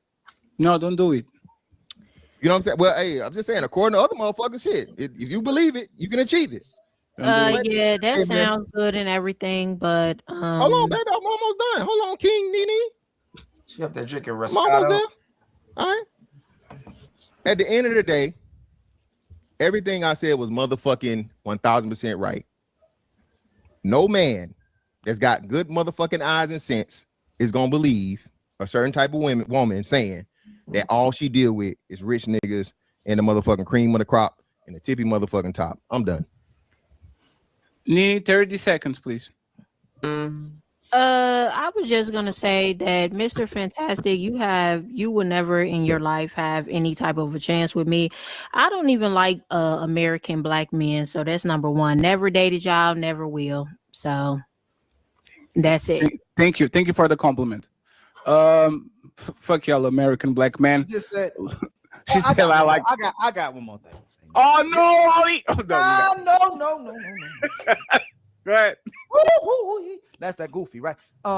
Look at Orchid can get a millionaire, but Fantastic can't get a 10.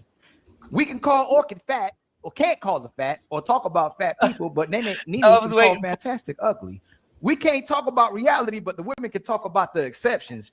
Y'all don't support not only our reality and your reality, but you want the world to support a woman's delusion and your illusions all the time, 24/7. Why did nobody come to the support for the brother when his mama got talked about and when he was talked about? Melanin but did. then we're still supporting the delusion of a sister and her taking it Melanin personal did. because nobody really make it personal. I'm Shout sure out to everybody on here Melanin. rock with Orchid. We were talking about the exception. And in order for it to become an argument, we had to talk about Orchid, or she personalized it, and we helped her personalize it. Shout outs to Melanin. Shout outs to C Rich dropping the huge.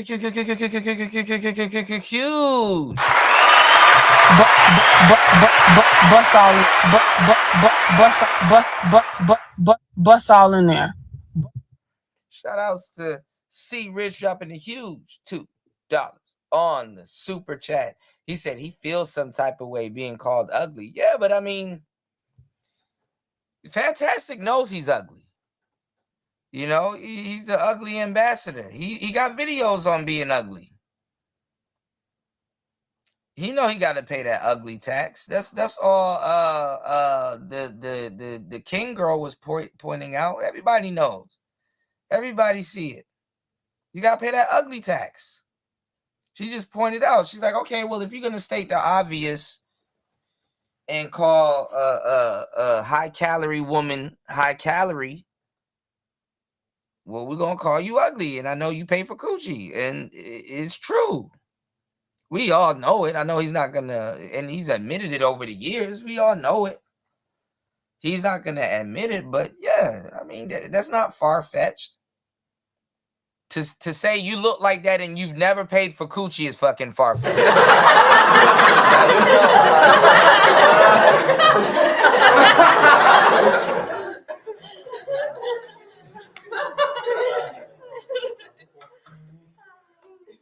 I mean, I get it. I keep it real with y'all. I go through handsome man problems. Y'all think handsome men have a fucking cakewalk? No, the fuck we don't.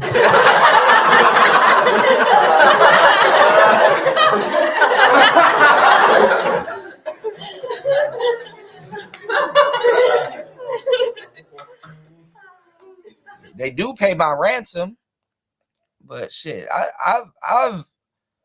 I've got rejected for being handsome.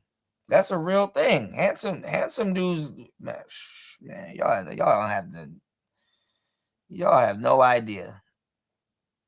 Talking I had to learn how to have a mouthpiece. It's a handsome dude. Any handsome man with game will tell you it's so easy to talk your way out of some coochie. It's ridiculous. It's ridiculous. All right.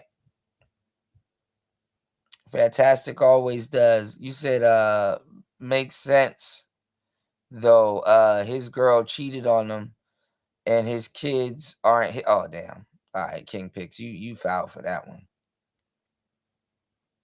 You said I'm an adjustable 5. Yeah.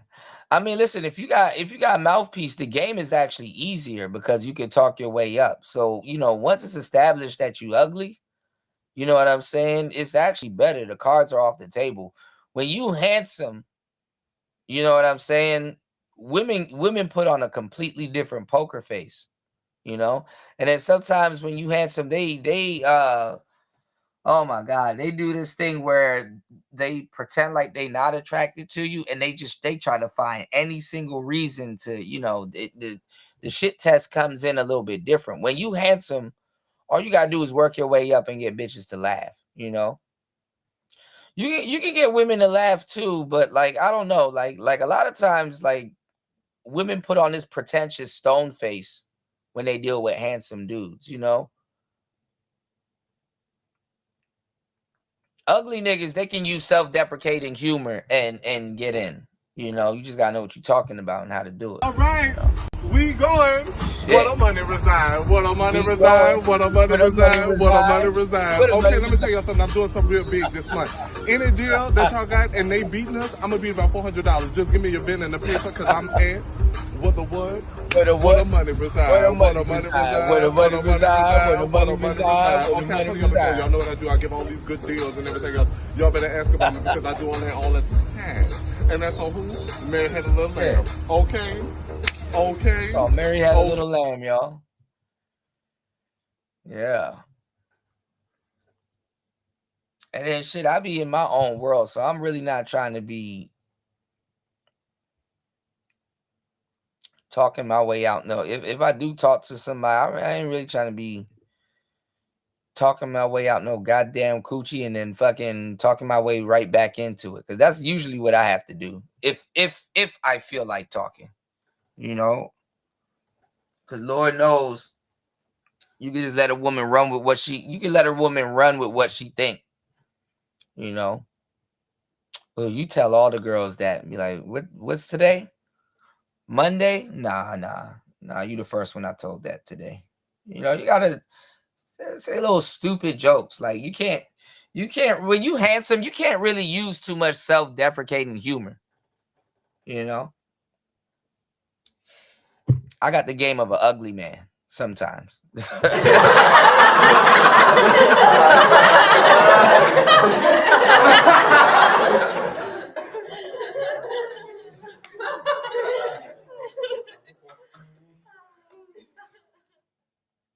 I'm gonna do a video on handsome man game this week. Cause in all honesty, when in doubt, just pretend like you're not interested. And they'll come straight to you. If you handsome and you don't have a mouthpiece, just be aloof, kind of somewhat put your nose in the air, be a little arrogant, and just pretend like you're not interested. You know? And say less. Because women be having a stone face with handsome dudes or fairly attractive dudes and stuff like that. And that should be irritating. Like you ever walk in a room and you see the girl before she sees you, before she start doing that bullshit sometimes? You said you have to let other women get women for you. Women fight over men. Of course. I know, man. Come on, man. You preach it to the choir. You ain't gotta tell me what to do. I know exactly what to do. I know how to fix a bit. You know. And especially if it's the most attractive girl in the room doing that, man, just go after a regular girl. You know, or an older woman. If you find an old lady in the building, oh yeah, go after the old lady first. Old women will do it for you. You know. You said they call you nice and sweet, help an old lady walk across the street, you know, and eventually both of y'all will meet, you know. So, I don't know. There's so many ways you can attack it being handsome, but when you ugly, you gotta learn how to speak. And that baby and rubbing your hands and baby and baby and baby, bitches see all through that shit. That's old nigga game. That's default. That's default ugly man game. And it's weird because Fantastic is a big dude, pause. But he got the game of a fat man. You know, the fat man got to be like, baby, and use self-deprecating humor and get bitches. If you a fat nigga, if you want to get bitches, make them laugh. Ain't nothing more charming and disarming than a fat, funny nigga.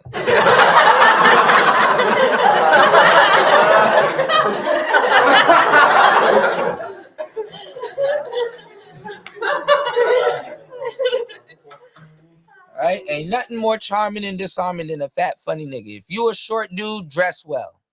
This shit is not rocket science. You know? But that come on, baby. What you doing, baby? What you doing? Nigga, what are you, nigga? Who are you, Johnny Bravo, nigga?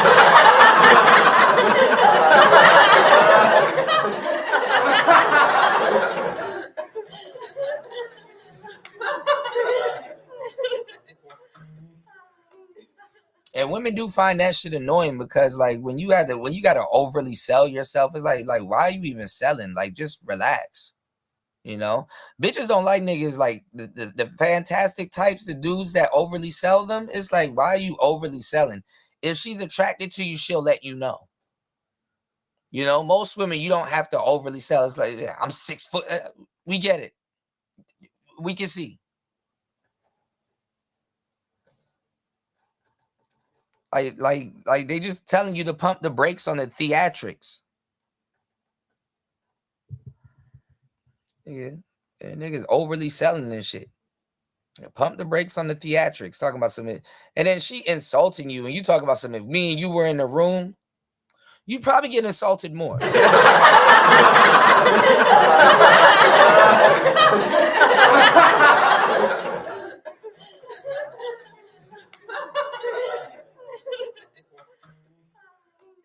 Still complimenting her.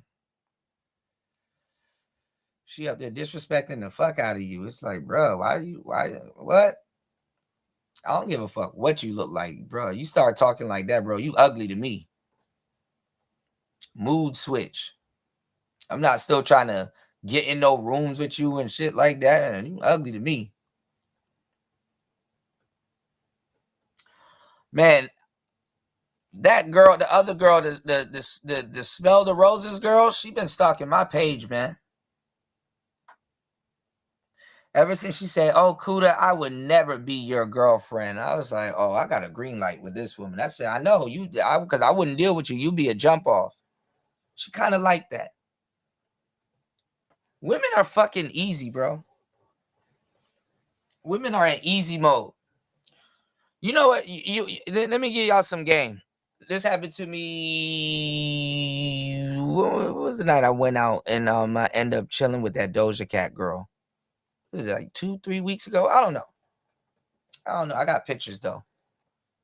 Let me tell y'all something.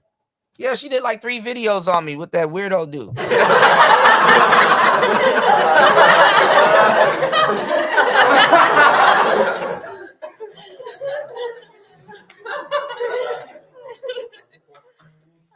Yeah, but she's annoying. She's annoying. I couldn't be in the car with the type of voice Smell the Roses had. I would have to roll the window down because ain't no way in hell. Ain't no way in hell. I would have my headphones on or something. Let me tell y'all something. If a woman is attracted to you and you talking to her or you just being courteous and nice to her, let me tell y'all something what a woman will say and what a woman would do. A woman will say, you know, you're not getting any. Any woman that vocally tells you, you know, you're not getting any, you about to get some coochie.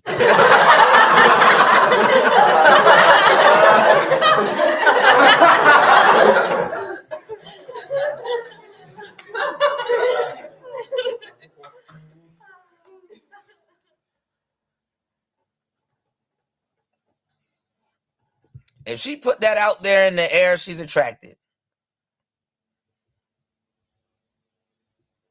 Who said anything about getting any? You know you're not getting any. Yeah, okay. Agree with her.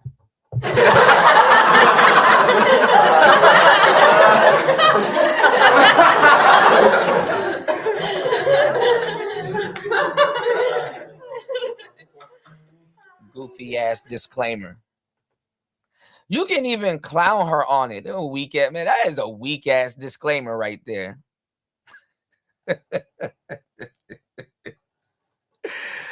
Listen, and when they say that too, you got to give a devilish smile with that shit too.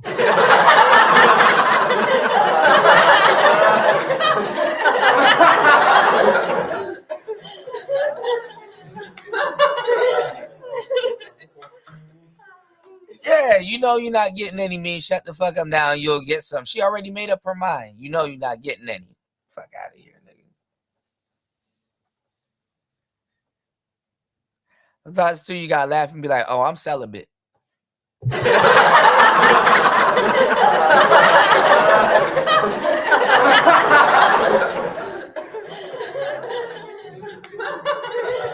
I am a nasty woman.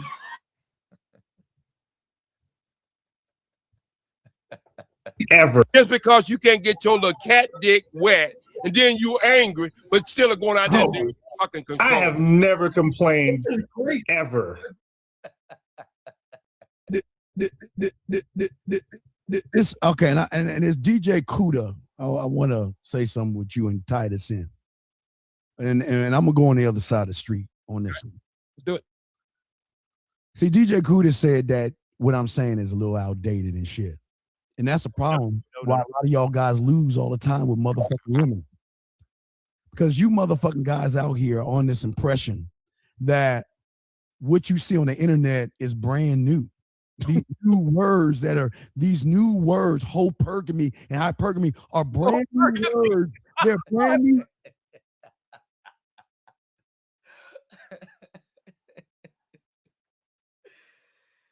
Oh my God. We be having too much fun, y'all. But why can you disrespect the brother, but the sister, we can't talk about the exception. We weren't even generally disrespecting the sister, Nene. Why can you not see he can't get a 10, but you can see Orchid get a millionaire? Easy. I just said Orchid, she seems Y'all niggas be asking random broads profound questions like they put in work in this space. educated, and she seemed like the type of black woman that surrounds herself around a certain type of black men. Just like me, I surround myself around a certain type of black men. I do not date American black men. I never have, and I never fucking will, because a lot of y'all were raised. I mean, niggas ain't gonna fall for it. Niggas ain't gonna fall for it. Your accent, and I'm pretty sure she be running game, like trying to fool niggas and shit like that. And you know, your accent and what you may be asking for, or how you purport yourself a little bit, you know, you can't run that game for a long time on an American man. So that kind of works. Sometimes when American man won't deal with you, it's just best to say you don't deal with American men. Simply with your mothers, no fathers. Y'all are Thank you, girl. Sprinkle. And y'all are just not good men, in my opinion, from what I've seen. Not my personal experience, but just from what I've seen. I've always dated African men ever since I was 18 years old. I've never had an American boyfriend. So that's just what it is. And I just don't believe that call your father, eh? You call your father, eh? Bring your jacket. You call your father? What's the matter, Daddy? Bust all in there. Call your father. His height might be an advantage to some degree. She probably date Kenyan niggas. Them niggas tall as fuck too, and they run fast. But he's not getting any woman outside of Keisha and LaShonda. Like he's not getting no top. You sound just like him though. So you only, you know what's funny? Cardi B will get a man. Megan Thee Stallion. He didn't deny it though. Damn, that she did make a good point though. Let me ask y'all a question. And I didn't even get to read the fucking poll. I should have do another poll. Can Fantastic get another woman other than Keisha? He might be able to get a goofy Glacier chick, I think.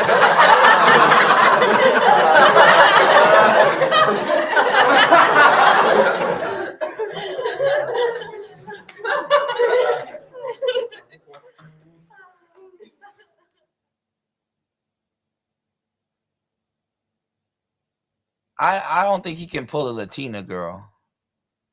Definitely can't pull an Asian girl. Dang, he probably is only relegated to a Keisha.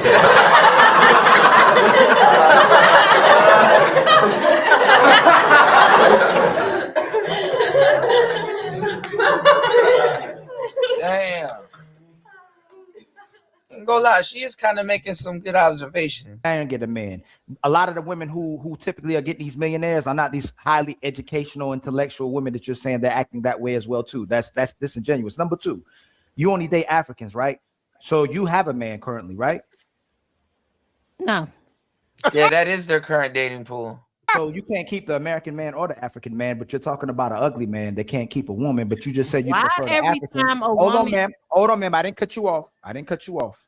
You just discredited Americans, but then you dated Africans, but then you can't even keep the Africans. So either the African is the problem, or it's the woman who calls herself a king instead of a queen. You can't be made queen unless I tell you a queen, and you definitely can't be a king unless you're a man. But you calling yourself King Nene, you don't have an American man, nor do you don't have a phenomenal African man. So the only person I would see the problem is you. Okay, that was cute. That was cute and everything. Take us down, please, but- King Nini. We have to read 1,000 super chats and go to the main event. Go ahead. Okay, that was cute and everything, Ali. But why do y'all assume that just because a woman is single, that somehow means that she cannot keep a man? Maybe he couldn't fucking keep me. Just because a woman comes across a man does not mean he's going to be the perfect man and he's gonna. See, they gotta go after. She gotta go after African men because she gotta run game and shit.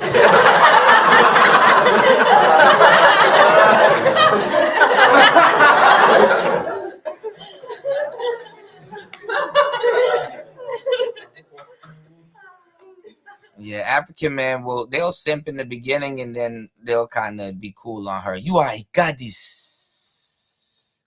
You are a goddess. Where's your father? Have the qualities that she needs and he's gonna be everything that she wants. Okay, the nigga wasn't for me, so I kept it the fuck moving. It has nothing. How many niggas though? Women would be like, I don't date niggas because they ghetto. And they be ghetto than a motherfucker. Where's your father?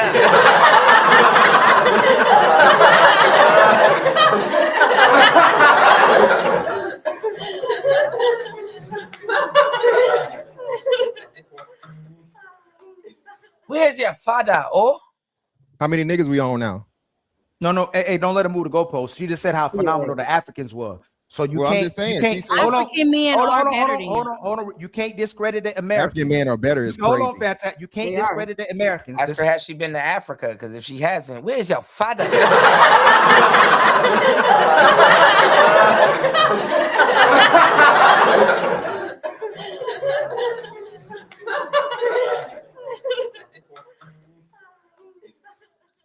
Let me tell you how I know Nini's full of shit. I've been around the block. I'm half African. Can I say something? Where's your father? I can say something, right? Why y'all niggas refer to Africa like it's a fucking store or some shit, like it's Safeway or a convenience store?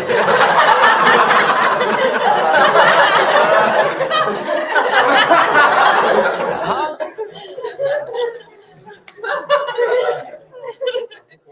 Y'all niggas refer to Africa like it's Home Depot or some shit. First of all, women that actually date quote unquote African men, they don't say I date African men. They tell you where in Africa that man is from. For example, they'll say I date Nigerian men. I date men from Guyana. I date men from Niger or fucking, you know what I'm saying? They, you know, Senegal or wherever. They will tell you where in Africa that the man that they date's from Kenya, from Liberia, Tanzania. Where is your father? They don't refer to Africa like it's the fucking they don't refer to Africa like it's McDonald's and shit. It's like, oh, okay, you dating an African man. Where in Africa is he from? Like be very specific. You know? And she dating the simpish African men before they find out, because them simpish African men will get rid of her ass in a second too. They simp in the beginning, and then they realize she's not really a prize, and they bounce. Because honestly, after a while, African men are pretty strict.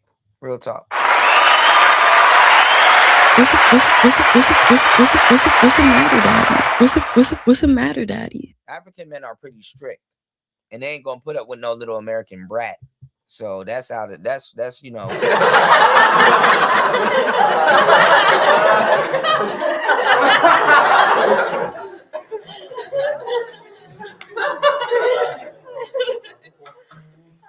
Say the Africans are phenomenal and not even have either one of those men. You'd have to be the problem, sister. So you can't say it's because of the man. It has to be because of you. Is crazy. Okay, and if I'm wrong, if Ali's wrong, have you ever dealt with a good man? I've dealt with a lot of good African men. What happened? We don't even have the time to even go through what happened. The point is, I got plenty of just time. because something did. The point is, wait, what you say? She said she has plenty of time to hear. She's just doing her journalism. Sarah, you just sit over there, Sarah, and drink your drink. A king, you ain't being consistent. If they good man and you lost them, how you have keep to be the leaving? problem. I didn't lose. No. First of all, I have never lost a man. I am always the one to leave. I don't lose no man. Why did you lose? Who I want you to be, and you not doing what the fuck I tell you to do, I'm out the door. Well, you can't be with the African man if you. Ali got this. Go ahead, Ali. Maybe if you were a queen, maybe the African would want to stay with you. But I'm a king. My name is Hold King. on, you too busy being a king. So again, I'm gonna ask you again because you run away from my questions. You dodging. Why did you leave these good men if they were so good? Every man that I came across was not fit for me. He was fit for another bitch, not for me. He was fit Damn, for you a good sound one. hood as fuck right He now. was fit for. Y'all killing me with this. Not hood is a mentality. He was like fit a for Keisha a to good. me. He was Sound fit like a for Keisha to me. He was fit for a good, cooperative, intellectual woman who spoke. She running games on simpish African dudes, bro. They're not gonna keep her. Her longest relationship was probably 2 weeks.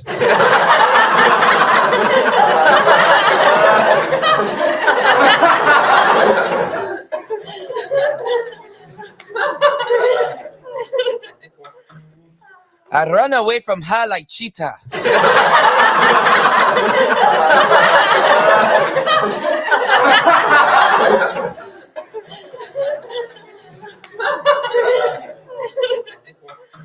I know being around her, it's like, oh, this is grand. This is awesome. I know them niggas was happy as hell getting away from her. What's the matter, daddy? What's the matter, daddy?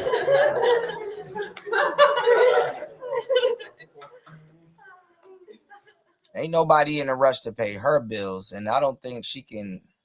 I ain't gonna lie, women that talk like this probably can cook, but you probably don't want what they cooking anyway.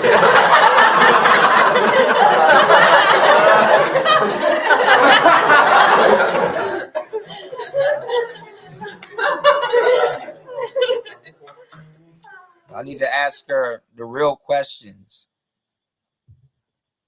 Can she cook fufu? With class, you speak ratchet and you tell men that they like pick a the ratchet Keisha. and they should stay away from the Keishas. You said that Orchid got the good man because she speaks with intellect, and she's not ratchet, ma'am. Everything in the way you conduct yourself since you've been here, it has been ratchet. You're not even professing yourself like a lady. You don't move graceful. Nothing about me is Hold on, let me finish. No, you're not gonna fucking finish. Let me tell y'all something. And it's not even pretty women, because it used to be pretty women. And I used to talk to my player partner about this all the fucking time. But now it's with women in general.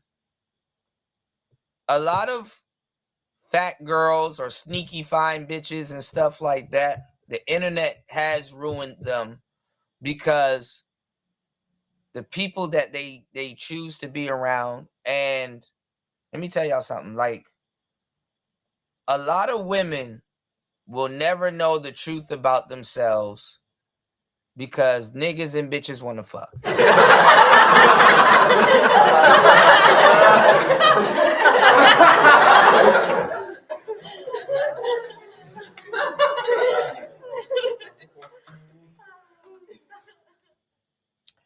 It will be a ghetto bitch calling herself non-ghetto. She'd be like, yeah, I'm not even ghetto, or I'm not ratchet like the mother hoes and stuff like that, and blah blah blah. And it's like, girl, you are just like them women, if not worse. You are the epitome of that bullshit. And sometimes they be deluding themselves, but a lot of times they be dead fucking serious, because they'll never know the truth about themselves because niggas want to fuck, she fake, and the bitches that are around her are fake.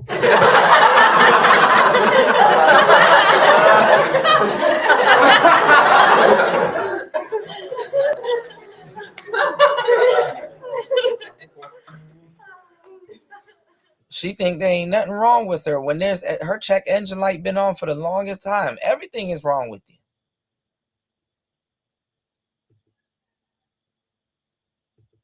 Thinking you're not ratchet and they talking about somebody else is crazy.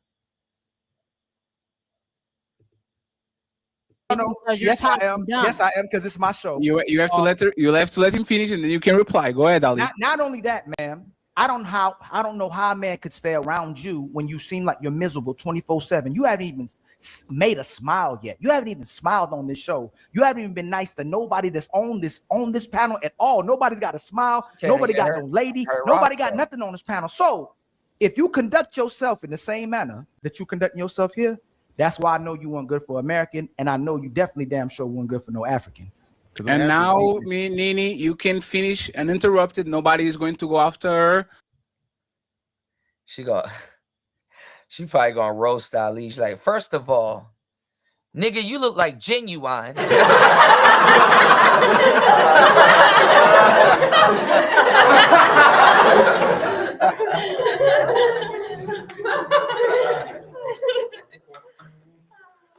Let me stop. All right, let's go.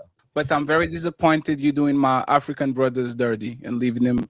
Hey, shout out to my African brothers too. Nene, you're fine. You are fantastic. Look African. Okay. Or can you don't? Please don't. She left the kings and became the king. Go ahead, Nee. Like I said, all that sounds cute and everything, but at the end of the day, I can sound how I sound. Ghetto is a mentality. I don't have a ghetto mentality. I don't care how I sound. I mean, you know, people talk like that voice. You know how people talk? And I'm going to give y'all some real psychological game. You know how people talk? That's the same voice they have in their head. Like the way that she sounds, like that's how she talks in her head when she's reasoning with herself.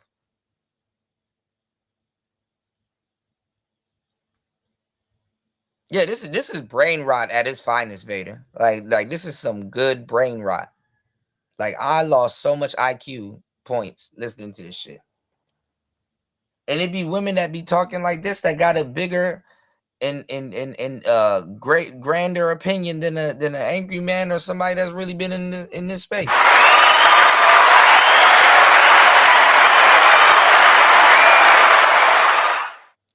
God forbid you smart. You ain't gonna get no.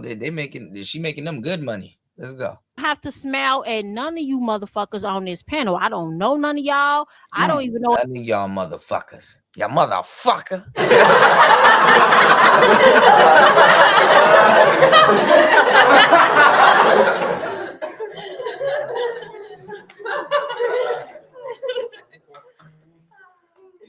Eyes are not white. I mean black. If I like any of y'all, all y'all can kiss my ass. To be honest, I really don't care. What I'm saying is, just because I am single, her IG is the official Oh, this bitch ain't playing. Her name is really King Nene. Hold on. Let's see what King Nene working with. Hold on, y'all.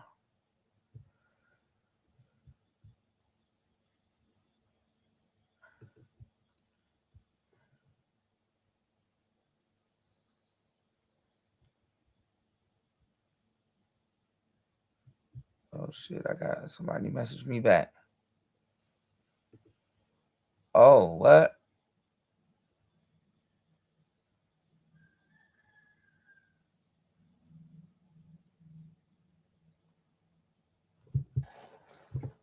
Ooh, I got a bookkeeping client. Ooh, I need a. Ooh, I should have. Man, I should have been in bed sending emails. Lord have mercy. Hold on, y'all. I got me a bookkeeping client. I got me a. Damn. They responded on Wednesday. I haven't been in this. Give me 1 second. The official. Who gonna type all of this shit? The official King Nene. The official.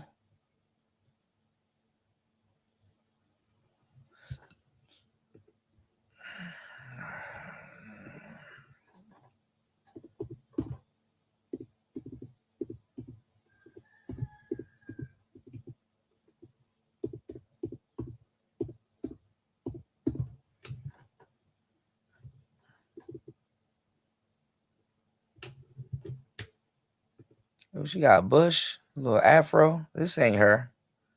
Oh, this is her. Oh, she a little brat. See, she's sitting in a dark room with the TLC red light special. She a little brat. Brat-tat-tat-tat. I like the afro though.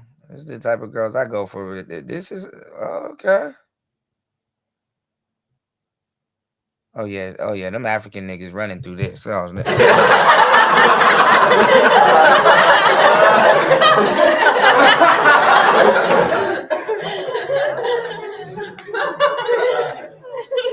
she got a little nose ring. Oh yeah, fantastic gonna fold like a fucking lawn chair over there.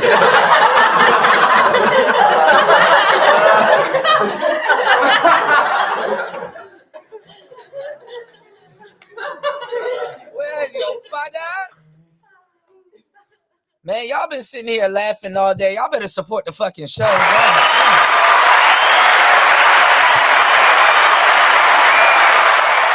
Y'all been sitting here laughing all fucking day and not support the show. Damn, that's a crime. Shout outs to all the supporters that do support the show and that did support the show. And y'all hit the Cash App. Support the show. Nigga, Fantastic finna go bonkers. That's why he didn't outright rule her out.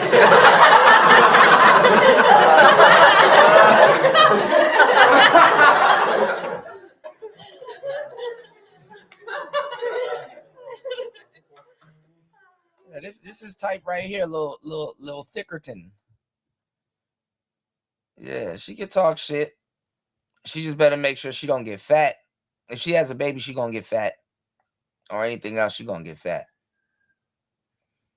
Yeah, but she a little cold. I like the afro.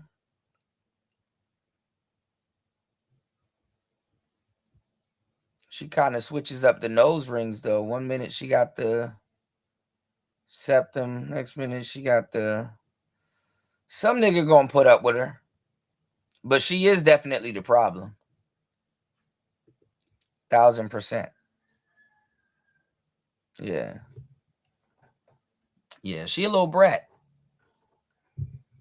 She probably was a fat girl coming up, and then she got a little sneaky fine. That shout outs to Rayology. That's what happened. She don't got much pictures on her IG. I mean, she, yeah, she used to be a little fatty. See? African dudes do date these types though. These types do go after the African dudes, like the Sudanese dudes and they're the type of girl you know. She not Soweto, South African. She not South African. She more like Nigerian. It's not one of them girls, if you love her, you put her in Chanel, you put her in hijab.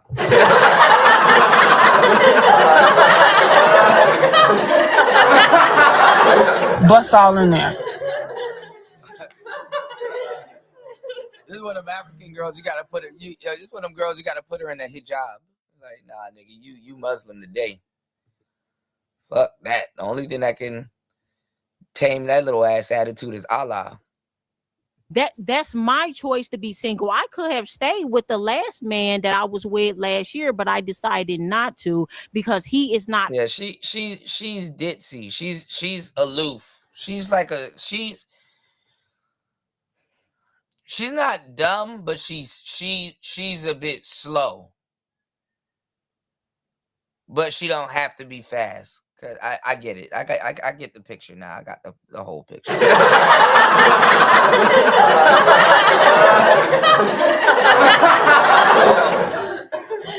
didn't catch that. You said in her bio, I love to bully men. Yeah. I bully men for fun. Sissies. And she's a vegan. Yeah.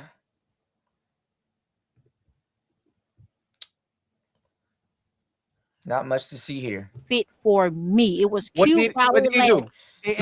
Yeah, in her world, she can be as ditzy and dumb as she want to be.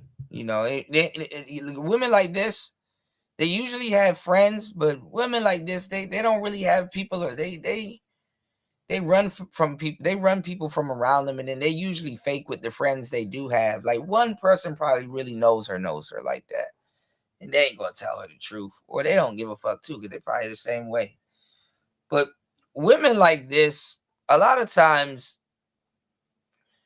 their character or who they are, it stunts their growth, because like people would never like tell them that they wrong, or women like this, like I don't know how to explain it.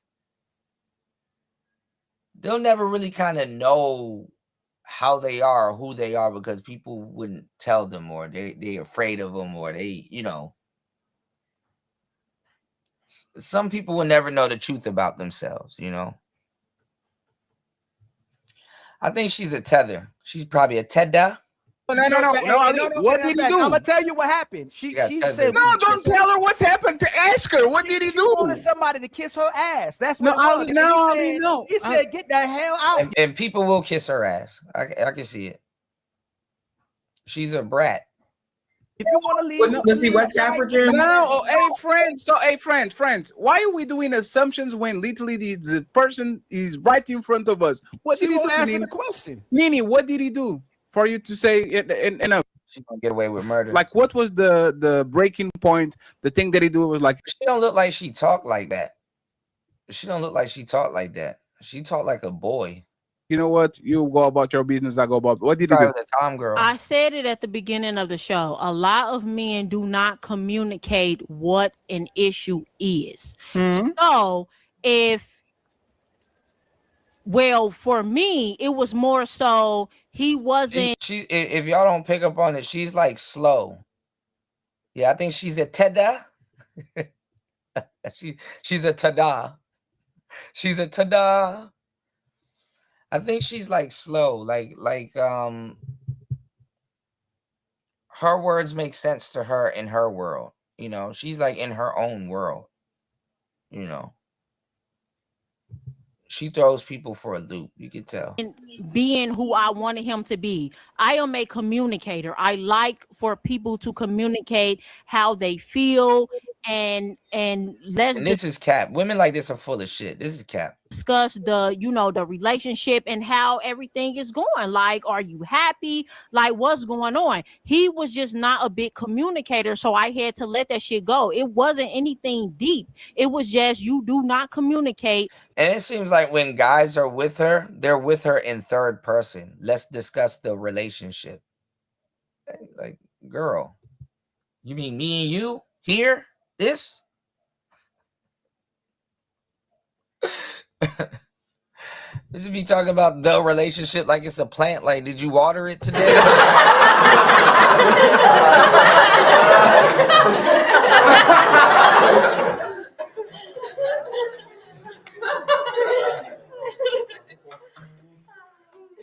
Yeah, these type of girls, they never know the truth about themselves. You smash them, hit them hard, and then you leave. You know? And let me tell y'all something, these little bully bitches, these bully bitches be the funniest ones. You hit that bully bitch right, she'll turn into a little flower.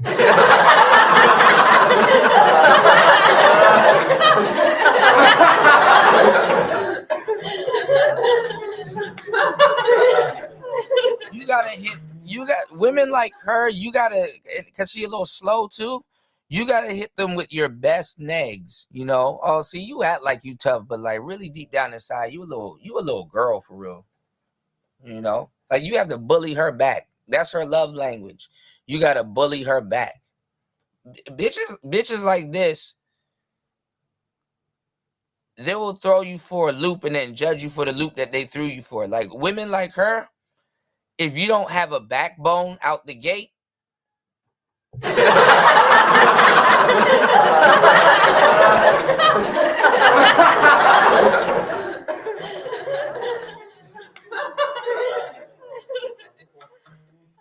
Jadansky. To my liking, so you go about your way and I go about mine. I have never been dumped by any man. I have always. That's a lie.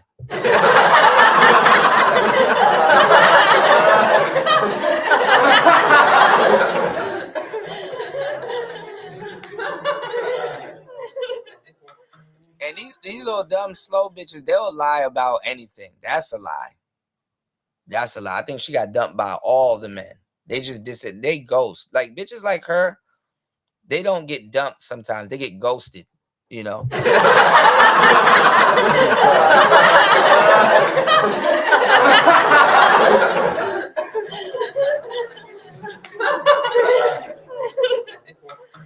Link said if you rightly hit that stud, she gonna turn into a bud. Well, you know what the word stud means, still titties up under that shirt, so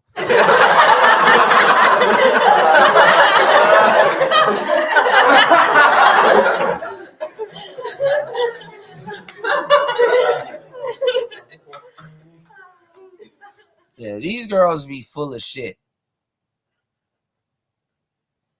They gotta announce. They gotta announce it. I never been dumped. Nobody asked you, but now that you volunteered that, we can tell you've always been dumped or got ghosted. You know. She the type of girl you gotta break up with her through a text.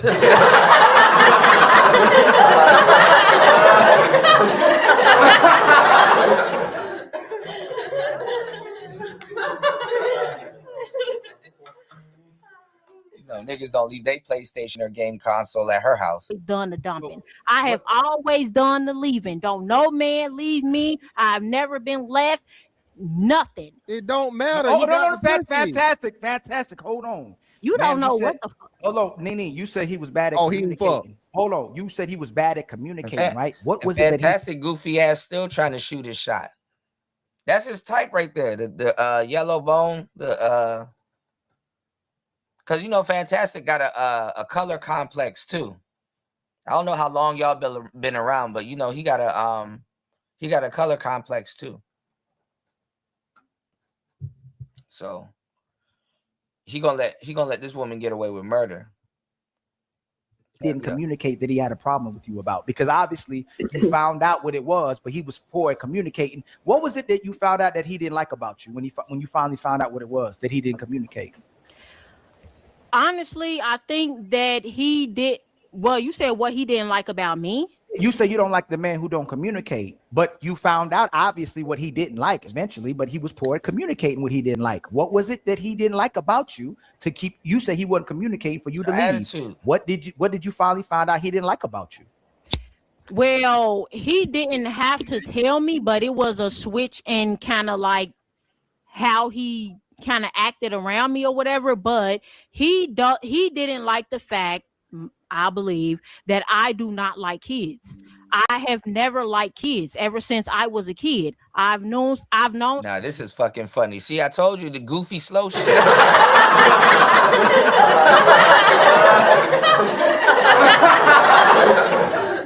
I tell you? Bro, I done mastered women so bad. It's shockingly scary. I know what I'm talking about. What bitch in her right mind say I don't like kids?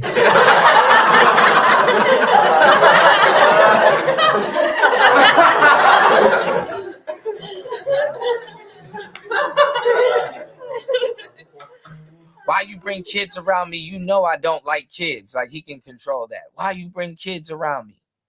Damn, so I can't take you to a park. We can't go to Disney World. We can't go to nothing. You want to know why? It's always the slow ones like this. I'm telling you, this bitch is slow, and she's a liar. Not worth it. The juice ain't worth the squeeze. And let me tell you why, goofy broads. Listen, this is my first time watching this, and I already done read this broad, right? Let me tell you exactly why women like her don't like kids. A lot of women like her can't fathom that something else is around that requires more attention than her. Real talk. I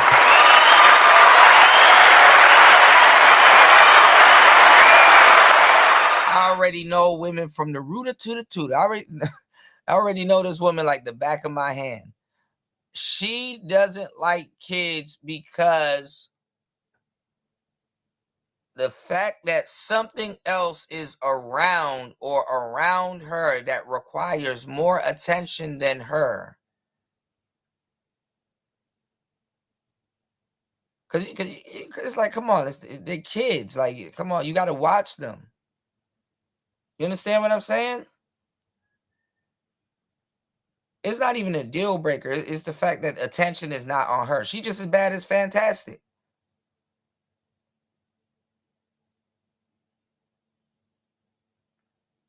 All right.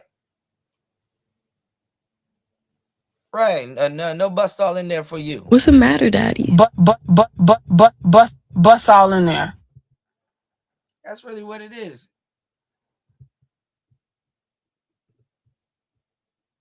That's an easy one. I bet you one of these goofy niggas like, why don't you like kids? Why don't you like kids? Say less.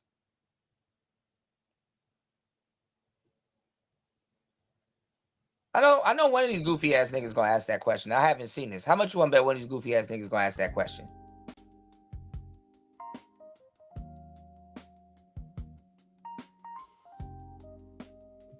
I already know what it is.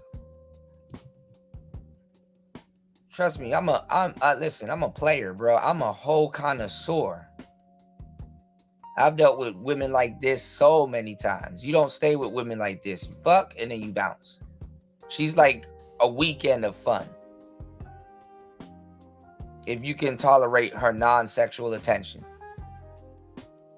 Watch one of these goofy niggas ask, why don't you like kids? Let's go. Since I was a kid that I did not want to be a mother. The first time I said that I don't want to have kids is when I was 11 years old.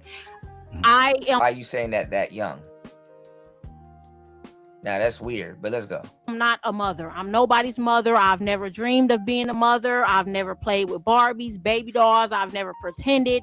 All that shit is weird to me. So I believe that he did not like the fact that I did not like kids, and he did have a daughter. His daughter is like 19 years old, and I didn't have an issue with that because he's an adult. But I believe that he. Oh yeah, bitches like this be dating old niggas too.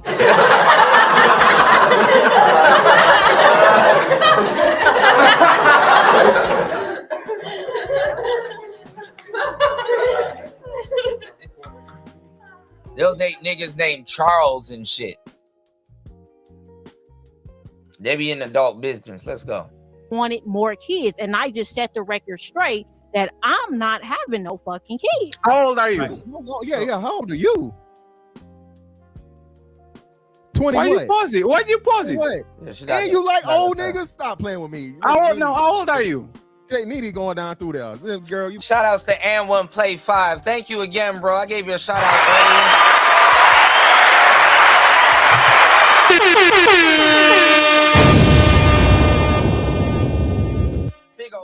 in the building, man. Got to do it up for my brother And1 Play 5. Hold on, And1. That ain't how we do. Breaking down this goofy chick, man. Let's go, man. Try your final card. I told you I'm spot on. I be knowing Because what after I'm that, talking about. 3 blue eyes white dragon are gonna mash up your blood clot. It over. It not done yet, Kaiba. Because me have this. Exodia, the wicked one. What that? Me have all 5 pieces pon the field.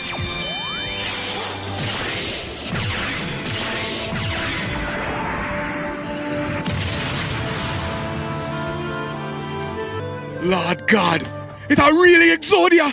You know easy. Now who are gonna get mash up? Exodia, mash up him blood clot.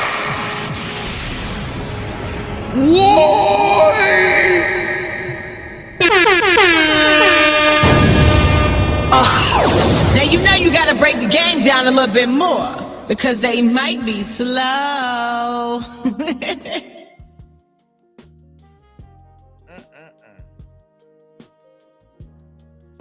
And remember, I told you this girl is goofy as hell and she's slow.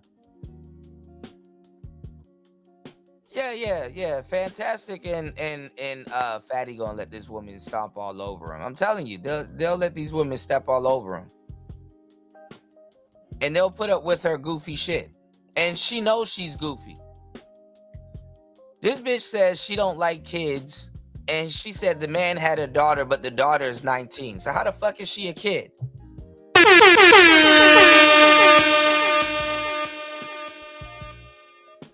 That is a woman.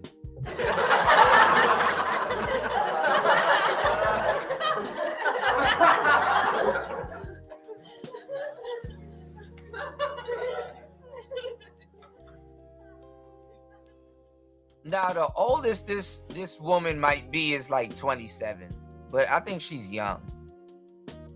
But the oldest I'm getting from her is like 27, 30, now that I'm looking at her.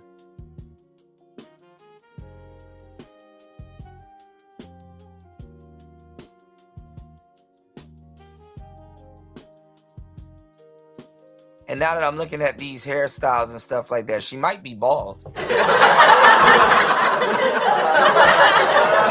What's up? How old are you, Nini? 20 something. 20 something early. No, Ali, how old are you? I just turned 35. Oh, wow. Okay, damn. Damn. Get out of here, you damn nigga! She too old to be talking like this. So she really is slow. So let's break this down, brothers. Happy birthday. When a woman who don't want children, a woman who don't want kids is a woman who values her independence over you. Her goofy ass better make up her mind in the next fucking 5 years. Ever. Just because you can't get your little cat dick wet and then you angry, but still are going out there and fucking control. I have never complained ever. Goddamn breath milk right about now. And she told everybody that she had a miscarriage. She better get her mind right within the next 2 years. She had a miscarriage. Let me tell every goddamn body who's listening to this. The sun has been coming up for billions of years. Ain't nobody call that old. The moon has been coming up for billions of years. Ain't nobody calling that old because it works.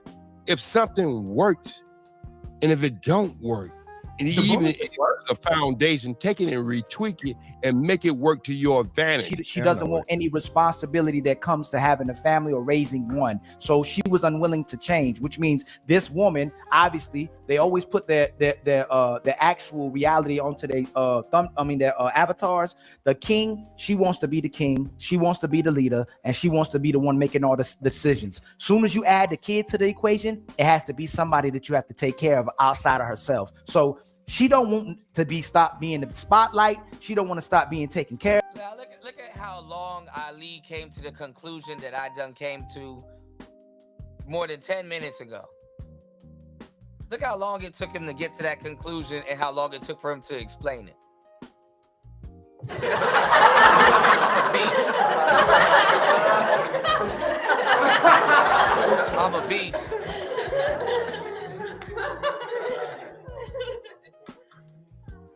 beast.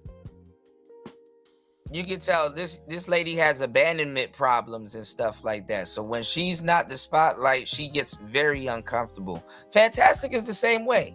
If he's not acknowledged, he gets uncomfortable. He got to go out of his way. So hey, look, Fantastic. He's super interested. Look at his face.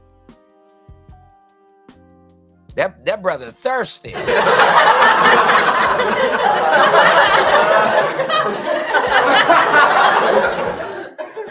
That brother thirsty. That brother parched. That brother thirst. That brother, he's parched. And she's not willing to invest in something that has to do with loving somebody else. So that's why she's by herself. She picks her feelings, her values, her independence over everything else. And Nene, respectfully, if you continue to be like that way, it's going to get much darker for you as you get older. When you get 40, especially in your 60s, 70s. I'm gonna get serious. I'm gonna get serious a little bit. When you finally get to that age, you're gonna wish you had kids. You're gonna wish you had a family. You're gonna wish you had a man.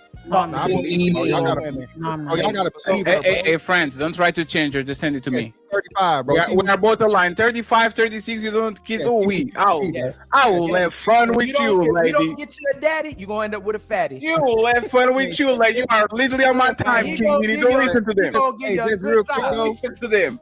Hey, so Nene, it's obvious that them Africans ain't working out. You got to come back home, baby. You need to get some Europeans. Black Americans are not home for me. Sorry, but what I wanted to say is, that's all fine and dandy, but at the end of the day, just recently, we haven't spoken for 4 months, but just recently, he called me.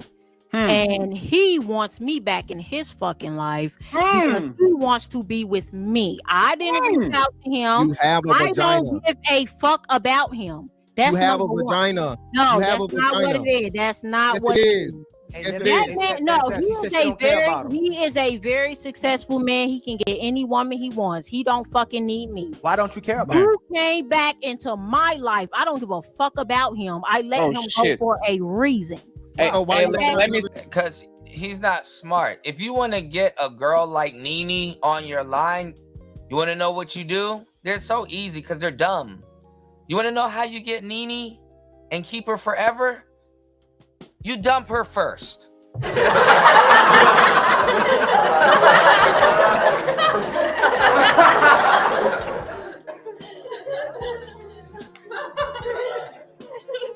She's the type of woman that will lie and believe her lie.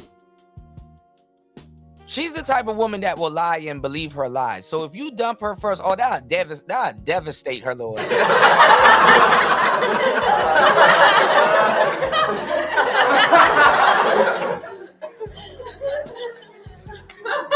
That'll devastate her little ass. And then let me tell you how you got to do it. You got to dump her on an unethical day, like a Tuesday or like a Wednesday and shit. You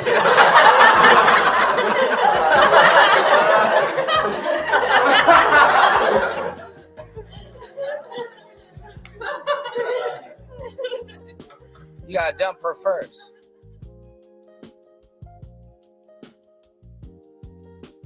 This woman is slow and goofy. Now, one second. Let me say this, please. Ali, 1 second, please. Y'all have to stop to try to convince this ruthless woman to have kids, man. That's the worst shit y'all can do. This woman is ruthless. And y'all pushing her to motherfucking have kids and get married. Let her stand in a motherfucking rain and do the moonwalk. Don't recommend ruthless woman to have kids and to get married. This type of woman will step all over him and he finds it attractive. All of that shit Fantastic was telling y'all, and all of these red pill euphemisms and stuff like that, he throwing that shit out the window for a directly not proud of her heritage, disrespectful woman. She said she want the Tedda.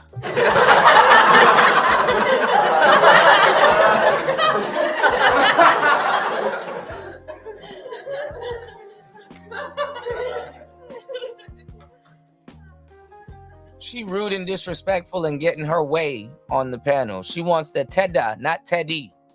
Teddy, she don't want you. She want Tedda.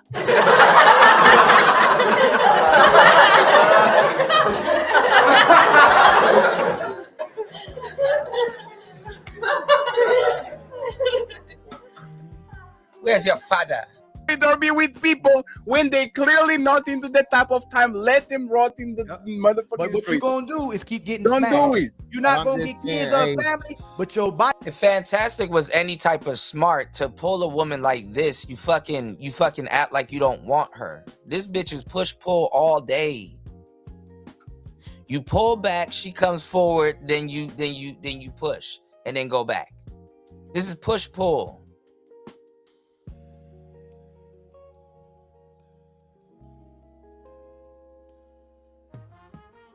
These broads are easy, bro. Easy. Body count just gonna keep. And this is the problem with y'all goofy ass niggas. Y'all don't be checking their Instagram. As soon as I checked their Instagram, I already knew what was up. I'm like, okay, I got a good cold read on her. I'm good. I know exactly what to do to pull this woman. And Fatty and Fantastic is fanned out. Bust all in there. They fanned out.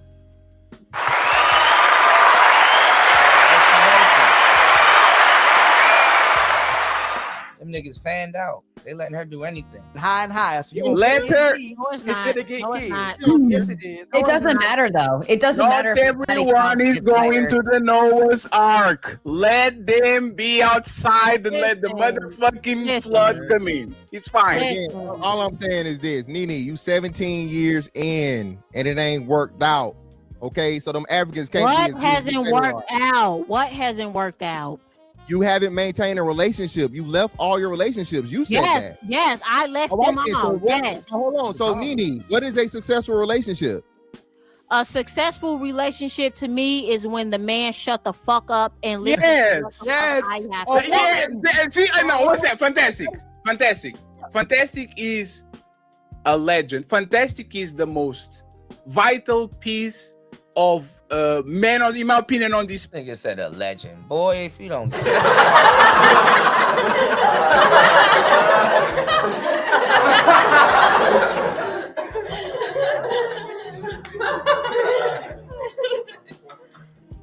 that nigga is cringe and he's hoe repellent. He's trying too hard to get this disrespectful woman. And she pulling this card. You back up. She's actually more attracted to Ilkan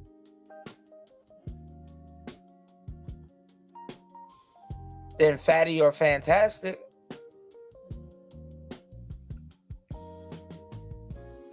And that's sad. Like when you that big to be a simp and a woman is like testing to see if you got a backbone. That's funny.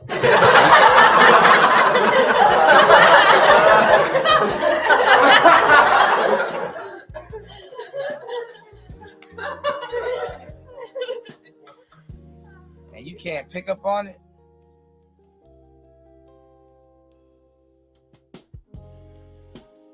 Let's go. Place. This is why I never, like you and Ali, right? This woman shouldn't be pushed to do nothing. She is a relationship for her is a relationship when I get whatever the fuck I want and you shut the fuck up. Don't send no man to this burning building, please. Leave it alone. No, we're not trying to stop nothing. Let her keep telling on herself. Fatty, hey, Fatty, let her keep telling on herself so men at least are understanding and women can understand why there's a red pill, why there's a man. Hold on, let me say this. Real quick, sister. The red pill doesn't just inform the men, it informs the women of your delusion and your expectations as well, too. You're expecting a man to shut up for you instead of used to shutting up. Y'all think this is red pill? Ain't nothing red pill.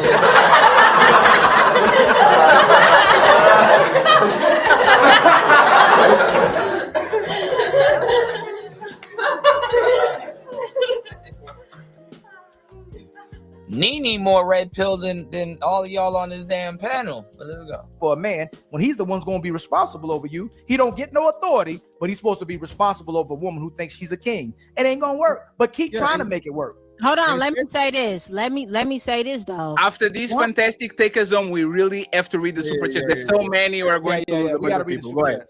Let me say this though. One thing about me though, because a lot of women try to hide who they are from a man. Me, I never had who I am. I am who the fuck I am. Girl, you are not smart enough to hide who you are.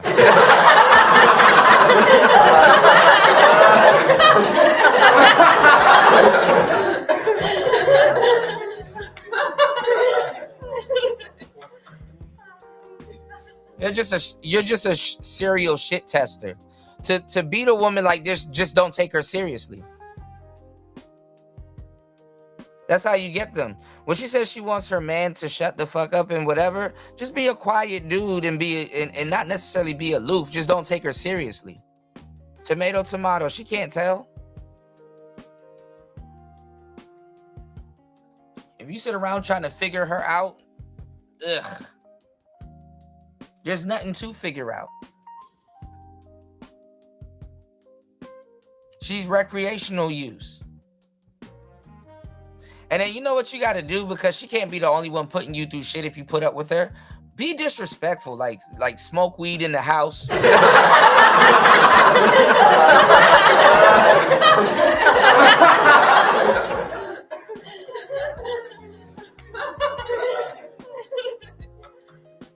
Give her something to complain about. You have to keep bitches like this. You got to keep them busy because they're stupid.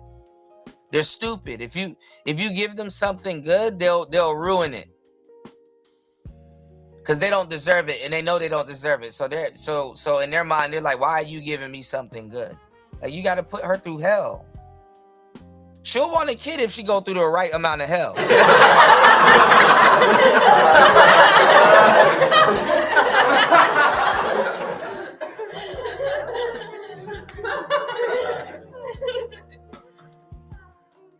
She's too comfortable being herself, and she hates it.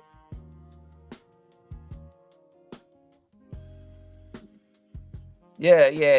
She knows she on the panel full of suckers, man. That's crazy. I let men know from the jump who I am. I don't hide the fact that these are my views, that I need a man to shut the fuck up and not necessarily do what I say, but you're going to listen to me. Like, right. It's not gonna be just me listening to you. No, you're gonna listen to what the fuck I gotta say too. But I also let it be known that I don't want kids, and I don't. And let me tell y'all something. Like, women like this, let me tell you the words. Like, when they're talking, let me tell you the words that pierces their soul. But they like it. And see, this is why I'm telling y'all. This is if you want to go through this, because if you fanned out and you simping like Fantastic and Fatty, she gonna step all over you. The main word when she's talking, sometimes the main thing, and you want to do this in person, you want to do this in her face. The main thing you want to tell a woman like this, and you tell it to her early off the jump, while y'all establishing boundaries. Tell her to shut up.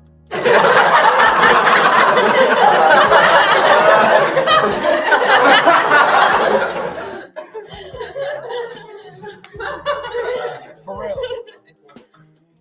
Oh, that'll get her little motor running. Tell her to shut the fuck up. Like, shut up. But in a way, not in a committed way. Like I don't take you seriously. Shut up. Like, girl, shut up. And do whatever you were gonna do anyway. Because the thing is that if you be slightly disrespectful to, she knows she's being disrespectful. So if you be slightly she don't need niggas to tell her. If she knows you're being slightly disrespectful to her and you're still doing your own thing, she'll respect that, because that's how she is. And she'll follow you a little bit more, or at least respect you.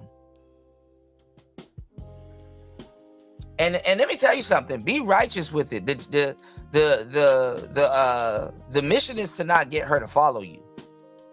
Like, you got to not be playing. Like, if she knows that, okay, he acting like that to get me to do this, that, and the third, that don't pass her shit test neither. No, genuinely tell her to shut the fuck up.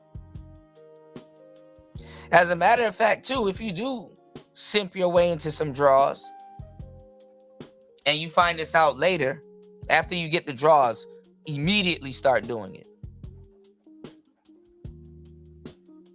Don't take her seriously. Tell her shut up. Tell her she don't know what she talking about. You got to give her something to chew on. That's why they be loathing. They be hating niggas that be following after them like little puppy dogs, like little lap dogs. See, that height shit don't mean shit when you a little lap dog. You a big ass nigga. Fantastic Clifford the red dog.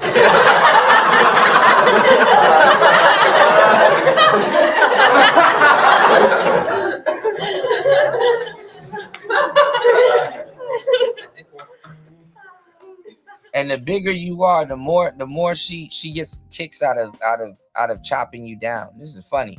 Don't hide anything. So if we do, take it farther, he cannot say, "Oh, Nene changed." No, I didn't change. I have always been who I am. What value? Hey, fantastic. Please forgive me. These broads always got to prove themselves, and it's like I've always been who I am. Like she says this shit with her hands on her hip and shit, trying to sass you. It's like, okay, and who are you? Who are you?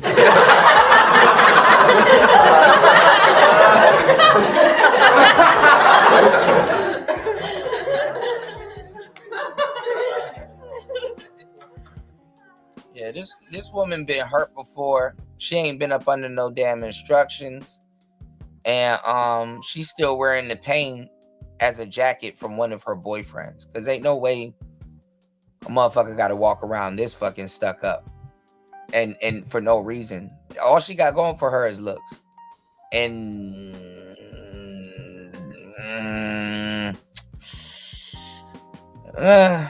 Mike fam, please. What value do you bring to a man, and why should he want to be with you?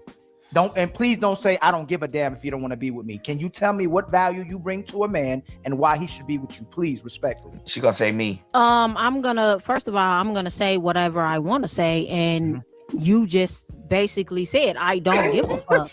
I am who I am, and you're gonna accept it or you're not. Fantastic. We got it. You got it. So basically, again, this is a man with a vagina. Classic. Because men want vagina, they're willing to put up with it, right, for a time. And she thinks yeah, you're gonna put up with it.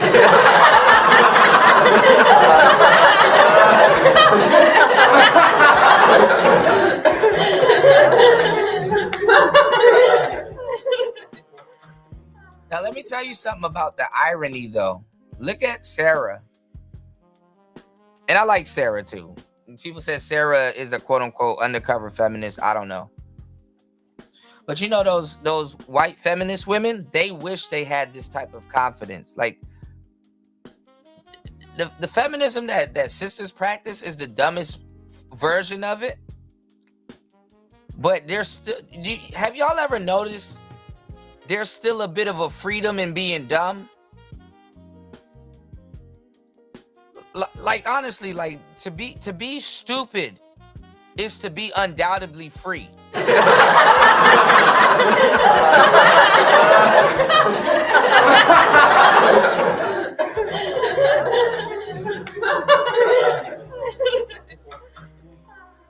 Yeah, see, Rich, they think the woman is being feisty and flirty and stuff like that. And where they're trying to get with her is they think that she don't got stamina to keep it up. And she does. So you got to fight fire with fire. You have to immediately tell her to shut up. You got to immediately notice how, let me tell y'all something. Because I've done this with women before, but after a while, I'm a cool dude, so I really don't feel like putting on this disrespectful mask. But I can be super disrespectful. I can be very disrespectful if it requires it, right? Notice how everybody's saying she's disrespectful, but she has never said that they're disrespectful one time. You gotta flip that switch in her. You gotta flip that switch in her. You gotta get her to say, "Oh, this nigga is disrespectful." And bitches like this will stick around to try to teach you a fucking lesson.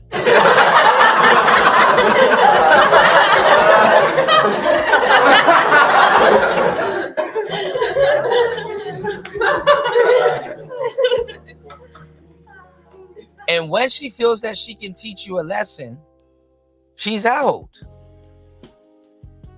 So you gotta be an onion to this bitch. You gotta give her 2, 3, 4, 5 degrees.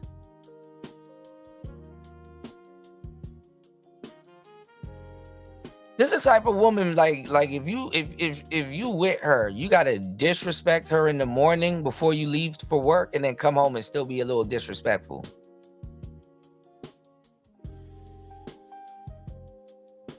You gotta pace it though. This one of those girls where you do 2, 2, then 1.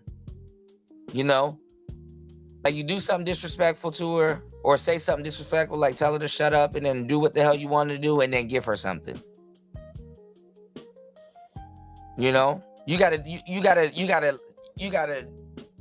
It's 3 steps. You 2 of the steps you be disrespectful. The last step you reward her for something. It's push pull. This is push pull all day.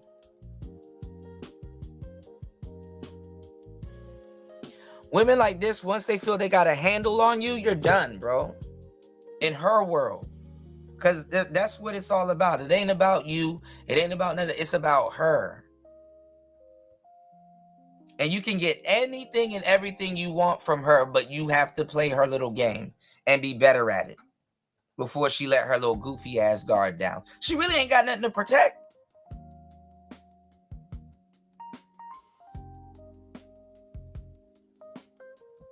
The juice ain't worth the squeeze.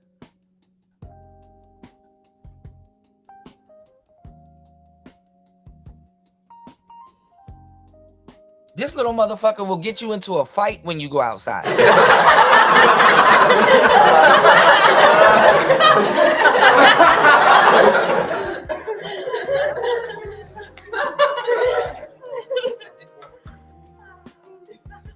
I'm telling y'all something good.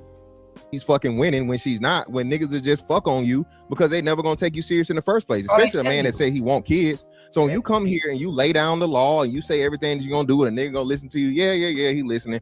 And more likely than not, they fucking on some shit on the side too. Again, you have a horrible demeanor and a horrible fucking attitude, but niggas will do anything for the sake of fucking on a bitch. And these type of broads are side bitch energy. They love being side bitches. No strings attached. They love that shit. Right? And again, you're not ugly, right? And this is what I'm trying to say. You gotta have a girl and then be real with this chick. Like you know what I'm saying? If you tender, I'm not even gonna say what I was gonna say. That's too much game for y'all. Let's go. Definitely not ugly. So hey, who don't want to fuck on some, you know? Look, he's still complimenting her. This nigga.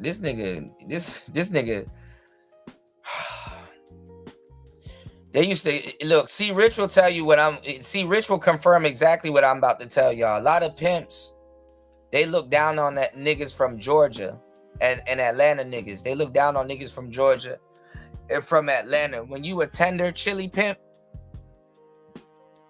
they say you about to get Georgian.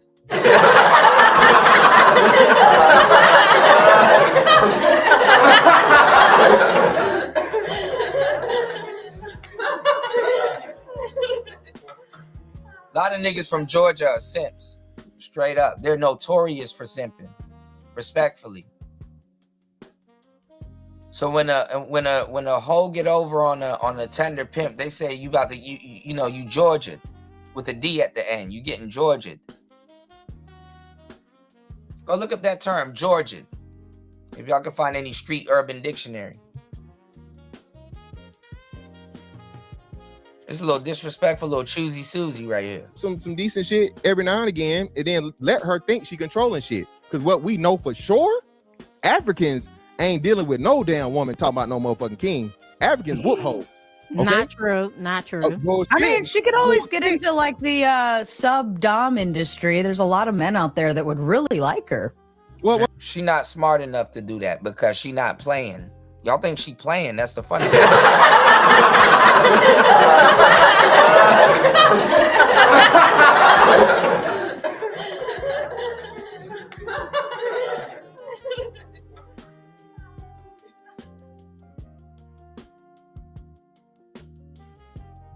Let's go. That's what I'm saying. Well, in that group, you know what I mean? That's a possibility, but I mean, the Africans are not the one, Sarah. That's what I'm gonna tell you. They think that this is like basically like the feisty Latina attitude to them because she looks like she a light, quote unquote, to them she's a light-skinned exotical. This is exotic to them. They'll put up with this. Fantastic and Fatty will put up with this. Me, I'm telling you, if you're gonna put up with it, you need to get your rocks off too. You need to be disrespectful also. You need to return fire. As a matter of fact, have fun with it. They too serious. They take her too serious. She hasn't even stated her value to even be acting like this. You need to have fun with it. Now, bitches like this ain't crazy. Bitches like this that have an attitude and stuff like that, they're usually alone. But bitches like this won't even fight. They won't even fight. Her face too clean for her to be crazy. Bitches like this won't even fight.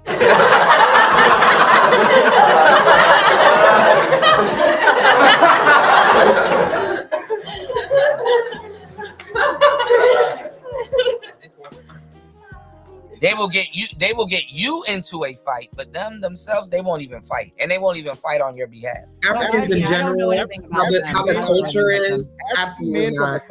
African men from a cultural aspect do not take no motherfucking woman running shit and telling him what the fuck to do. So again, she thinks she fucking not running true. You shit. don't know Africans. When she, baby, listen, I done been around a whole bunch of these. I grew up been around them too. No, they tired of you. Hey, just because you let them fuck on you, baby, don't mean you know them. Obviously, you don't know them. I know them. Hey, friends. I have a message. Hey, see, Rich, I was gonna add on to that, but I'm like, bro, I got too much lava on me, bro. Message for y'all. I have a message for y'all before we go to the main event and to the super chats, and it's a very quick message, and this is the message I want to pass you, so you can actually on this Easter day, a thoughtful message, a message that reminds us of Jesus himself. If Jesus can't save these hoes, why are you trying? What make you think you greater than Jesus? It's time for some super chats.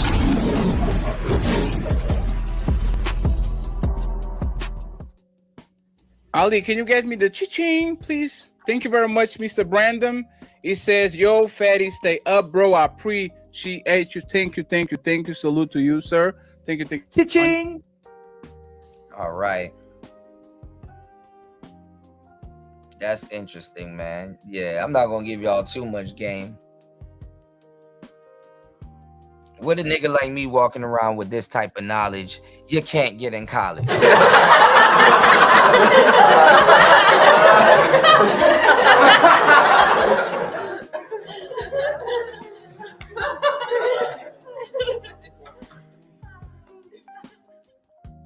Yeah, man, you gotta yell at a bitch named Nene, man. You gotta. Hold on, y'all. Why is this shit acting stupid? Hold on.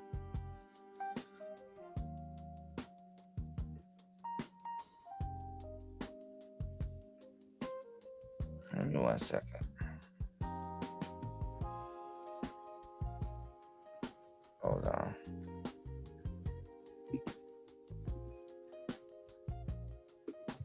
All right, my chat not working, y'all. I don't know what's going on, but fuck it. Speaking of chat, let's go to the show. I didn't even get a chance to check the poll. But did the message of the space get watered down over time?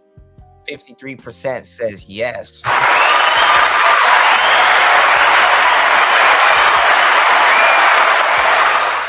25% says somewhat. Still some truth left. 9% says no. 12% says I'm new to this. All right.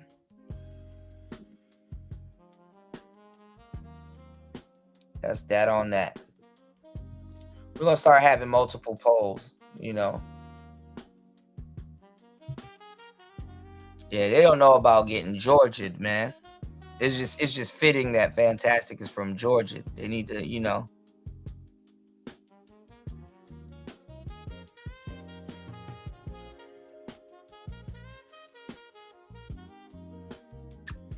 Let me look it up. Let me see if the Urban Dictionary got the proper term for Georgia. Us street cats know what Georgia is, you know.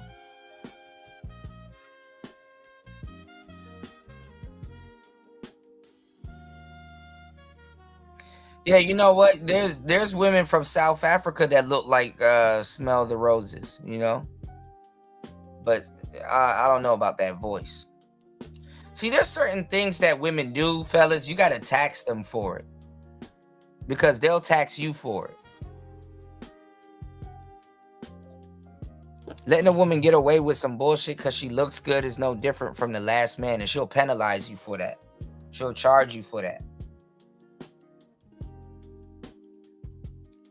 All right. Let's see what the urban Google says about Georgia. See if they know what they're talking about. Definition: it refers to a pimp that has sex with a new girl before she formally begins working or before she turns her first trick. That's not true. But that could be a sign that he's tendered. Meaning signifies a pimp using a new woman for sex without paying her. Man, they don't know what the hell they talking about. Look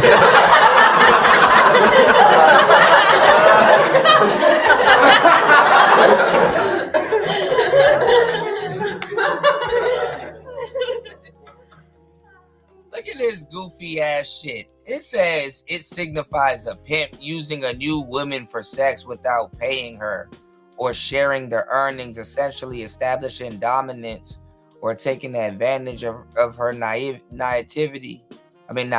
God damn it. This past 10 hours, my brain is putty. Naivety before she's fully integrated into the life. That's not being Georgia. That's being a sweet spot. That's not being Georgia. And a pimp doesn't pay a oh my God. I'm not even gonna get into that because I'm not even. That's today's show, y'all.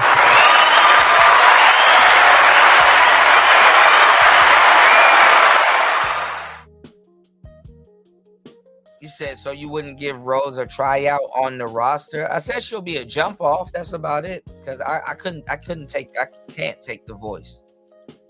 I can't take the voice. She would probably have to speak in a lower tone voice. I can't take the voice. I can't take the voice, bro. Oh, could I?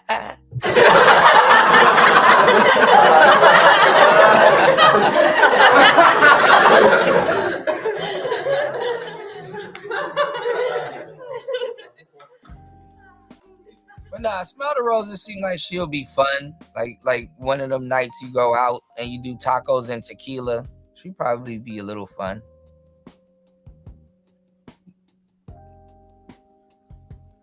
But if I get annoyed, it's gonna be too extreme. Cause me, I don't give a damn. Like after a while, I get annoyed with people, so I just disappear.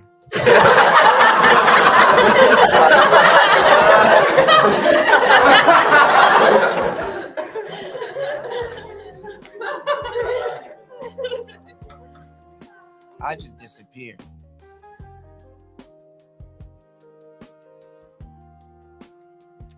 Yeah, I think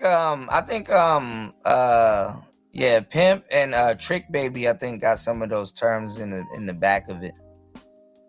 But I gotta put y'all on to my brother Rollo the Pimp and my other brother Willie Garland. A lot of people don't know about my boy Willie Garland, man.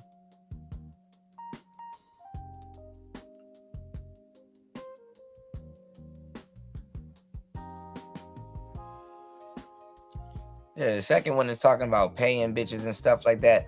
The first definition is a little bit close to being Georgia. Just basically, they talking about a man that's being tender, and then the woman take over the situation and stuff like that. You know what I'm saying? That he not being firm and stuff like that. He compromising his his quote unquote standards, or going about the game wrong, making exceptions. You know what I'm saying? And how you burn out is how they turn out. You know what I'm saying? So, if she playing him or she never been up under instructions, he don't got no leeway to be starting her out like that. You know what I'm saying? Because that's what she's gonna, expect from him the whole time. And I'm gonna tell you something too, which I already know. I mean, and it's clear as day. That Nene chick,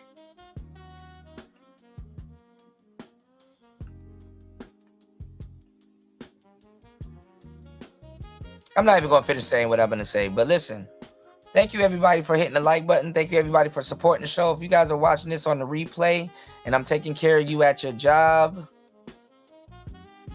please hit the hype button. Please hit the super thanks. Please support the show. Check out the new videos on my channel. I will share them on my wall, but you can check them out. I got some fire coming out. It's Player Talk Radio. I am your gracious host, DJ Kuda, right back at the helm of today's show. Bust all in there. It's Player Talk Radio. Let's get it. Let's go. It's Player Talk.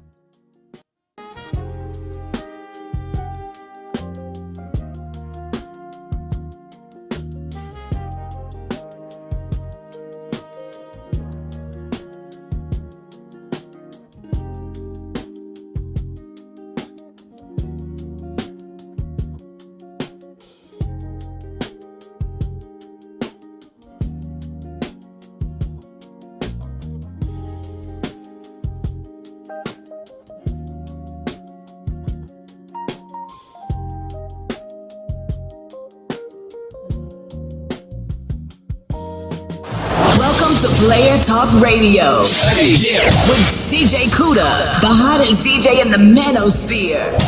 Let's get it.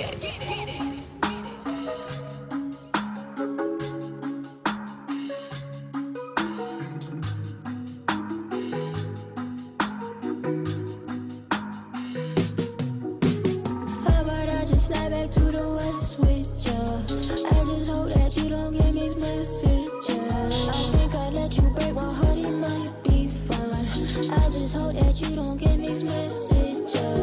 Put that shit right under your tongue. You put that shit right under your tongue so you can feel where I'm from. Put that shit right under your tongue. You put that shit right under your tongue so you can feel where I'm from. I don't want it if you ain't seen it. I like them greedy. Block high so it's steaming. I count my weeks when you be pulling up, it don't really last too long. I wish I could take you on the road, but I take my gun. I wish I could take you on the road, but I brought my gun. She said she loved me, but she left me stranded on our prom. Got 2% up on my phone, just sitting there looking dumb. Just lost my head, my phone, and then why giving directions to mom. Hey, I don't see our love no more. At first I used to see it. I looked up in the phone and I missed messages deleted. Yeah, say you wanna slide back to the west, but we can't go no more. You just wanna break my heart in this bed that I just let you go. How about I just slide back to the west with ya? I just hope that you don't get mixed messages. I think I let you break my heart, it might be fun. I just hope that you don't get mixed messages. Put that shit right under your tongue. You put that shit right under your tongue so you can feel where I'm from. Put that shit right under your tongue. You put that shit right under your tongue so you can feel where I'm from.